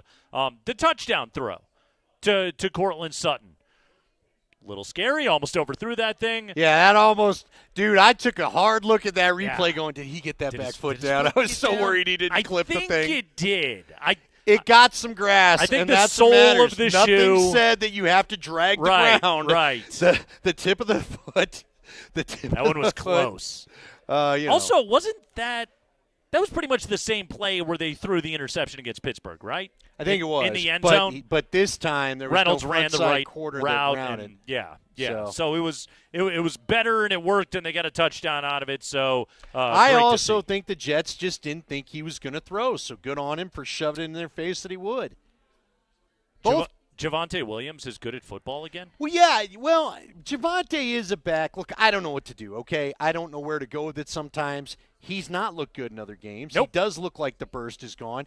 But he does remind us yesterday out of necessity because Bidet hurt him.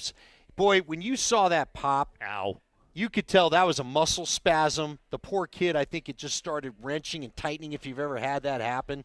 By the time he went to the ground. I was worried about his internal organs. Well, I was like, is something bleeding inside of him right now? I will just tell you, I had that happen one time, weirdly enough. I got whacked in the back with a freaking defender stick.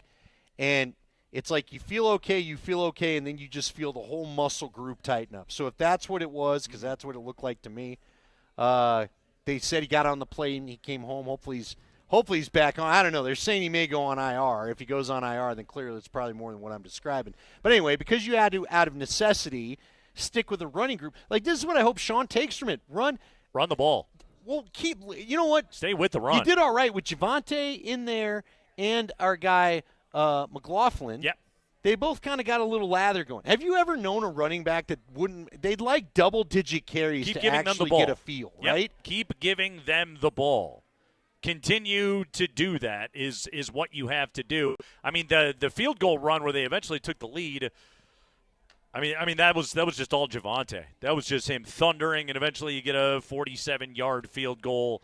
And maybe you go to the well too much trying to run the ball on a 3rd down and 4. But it just seemed like the Broncos were more than happy at that point to be like, okay, we think Lutz can make this kick right here. We'll take the 3 points and we'll live with it. We're not gonna risk anything with Bo Nix throwing the ball. That, with the way the defense was playing in that game, the worst thing that could have happened would have been a Bo Nix turnover, and it never happened yesterday. Yeah, well, they got lucky. There was the one that bounced around. Yep. But luckily, he was sailing it too.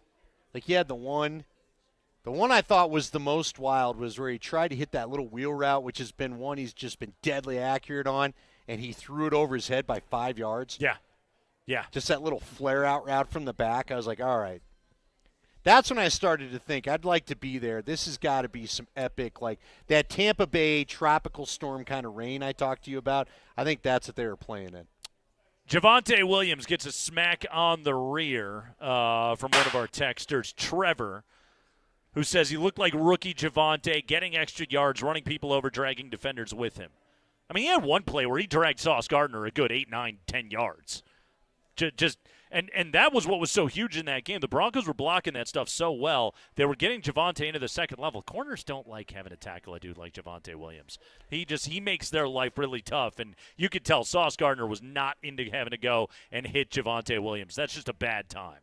So he was fantastic. I'm absolutely with you on that one, Trevor. Good job right there. Got some love for Zach Allen here on the text line. He was great yesterday. He continues to be, and this defensive line, and you know they're playing single gap and getting upfield right now, and they're just blowing things up. Breece Hall yesterday. Did you notice that he played in that game? He was non-existent. I noticed when you talked about the play earlier where he didn't know who to block and he went the wrong way. 10 carries for 4 yards. Yeah, they kept going to the rookie, the taller rookie they Braylon talked Allen. about. Allen. Yeah. Allen looked all right. Yeah, he looked. How about that guy in the 4th round? He looked pretty good. Yeah, 8 carries for 34 yards, 4.3 per carry. But yeah, Breece Hall was non-existent in that game yesterday. Jets got no run game going whatsoever. All right. Where does this adjust expectations? Are you going how long can you bet over-unders? Is that done? Educate me a little bit here. Is the over-under done? Can you go make a late bet on that now that they're 2-2? Some markets will adjust, and I'm sure they would push the Broncos total up right now, given that they won 2 games in the opening month of the year. Yeah. They've got – I mean, all of a sudden that over is looking pretty tasty again, isn't it? Well, I mean, Andy. What was it, 5.5, right? Think about what's coming up on you right now, okay? Yeah. You get the Raiders at home, banged up. They got a win over Cleveland, but they're banged up. You get the Chargers at home, another team that's incredibly banged up right now. You go on the road to the Saints, and then you get Carolina at home after that. It sets – and all of a sudden the Saints are a weird team. I mean, they're playing all right. I shouldn't say that. But then they lose to Atlanta. Lost yesterday a lot to of people thought they were going to beat Atlanta. That's 3-1. You go 3-1 right there. Boom, you're 5-3. Now you got to go into the tough part of the schedule. You got to go to Baltimore and Kansas City in back-to-back weeks. But still, if the Broncos are 5-3 roughly at the midway point, we got to be careful, though. Here's where we got to be careful. Just like we surprised. Am I buying it? Am I buying it too quick? This has been the last. No, I want to buy it. I do. Okay. Again, we thought this could be an 0-4 stretch with these defenses. You're eyeballing it like it's a Ford Bronco right now, Andy. Come on, commit. I'm just telling you. Oh, I do like a good Ford Bronco. One of my buddies. I was out at Silterhar today. One of my buddies, Derek Swanson. You know him? Yeah. CSU guy, runs Buff Vision. Okay. God, he bought the sweetest Bronco ever. I was like, I want that one. I said, here, go take the truck. I'm going to drive this. Does Al Cowlings actually? Al Cowlings would have liked it, and there was ample room for OJ to be whatever was going on. He comes in the with back. that Bronco. Yeah. His wasn't white, though. He actually, he chauffeurs you everywhere you have to go. Al Cowlings, yeah. But don't you buy it to drive it? Al, get in the back. No, I want AC driving. No. I'm in the back and I'm ducking so the cameras don't get to drive it. Going to see my kids. Going to see my kids. You did it to me. You completely derailed me. I don't even know where the hell I was going with all this now. No, look, I would just say this. It's been a surprise a couple of times, but the last few years, every time you feel like you're living fat and sassy, you go give one back. You shouldn't. So don't do that against the Raiders. Take this Raider game seriously. Are you telling me a rebuilding Broncos team isn't just going to get on a run now and rip their way to the playoffs? That's just the thing. The way this defense is playing, maybe you will. Well, this is the kind of game yesterday that this team has been peeing away for a decade now. I agree. Maybe this year's different. But at the same time, I mean, again, there was a missed field goal and a few weird jump-off sides. I mean, you took advantage of a team that was being very in the giving mood. What were the Jets doing yesterday? First off, had they practiced having Aaron Rodgers have the ball snapped to him? Look, dude. Had they worked on it? This is why you got to show up to OTAs. This is why they would say you got to go to minicamp. How many dudes lined up in the neutral zone yesterday? Will McDonald just get your hand out of the neutral zone. That's got to be one of those things where, when Salah's in film today, he's just like, you guys are killing me with this crap. Yeah. What are you doing right now? They're such a weird team. The Jets are such a weird team. They're going to be 9-8 at the end of the year, aren't they? Yeah, probably. They'll have a few more wins to get everybody all excited. Yeah. Then they'll have a few more losses like this one. Yep. But anyway, look, all you need to do right now is please kill the Raider curse the way you killed the Chiefs curse. Let's just start there. We could talk about the rest after that. Look, this is the NFL, isn't it, right? You get wacky results every week. Absolutely. Even the Chargers, I knew the Chiefs would find a way to beat the Chargers, but even that one was a little unexpected. Are the Chiefs in trouble? They're 4-0. No, they're not. They're like sleepwalking, and they're still undefeated. Aren't they bad injury away? Well, we'll find out. Rashid Rice doesn't look like that's going to be good. No, his leg exploded. He and Hollywood Brown are down. From his own guy. They're not getting Pacheco back anytime soon. If something happens to Kelsey, what are they right now? Xavier Worthy is good and fast, but he's raw. I don't know. Hey, I'd love to find – I don't want anybody hurt, but I'd love to find out them struggling. I'd like to see them struggling. And yet their defense – they're 4-0, man. Their defense held Lamar Jackson to 20, held Burrow to 25. Last 2 weeks they've given up 17 and 10 respectively to the Falcons and the Chargers. They're a defensive team with an all-time great quarterback and an all-time great coach. Look, the Chargers are charging. They're all hurt. Yep. But, again, they've got the bye now, don't they? You do have to be careful with the bye coming up here. Because here's the thing. I do think, not to be too negative, I do think some teams are not necessarily taking the Broncos seriously in their prep. I think we saw it for Tampa for sure. And then I think Tampa got a good scolding, and then they go out and they put one on. Who'd they play yesterday? Philly. Philly's another weird team, Beat the dude. snot out of them, too. Like Sirianni may get fired. Yeah. Is it killing Sean Payton, the Vance Joseph's the reason all this winning's going on? I don't think so. You sure? I would hope not. Then why is he grumpy after that game He last night? hired VJ. You just went and stole it. Well, then give me a reason why you're so dang grumpy after the game last night. I don't think he likes Jeff Legwold's face. Yeah, that could be it. That's fine. But still. I appreciate Legwold's face. I think it's a lovely face. However, Sean Payton, not as much of a fan. Yeah, sure. I'm just saying. That was my other problem with the whole coaching decision. Don't you have your whole New Orleans crew there? Haven't they hired all the New Orleans people Basically, now? yes. Shouldn't you have that process down to where you're not taking a stupid challenge like Apparently that? not. I can't get over that. They One bothered me. They don't have it locked down, I guess. So was this worth the $2 million allegedly out there to go to the Briar Patch and stay out east? They got the dub. They got the dub. Gangrene Briar over Gangrene yesterday. They got the win. By the way, can I tell you my favorite moment of the day? Worth every penny. Oh, you know where my pettiness almost came in? I almost thought about rewinding it to the point where they showed Hackett, who, by the way, has a play sheet as big as Sean's, and I'm like, what do you got that for? You're not. But they showed Hackett, and Hackett's looking at the sheet, and he looks back up. His mouth didn't move once. And I was almost going to tweet out the perfect Hackett play call and just get the 3 seconds of him not talking but looking at the sheet anyway. Hackett is, you know what he's got on the other side of that giant play sheet? He's like the kid. Remember in like junior high, you'd be like holding up your biology textbook or whatever. You'd have like an Archie comic on the inside. That's Nathaniel Hackett right now. He's got gold member stuff going on. He's actually watching Red Zone. That's a cool play.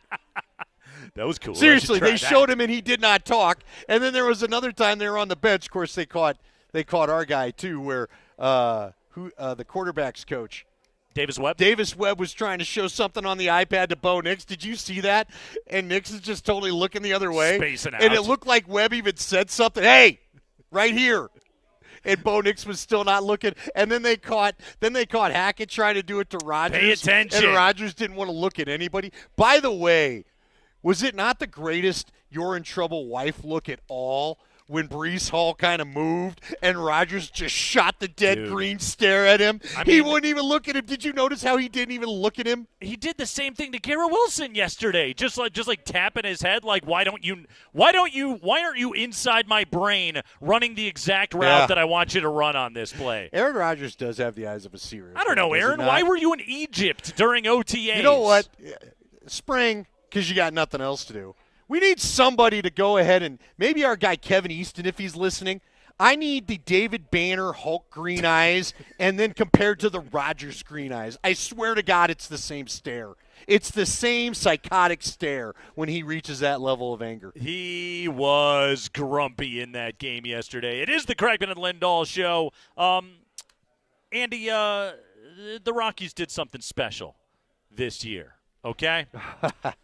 And I'm not talking about what happened in the loss column. I'm certainly not talking about what happened in the win column. But no, the Rockies this season, they helped to make Major League Baseball history, and I think that we should all celebrate that. I'll tell you what it is next.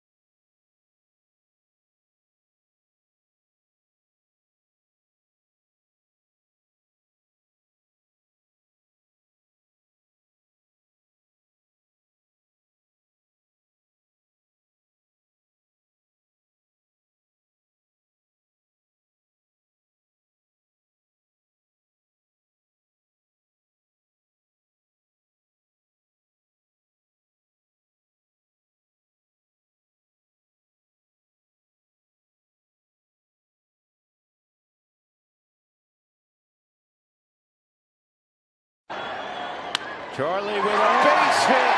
Gotta love it.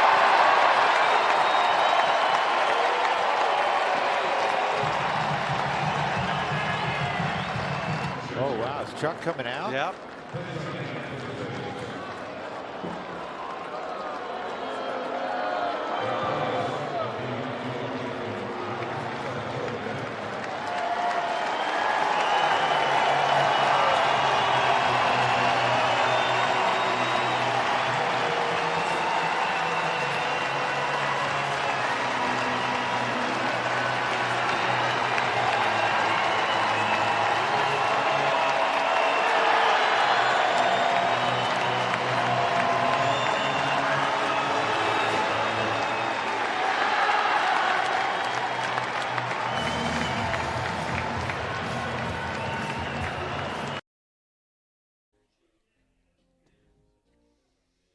Oh, last day for the song, last day for Chuck Nasty yesterday out at Coors Field.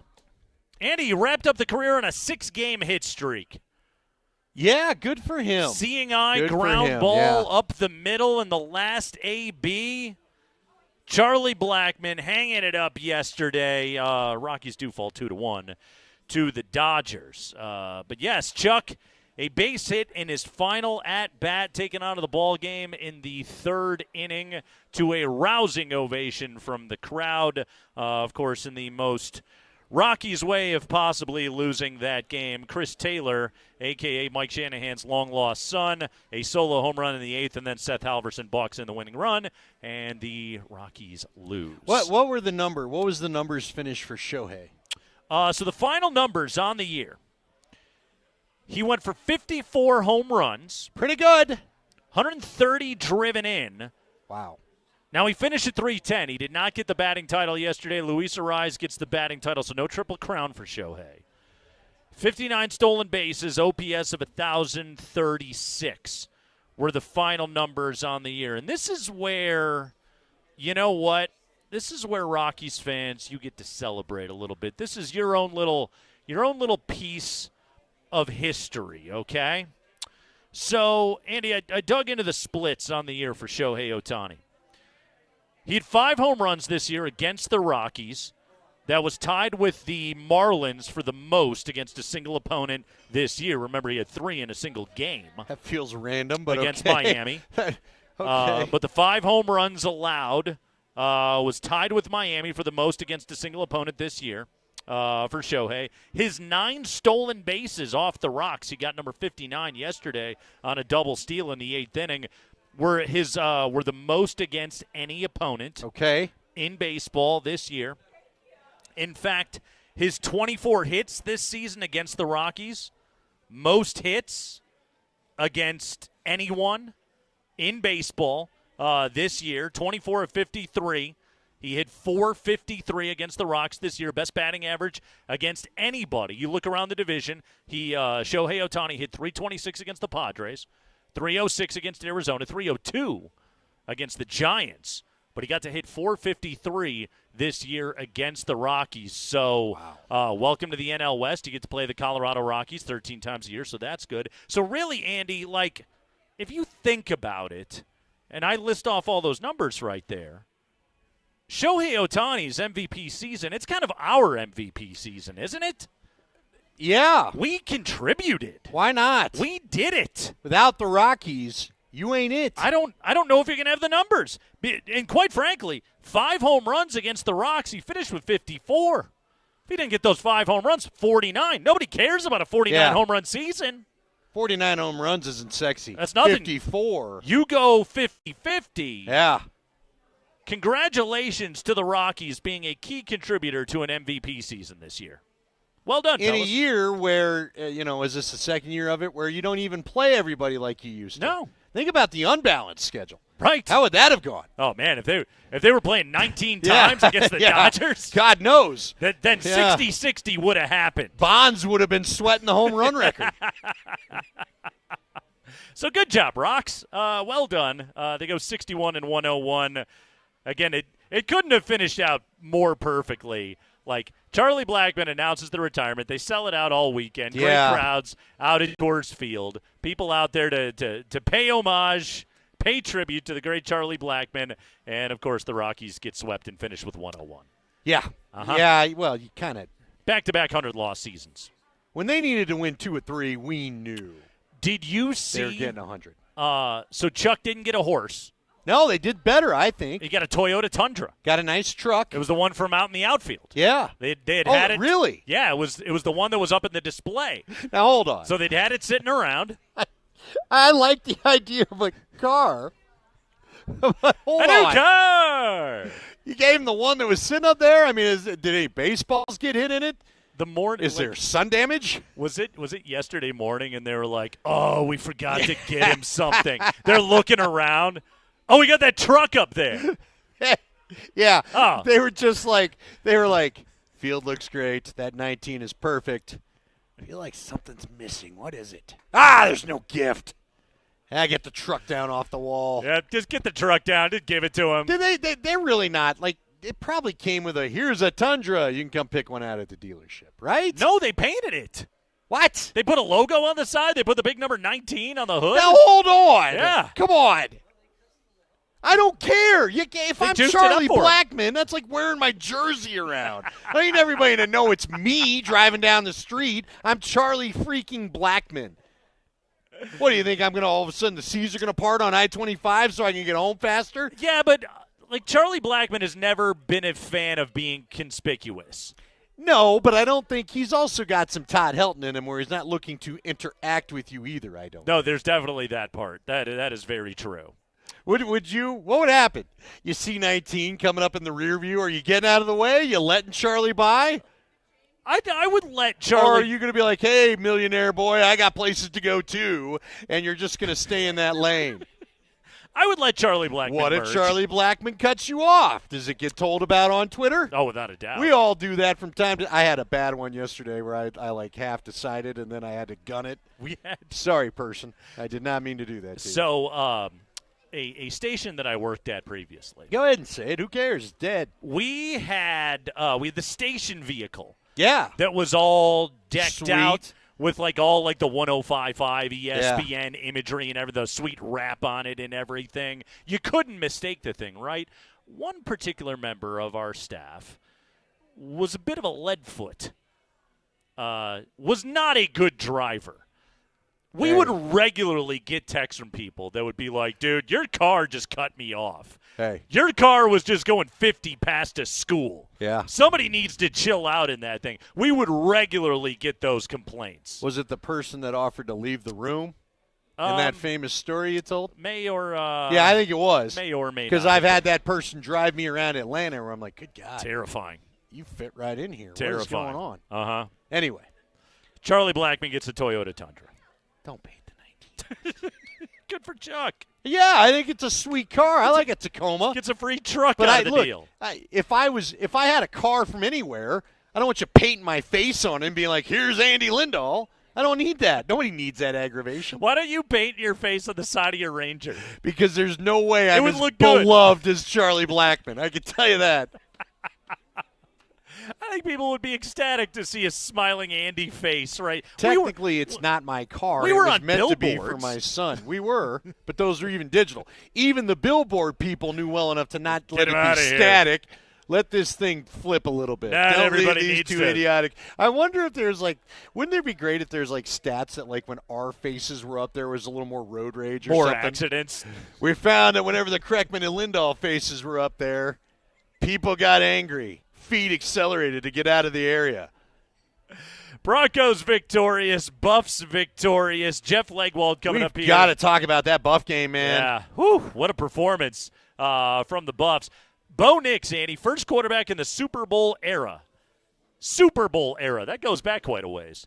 To win a game in which he averaged fewer than 2.5 yards per pass attempt with a minimum of 25 attempts. He did throw it 25 times yesterday for 60 yards in Sunday's win against the Jets. Cortland Sutton, by the way, I guess kind of had all 60 of the yards. Javonte Williams finished with 2 catches for 3 yards. Michael Burton, a catch for 3 yards. Troy Franklin, 2 catches for -2 yards. Tyler Bidet, 2 catches for -4 yards. So ultimately, all those dudes canceled each other out. In the end, it was just Cortland Sutton and his 3 catches on 9 targets for 60 yards and a touchdown in the victory yesterday. Tutty. That was it. That was also, yeah, you were right about the feet. Ooh, I was wondering if those things were going to get down. He did though. I slowed it down. I had to make sure. Because when they went right to the PAT, I was like, that seems kind of quick. Yeah, I agree. Yeah. I kept waiting for them. I was like, are they going to review this thing? Luckily, they did not. By the way, did you take your Alan Lazard over? No, I didn't. Oh, the thing hit for you.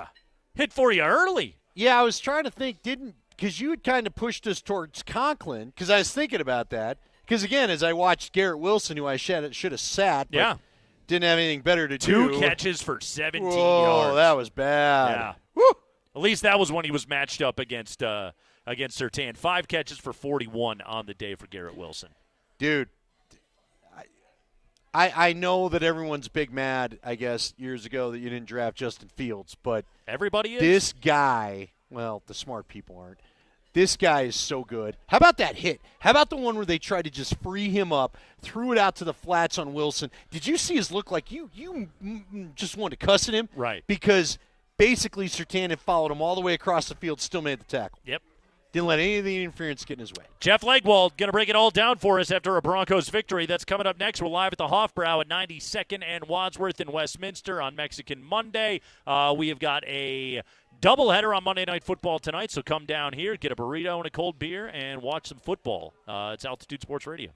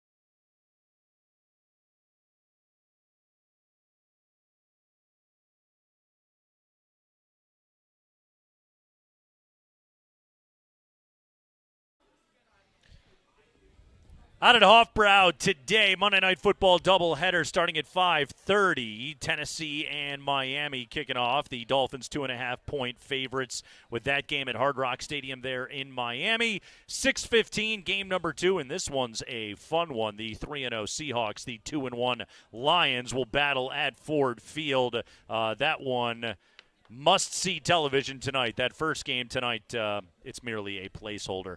Jeff Legwold, never a placeholder, always a highlight on the program, joins us right now here on a Monday afternoon. So, Jeff, how is Tyler Bidet? How did he get home? What airplane was he on? And how excited was Sean Payton to talk to you about that? And how dare you ask about injury, At Jeff? his I don't press know where conference. you think you are. They were very happy for Tyler Bidet. Obviously, he took a commercial flight home last night. He was examined by doctors in New Jersey, and then he returned after the team had left on the charter. There was some thought if the doctor said he would have to stay overnight for an observation, somebody from the Broncos medical staff would have stayed in New Jersey too. But as it was, he was checked out. They put him on a commercial flight with the Broncos staffer, and they flew back. And I believe I was told last night when they were still in the air. I think they landed, 9:30, 10 o'clock Denver time last night. He was with the team today. Peyton offered no update on the injury, however, so we're not sure if it's still just the back or if he suffered concussion symptoms when his head hit the ground after the play was over. And that's none of your business, Jeff, so please don't even ask about that, okay? As any and all coaches know, I will ask the question. That's what I do. All right, Jeff, were you a little surprised at I didn't watch the whole presser. I watched parts of it. Look, this is a good win. These are 2 good wins, okay? Not pretty wins. There is a pretty one in Tampa Bay, I guess, but not a pretty one yesterday. But you went on the road. You found a way to win 2 games people didn't think you could win. Were you surprised at the mood, or are you not surprised because he's frustrated by the offense? What was your read on all that yesterday?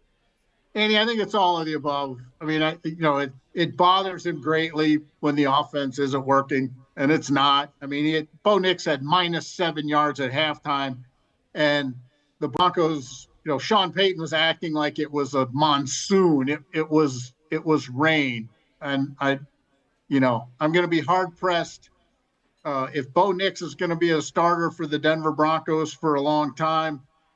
He's going to play in a lot of games where the weather is a hell of a lot worse than it was, yesterday for one half in New York. And a professional quarterback should not have -7 yards at halftime. That is a sign that what's being called, what's being planned, the execution, none of it is working very well.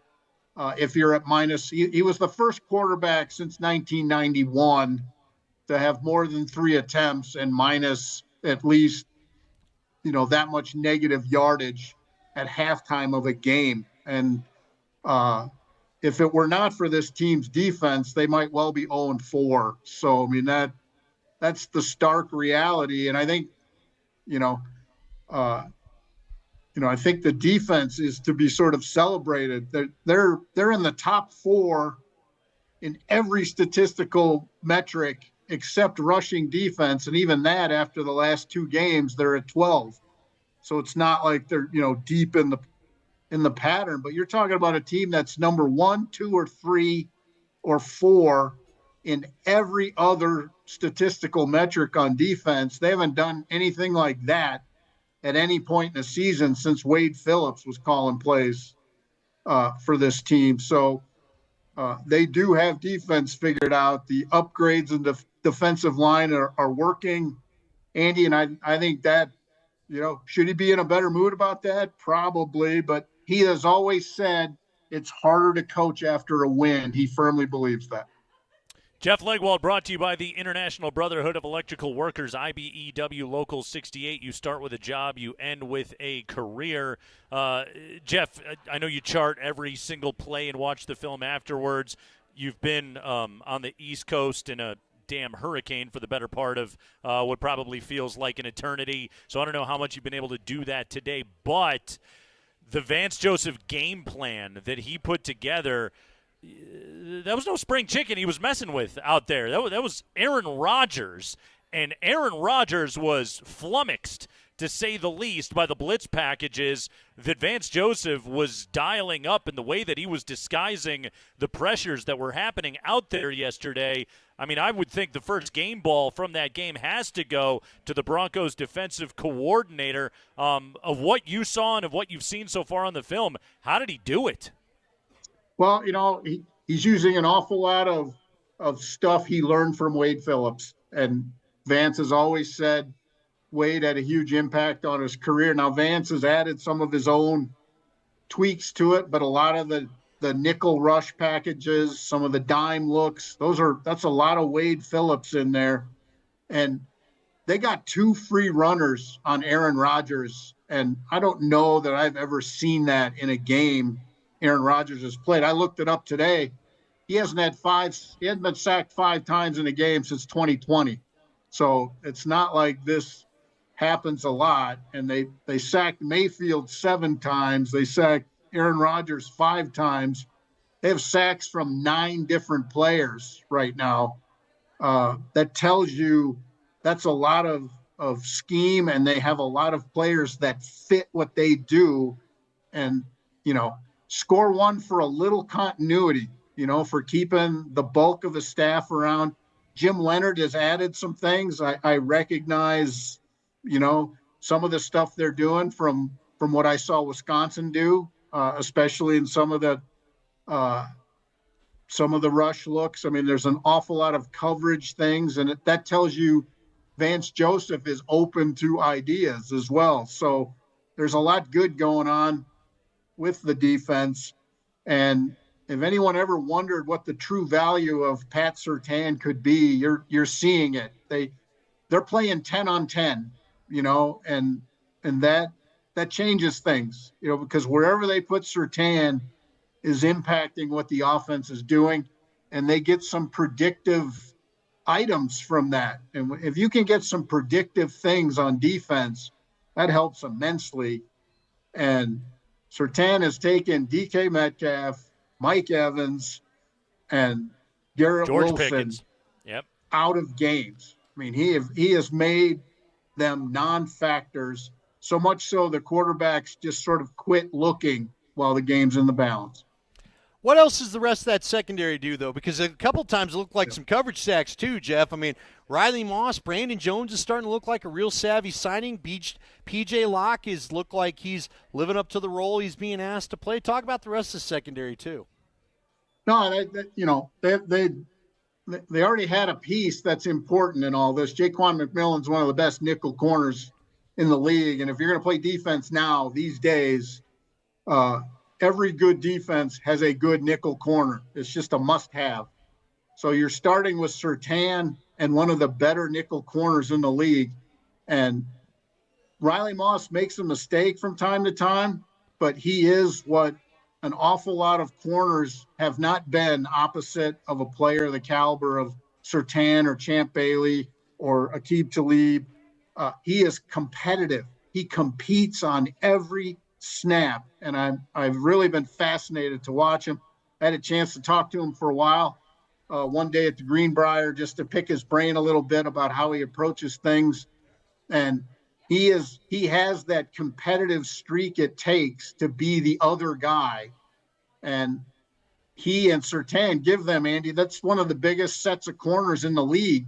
And if you can play with that athleticism and that size, the reach, that the catch radius on defense, as it were, you have a lot of advantages, and you can see it, and they're not making assignment mistakes either. When they switch from man to zone or move Surtain off the main receiver, they're not making busts in coverage. Everybody's playing their playing the snaps the way they should.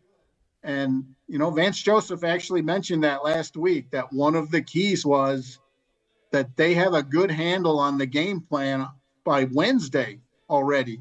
And then Thursday and Friday, they're just reducing the mistakes every day. And then by the time they play on Sunday, they're playing a pretty clean brand of football. I mean, some of those PIs you're going to take if you're a defensive coordinator because you want guys fighting for the ball. It's not silly ones. They're not pulling the jersey to keep the guy from running away from them. They're competing for the ball.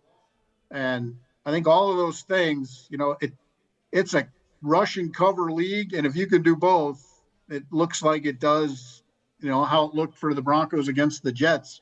Again, 13.8 points a game. They're surrendering by all rights. That should be a 3-1 or a 4-0, a lot of the time. And it's, if they get anything at all on offense, they could start to build something maybe. Leggy, you celebrated it when the move was made as a savvy kind of buy low acquisition for the Broncos. But yesterday, we watched it play out in real time. John Franklin Myers, the Jets giving up on him to try and get Hassan Reddick. That absolutely has backfired on them. And Franklin Myers yesterday, in particular, the goal line stand that the Broncos put together and forced that field goal in the second quarter.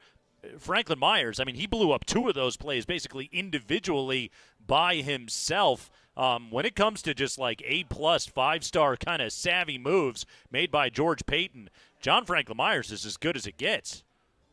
Yeah, I mean, and what it does, Nate, is it lets all the other guys play where they should. And that was a big problem in their front last year, either by injury or they weren't a lack of production. They were having to put Zach Allen and DJ Jones in spots where they really don't belong. And Zach Allen got double teamed all the time last year because no one else was getting a double team. And right now, John Franklin Myers just changes everything because his effort level is the same on every snap. His production level is the same on every snap. And then you have a guy like Zach Allen who plays a higher percentage of snaps than a lot of defensive linemen in the league because he's got stamina and drive. They've got a good combination right now that really messes things up for offenses. If you have that kind of motor up front collectively, they have two players right now, Zach Allen and Malcolm Roach, that are in the top 11 in the league with pass rush win rates against single blockers. So that tells you the impact of John Franklin Myers. Those other guys are getting one-on-ones, and they're winning. It's good analytics dropped in right there. Got some pass rush win rate from our guy, Jeff Legwold. He's going to be writing about the defense all week long at ESPN.com. Leggy, beautiful work as always, buddy. Thank you. Thanks, fellas. We'll see you. All right, Jeff Legwold with us right there on the Kreckman and Lindahl Show. As always, Jeff Legwold's appearances are brought to you by our friends at the International Brotherhood of Electrical Workers, IBEW Local 68. You start with a job, you end with a career. Andy, the Denver Nuggets just won a massive NBA trade that they weren't even involved in. We will tell you why coming up next.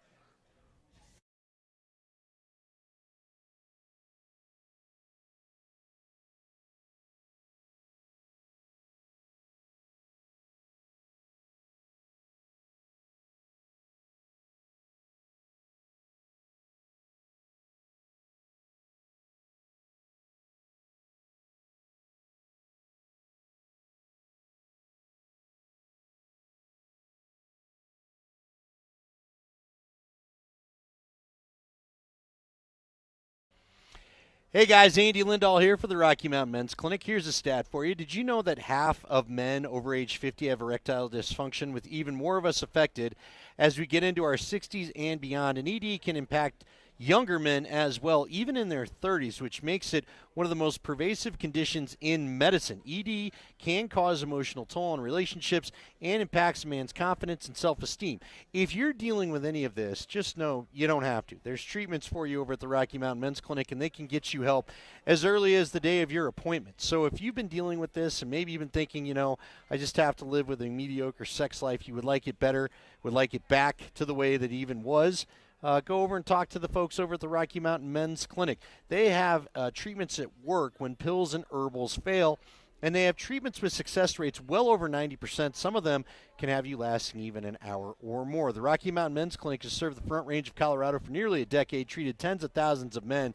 You can schedule a consult with the Rocky Mountain Men's Clinic today. It's super easy. Initial visit's only $99 and includes a medical consult with a Colorado licensed medical provider. You'll get a T and PSA test, and if advised, you'll get a test dosed. And if that test dose doesn't work in the office, your visit's free. So what do you got to lose? They have 5 locations in Colorado to serve you.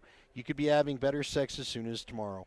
Fort Collins, North Denver, Central Denver, Castle Rock, and Colorado Springs. Call them 720-440-7900 or visit them at RockyMountainMen'sClinic.com.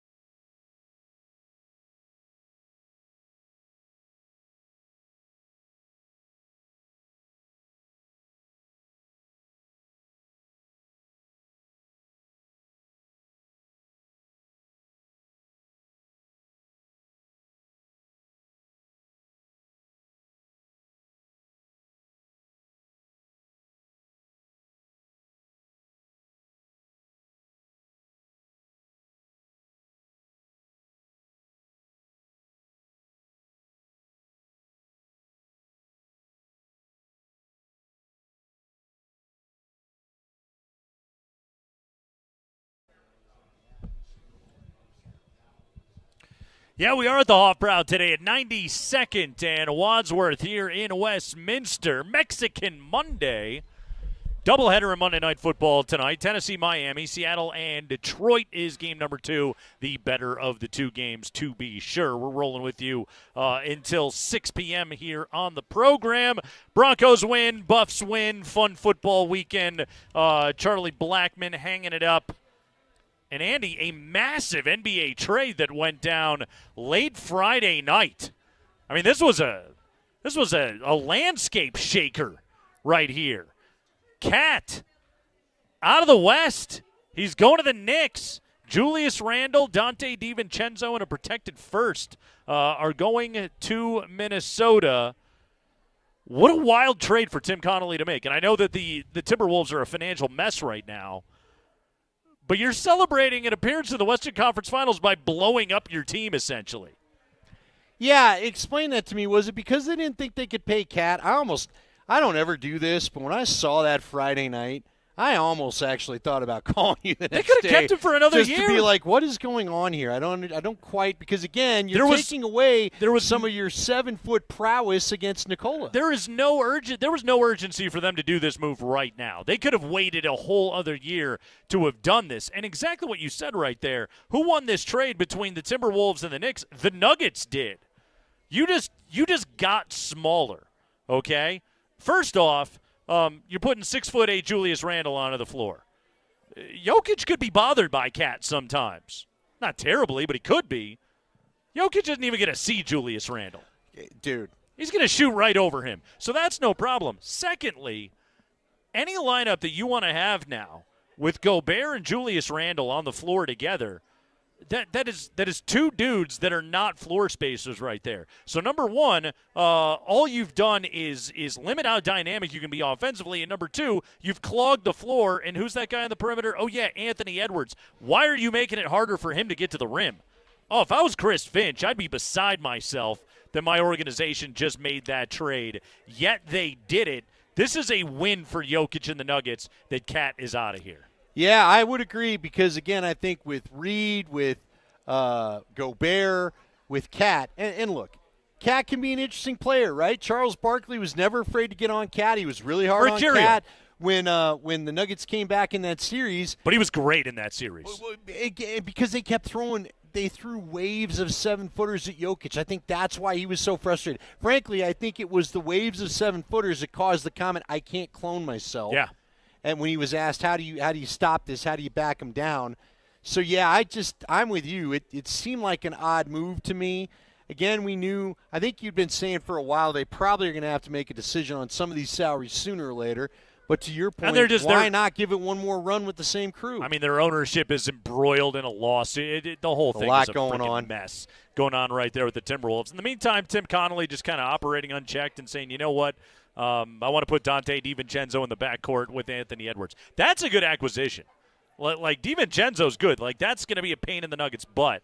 But Karl Anthony Towns being gone, that is a win for Denver that the Minnesota Timberwolves, who were constructed specifically to beat Jokic, and it worked, are now a little bit smaller. Real quick, did you take in any of the the Russell Westbrook thing? Mm-hmm. I think we're all, like you said, there's no pressure, right? This kind of goes back to happy Sean Payton, if you will, from OTAs. Yeah. We'll see how it gets when games are on the line, you're in the grind of the season, and this, that, the other. Man, it feels like a lot of these guys are kind of happy to have Russell Westbrook around. Really now, does. I just have been See watching AG over the videos weekend? on X. Yeah, they were AG's psyched pumped. about it. Yeah, So, Gordon is fired up to have Russell Westbrook. He's just like, yeah, this dude's bringing it every single day. I think one of the biggest things about his acquisition, and we know what Westbrook is as a player, and it is imperfect. I'll use the word imperfect when talking about Westbrook's game. But in terms of like just an injection of some life and some MFer that this team needed inside their own locker room, I think it's going to be great. that last part, the old guy with the red rear end, yeah, they need a little of that. I You think and I it's have good. talked about it for years. And I also thought what he said was great when he talked about, I don't know if you saw the cut, but he said, I feel like I'm a fit in this system now. I feel like I'm going to be able to use – he was talking at a group session. It was a video that Vic Lombardi put out there, but basically said, I'm going to be able to drive to the hoop, and I can use my skill set better. Basically, somebody asked, well, why weren't they doing that at the other stops? He goes, I don't know, man. You tell me. So basically saying I was put in a role that I wasn't totally comfortable with. So I guess we'll see. Hopefully that's all true, and this works out great. Hope it does. People like playing with Nikola Jokic. Karl Anthony Towns gone. That's good news for the Nuggets right there. Slop Fest yesterday.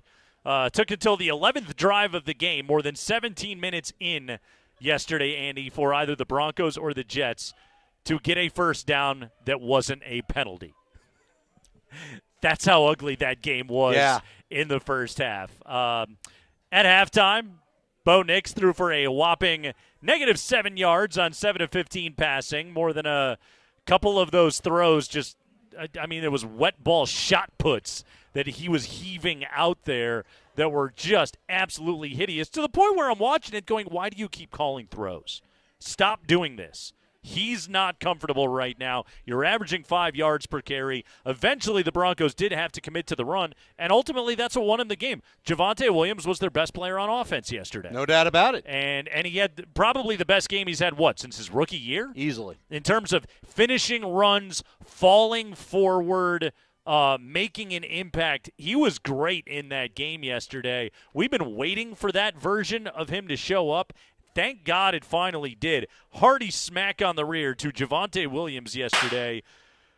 He carried the Broncos to the game-winning field goal drive, essentially, yesterday, but he looked like a version of himself that we haven't seen in a really long time. You know what? I'll add on to that then. There aren't a lot of offensive smacks on the rear. Although, you know what? Did you see, I guess there was a game ball given out to Quinn Miners for not allowing a sack and being the guy that opened up a lot of holes for Javonte. That's good. I'll go ahead. How about a quick smack to Miners? I'll give another quick smack to Palczewski. I know he got that one penalty, but there was another game where you didn't really notice the guy was out there, except they kept pointing out he was out there. Andy, you talk about fortuitous events and season-saving type of situations.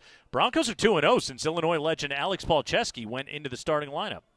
How'd that Illinois game go this weekend? We don't have to talk about that. That was a low blow to you. That was a cheap shot. They covered. That's good. Good teams win. Great teams covered.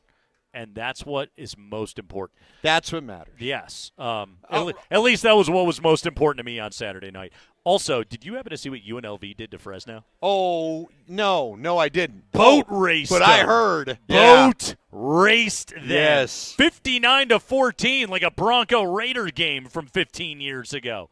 59-14, they destroyed Fresno, and their quarterback, who barely lost out in the fall camp competition against the kid that wanted the $100,000 that they told to pound sand, he went up and balled out. Yeah, UNLV's just sitting pretty. That's why they told Mike Palm, you don't need to talk to your boss. Yeah, we're good. We're good. We don't need to the pay this $100,000. guy. We don't actually want this guy. Hey, by the way, did you see? I got to go look at the message. Okay. The Buffs. I'm waiting to find out what more we find out about this. Buffs had a little of that situation pop up themselves. A couple of guys saving the red shirt. Yeah. And it kind of surprised me because one of them was a guy that I had just talked to. Trevor, why can I not remember the linebacker that was the safety? Trevor Wood. Yeah. I out. just thought Trevor was hurt. And then after the game, Brian Howe reports that Trevor Wood is taking the red shirt. New college football, man. New college football is wild. What do you think that means? Do you think that was it also maybe a payment that was promised that didn't happen? Either that or I'm assuming he's just not at Colorado next year is what I would assume that to mean. I would think that means you're going into the portal. Travis Hunter, 9 catches for 89 and a touchdown in that game on Saturday. Had yet another interception. The interception was spectacular. The guy is he is freaking special, man. And you know what's funny is they were talking about on the telecast. They were talking about the most games that you can lose and still win a Heisman Trophy. Right. But like the list of guys that whose names were getting brought up right there, you're talking about Lamar Jackson, who had 3 losses. RG3 had 3 losses when he won. the Heisman Trophy. There was a few other guys that were on that list. Jaden Daniels actually had 3 losses when he won the Heisman. But I don't think it applies as much to Travis Hunter. And the reason why I say that is because we always ascribe win-loss record to a quarterback. But what he is doing right now and the kind of history that he is making, the Buffs could go 8-4. I don't think that's stopping Travis Hunter from winning a Heisman Trophy right now. He keeps putting up massive performances on national television, and in every single one of these games, the broadcast sits there and has the conversation of, can this guy win the Heisman Trophy? Eventually, we're going to stop asking the question, can he win the Heisman Trophy? And we're going to say, this is the best player in college football. He should win the Heisman Trophy. Give him the Heisman Trophy. Yeah. 8-4, I think, would be a really good record. And that's a great year for the Buffs. Some tall cotton to shoot for. I was looking at it because, again, they just need 2 more to get bowl eligible, which Coach Prime's talked a lot about. It's a tough schedule. You got K-State. We just got the time. By the way, Nate, did you see the time for the Buffs K-State game? When is kickoff? 8:15 on ESPN. Nobody hates that more than you do. Yeah, because that means it's 8:30. We ain't kicking that game off till like 8:25. Hey, it's come on. Big 12 after dark. Used to be Pac-12 after dark. Really good against Oklahoma State this weekend too. Yeah, they sure did. But Buffs with the bye this week. Then the next home game is going to be then. But yeah, man, it's look. If they can get to 8 wins, that's going to be really, really good for them. That would put them in a really nice bowl, probably a really nice bowl, because TV loves them. Let me ask you this, because I was thinking about this. Now, here's my thing. I guess that win got me more excited than any Colorado victory has since TCU, because to me, it was Dion's best win. It was the most logically coached game they've had. Is that all right to say? I feel like the O-line's coming together enough with the run game that they can run enough that it's a problem. You can't just sit back and play the pass game. Gus Malzahn was terrible in that game. He was. I don't know what he was was doing at the end of the half. I don't know what he Let was me call doing most of the timeout, dang game. and he lets him get back in a field goal range. You're He trying basically to throw when you got that kind of run game going? Gave up 6 points By the way, at the end of the half. Jefferson, Terrible. the quarterback, yeah. Didn't it look like 250 was maybe a little too much in that heat at the end of that game? He looked exhausted. He was gassed. He got hit a lot, too. He had been hit so many times by the end of that game. But I'm serious. So this made me very excited about what the coaching's doing. I think the DC's coming along great. I got to tip my cap to Pat Shurmur. I think Pat Shurmur is – I know for a fact Dion wanted to play wide open, run and shoot kind of ball. I think Pat Shurmur's actually convinced Dion we're going to have a little bit of a run game. So – I guess if we're smacking rears, give Pat Shurmur a little bit of a smack on the rear, just at the college level. But was that the most snaps that Savell Smalls, the tight end, has played so far this year? I think so. He was on the field a lot. But they did a great job with that. But here's my one thing, because you kept saying this to me in studio, off air, in conversations. UCF's not really played anybody, man. Right. We're gonna find out. So as good as a win as this was. And this gives me real hope for 6 wins. On the road, that's a great win. 8 wins would put you over the moon. Yeah. 8 wins, do we quit talking about Prime leaving? Do we quit having concerns about Prime leaving if he gets to 8 wins? No, I don't think so. Someone asked me that today. To me, the win total has no bearing on it. No, it's 100% whether or not he wants to hang out. It's the kid total that's left when the season's over. I mean, are we really going to pretend the ultimate helicopter parent is going to stick around when his kids aren't even here? Well, if you're winning and you're making a lot of money, I mean, why wouldn't you? It's not like he's not making some pretty good coin. He may get some pretty good recruits. I'm not telling you you're wrong. I mean, hopefully this means the program's on the right path. I just don't want this in 2 weeks to where we're having the opposite. This has been so – you and I the last 2 years, whether it's Broncos or Buffs, man, it goes like you're feeling good that all of a sudden, oh, I didn't see that coming.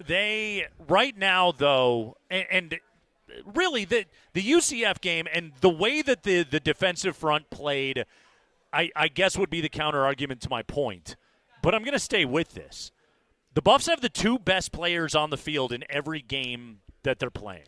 I know. And those dudes, and because one of them is basically 2 dudes, really they have the best 3 dudes on the field, let's be honest, because Travis Hunter is, he's 2-1. Because they have those guys, as long as Shador is healthy, and he took another couple of shots, but as long as he stays on the field, Hunter can win the Heisman Trophy, and the Buffs are very much alive to get bowl eligible. I don't know if the rest of the receiving core and secondary are elite, but they're starting to show you they're pretty good. Okay? And look, when they play physical like they did, yeah. I mean, that's the thing about it. That was a physical game the other night. UCF decided in the second half to try to go bully the Buffs. The Buffs punched back. You know what else amazes me? I now feel like in two of the best, I think Prime's two best coach games have been the TCU game from a year ago, the opener a year ago, and this one this past Saturday. And both were in a heat and humid situation where I felt like his kids almost handled it better than the guys that live in the state. Yep. That's what amazed me. Yep. I kept waiting for the Buffs they were to the better tire it conditioned out. team. They were still ready to rush the passer at the end of that game. By the way, Texter wants to know about the running back from Boise. Yeah, Ashton Genty. Really good. Went for 259 and Really 4 good. touchdowns against Wazoo, which that's a big-time win for Boise. I mean, and don't doubt his greatness because he went for a $192 and 3 scores against Oregon earlier this year. That was a game that Boise absolutely should have won. So far this season, these are his 4 rushing totals: 267, 192, 127, 259.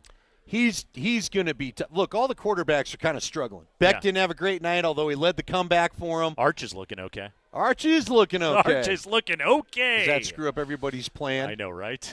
Huh? Arch is looking quite okay. We are live out here today at Hofbrau at 92nd and Wadsworth here in Westminster. We're talking about that Broncos victory over the Jets. We're talking about the greatness of Patrick Surtain. Andy, I got some stuff for you on the Patrick Surtain effect and what he is doing to opposing offenses right now. We'll dive into all that when we return. Kreckman and Lindahl on a Broncos win Monday on Altitude Sports Radio 92.5.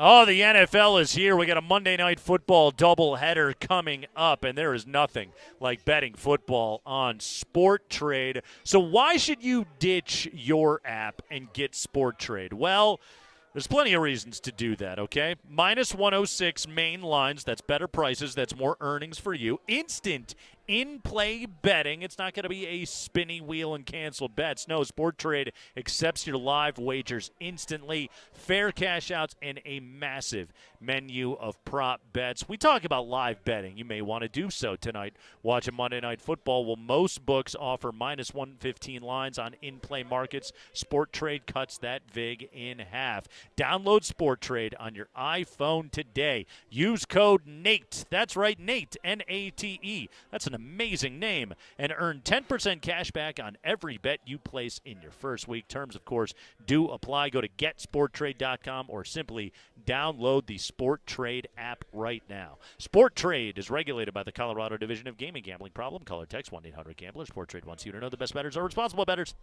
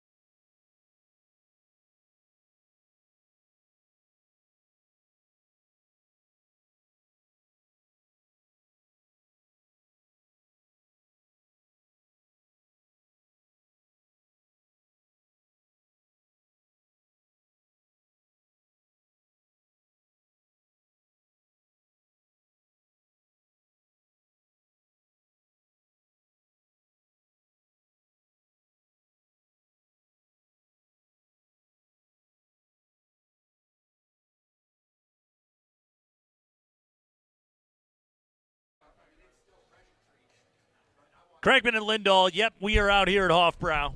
92nd and Wadsworth in Westminster, where tonight we'll have a Monday Night Football doubleheader. Game number 1 at 5:30, Tennessee, Miami, and then Seattle and Detroit, 6:15. That is game number 2 here on Monday Night Football. Andy, can I give you my my favorite NFL stat that I saw so far here? You've got one. On this very day after the Week 4 Sunday. I'll give you my least favorite stat when we're done. This is apropos of nothing. Because I have nowhere else to fit this in. But I just wanted to give it. Sam Darnold. Hey, keep that drop. I know, right? Apropos of nothing, and yet I'm going to say it anyway. The Craigman and Lindahl Show story. Sam Darnold 4-0. That will be the title of the B-list movie with Shark Tornado. Exactly. Or anyway, Put it apropos of nothing. Go ahead. Yes. Sam Darnold 4-0. Yep. Geno Smith, 3-0. Big one tonight in Detroit. Baker Mayfield, 3-1. Justin Fields, 3-1.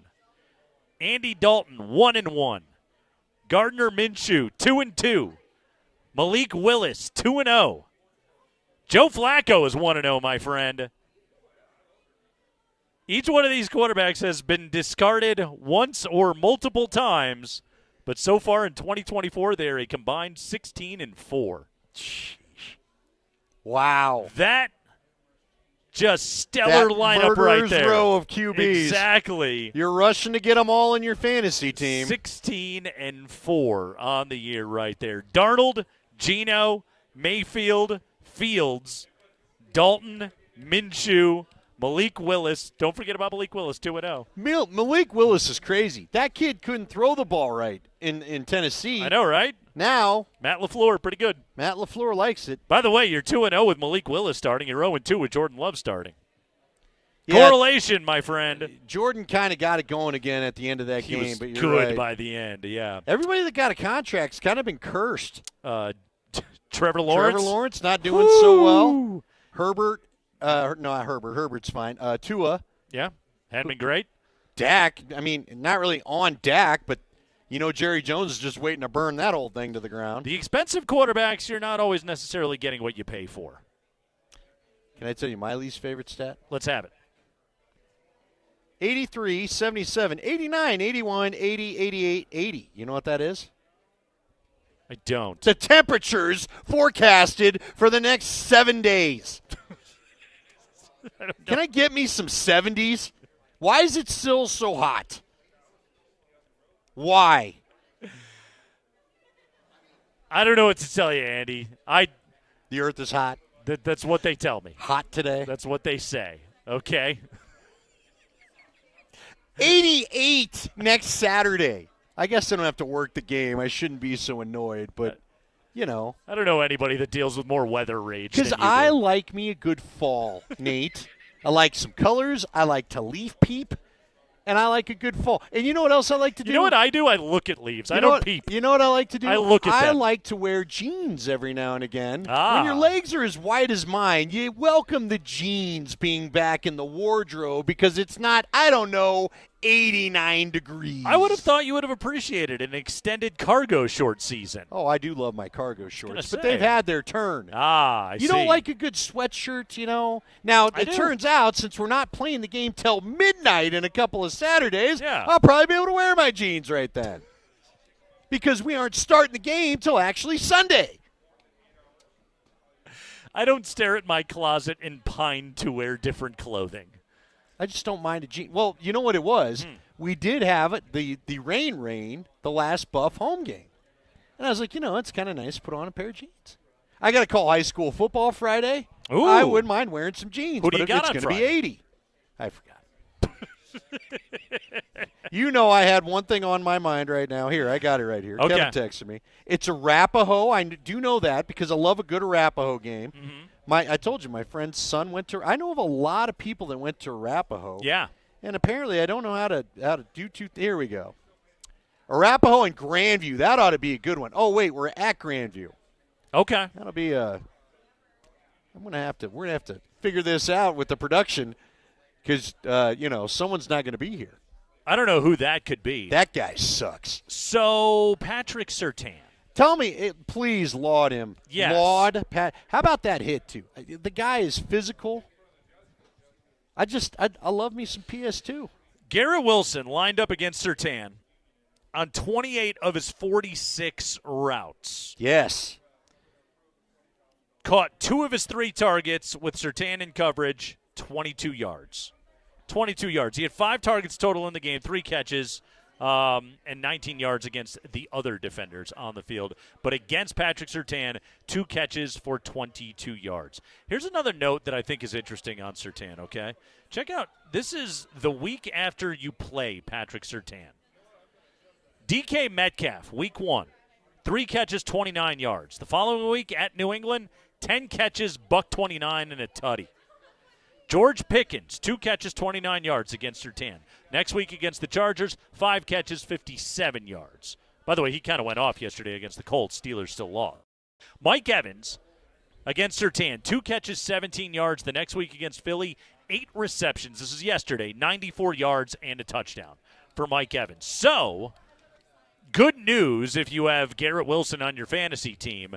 Yesterday, 5 catches, 41 yards. Next week against the Vikings in London, I assume that he'll put up huge numbers. All right, see, again, I don't know. I like your theory because I got Garrett Wilson. I don't know if that matters. Dude. Because he's on your fantasy team? Is the gent? No, I'm talking real life. I don't know what's going on there. I know everybody tried to laugh stuff off. There is a tension between Salah and Rodgers, is there not? Without a doubt. I mean, there is a tension. Oh, without a doubt. So, I mean, yesterday. Do you really want to lock these guys up on a plane and go fly it over? By the way, rusted high knees on the plane. What's Rodgers going to do if someone high knees on the plane? He'll be on mushrooms. He won't care. He'll give you that green eye rage or whatever that he likes to give you with the stare. He'll be on enough drugs. Is this really the best game the Jets could play? I mean, seriously, is it a good time for them to be jumping overseas and? The Jets' next 3 opponents are 4-0 Minnesota. After that, they play Buffalo, who's 3-1. Although Josh Allen reported to be a little sore today. He got Josh rocked. Allen? My guy. What were you doing on that trick play? Why did they call that play? I don't know. They're starting to run the ball. They're within 2 scores. You're just like, oh, okay, you're back on your script. And then they call the lamest trick play I've ever seen, and Allen just gets absolutely obliterated on that play. Well, he rolled out multiple times, too, and took some pretty good shots. I mean, again, this is the thing. Josh Allen is always Superman in September, then gets beat up and is not the same come late. The Jets will have 3-1 Pittsburgh after that. So their next 3 opponents are a combined 10-2. Who's starting by then? For Pittsburgh, Justin Fields. Is that it? Is it just a wrap? I don't. Do they trade Russ? Fields still played well yesterday. Like, they lost that game. He still put up numbers, though. That's why I'm saying. Yeah. I mean, every start is. Yeah, it's yet another one. Unless Fields gets hurt, I don't see Russell Wilson moving into the starting That could lineup. happen, though. Fields is kind of. It could. Fields is sort of like a bumper car quarterback right now. Yeah, it could. He runs an awful lot. Jaden Daniels. Oh, my gosh. You know, there were a lot of people, including our Mike Sanford, that did kind of like him. Said even Leggy said, I'd consider him for first pick. He has just posted the highest completion rate at 82% across any 4 games in NFL history. Not like first 4 games. I mean any 4 games. Pick your 4. Yeah.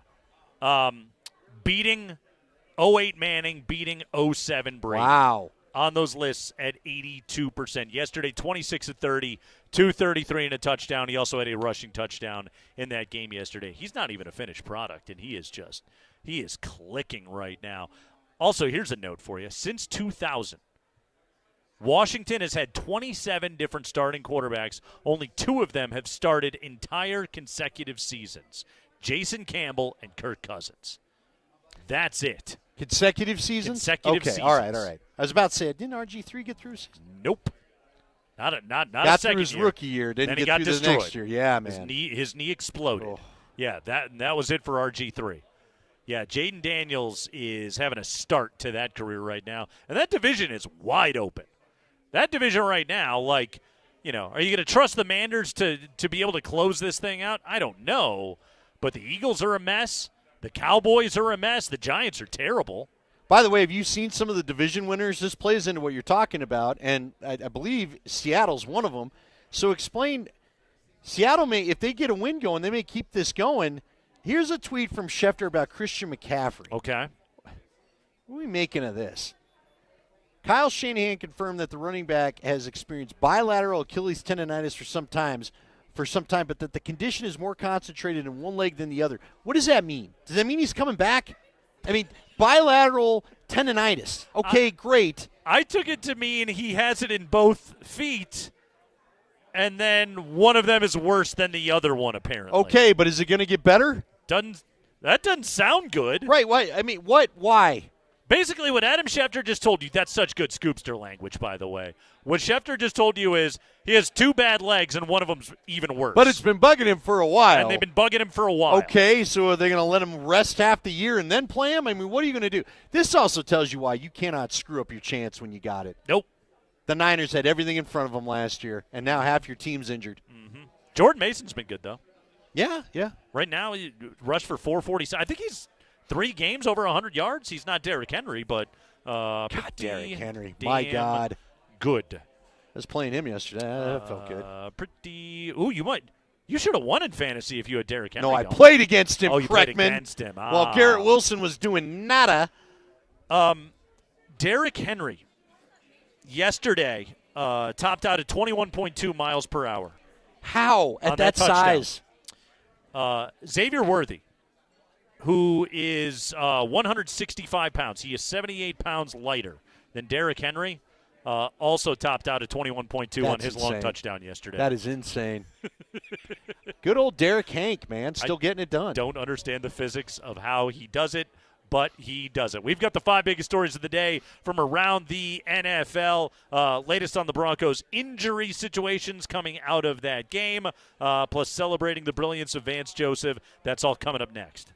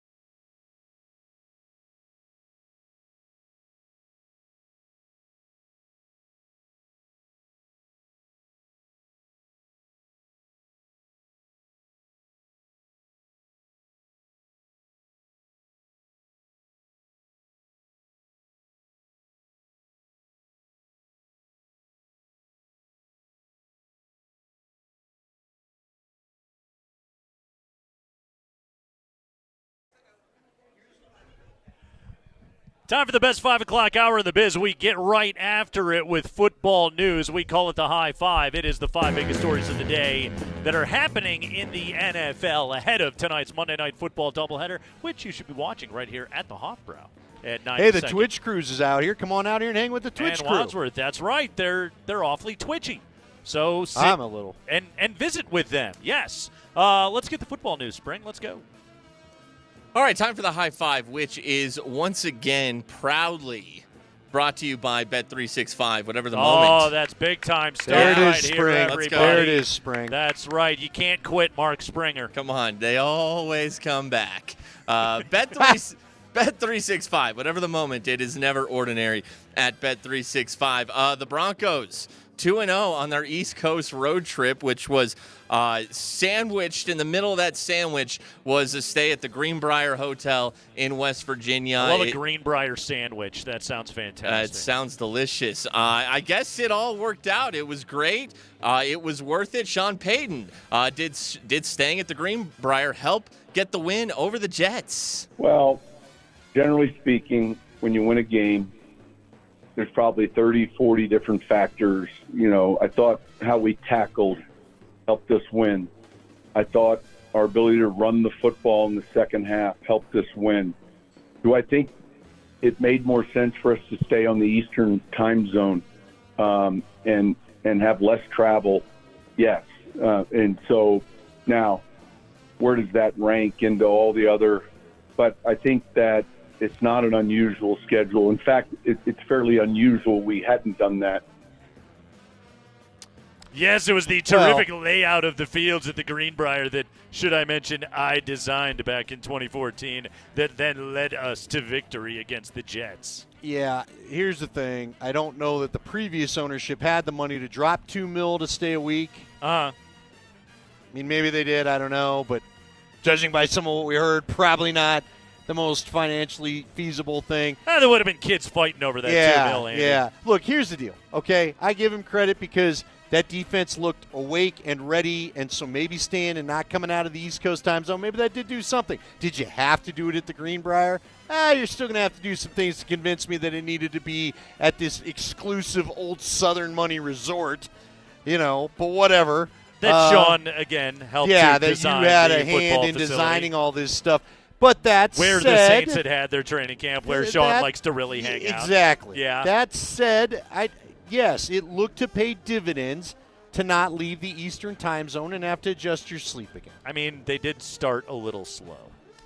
Not the D. No, the defense didn't. You're right about that. But maybe it was just impossible to hold on to the ball. I don't know. But in the meantime, all Sean Payton has to say is proof is in the pudding. We went 2-0, Greenbrier for life. Okay? I don't know. Go ahead and reserve that up for next year. I don't know if the Penners will agree to that expense, but we'll see. Why wouldn't they, though?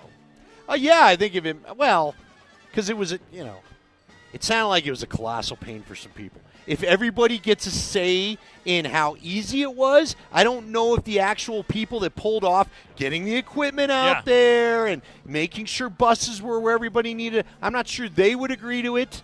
But again, when it comes to the money, I don't think they're worried about it. Isn't it all merely in the service of wins and losses? Sure, I guess. Isn't that why they do all the things? Yes, but the W's, Andy. Sure. You got to go 1-0 every week. Hey, man, you won the game. Fine. It ain't my money. Do all you want. Can't I don't argue go with stay it. at Pebble Beach next time when you got to go play in L.A. I don't care. Sounds delightful. As long as it's not preventing me from getting a raise when I need one, who cares? Spend all the money you want. Go spend $10 trillion. I don't care. Build yourself an island that's nothing but football. Whatever. You have a real anti-Greenbrier agenda. I do. Is it the falconry course? Is that what's bothering you? It's the glass blowing? Yeah, there's some stuff that bothers me The about it. I mean, pickleball? again, I think it was a place that once stared at Augusta to see who could progress least first. But whatever. It's also a place that probably – maybe there's just a little blue-collar Andy coming out going, you wouldn't accept me there in 100 years. Look, man. You think you're too good for me, Greenbrier? Exactly. Greenbrier wasn't letting Andy anywhere in there, so that's fine. Sounds like they gave the media a little bit of a hard time too, but whatever. The concept itself did what it was supposed to. Very much Tip so. of the cap. Yes. And good on the Penners for going, whatever. It wins us a game, let's do it. Big win for the concept. Look, again, the proof in the pudding, being dead serious about it is, it did look like the defense was ready to play ball from the first snap. It's also like in the NFL arms race of owners. It's always good to be able to look at all the other owners when you get together at that meeting and be like, oh, yeah, my team stayed at the Greenbrier during the season. I bet that'll play pretty well for you. on that postseason survey that the NFLPA fills out. I bet that's gonna play pretty well. So what's the shorthand for it? So people know you're legit. We were at the Briar. Yeah, exactly. The GB. We're staying at the GB. Yeah. Okay. Right. Yeah. The locals only know it as this, or are you so rich you don't shorten anything? Oh, I was at the Greenbrier. If you got anything else, you've not been there to experience all that is the Greenbrier. Andy doesn't care for the exclusivity. Because I got a better shot of being the busboy there than I do a member. So screw you, Sean Payton, and your snooty accoutrements. Go ahead, Spring. High five. All right, now let's talk about the New York Jets, who committed many penalties yesterday, many pre-snap penalties. Many penalties yesterday. 5 false starts committed by the New York Jets yesterday. Got a series of audio clips for you, starting with post-game yesterday. Robert Salah on what the issues were. Well, we got to figure it out. Whether or not we're good enough to handle all the or ready to handle all the cadence. Cadence had not been an issue all camp. Felt like our operation had been operating pretty good. Obviously, today it took a major step back. That's obviously the Aaron Rodgers verbal cadence pre-snap. Aaron Rodgers was asked about what Robert Salah just said after the game. The cadence specifically, Robert said that might be something you guys have to dial back a little bit. Is that something you think could potentially help the situation? It's one way to do it. The other way is hold them accountable. I mean, we haven't had an issue. We've had one false start. Morgan had one false start, I believe, until this. So, it's been a weapon. We use it every day in practice. We rarely have a false start. And to have, 5 today, it seemed like, 4 or 5. Yeah, it seems like an outlier. I don't know if we need to make mass changes based on, kind of an outlier game. Okay, so today, Robert Salah was asked about the cadence again. Robert, you referenced the cadence yesterday, and one of your answers about penalties. Do you think you guys have to alter anything there with Aaron's cadence? No. Yesterday I was mentioning operation. We're always going to push the envelope with cadence, always. But with regards to operation, getting in and out of the huddle, getting to the line of scrimmage, the communication that's being had, those are all things that we can continue to look at and clean up. But from a cadence standpoint, that's part of what makes us who we are, and we're going to continue to always push the envelope on that. What specifically did you mean then, Robert, when you said that you guys maybe weren't good enough or ready for the cadence yet? So cadence is all part of operation, and the finishing line on that statement was operation, and our operation had been good up until yesterday. Obviously, there's things that showed up, and it's something that I think we can definitely get fixed. What word can I? Operation. That's the word. That's the one that's going to get me out of this hole that I just dug with my quarterback who hates my guts right now. Again, to his credit, I don't think he was wrong. They had some new linemen in there. So I think his point, constantly. I think his point probably was, we got new guys in there that maybe need a minute to get used to this, so maybe we need to chill it out a touch when it hasn't worked a couple of times. I understand Aaron's point. You want to get him to jump. Rodgers has no chill. But would this also not point to the fact that guys didn't know what they were looking at? We already talked Breece Hall. Probably was like, oh, crap, which one is mine? Right. He's already got the rage stare from Dad. Right. Now I got to make sure I don't blow a blocking assignment, and I don't know which one of these dudes is coming. Guy's backpedaling pretty quick to try and talk his way out of But see, again, doesn't this for Salah? If I'm Robert Salah as the coach, isn't there a party that's like, I'm the coach? I guess you go a little bit of Sean Payton yesterday. I'm the coach, man. If I decide I don't want you using the cadence, we're not going to use the cadence. Why do I have to bow down to the guy and say we're going to use the cadence because you like it? Because you've already bowed down to everything else the guy's wanted. Oh, his you entire bowed time down. there with You New bowed York. down more often than the lyric in 9 Inch Nails' "Head Like a Hole." That was a deep pull. You landed the plane, though. That was good. Well, we both said bow down about it. I was just waiting for one of us to go before the one you serve. You're going to get what you deserve. I also just think Robert Salah, he just wants to pay tribute to his predecessor there as the coach of the Jets, Rex Ryan, by putting his foot in his mouth. Go ahead, Spring. High five. All right, yesterday afternoon, the Chiefs came back yet again, this time beating the Chargers on the road. Justin Herbert's ankle failing him late in that game. But the Chiefs did lose their star wide receiver, Rashee Rice, for the rest of the season. He has torn his ACL. They have Xavier Worthy, who caught the longest touchdown pass Mahomes has thrown in like 2 years yesterday. Hollywood Brown out for the year. They have Juju Smith-Schuster. It's Juju, it's Xavier, it's not much else.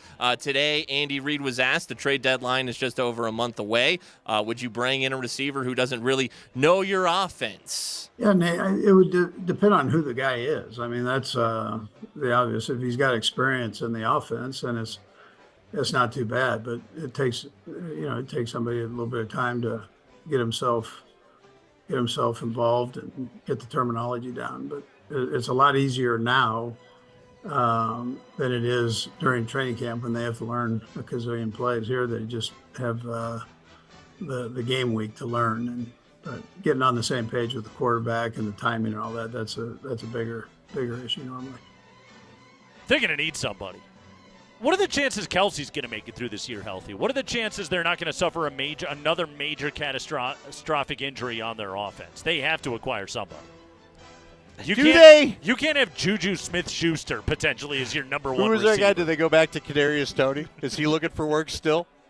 They have a habit of bringing back guys. I mean, I laugh with you, and yet at the same time, they've done it before. What team is McCole Hardman on now? Yeah. Isn't he? He was a Jet. Okay. Didn't they get him back last year when the Jets went south? Oh, he's still on the Chiefs, actually. Never mind. McCole Hardman. So he's apparently not an option.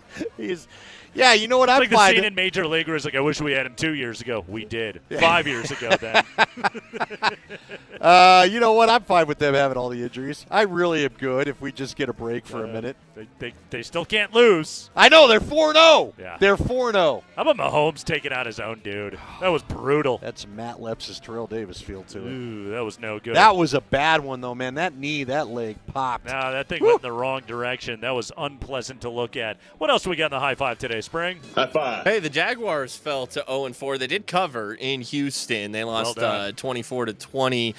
Doug Peterson was asked after the game if he should take over play calling duties from offensive coordinator Press Taylor, Zach Taylor's younger brother. Here is Doug. Is there any chance you take the headset over just to change this thing up? For what? I thought he called a great game. We as coaches, we can't go out there and make the plays, right? It's a two-way street. So, you guys can sit here and point the finger all you want, and that's fine. Point it right at me. I can take it. Okay? I can take it. So, whatever you want to ask me, say, whatever, write, go ahead. You did tell us at your introductory news conference a couple of years ago, if it's not working, if it's not in rhythm, whether it's your plays or not, that you hand off the play calling. Is it just one of those, maybe it's just a voice, a confidence? You guys were cooking when you were doing it. It looked like in 22. Yeah, sure. Okay, I'll take it into consideration.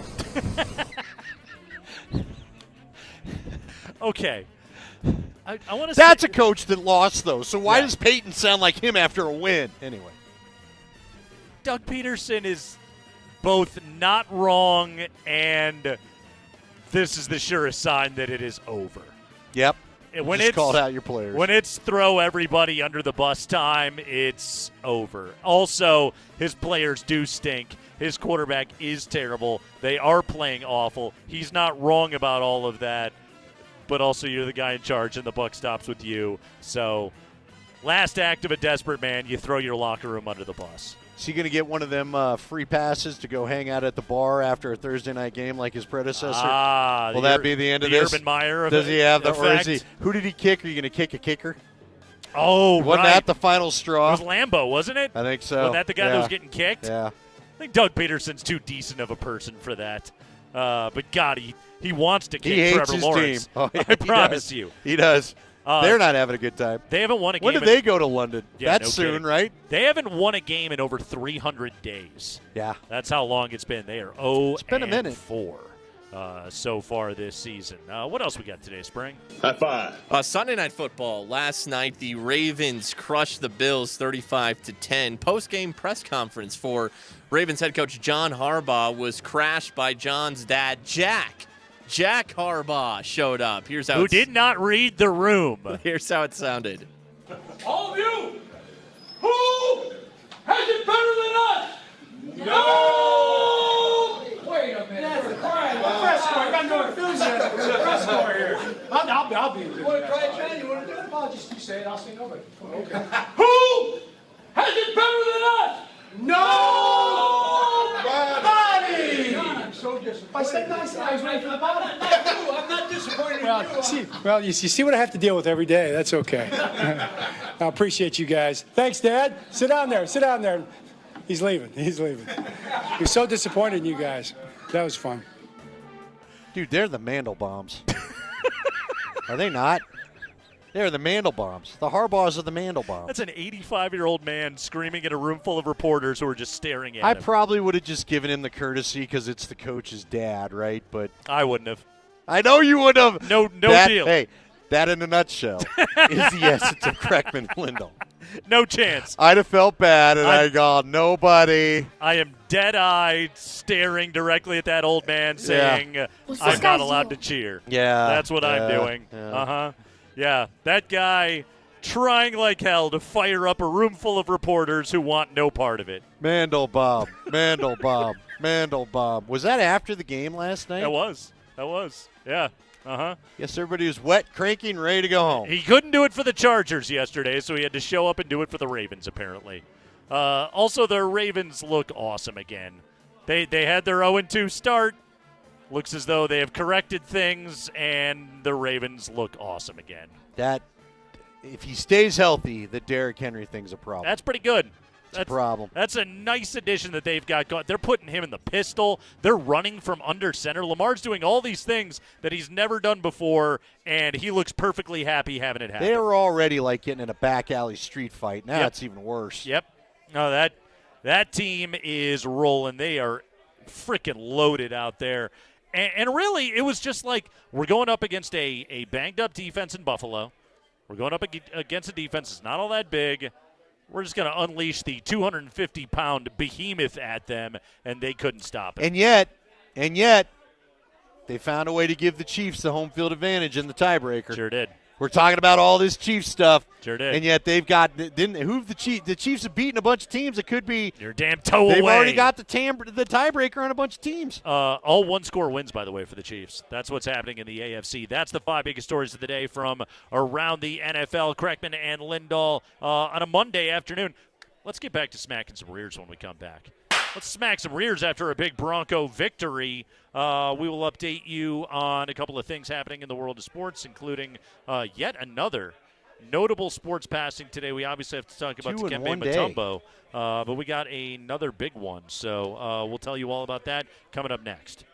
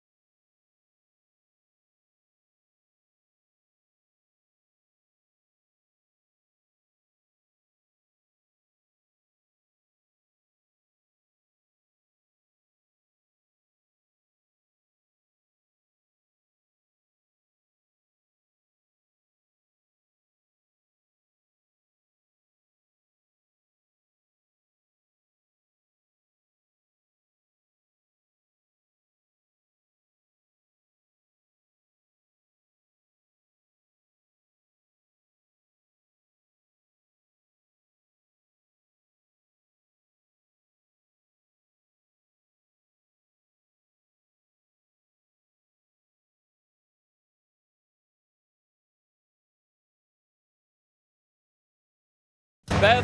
Coach, it's a pleasure to be with you guys here on the field from up close, just watching Coach Vance Joseph from here. He has the best career interception percentage in NFL history. Rodgers sacked on first down. Nickel package, 3rd and long, first possession. Rodgers, a short throw. Garrett Wilson trying to create, and he fumbles the ball. The Jets turn it over on their first possession. It's a cough up by Wilson. Denver takes over. Rodgers, he was thinking about running.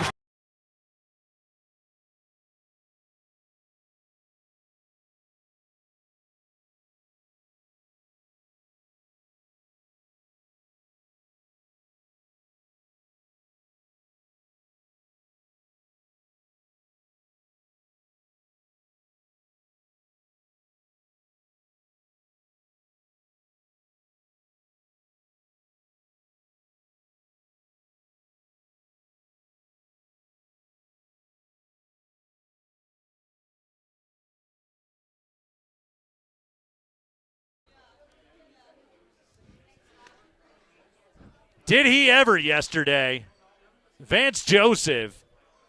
Have a game, baby. That was his Call a masterpiece. game. That was his masterpiece right there, Andy. I mean, he called blitz on the opening play against Aaron Rodgers yesterday. Justin Sternad, who we barely remembered was on the team before the start of the year, comes out, replaces Alex Singleton in the starting lineup, and absolutely balls out. Sternad was, I was writing his name down constantly yesterday. He gets a sack for a loss of 9 on the first play of the game. Gets a tackle for loss against Breece Hall on the Jets' second drive. Tackles Breece Hall on the third drive for a loss of 2 yards. Guy was all over the place. He was on coverage against Breece Hall. Yeah, he played and guess great. what? He stayed up with him. Justin Sternad, of all people. You know what I think happened there? And I'm going to tell you this, not just a gut feel, but we've heard it in relation to. Isn't that the saying that he uses? In relation to? Relative to. Yes. Okay. I think this coaching staff at times finds body types, right? Alex Singleton is the body type of your prototypical throwback linebacker, is he not? Yeah. Sternad is not. Like, when you see Sternad, there's a part of me that's like, wow, dude, you can be a linebacker in the NFL. Shouldn't you be back at safety where you start all that kind of stuff? Modern NFL linebacker. But yet you see him, he gets in there, and he hits. Oh, wow, the athleticism. Oh, wow, he can stay with the back out of the backfield. Yeah. He got in on that blitz like quick, right? Yep. I'm not sure all the linebackers get home like that. Like, it surprised the heck out of Rodgers, it seemed like. I think Sternad, now that he's in there, I'll be curious, man, he may be showing you a little something. And again, I go back because it was like you couldn't have both until recently. They couldn't have both McLaughlin and Bidet in there because I think they're the same kind of body type, right? I don't need 2 of the same of that body. I need 2 of the bigger body types matched up. And I just think I think at times I hope this staff finds a way to maybe lean away from some of the traditional thinking when it comes to how they put some of these guys together. Because, again, Barton he was a great pairing with Sternad. Yep. I think Singleton and Sternad could have been very intriguing as well. So now that he's actually on the field and look, it was raining, all that, whatever you want to say yesterday. I'm curious to watch what he can do after that first taste of it. Vance Joseph yesterday had Aaron Rodgers, who is as composed as any quarterback we've ever seen against pressure, against the blitz. He had Rodgers missing checks at the line that he would typically make. And great example of it was the P.J. Locke sack that resulted in a turnover on downs, which there was still a hell of a lot of football to be played after that, as it turned out. But P.J. Locke on that play got through completely unblocked because the Broncos showed a 7-man pressure pre-snap. I think it was Cooper and Sternad, I want to say, or maybe it was Cooper and Barton. Then dropped back into coverage. They brought 5, but the extra rusher was P.J. Locke. They didn't account for him. Rodgers was like, hey, they're coming up the middle. Well, that's what Breece Hall went to block, and nobody came, and P.J. Locke cruised through untouched. You saw Breece Hall. He had the oh bleep moment. He had the oh crap. We missed, and Rodgers just got bludgeoned on that play. But that is Vance Joseph, who I think he looked at the film and he said, Rodgers can't move. I'll take my chances. He cannot move right now. And there was enough pressure that he was not on the same page with his receivers. He was frustrated. He took that offense completely out of any kind of rhythm. Breece Hall couldn't get any run game going. Vance Joseph, and this includes 2 years as a head coach, that was the best coaching job he's ever done for the Broncos. Oh, I would agree, and I think it also tells you how good the secondary as a whole is playing, and this is a tip of the cap to Riley Moss. Because, again, you can't just decide, fine, I won't throw at Surtain. Who's the other guy? Let me go after the other guy. Yeah. And Riley Moss, I get it. Riley Moss kind of learning on the job after not playing last year. He's going to get called for PIs because they're throwing at him constantly. They are. And again, some of the PIs he's been called for, I don't think every ref in the league throws the flag on. Now, the one in the end zone's pretty tough because he prevented Lazard from coming back to the football. Yeah. And just kind of got caught in a bad position, but they did some good wrestling. It's been impressive, man. It's been impressive. It's exciting. You and I thought this defense could be pretty good, but I didn't think they'd be this good. Seriously, yesterday's game. I thought the secondary would be behind the front seven, I would particularly the D-line. And instead, they've all played great. Hey, I would say this. I thought the front four was good. I wasn't even sure about the whole front seven. Exactly. I was really only confident in the front Nick 3 or Benito 4. had another great game yesterday. He did. He's really becoming what you drafted. Jonah Ellis had another great game yesterday. I just think that yesterday was frankly no-fly zone. Like, you know what? Maybe I'll bug Chris Harris. We may need to get Chris. Chris has been tweeting a lot about this D.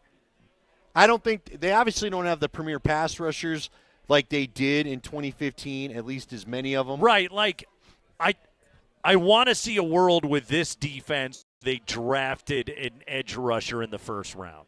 You know, Dallas Turner maybe? Just an absolute 12. beast. Right. Leatu Latu or somebody like that that would look that impressive for this defense. Whew. All right. Yeah, kind of some bummer news now. First off, Dikembe Mutombo passed away today, Andy. At the age of 59, Mutombo had been battling brain cancer in recent years, but the NBA announcing his passing today. Andy, I mean, Dikembe Mutombo was a real-life hero. And I don't use that term lightly, but this was a guy that used his platform to help people, to raise awareness for what people were going through in his native country of the Congo, and a guy that showed up and put the work in to help people, and he did that his entire career. He was a global ambassador both for his people and for the sport of basketball.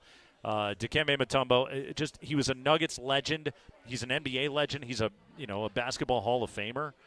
But to try it almost seems like you're minimizing what Dikembe Mutombo accomplished in his life, what he did for people in his life, if you only talk about him as a basketball player. I know Scotty talked about it in the midday show today. Heartbreaking news, Dikembe Mutombo passing away prior to even turning 60 years of age. I believe it was brain cancer, right? He was in hospice. Joe Wolf, R.I.P. to Joe Wolf, one of the legends. Joe Wolf passed away Thursday. I talked to Scotty then. Scotty gave me a heads up. Hey, I don't think Mutombo's going to make it. That was kind of, just a somber conversation about it. I will say this, and I'm glad, you're so dialed into the humanitarian side of things because, yes, it was so important for Dikembe Mutombo. I lost a piece of childhood today because he was – I've often said for me, the CU Buffs 89 team is what got me into college football, right? Grew up in a Bronco household. That was always there. Dikembe Mutombo getting drafted here and being old enough in high school to really care about it really, really lit a fire into my Nuggets fandom. He was so fun as a rookie. I still remember so many broadcasts watching him late at night. How can anybody forget the iconic Seattle scene where he's got the ball in the key and he's holding it up? He, LaFonso Ellis, I mean, prior to the Rodney championship, Rodgers. Andy, that's the image in It franchise is, history. and I will say, you and I talked about this funny enough, I want to feel like in the spring, those Nuggets teams Dikembe was on with LaFonso, and I love LaFonso so much too, and Brian Stith and all those guys, like Mahmoud Abdul-Rauf. I love those teams even though they never brought us a championship, right? Yeah. They just made watching the NBA fun. I think sometimes what brings you in, what teaches you a love for a game, for a sport, for a league, for a team, whatever it is, it doesn't have to have anything to do with championships or anything else like that.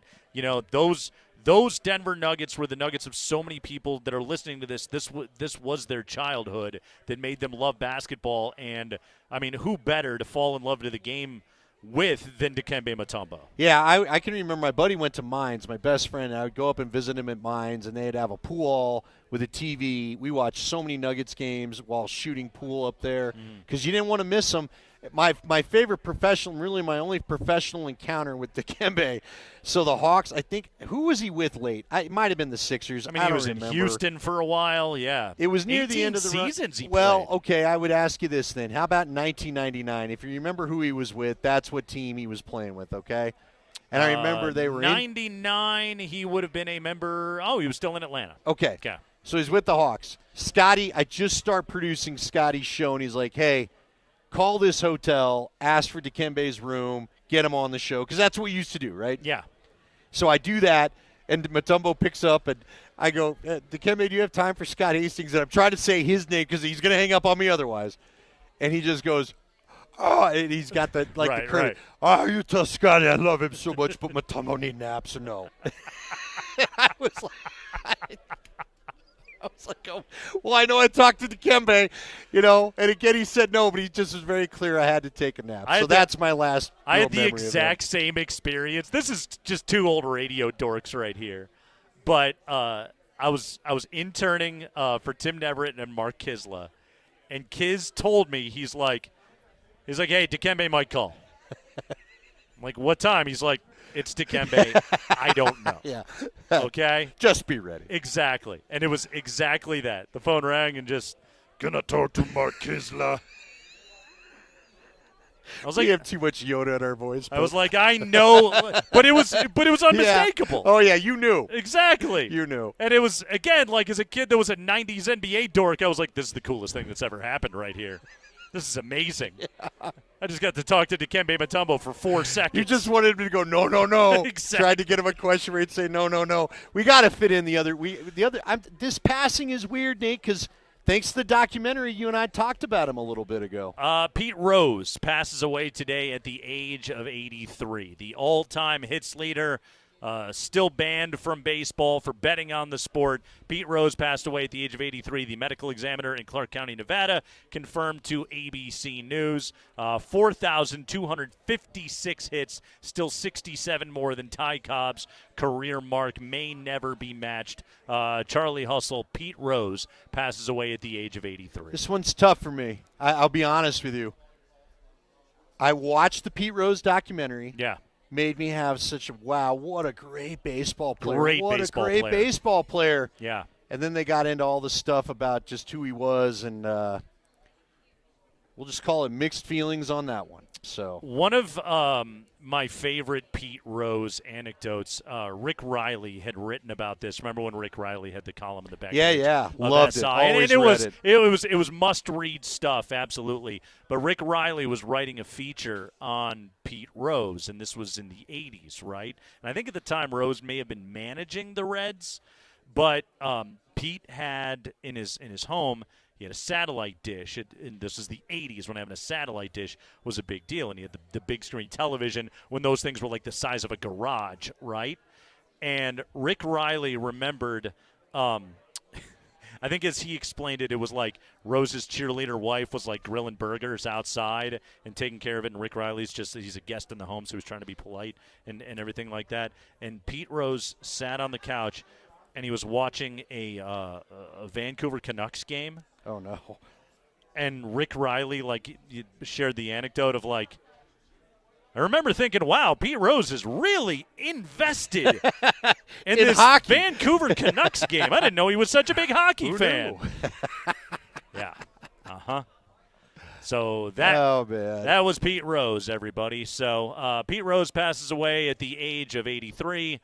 If you had the over on 82.5, congratulations. It is the Kreckman and Lindahl Show. We're live here at Hofbrau in Westminster, 92nd and Wadsworth. Back to wrap it up after this.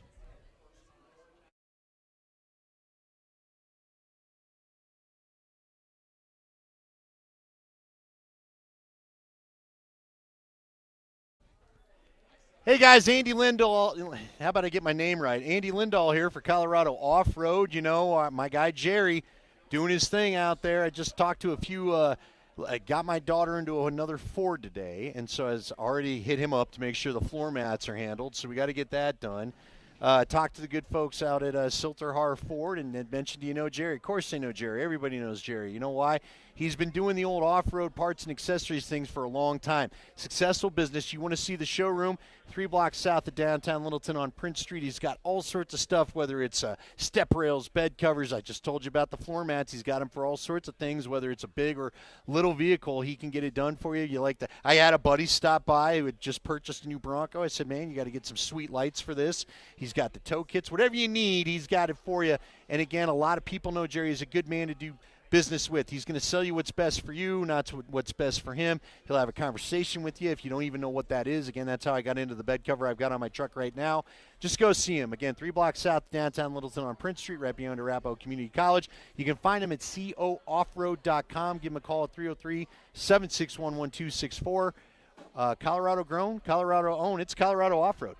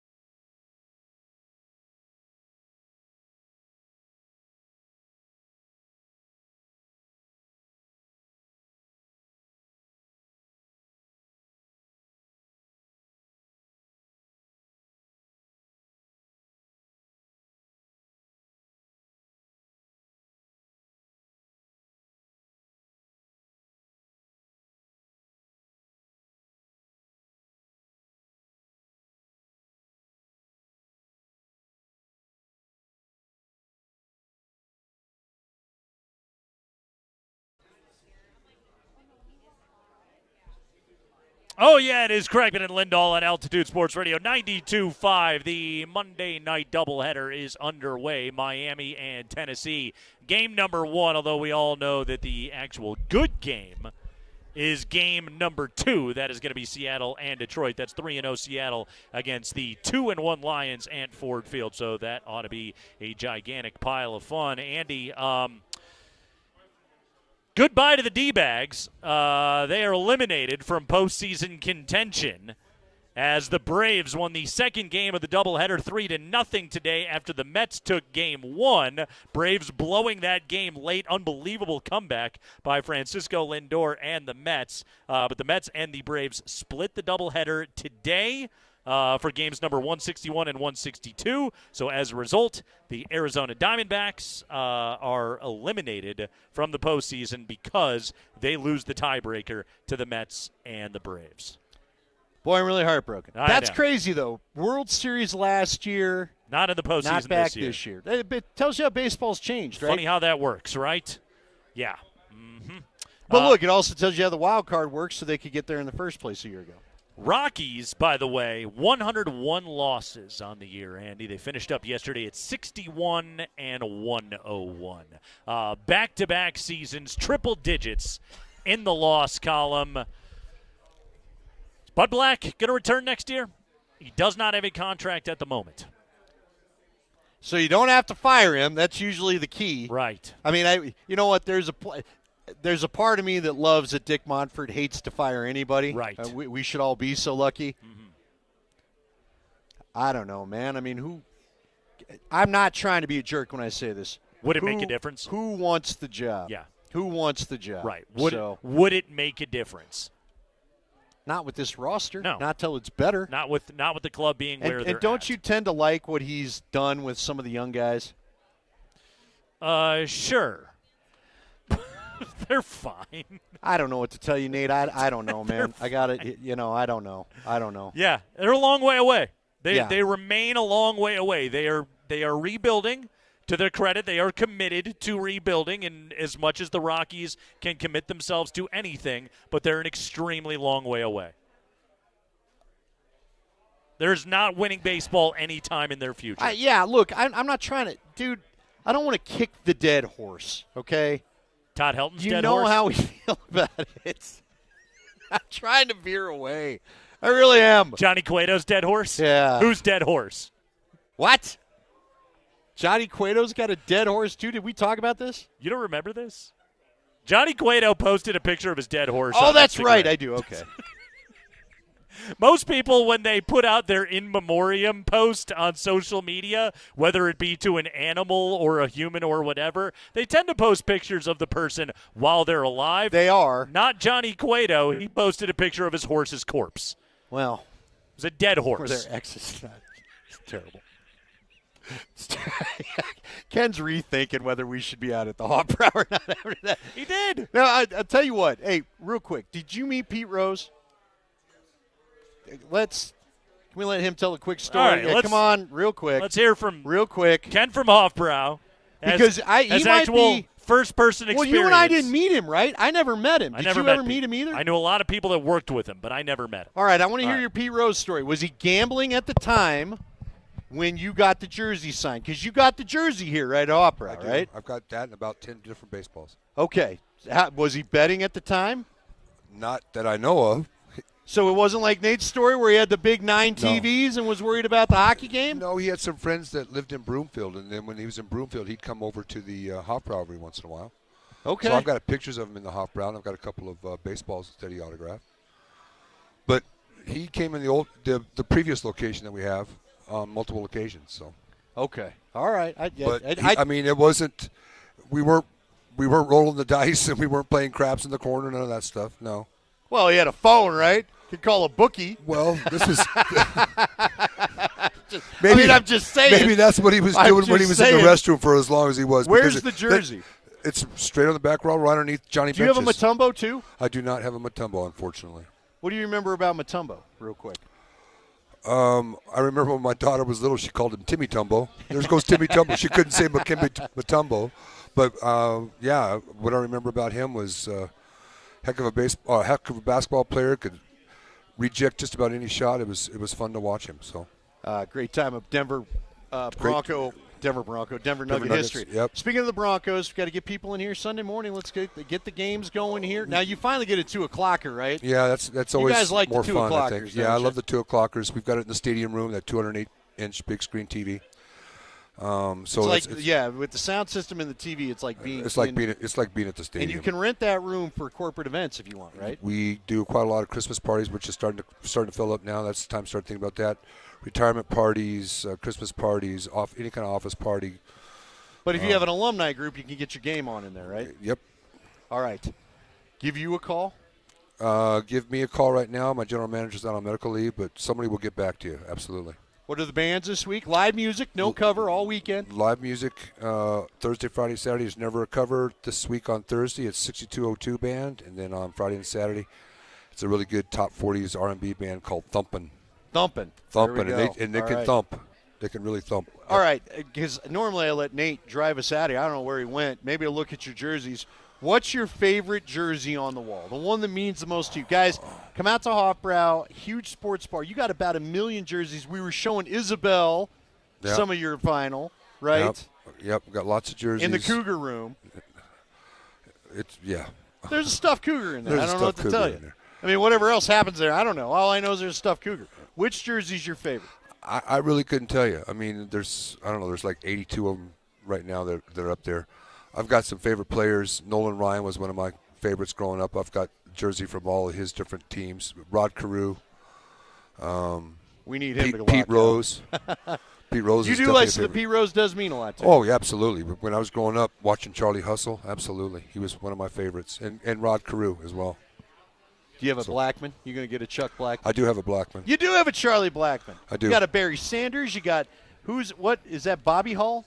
Yep. And then I've got all 3 of the Mannings that made the. I've got Archie, and then surrounded or on either side I've got his sons.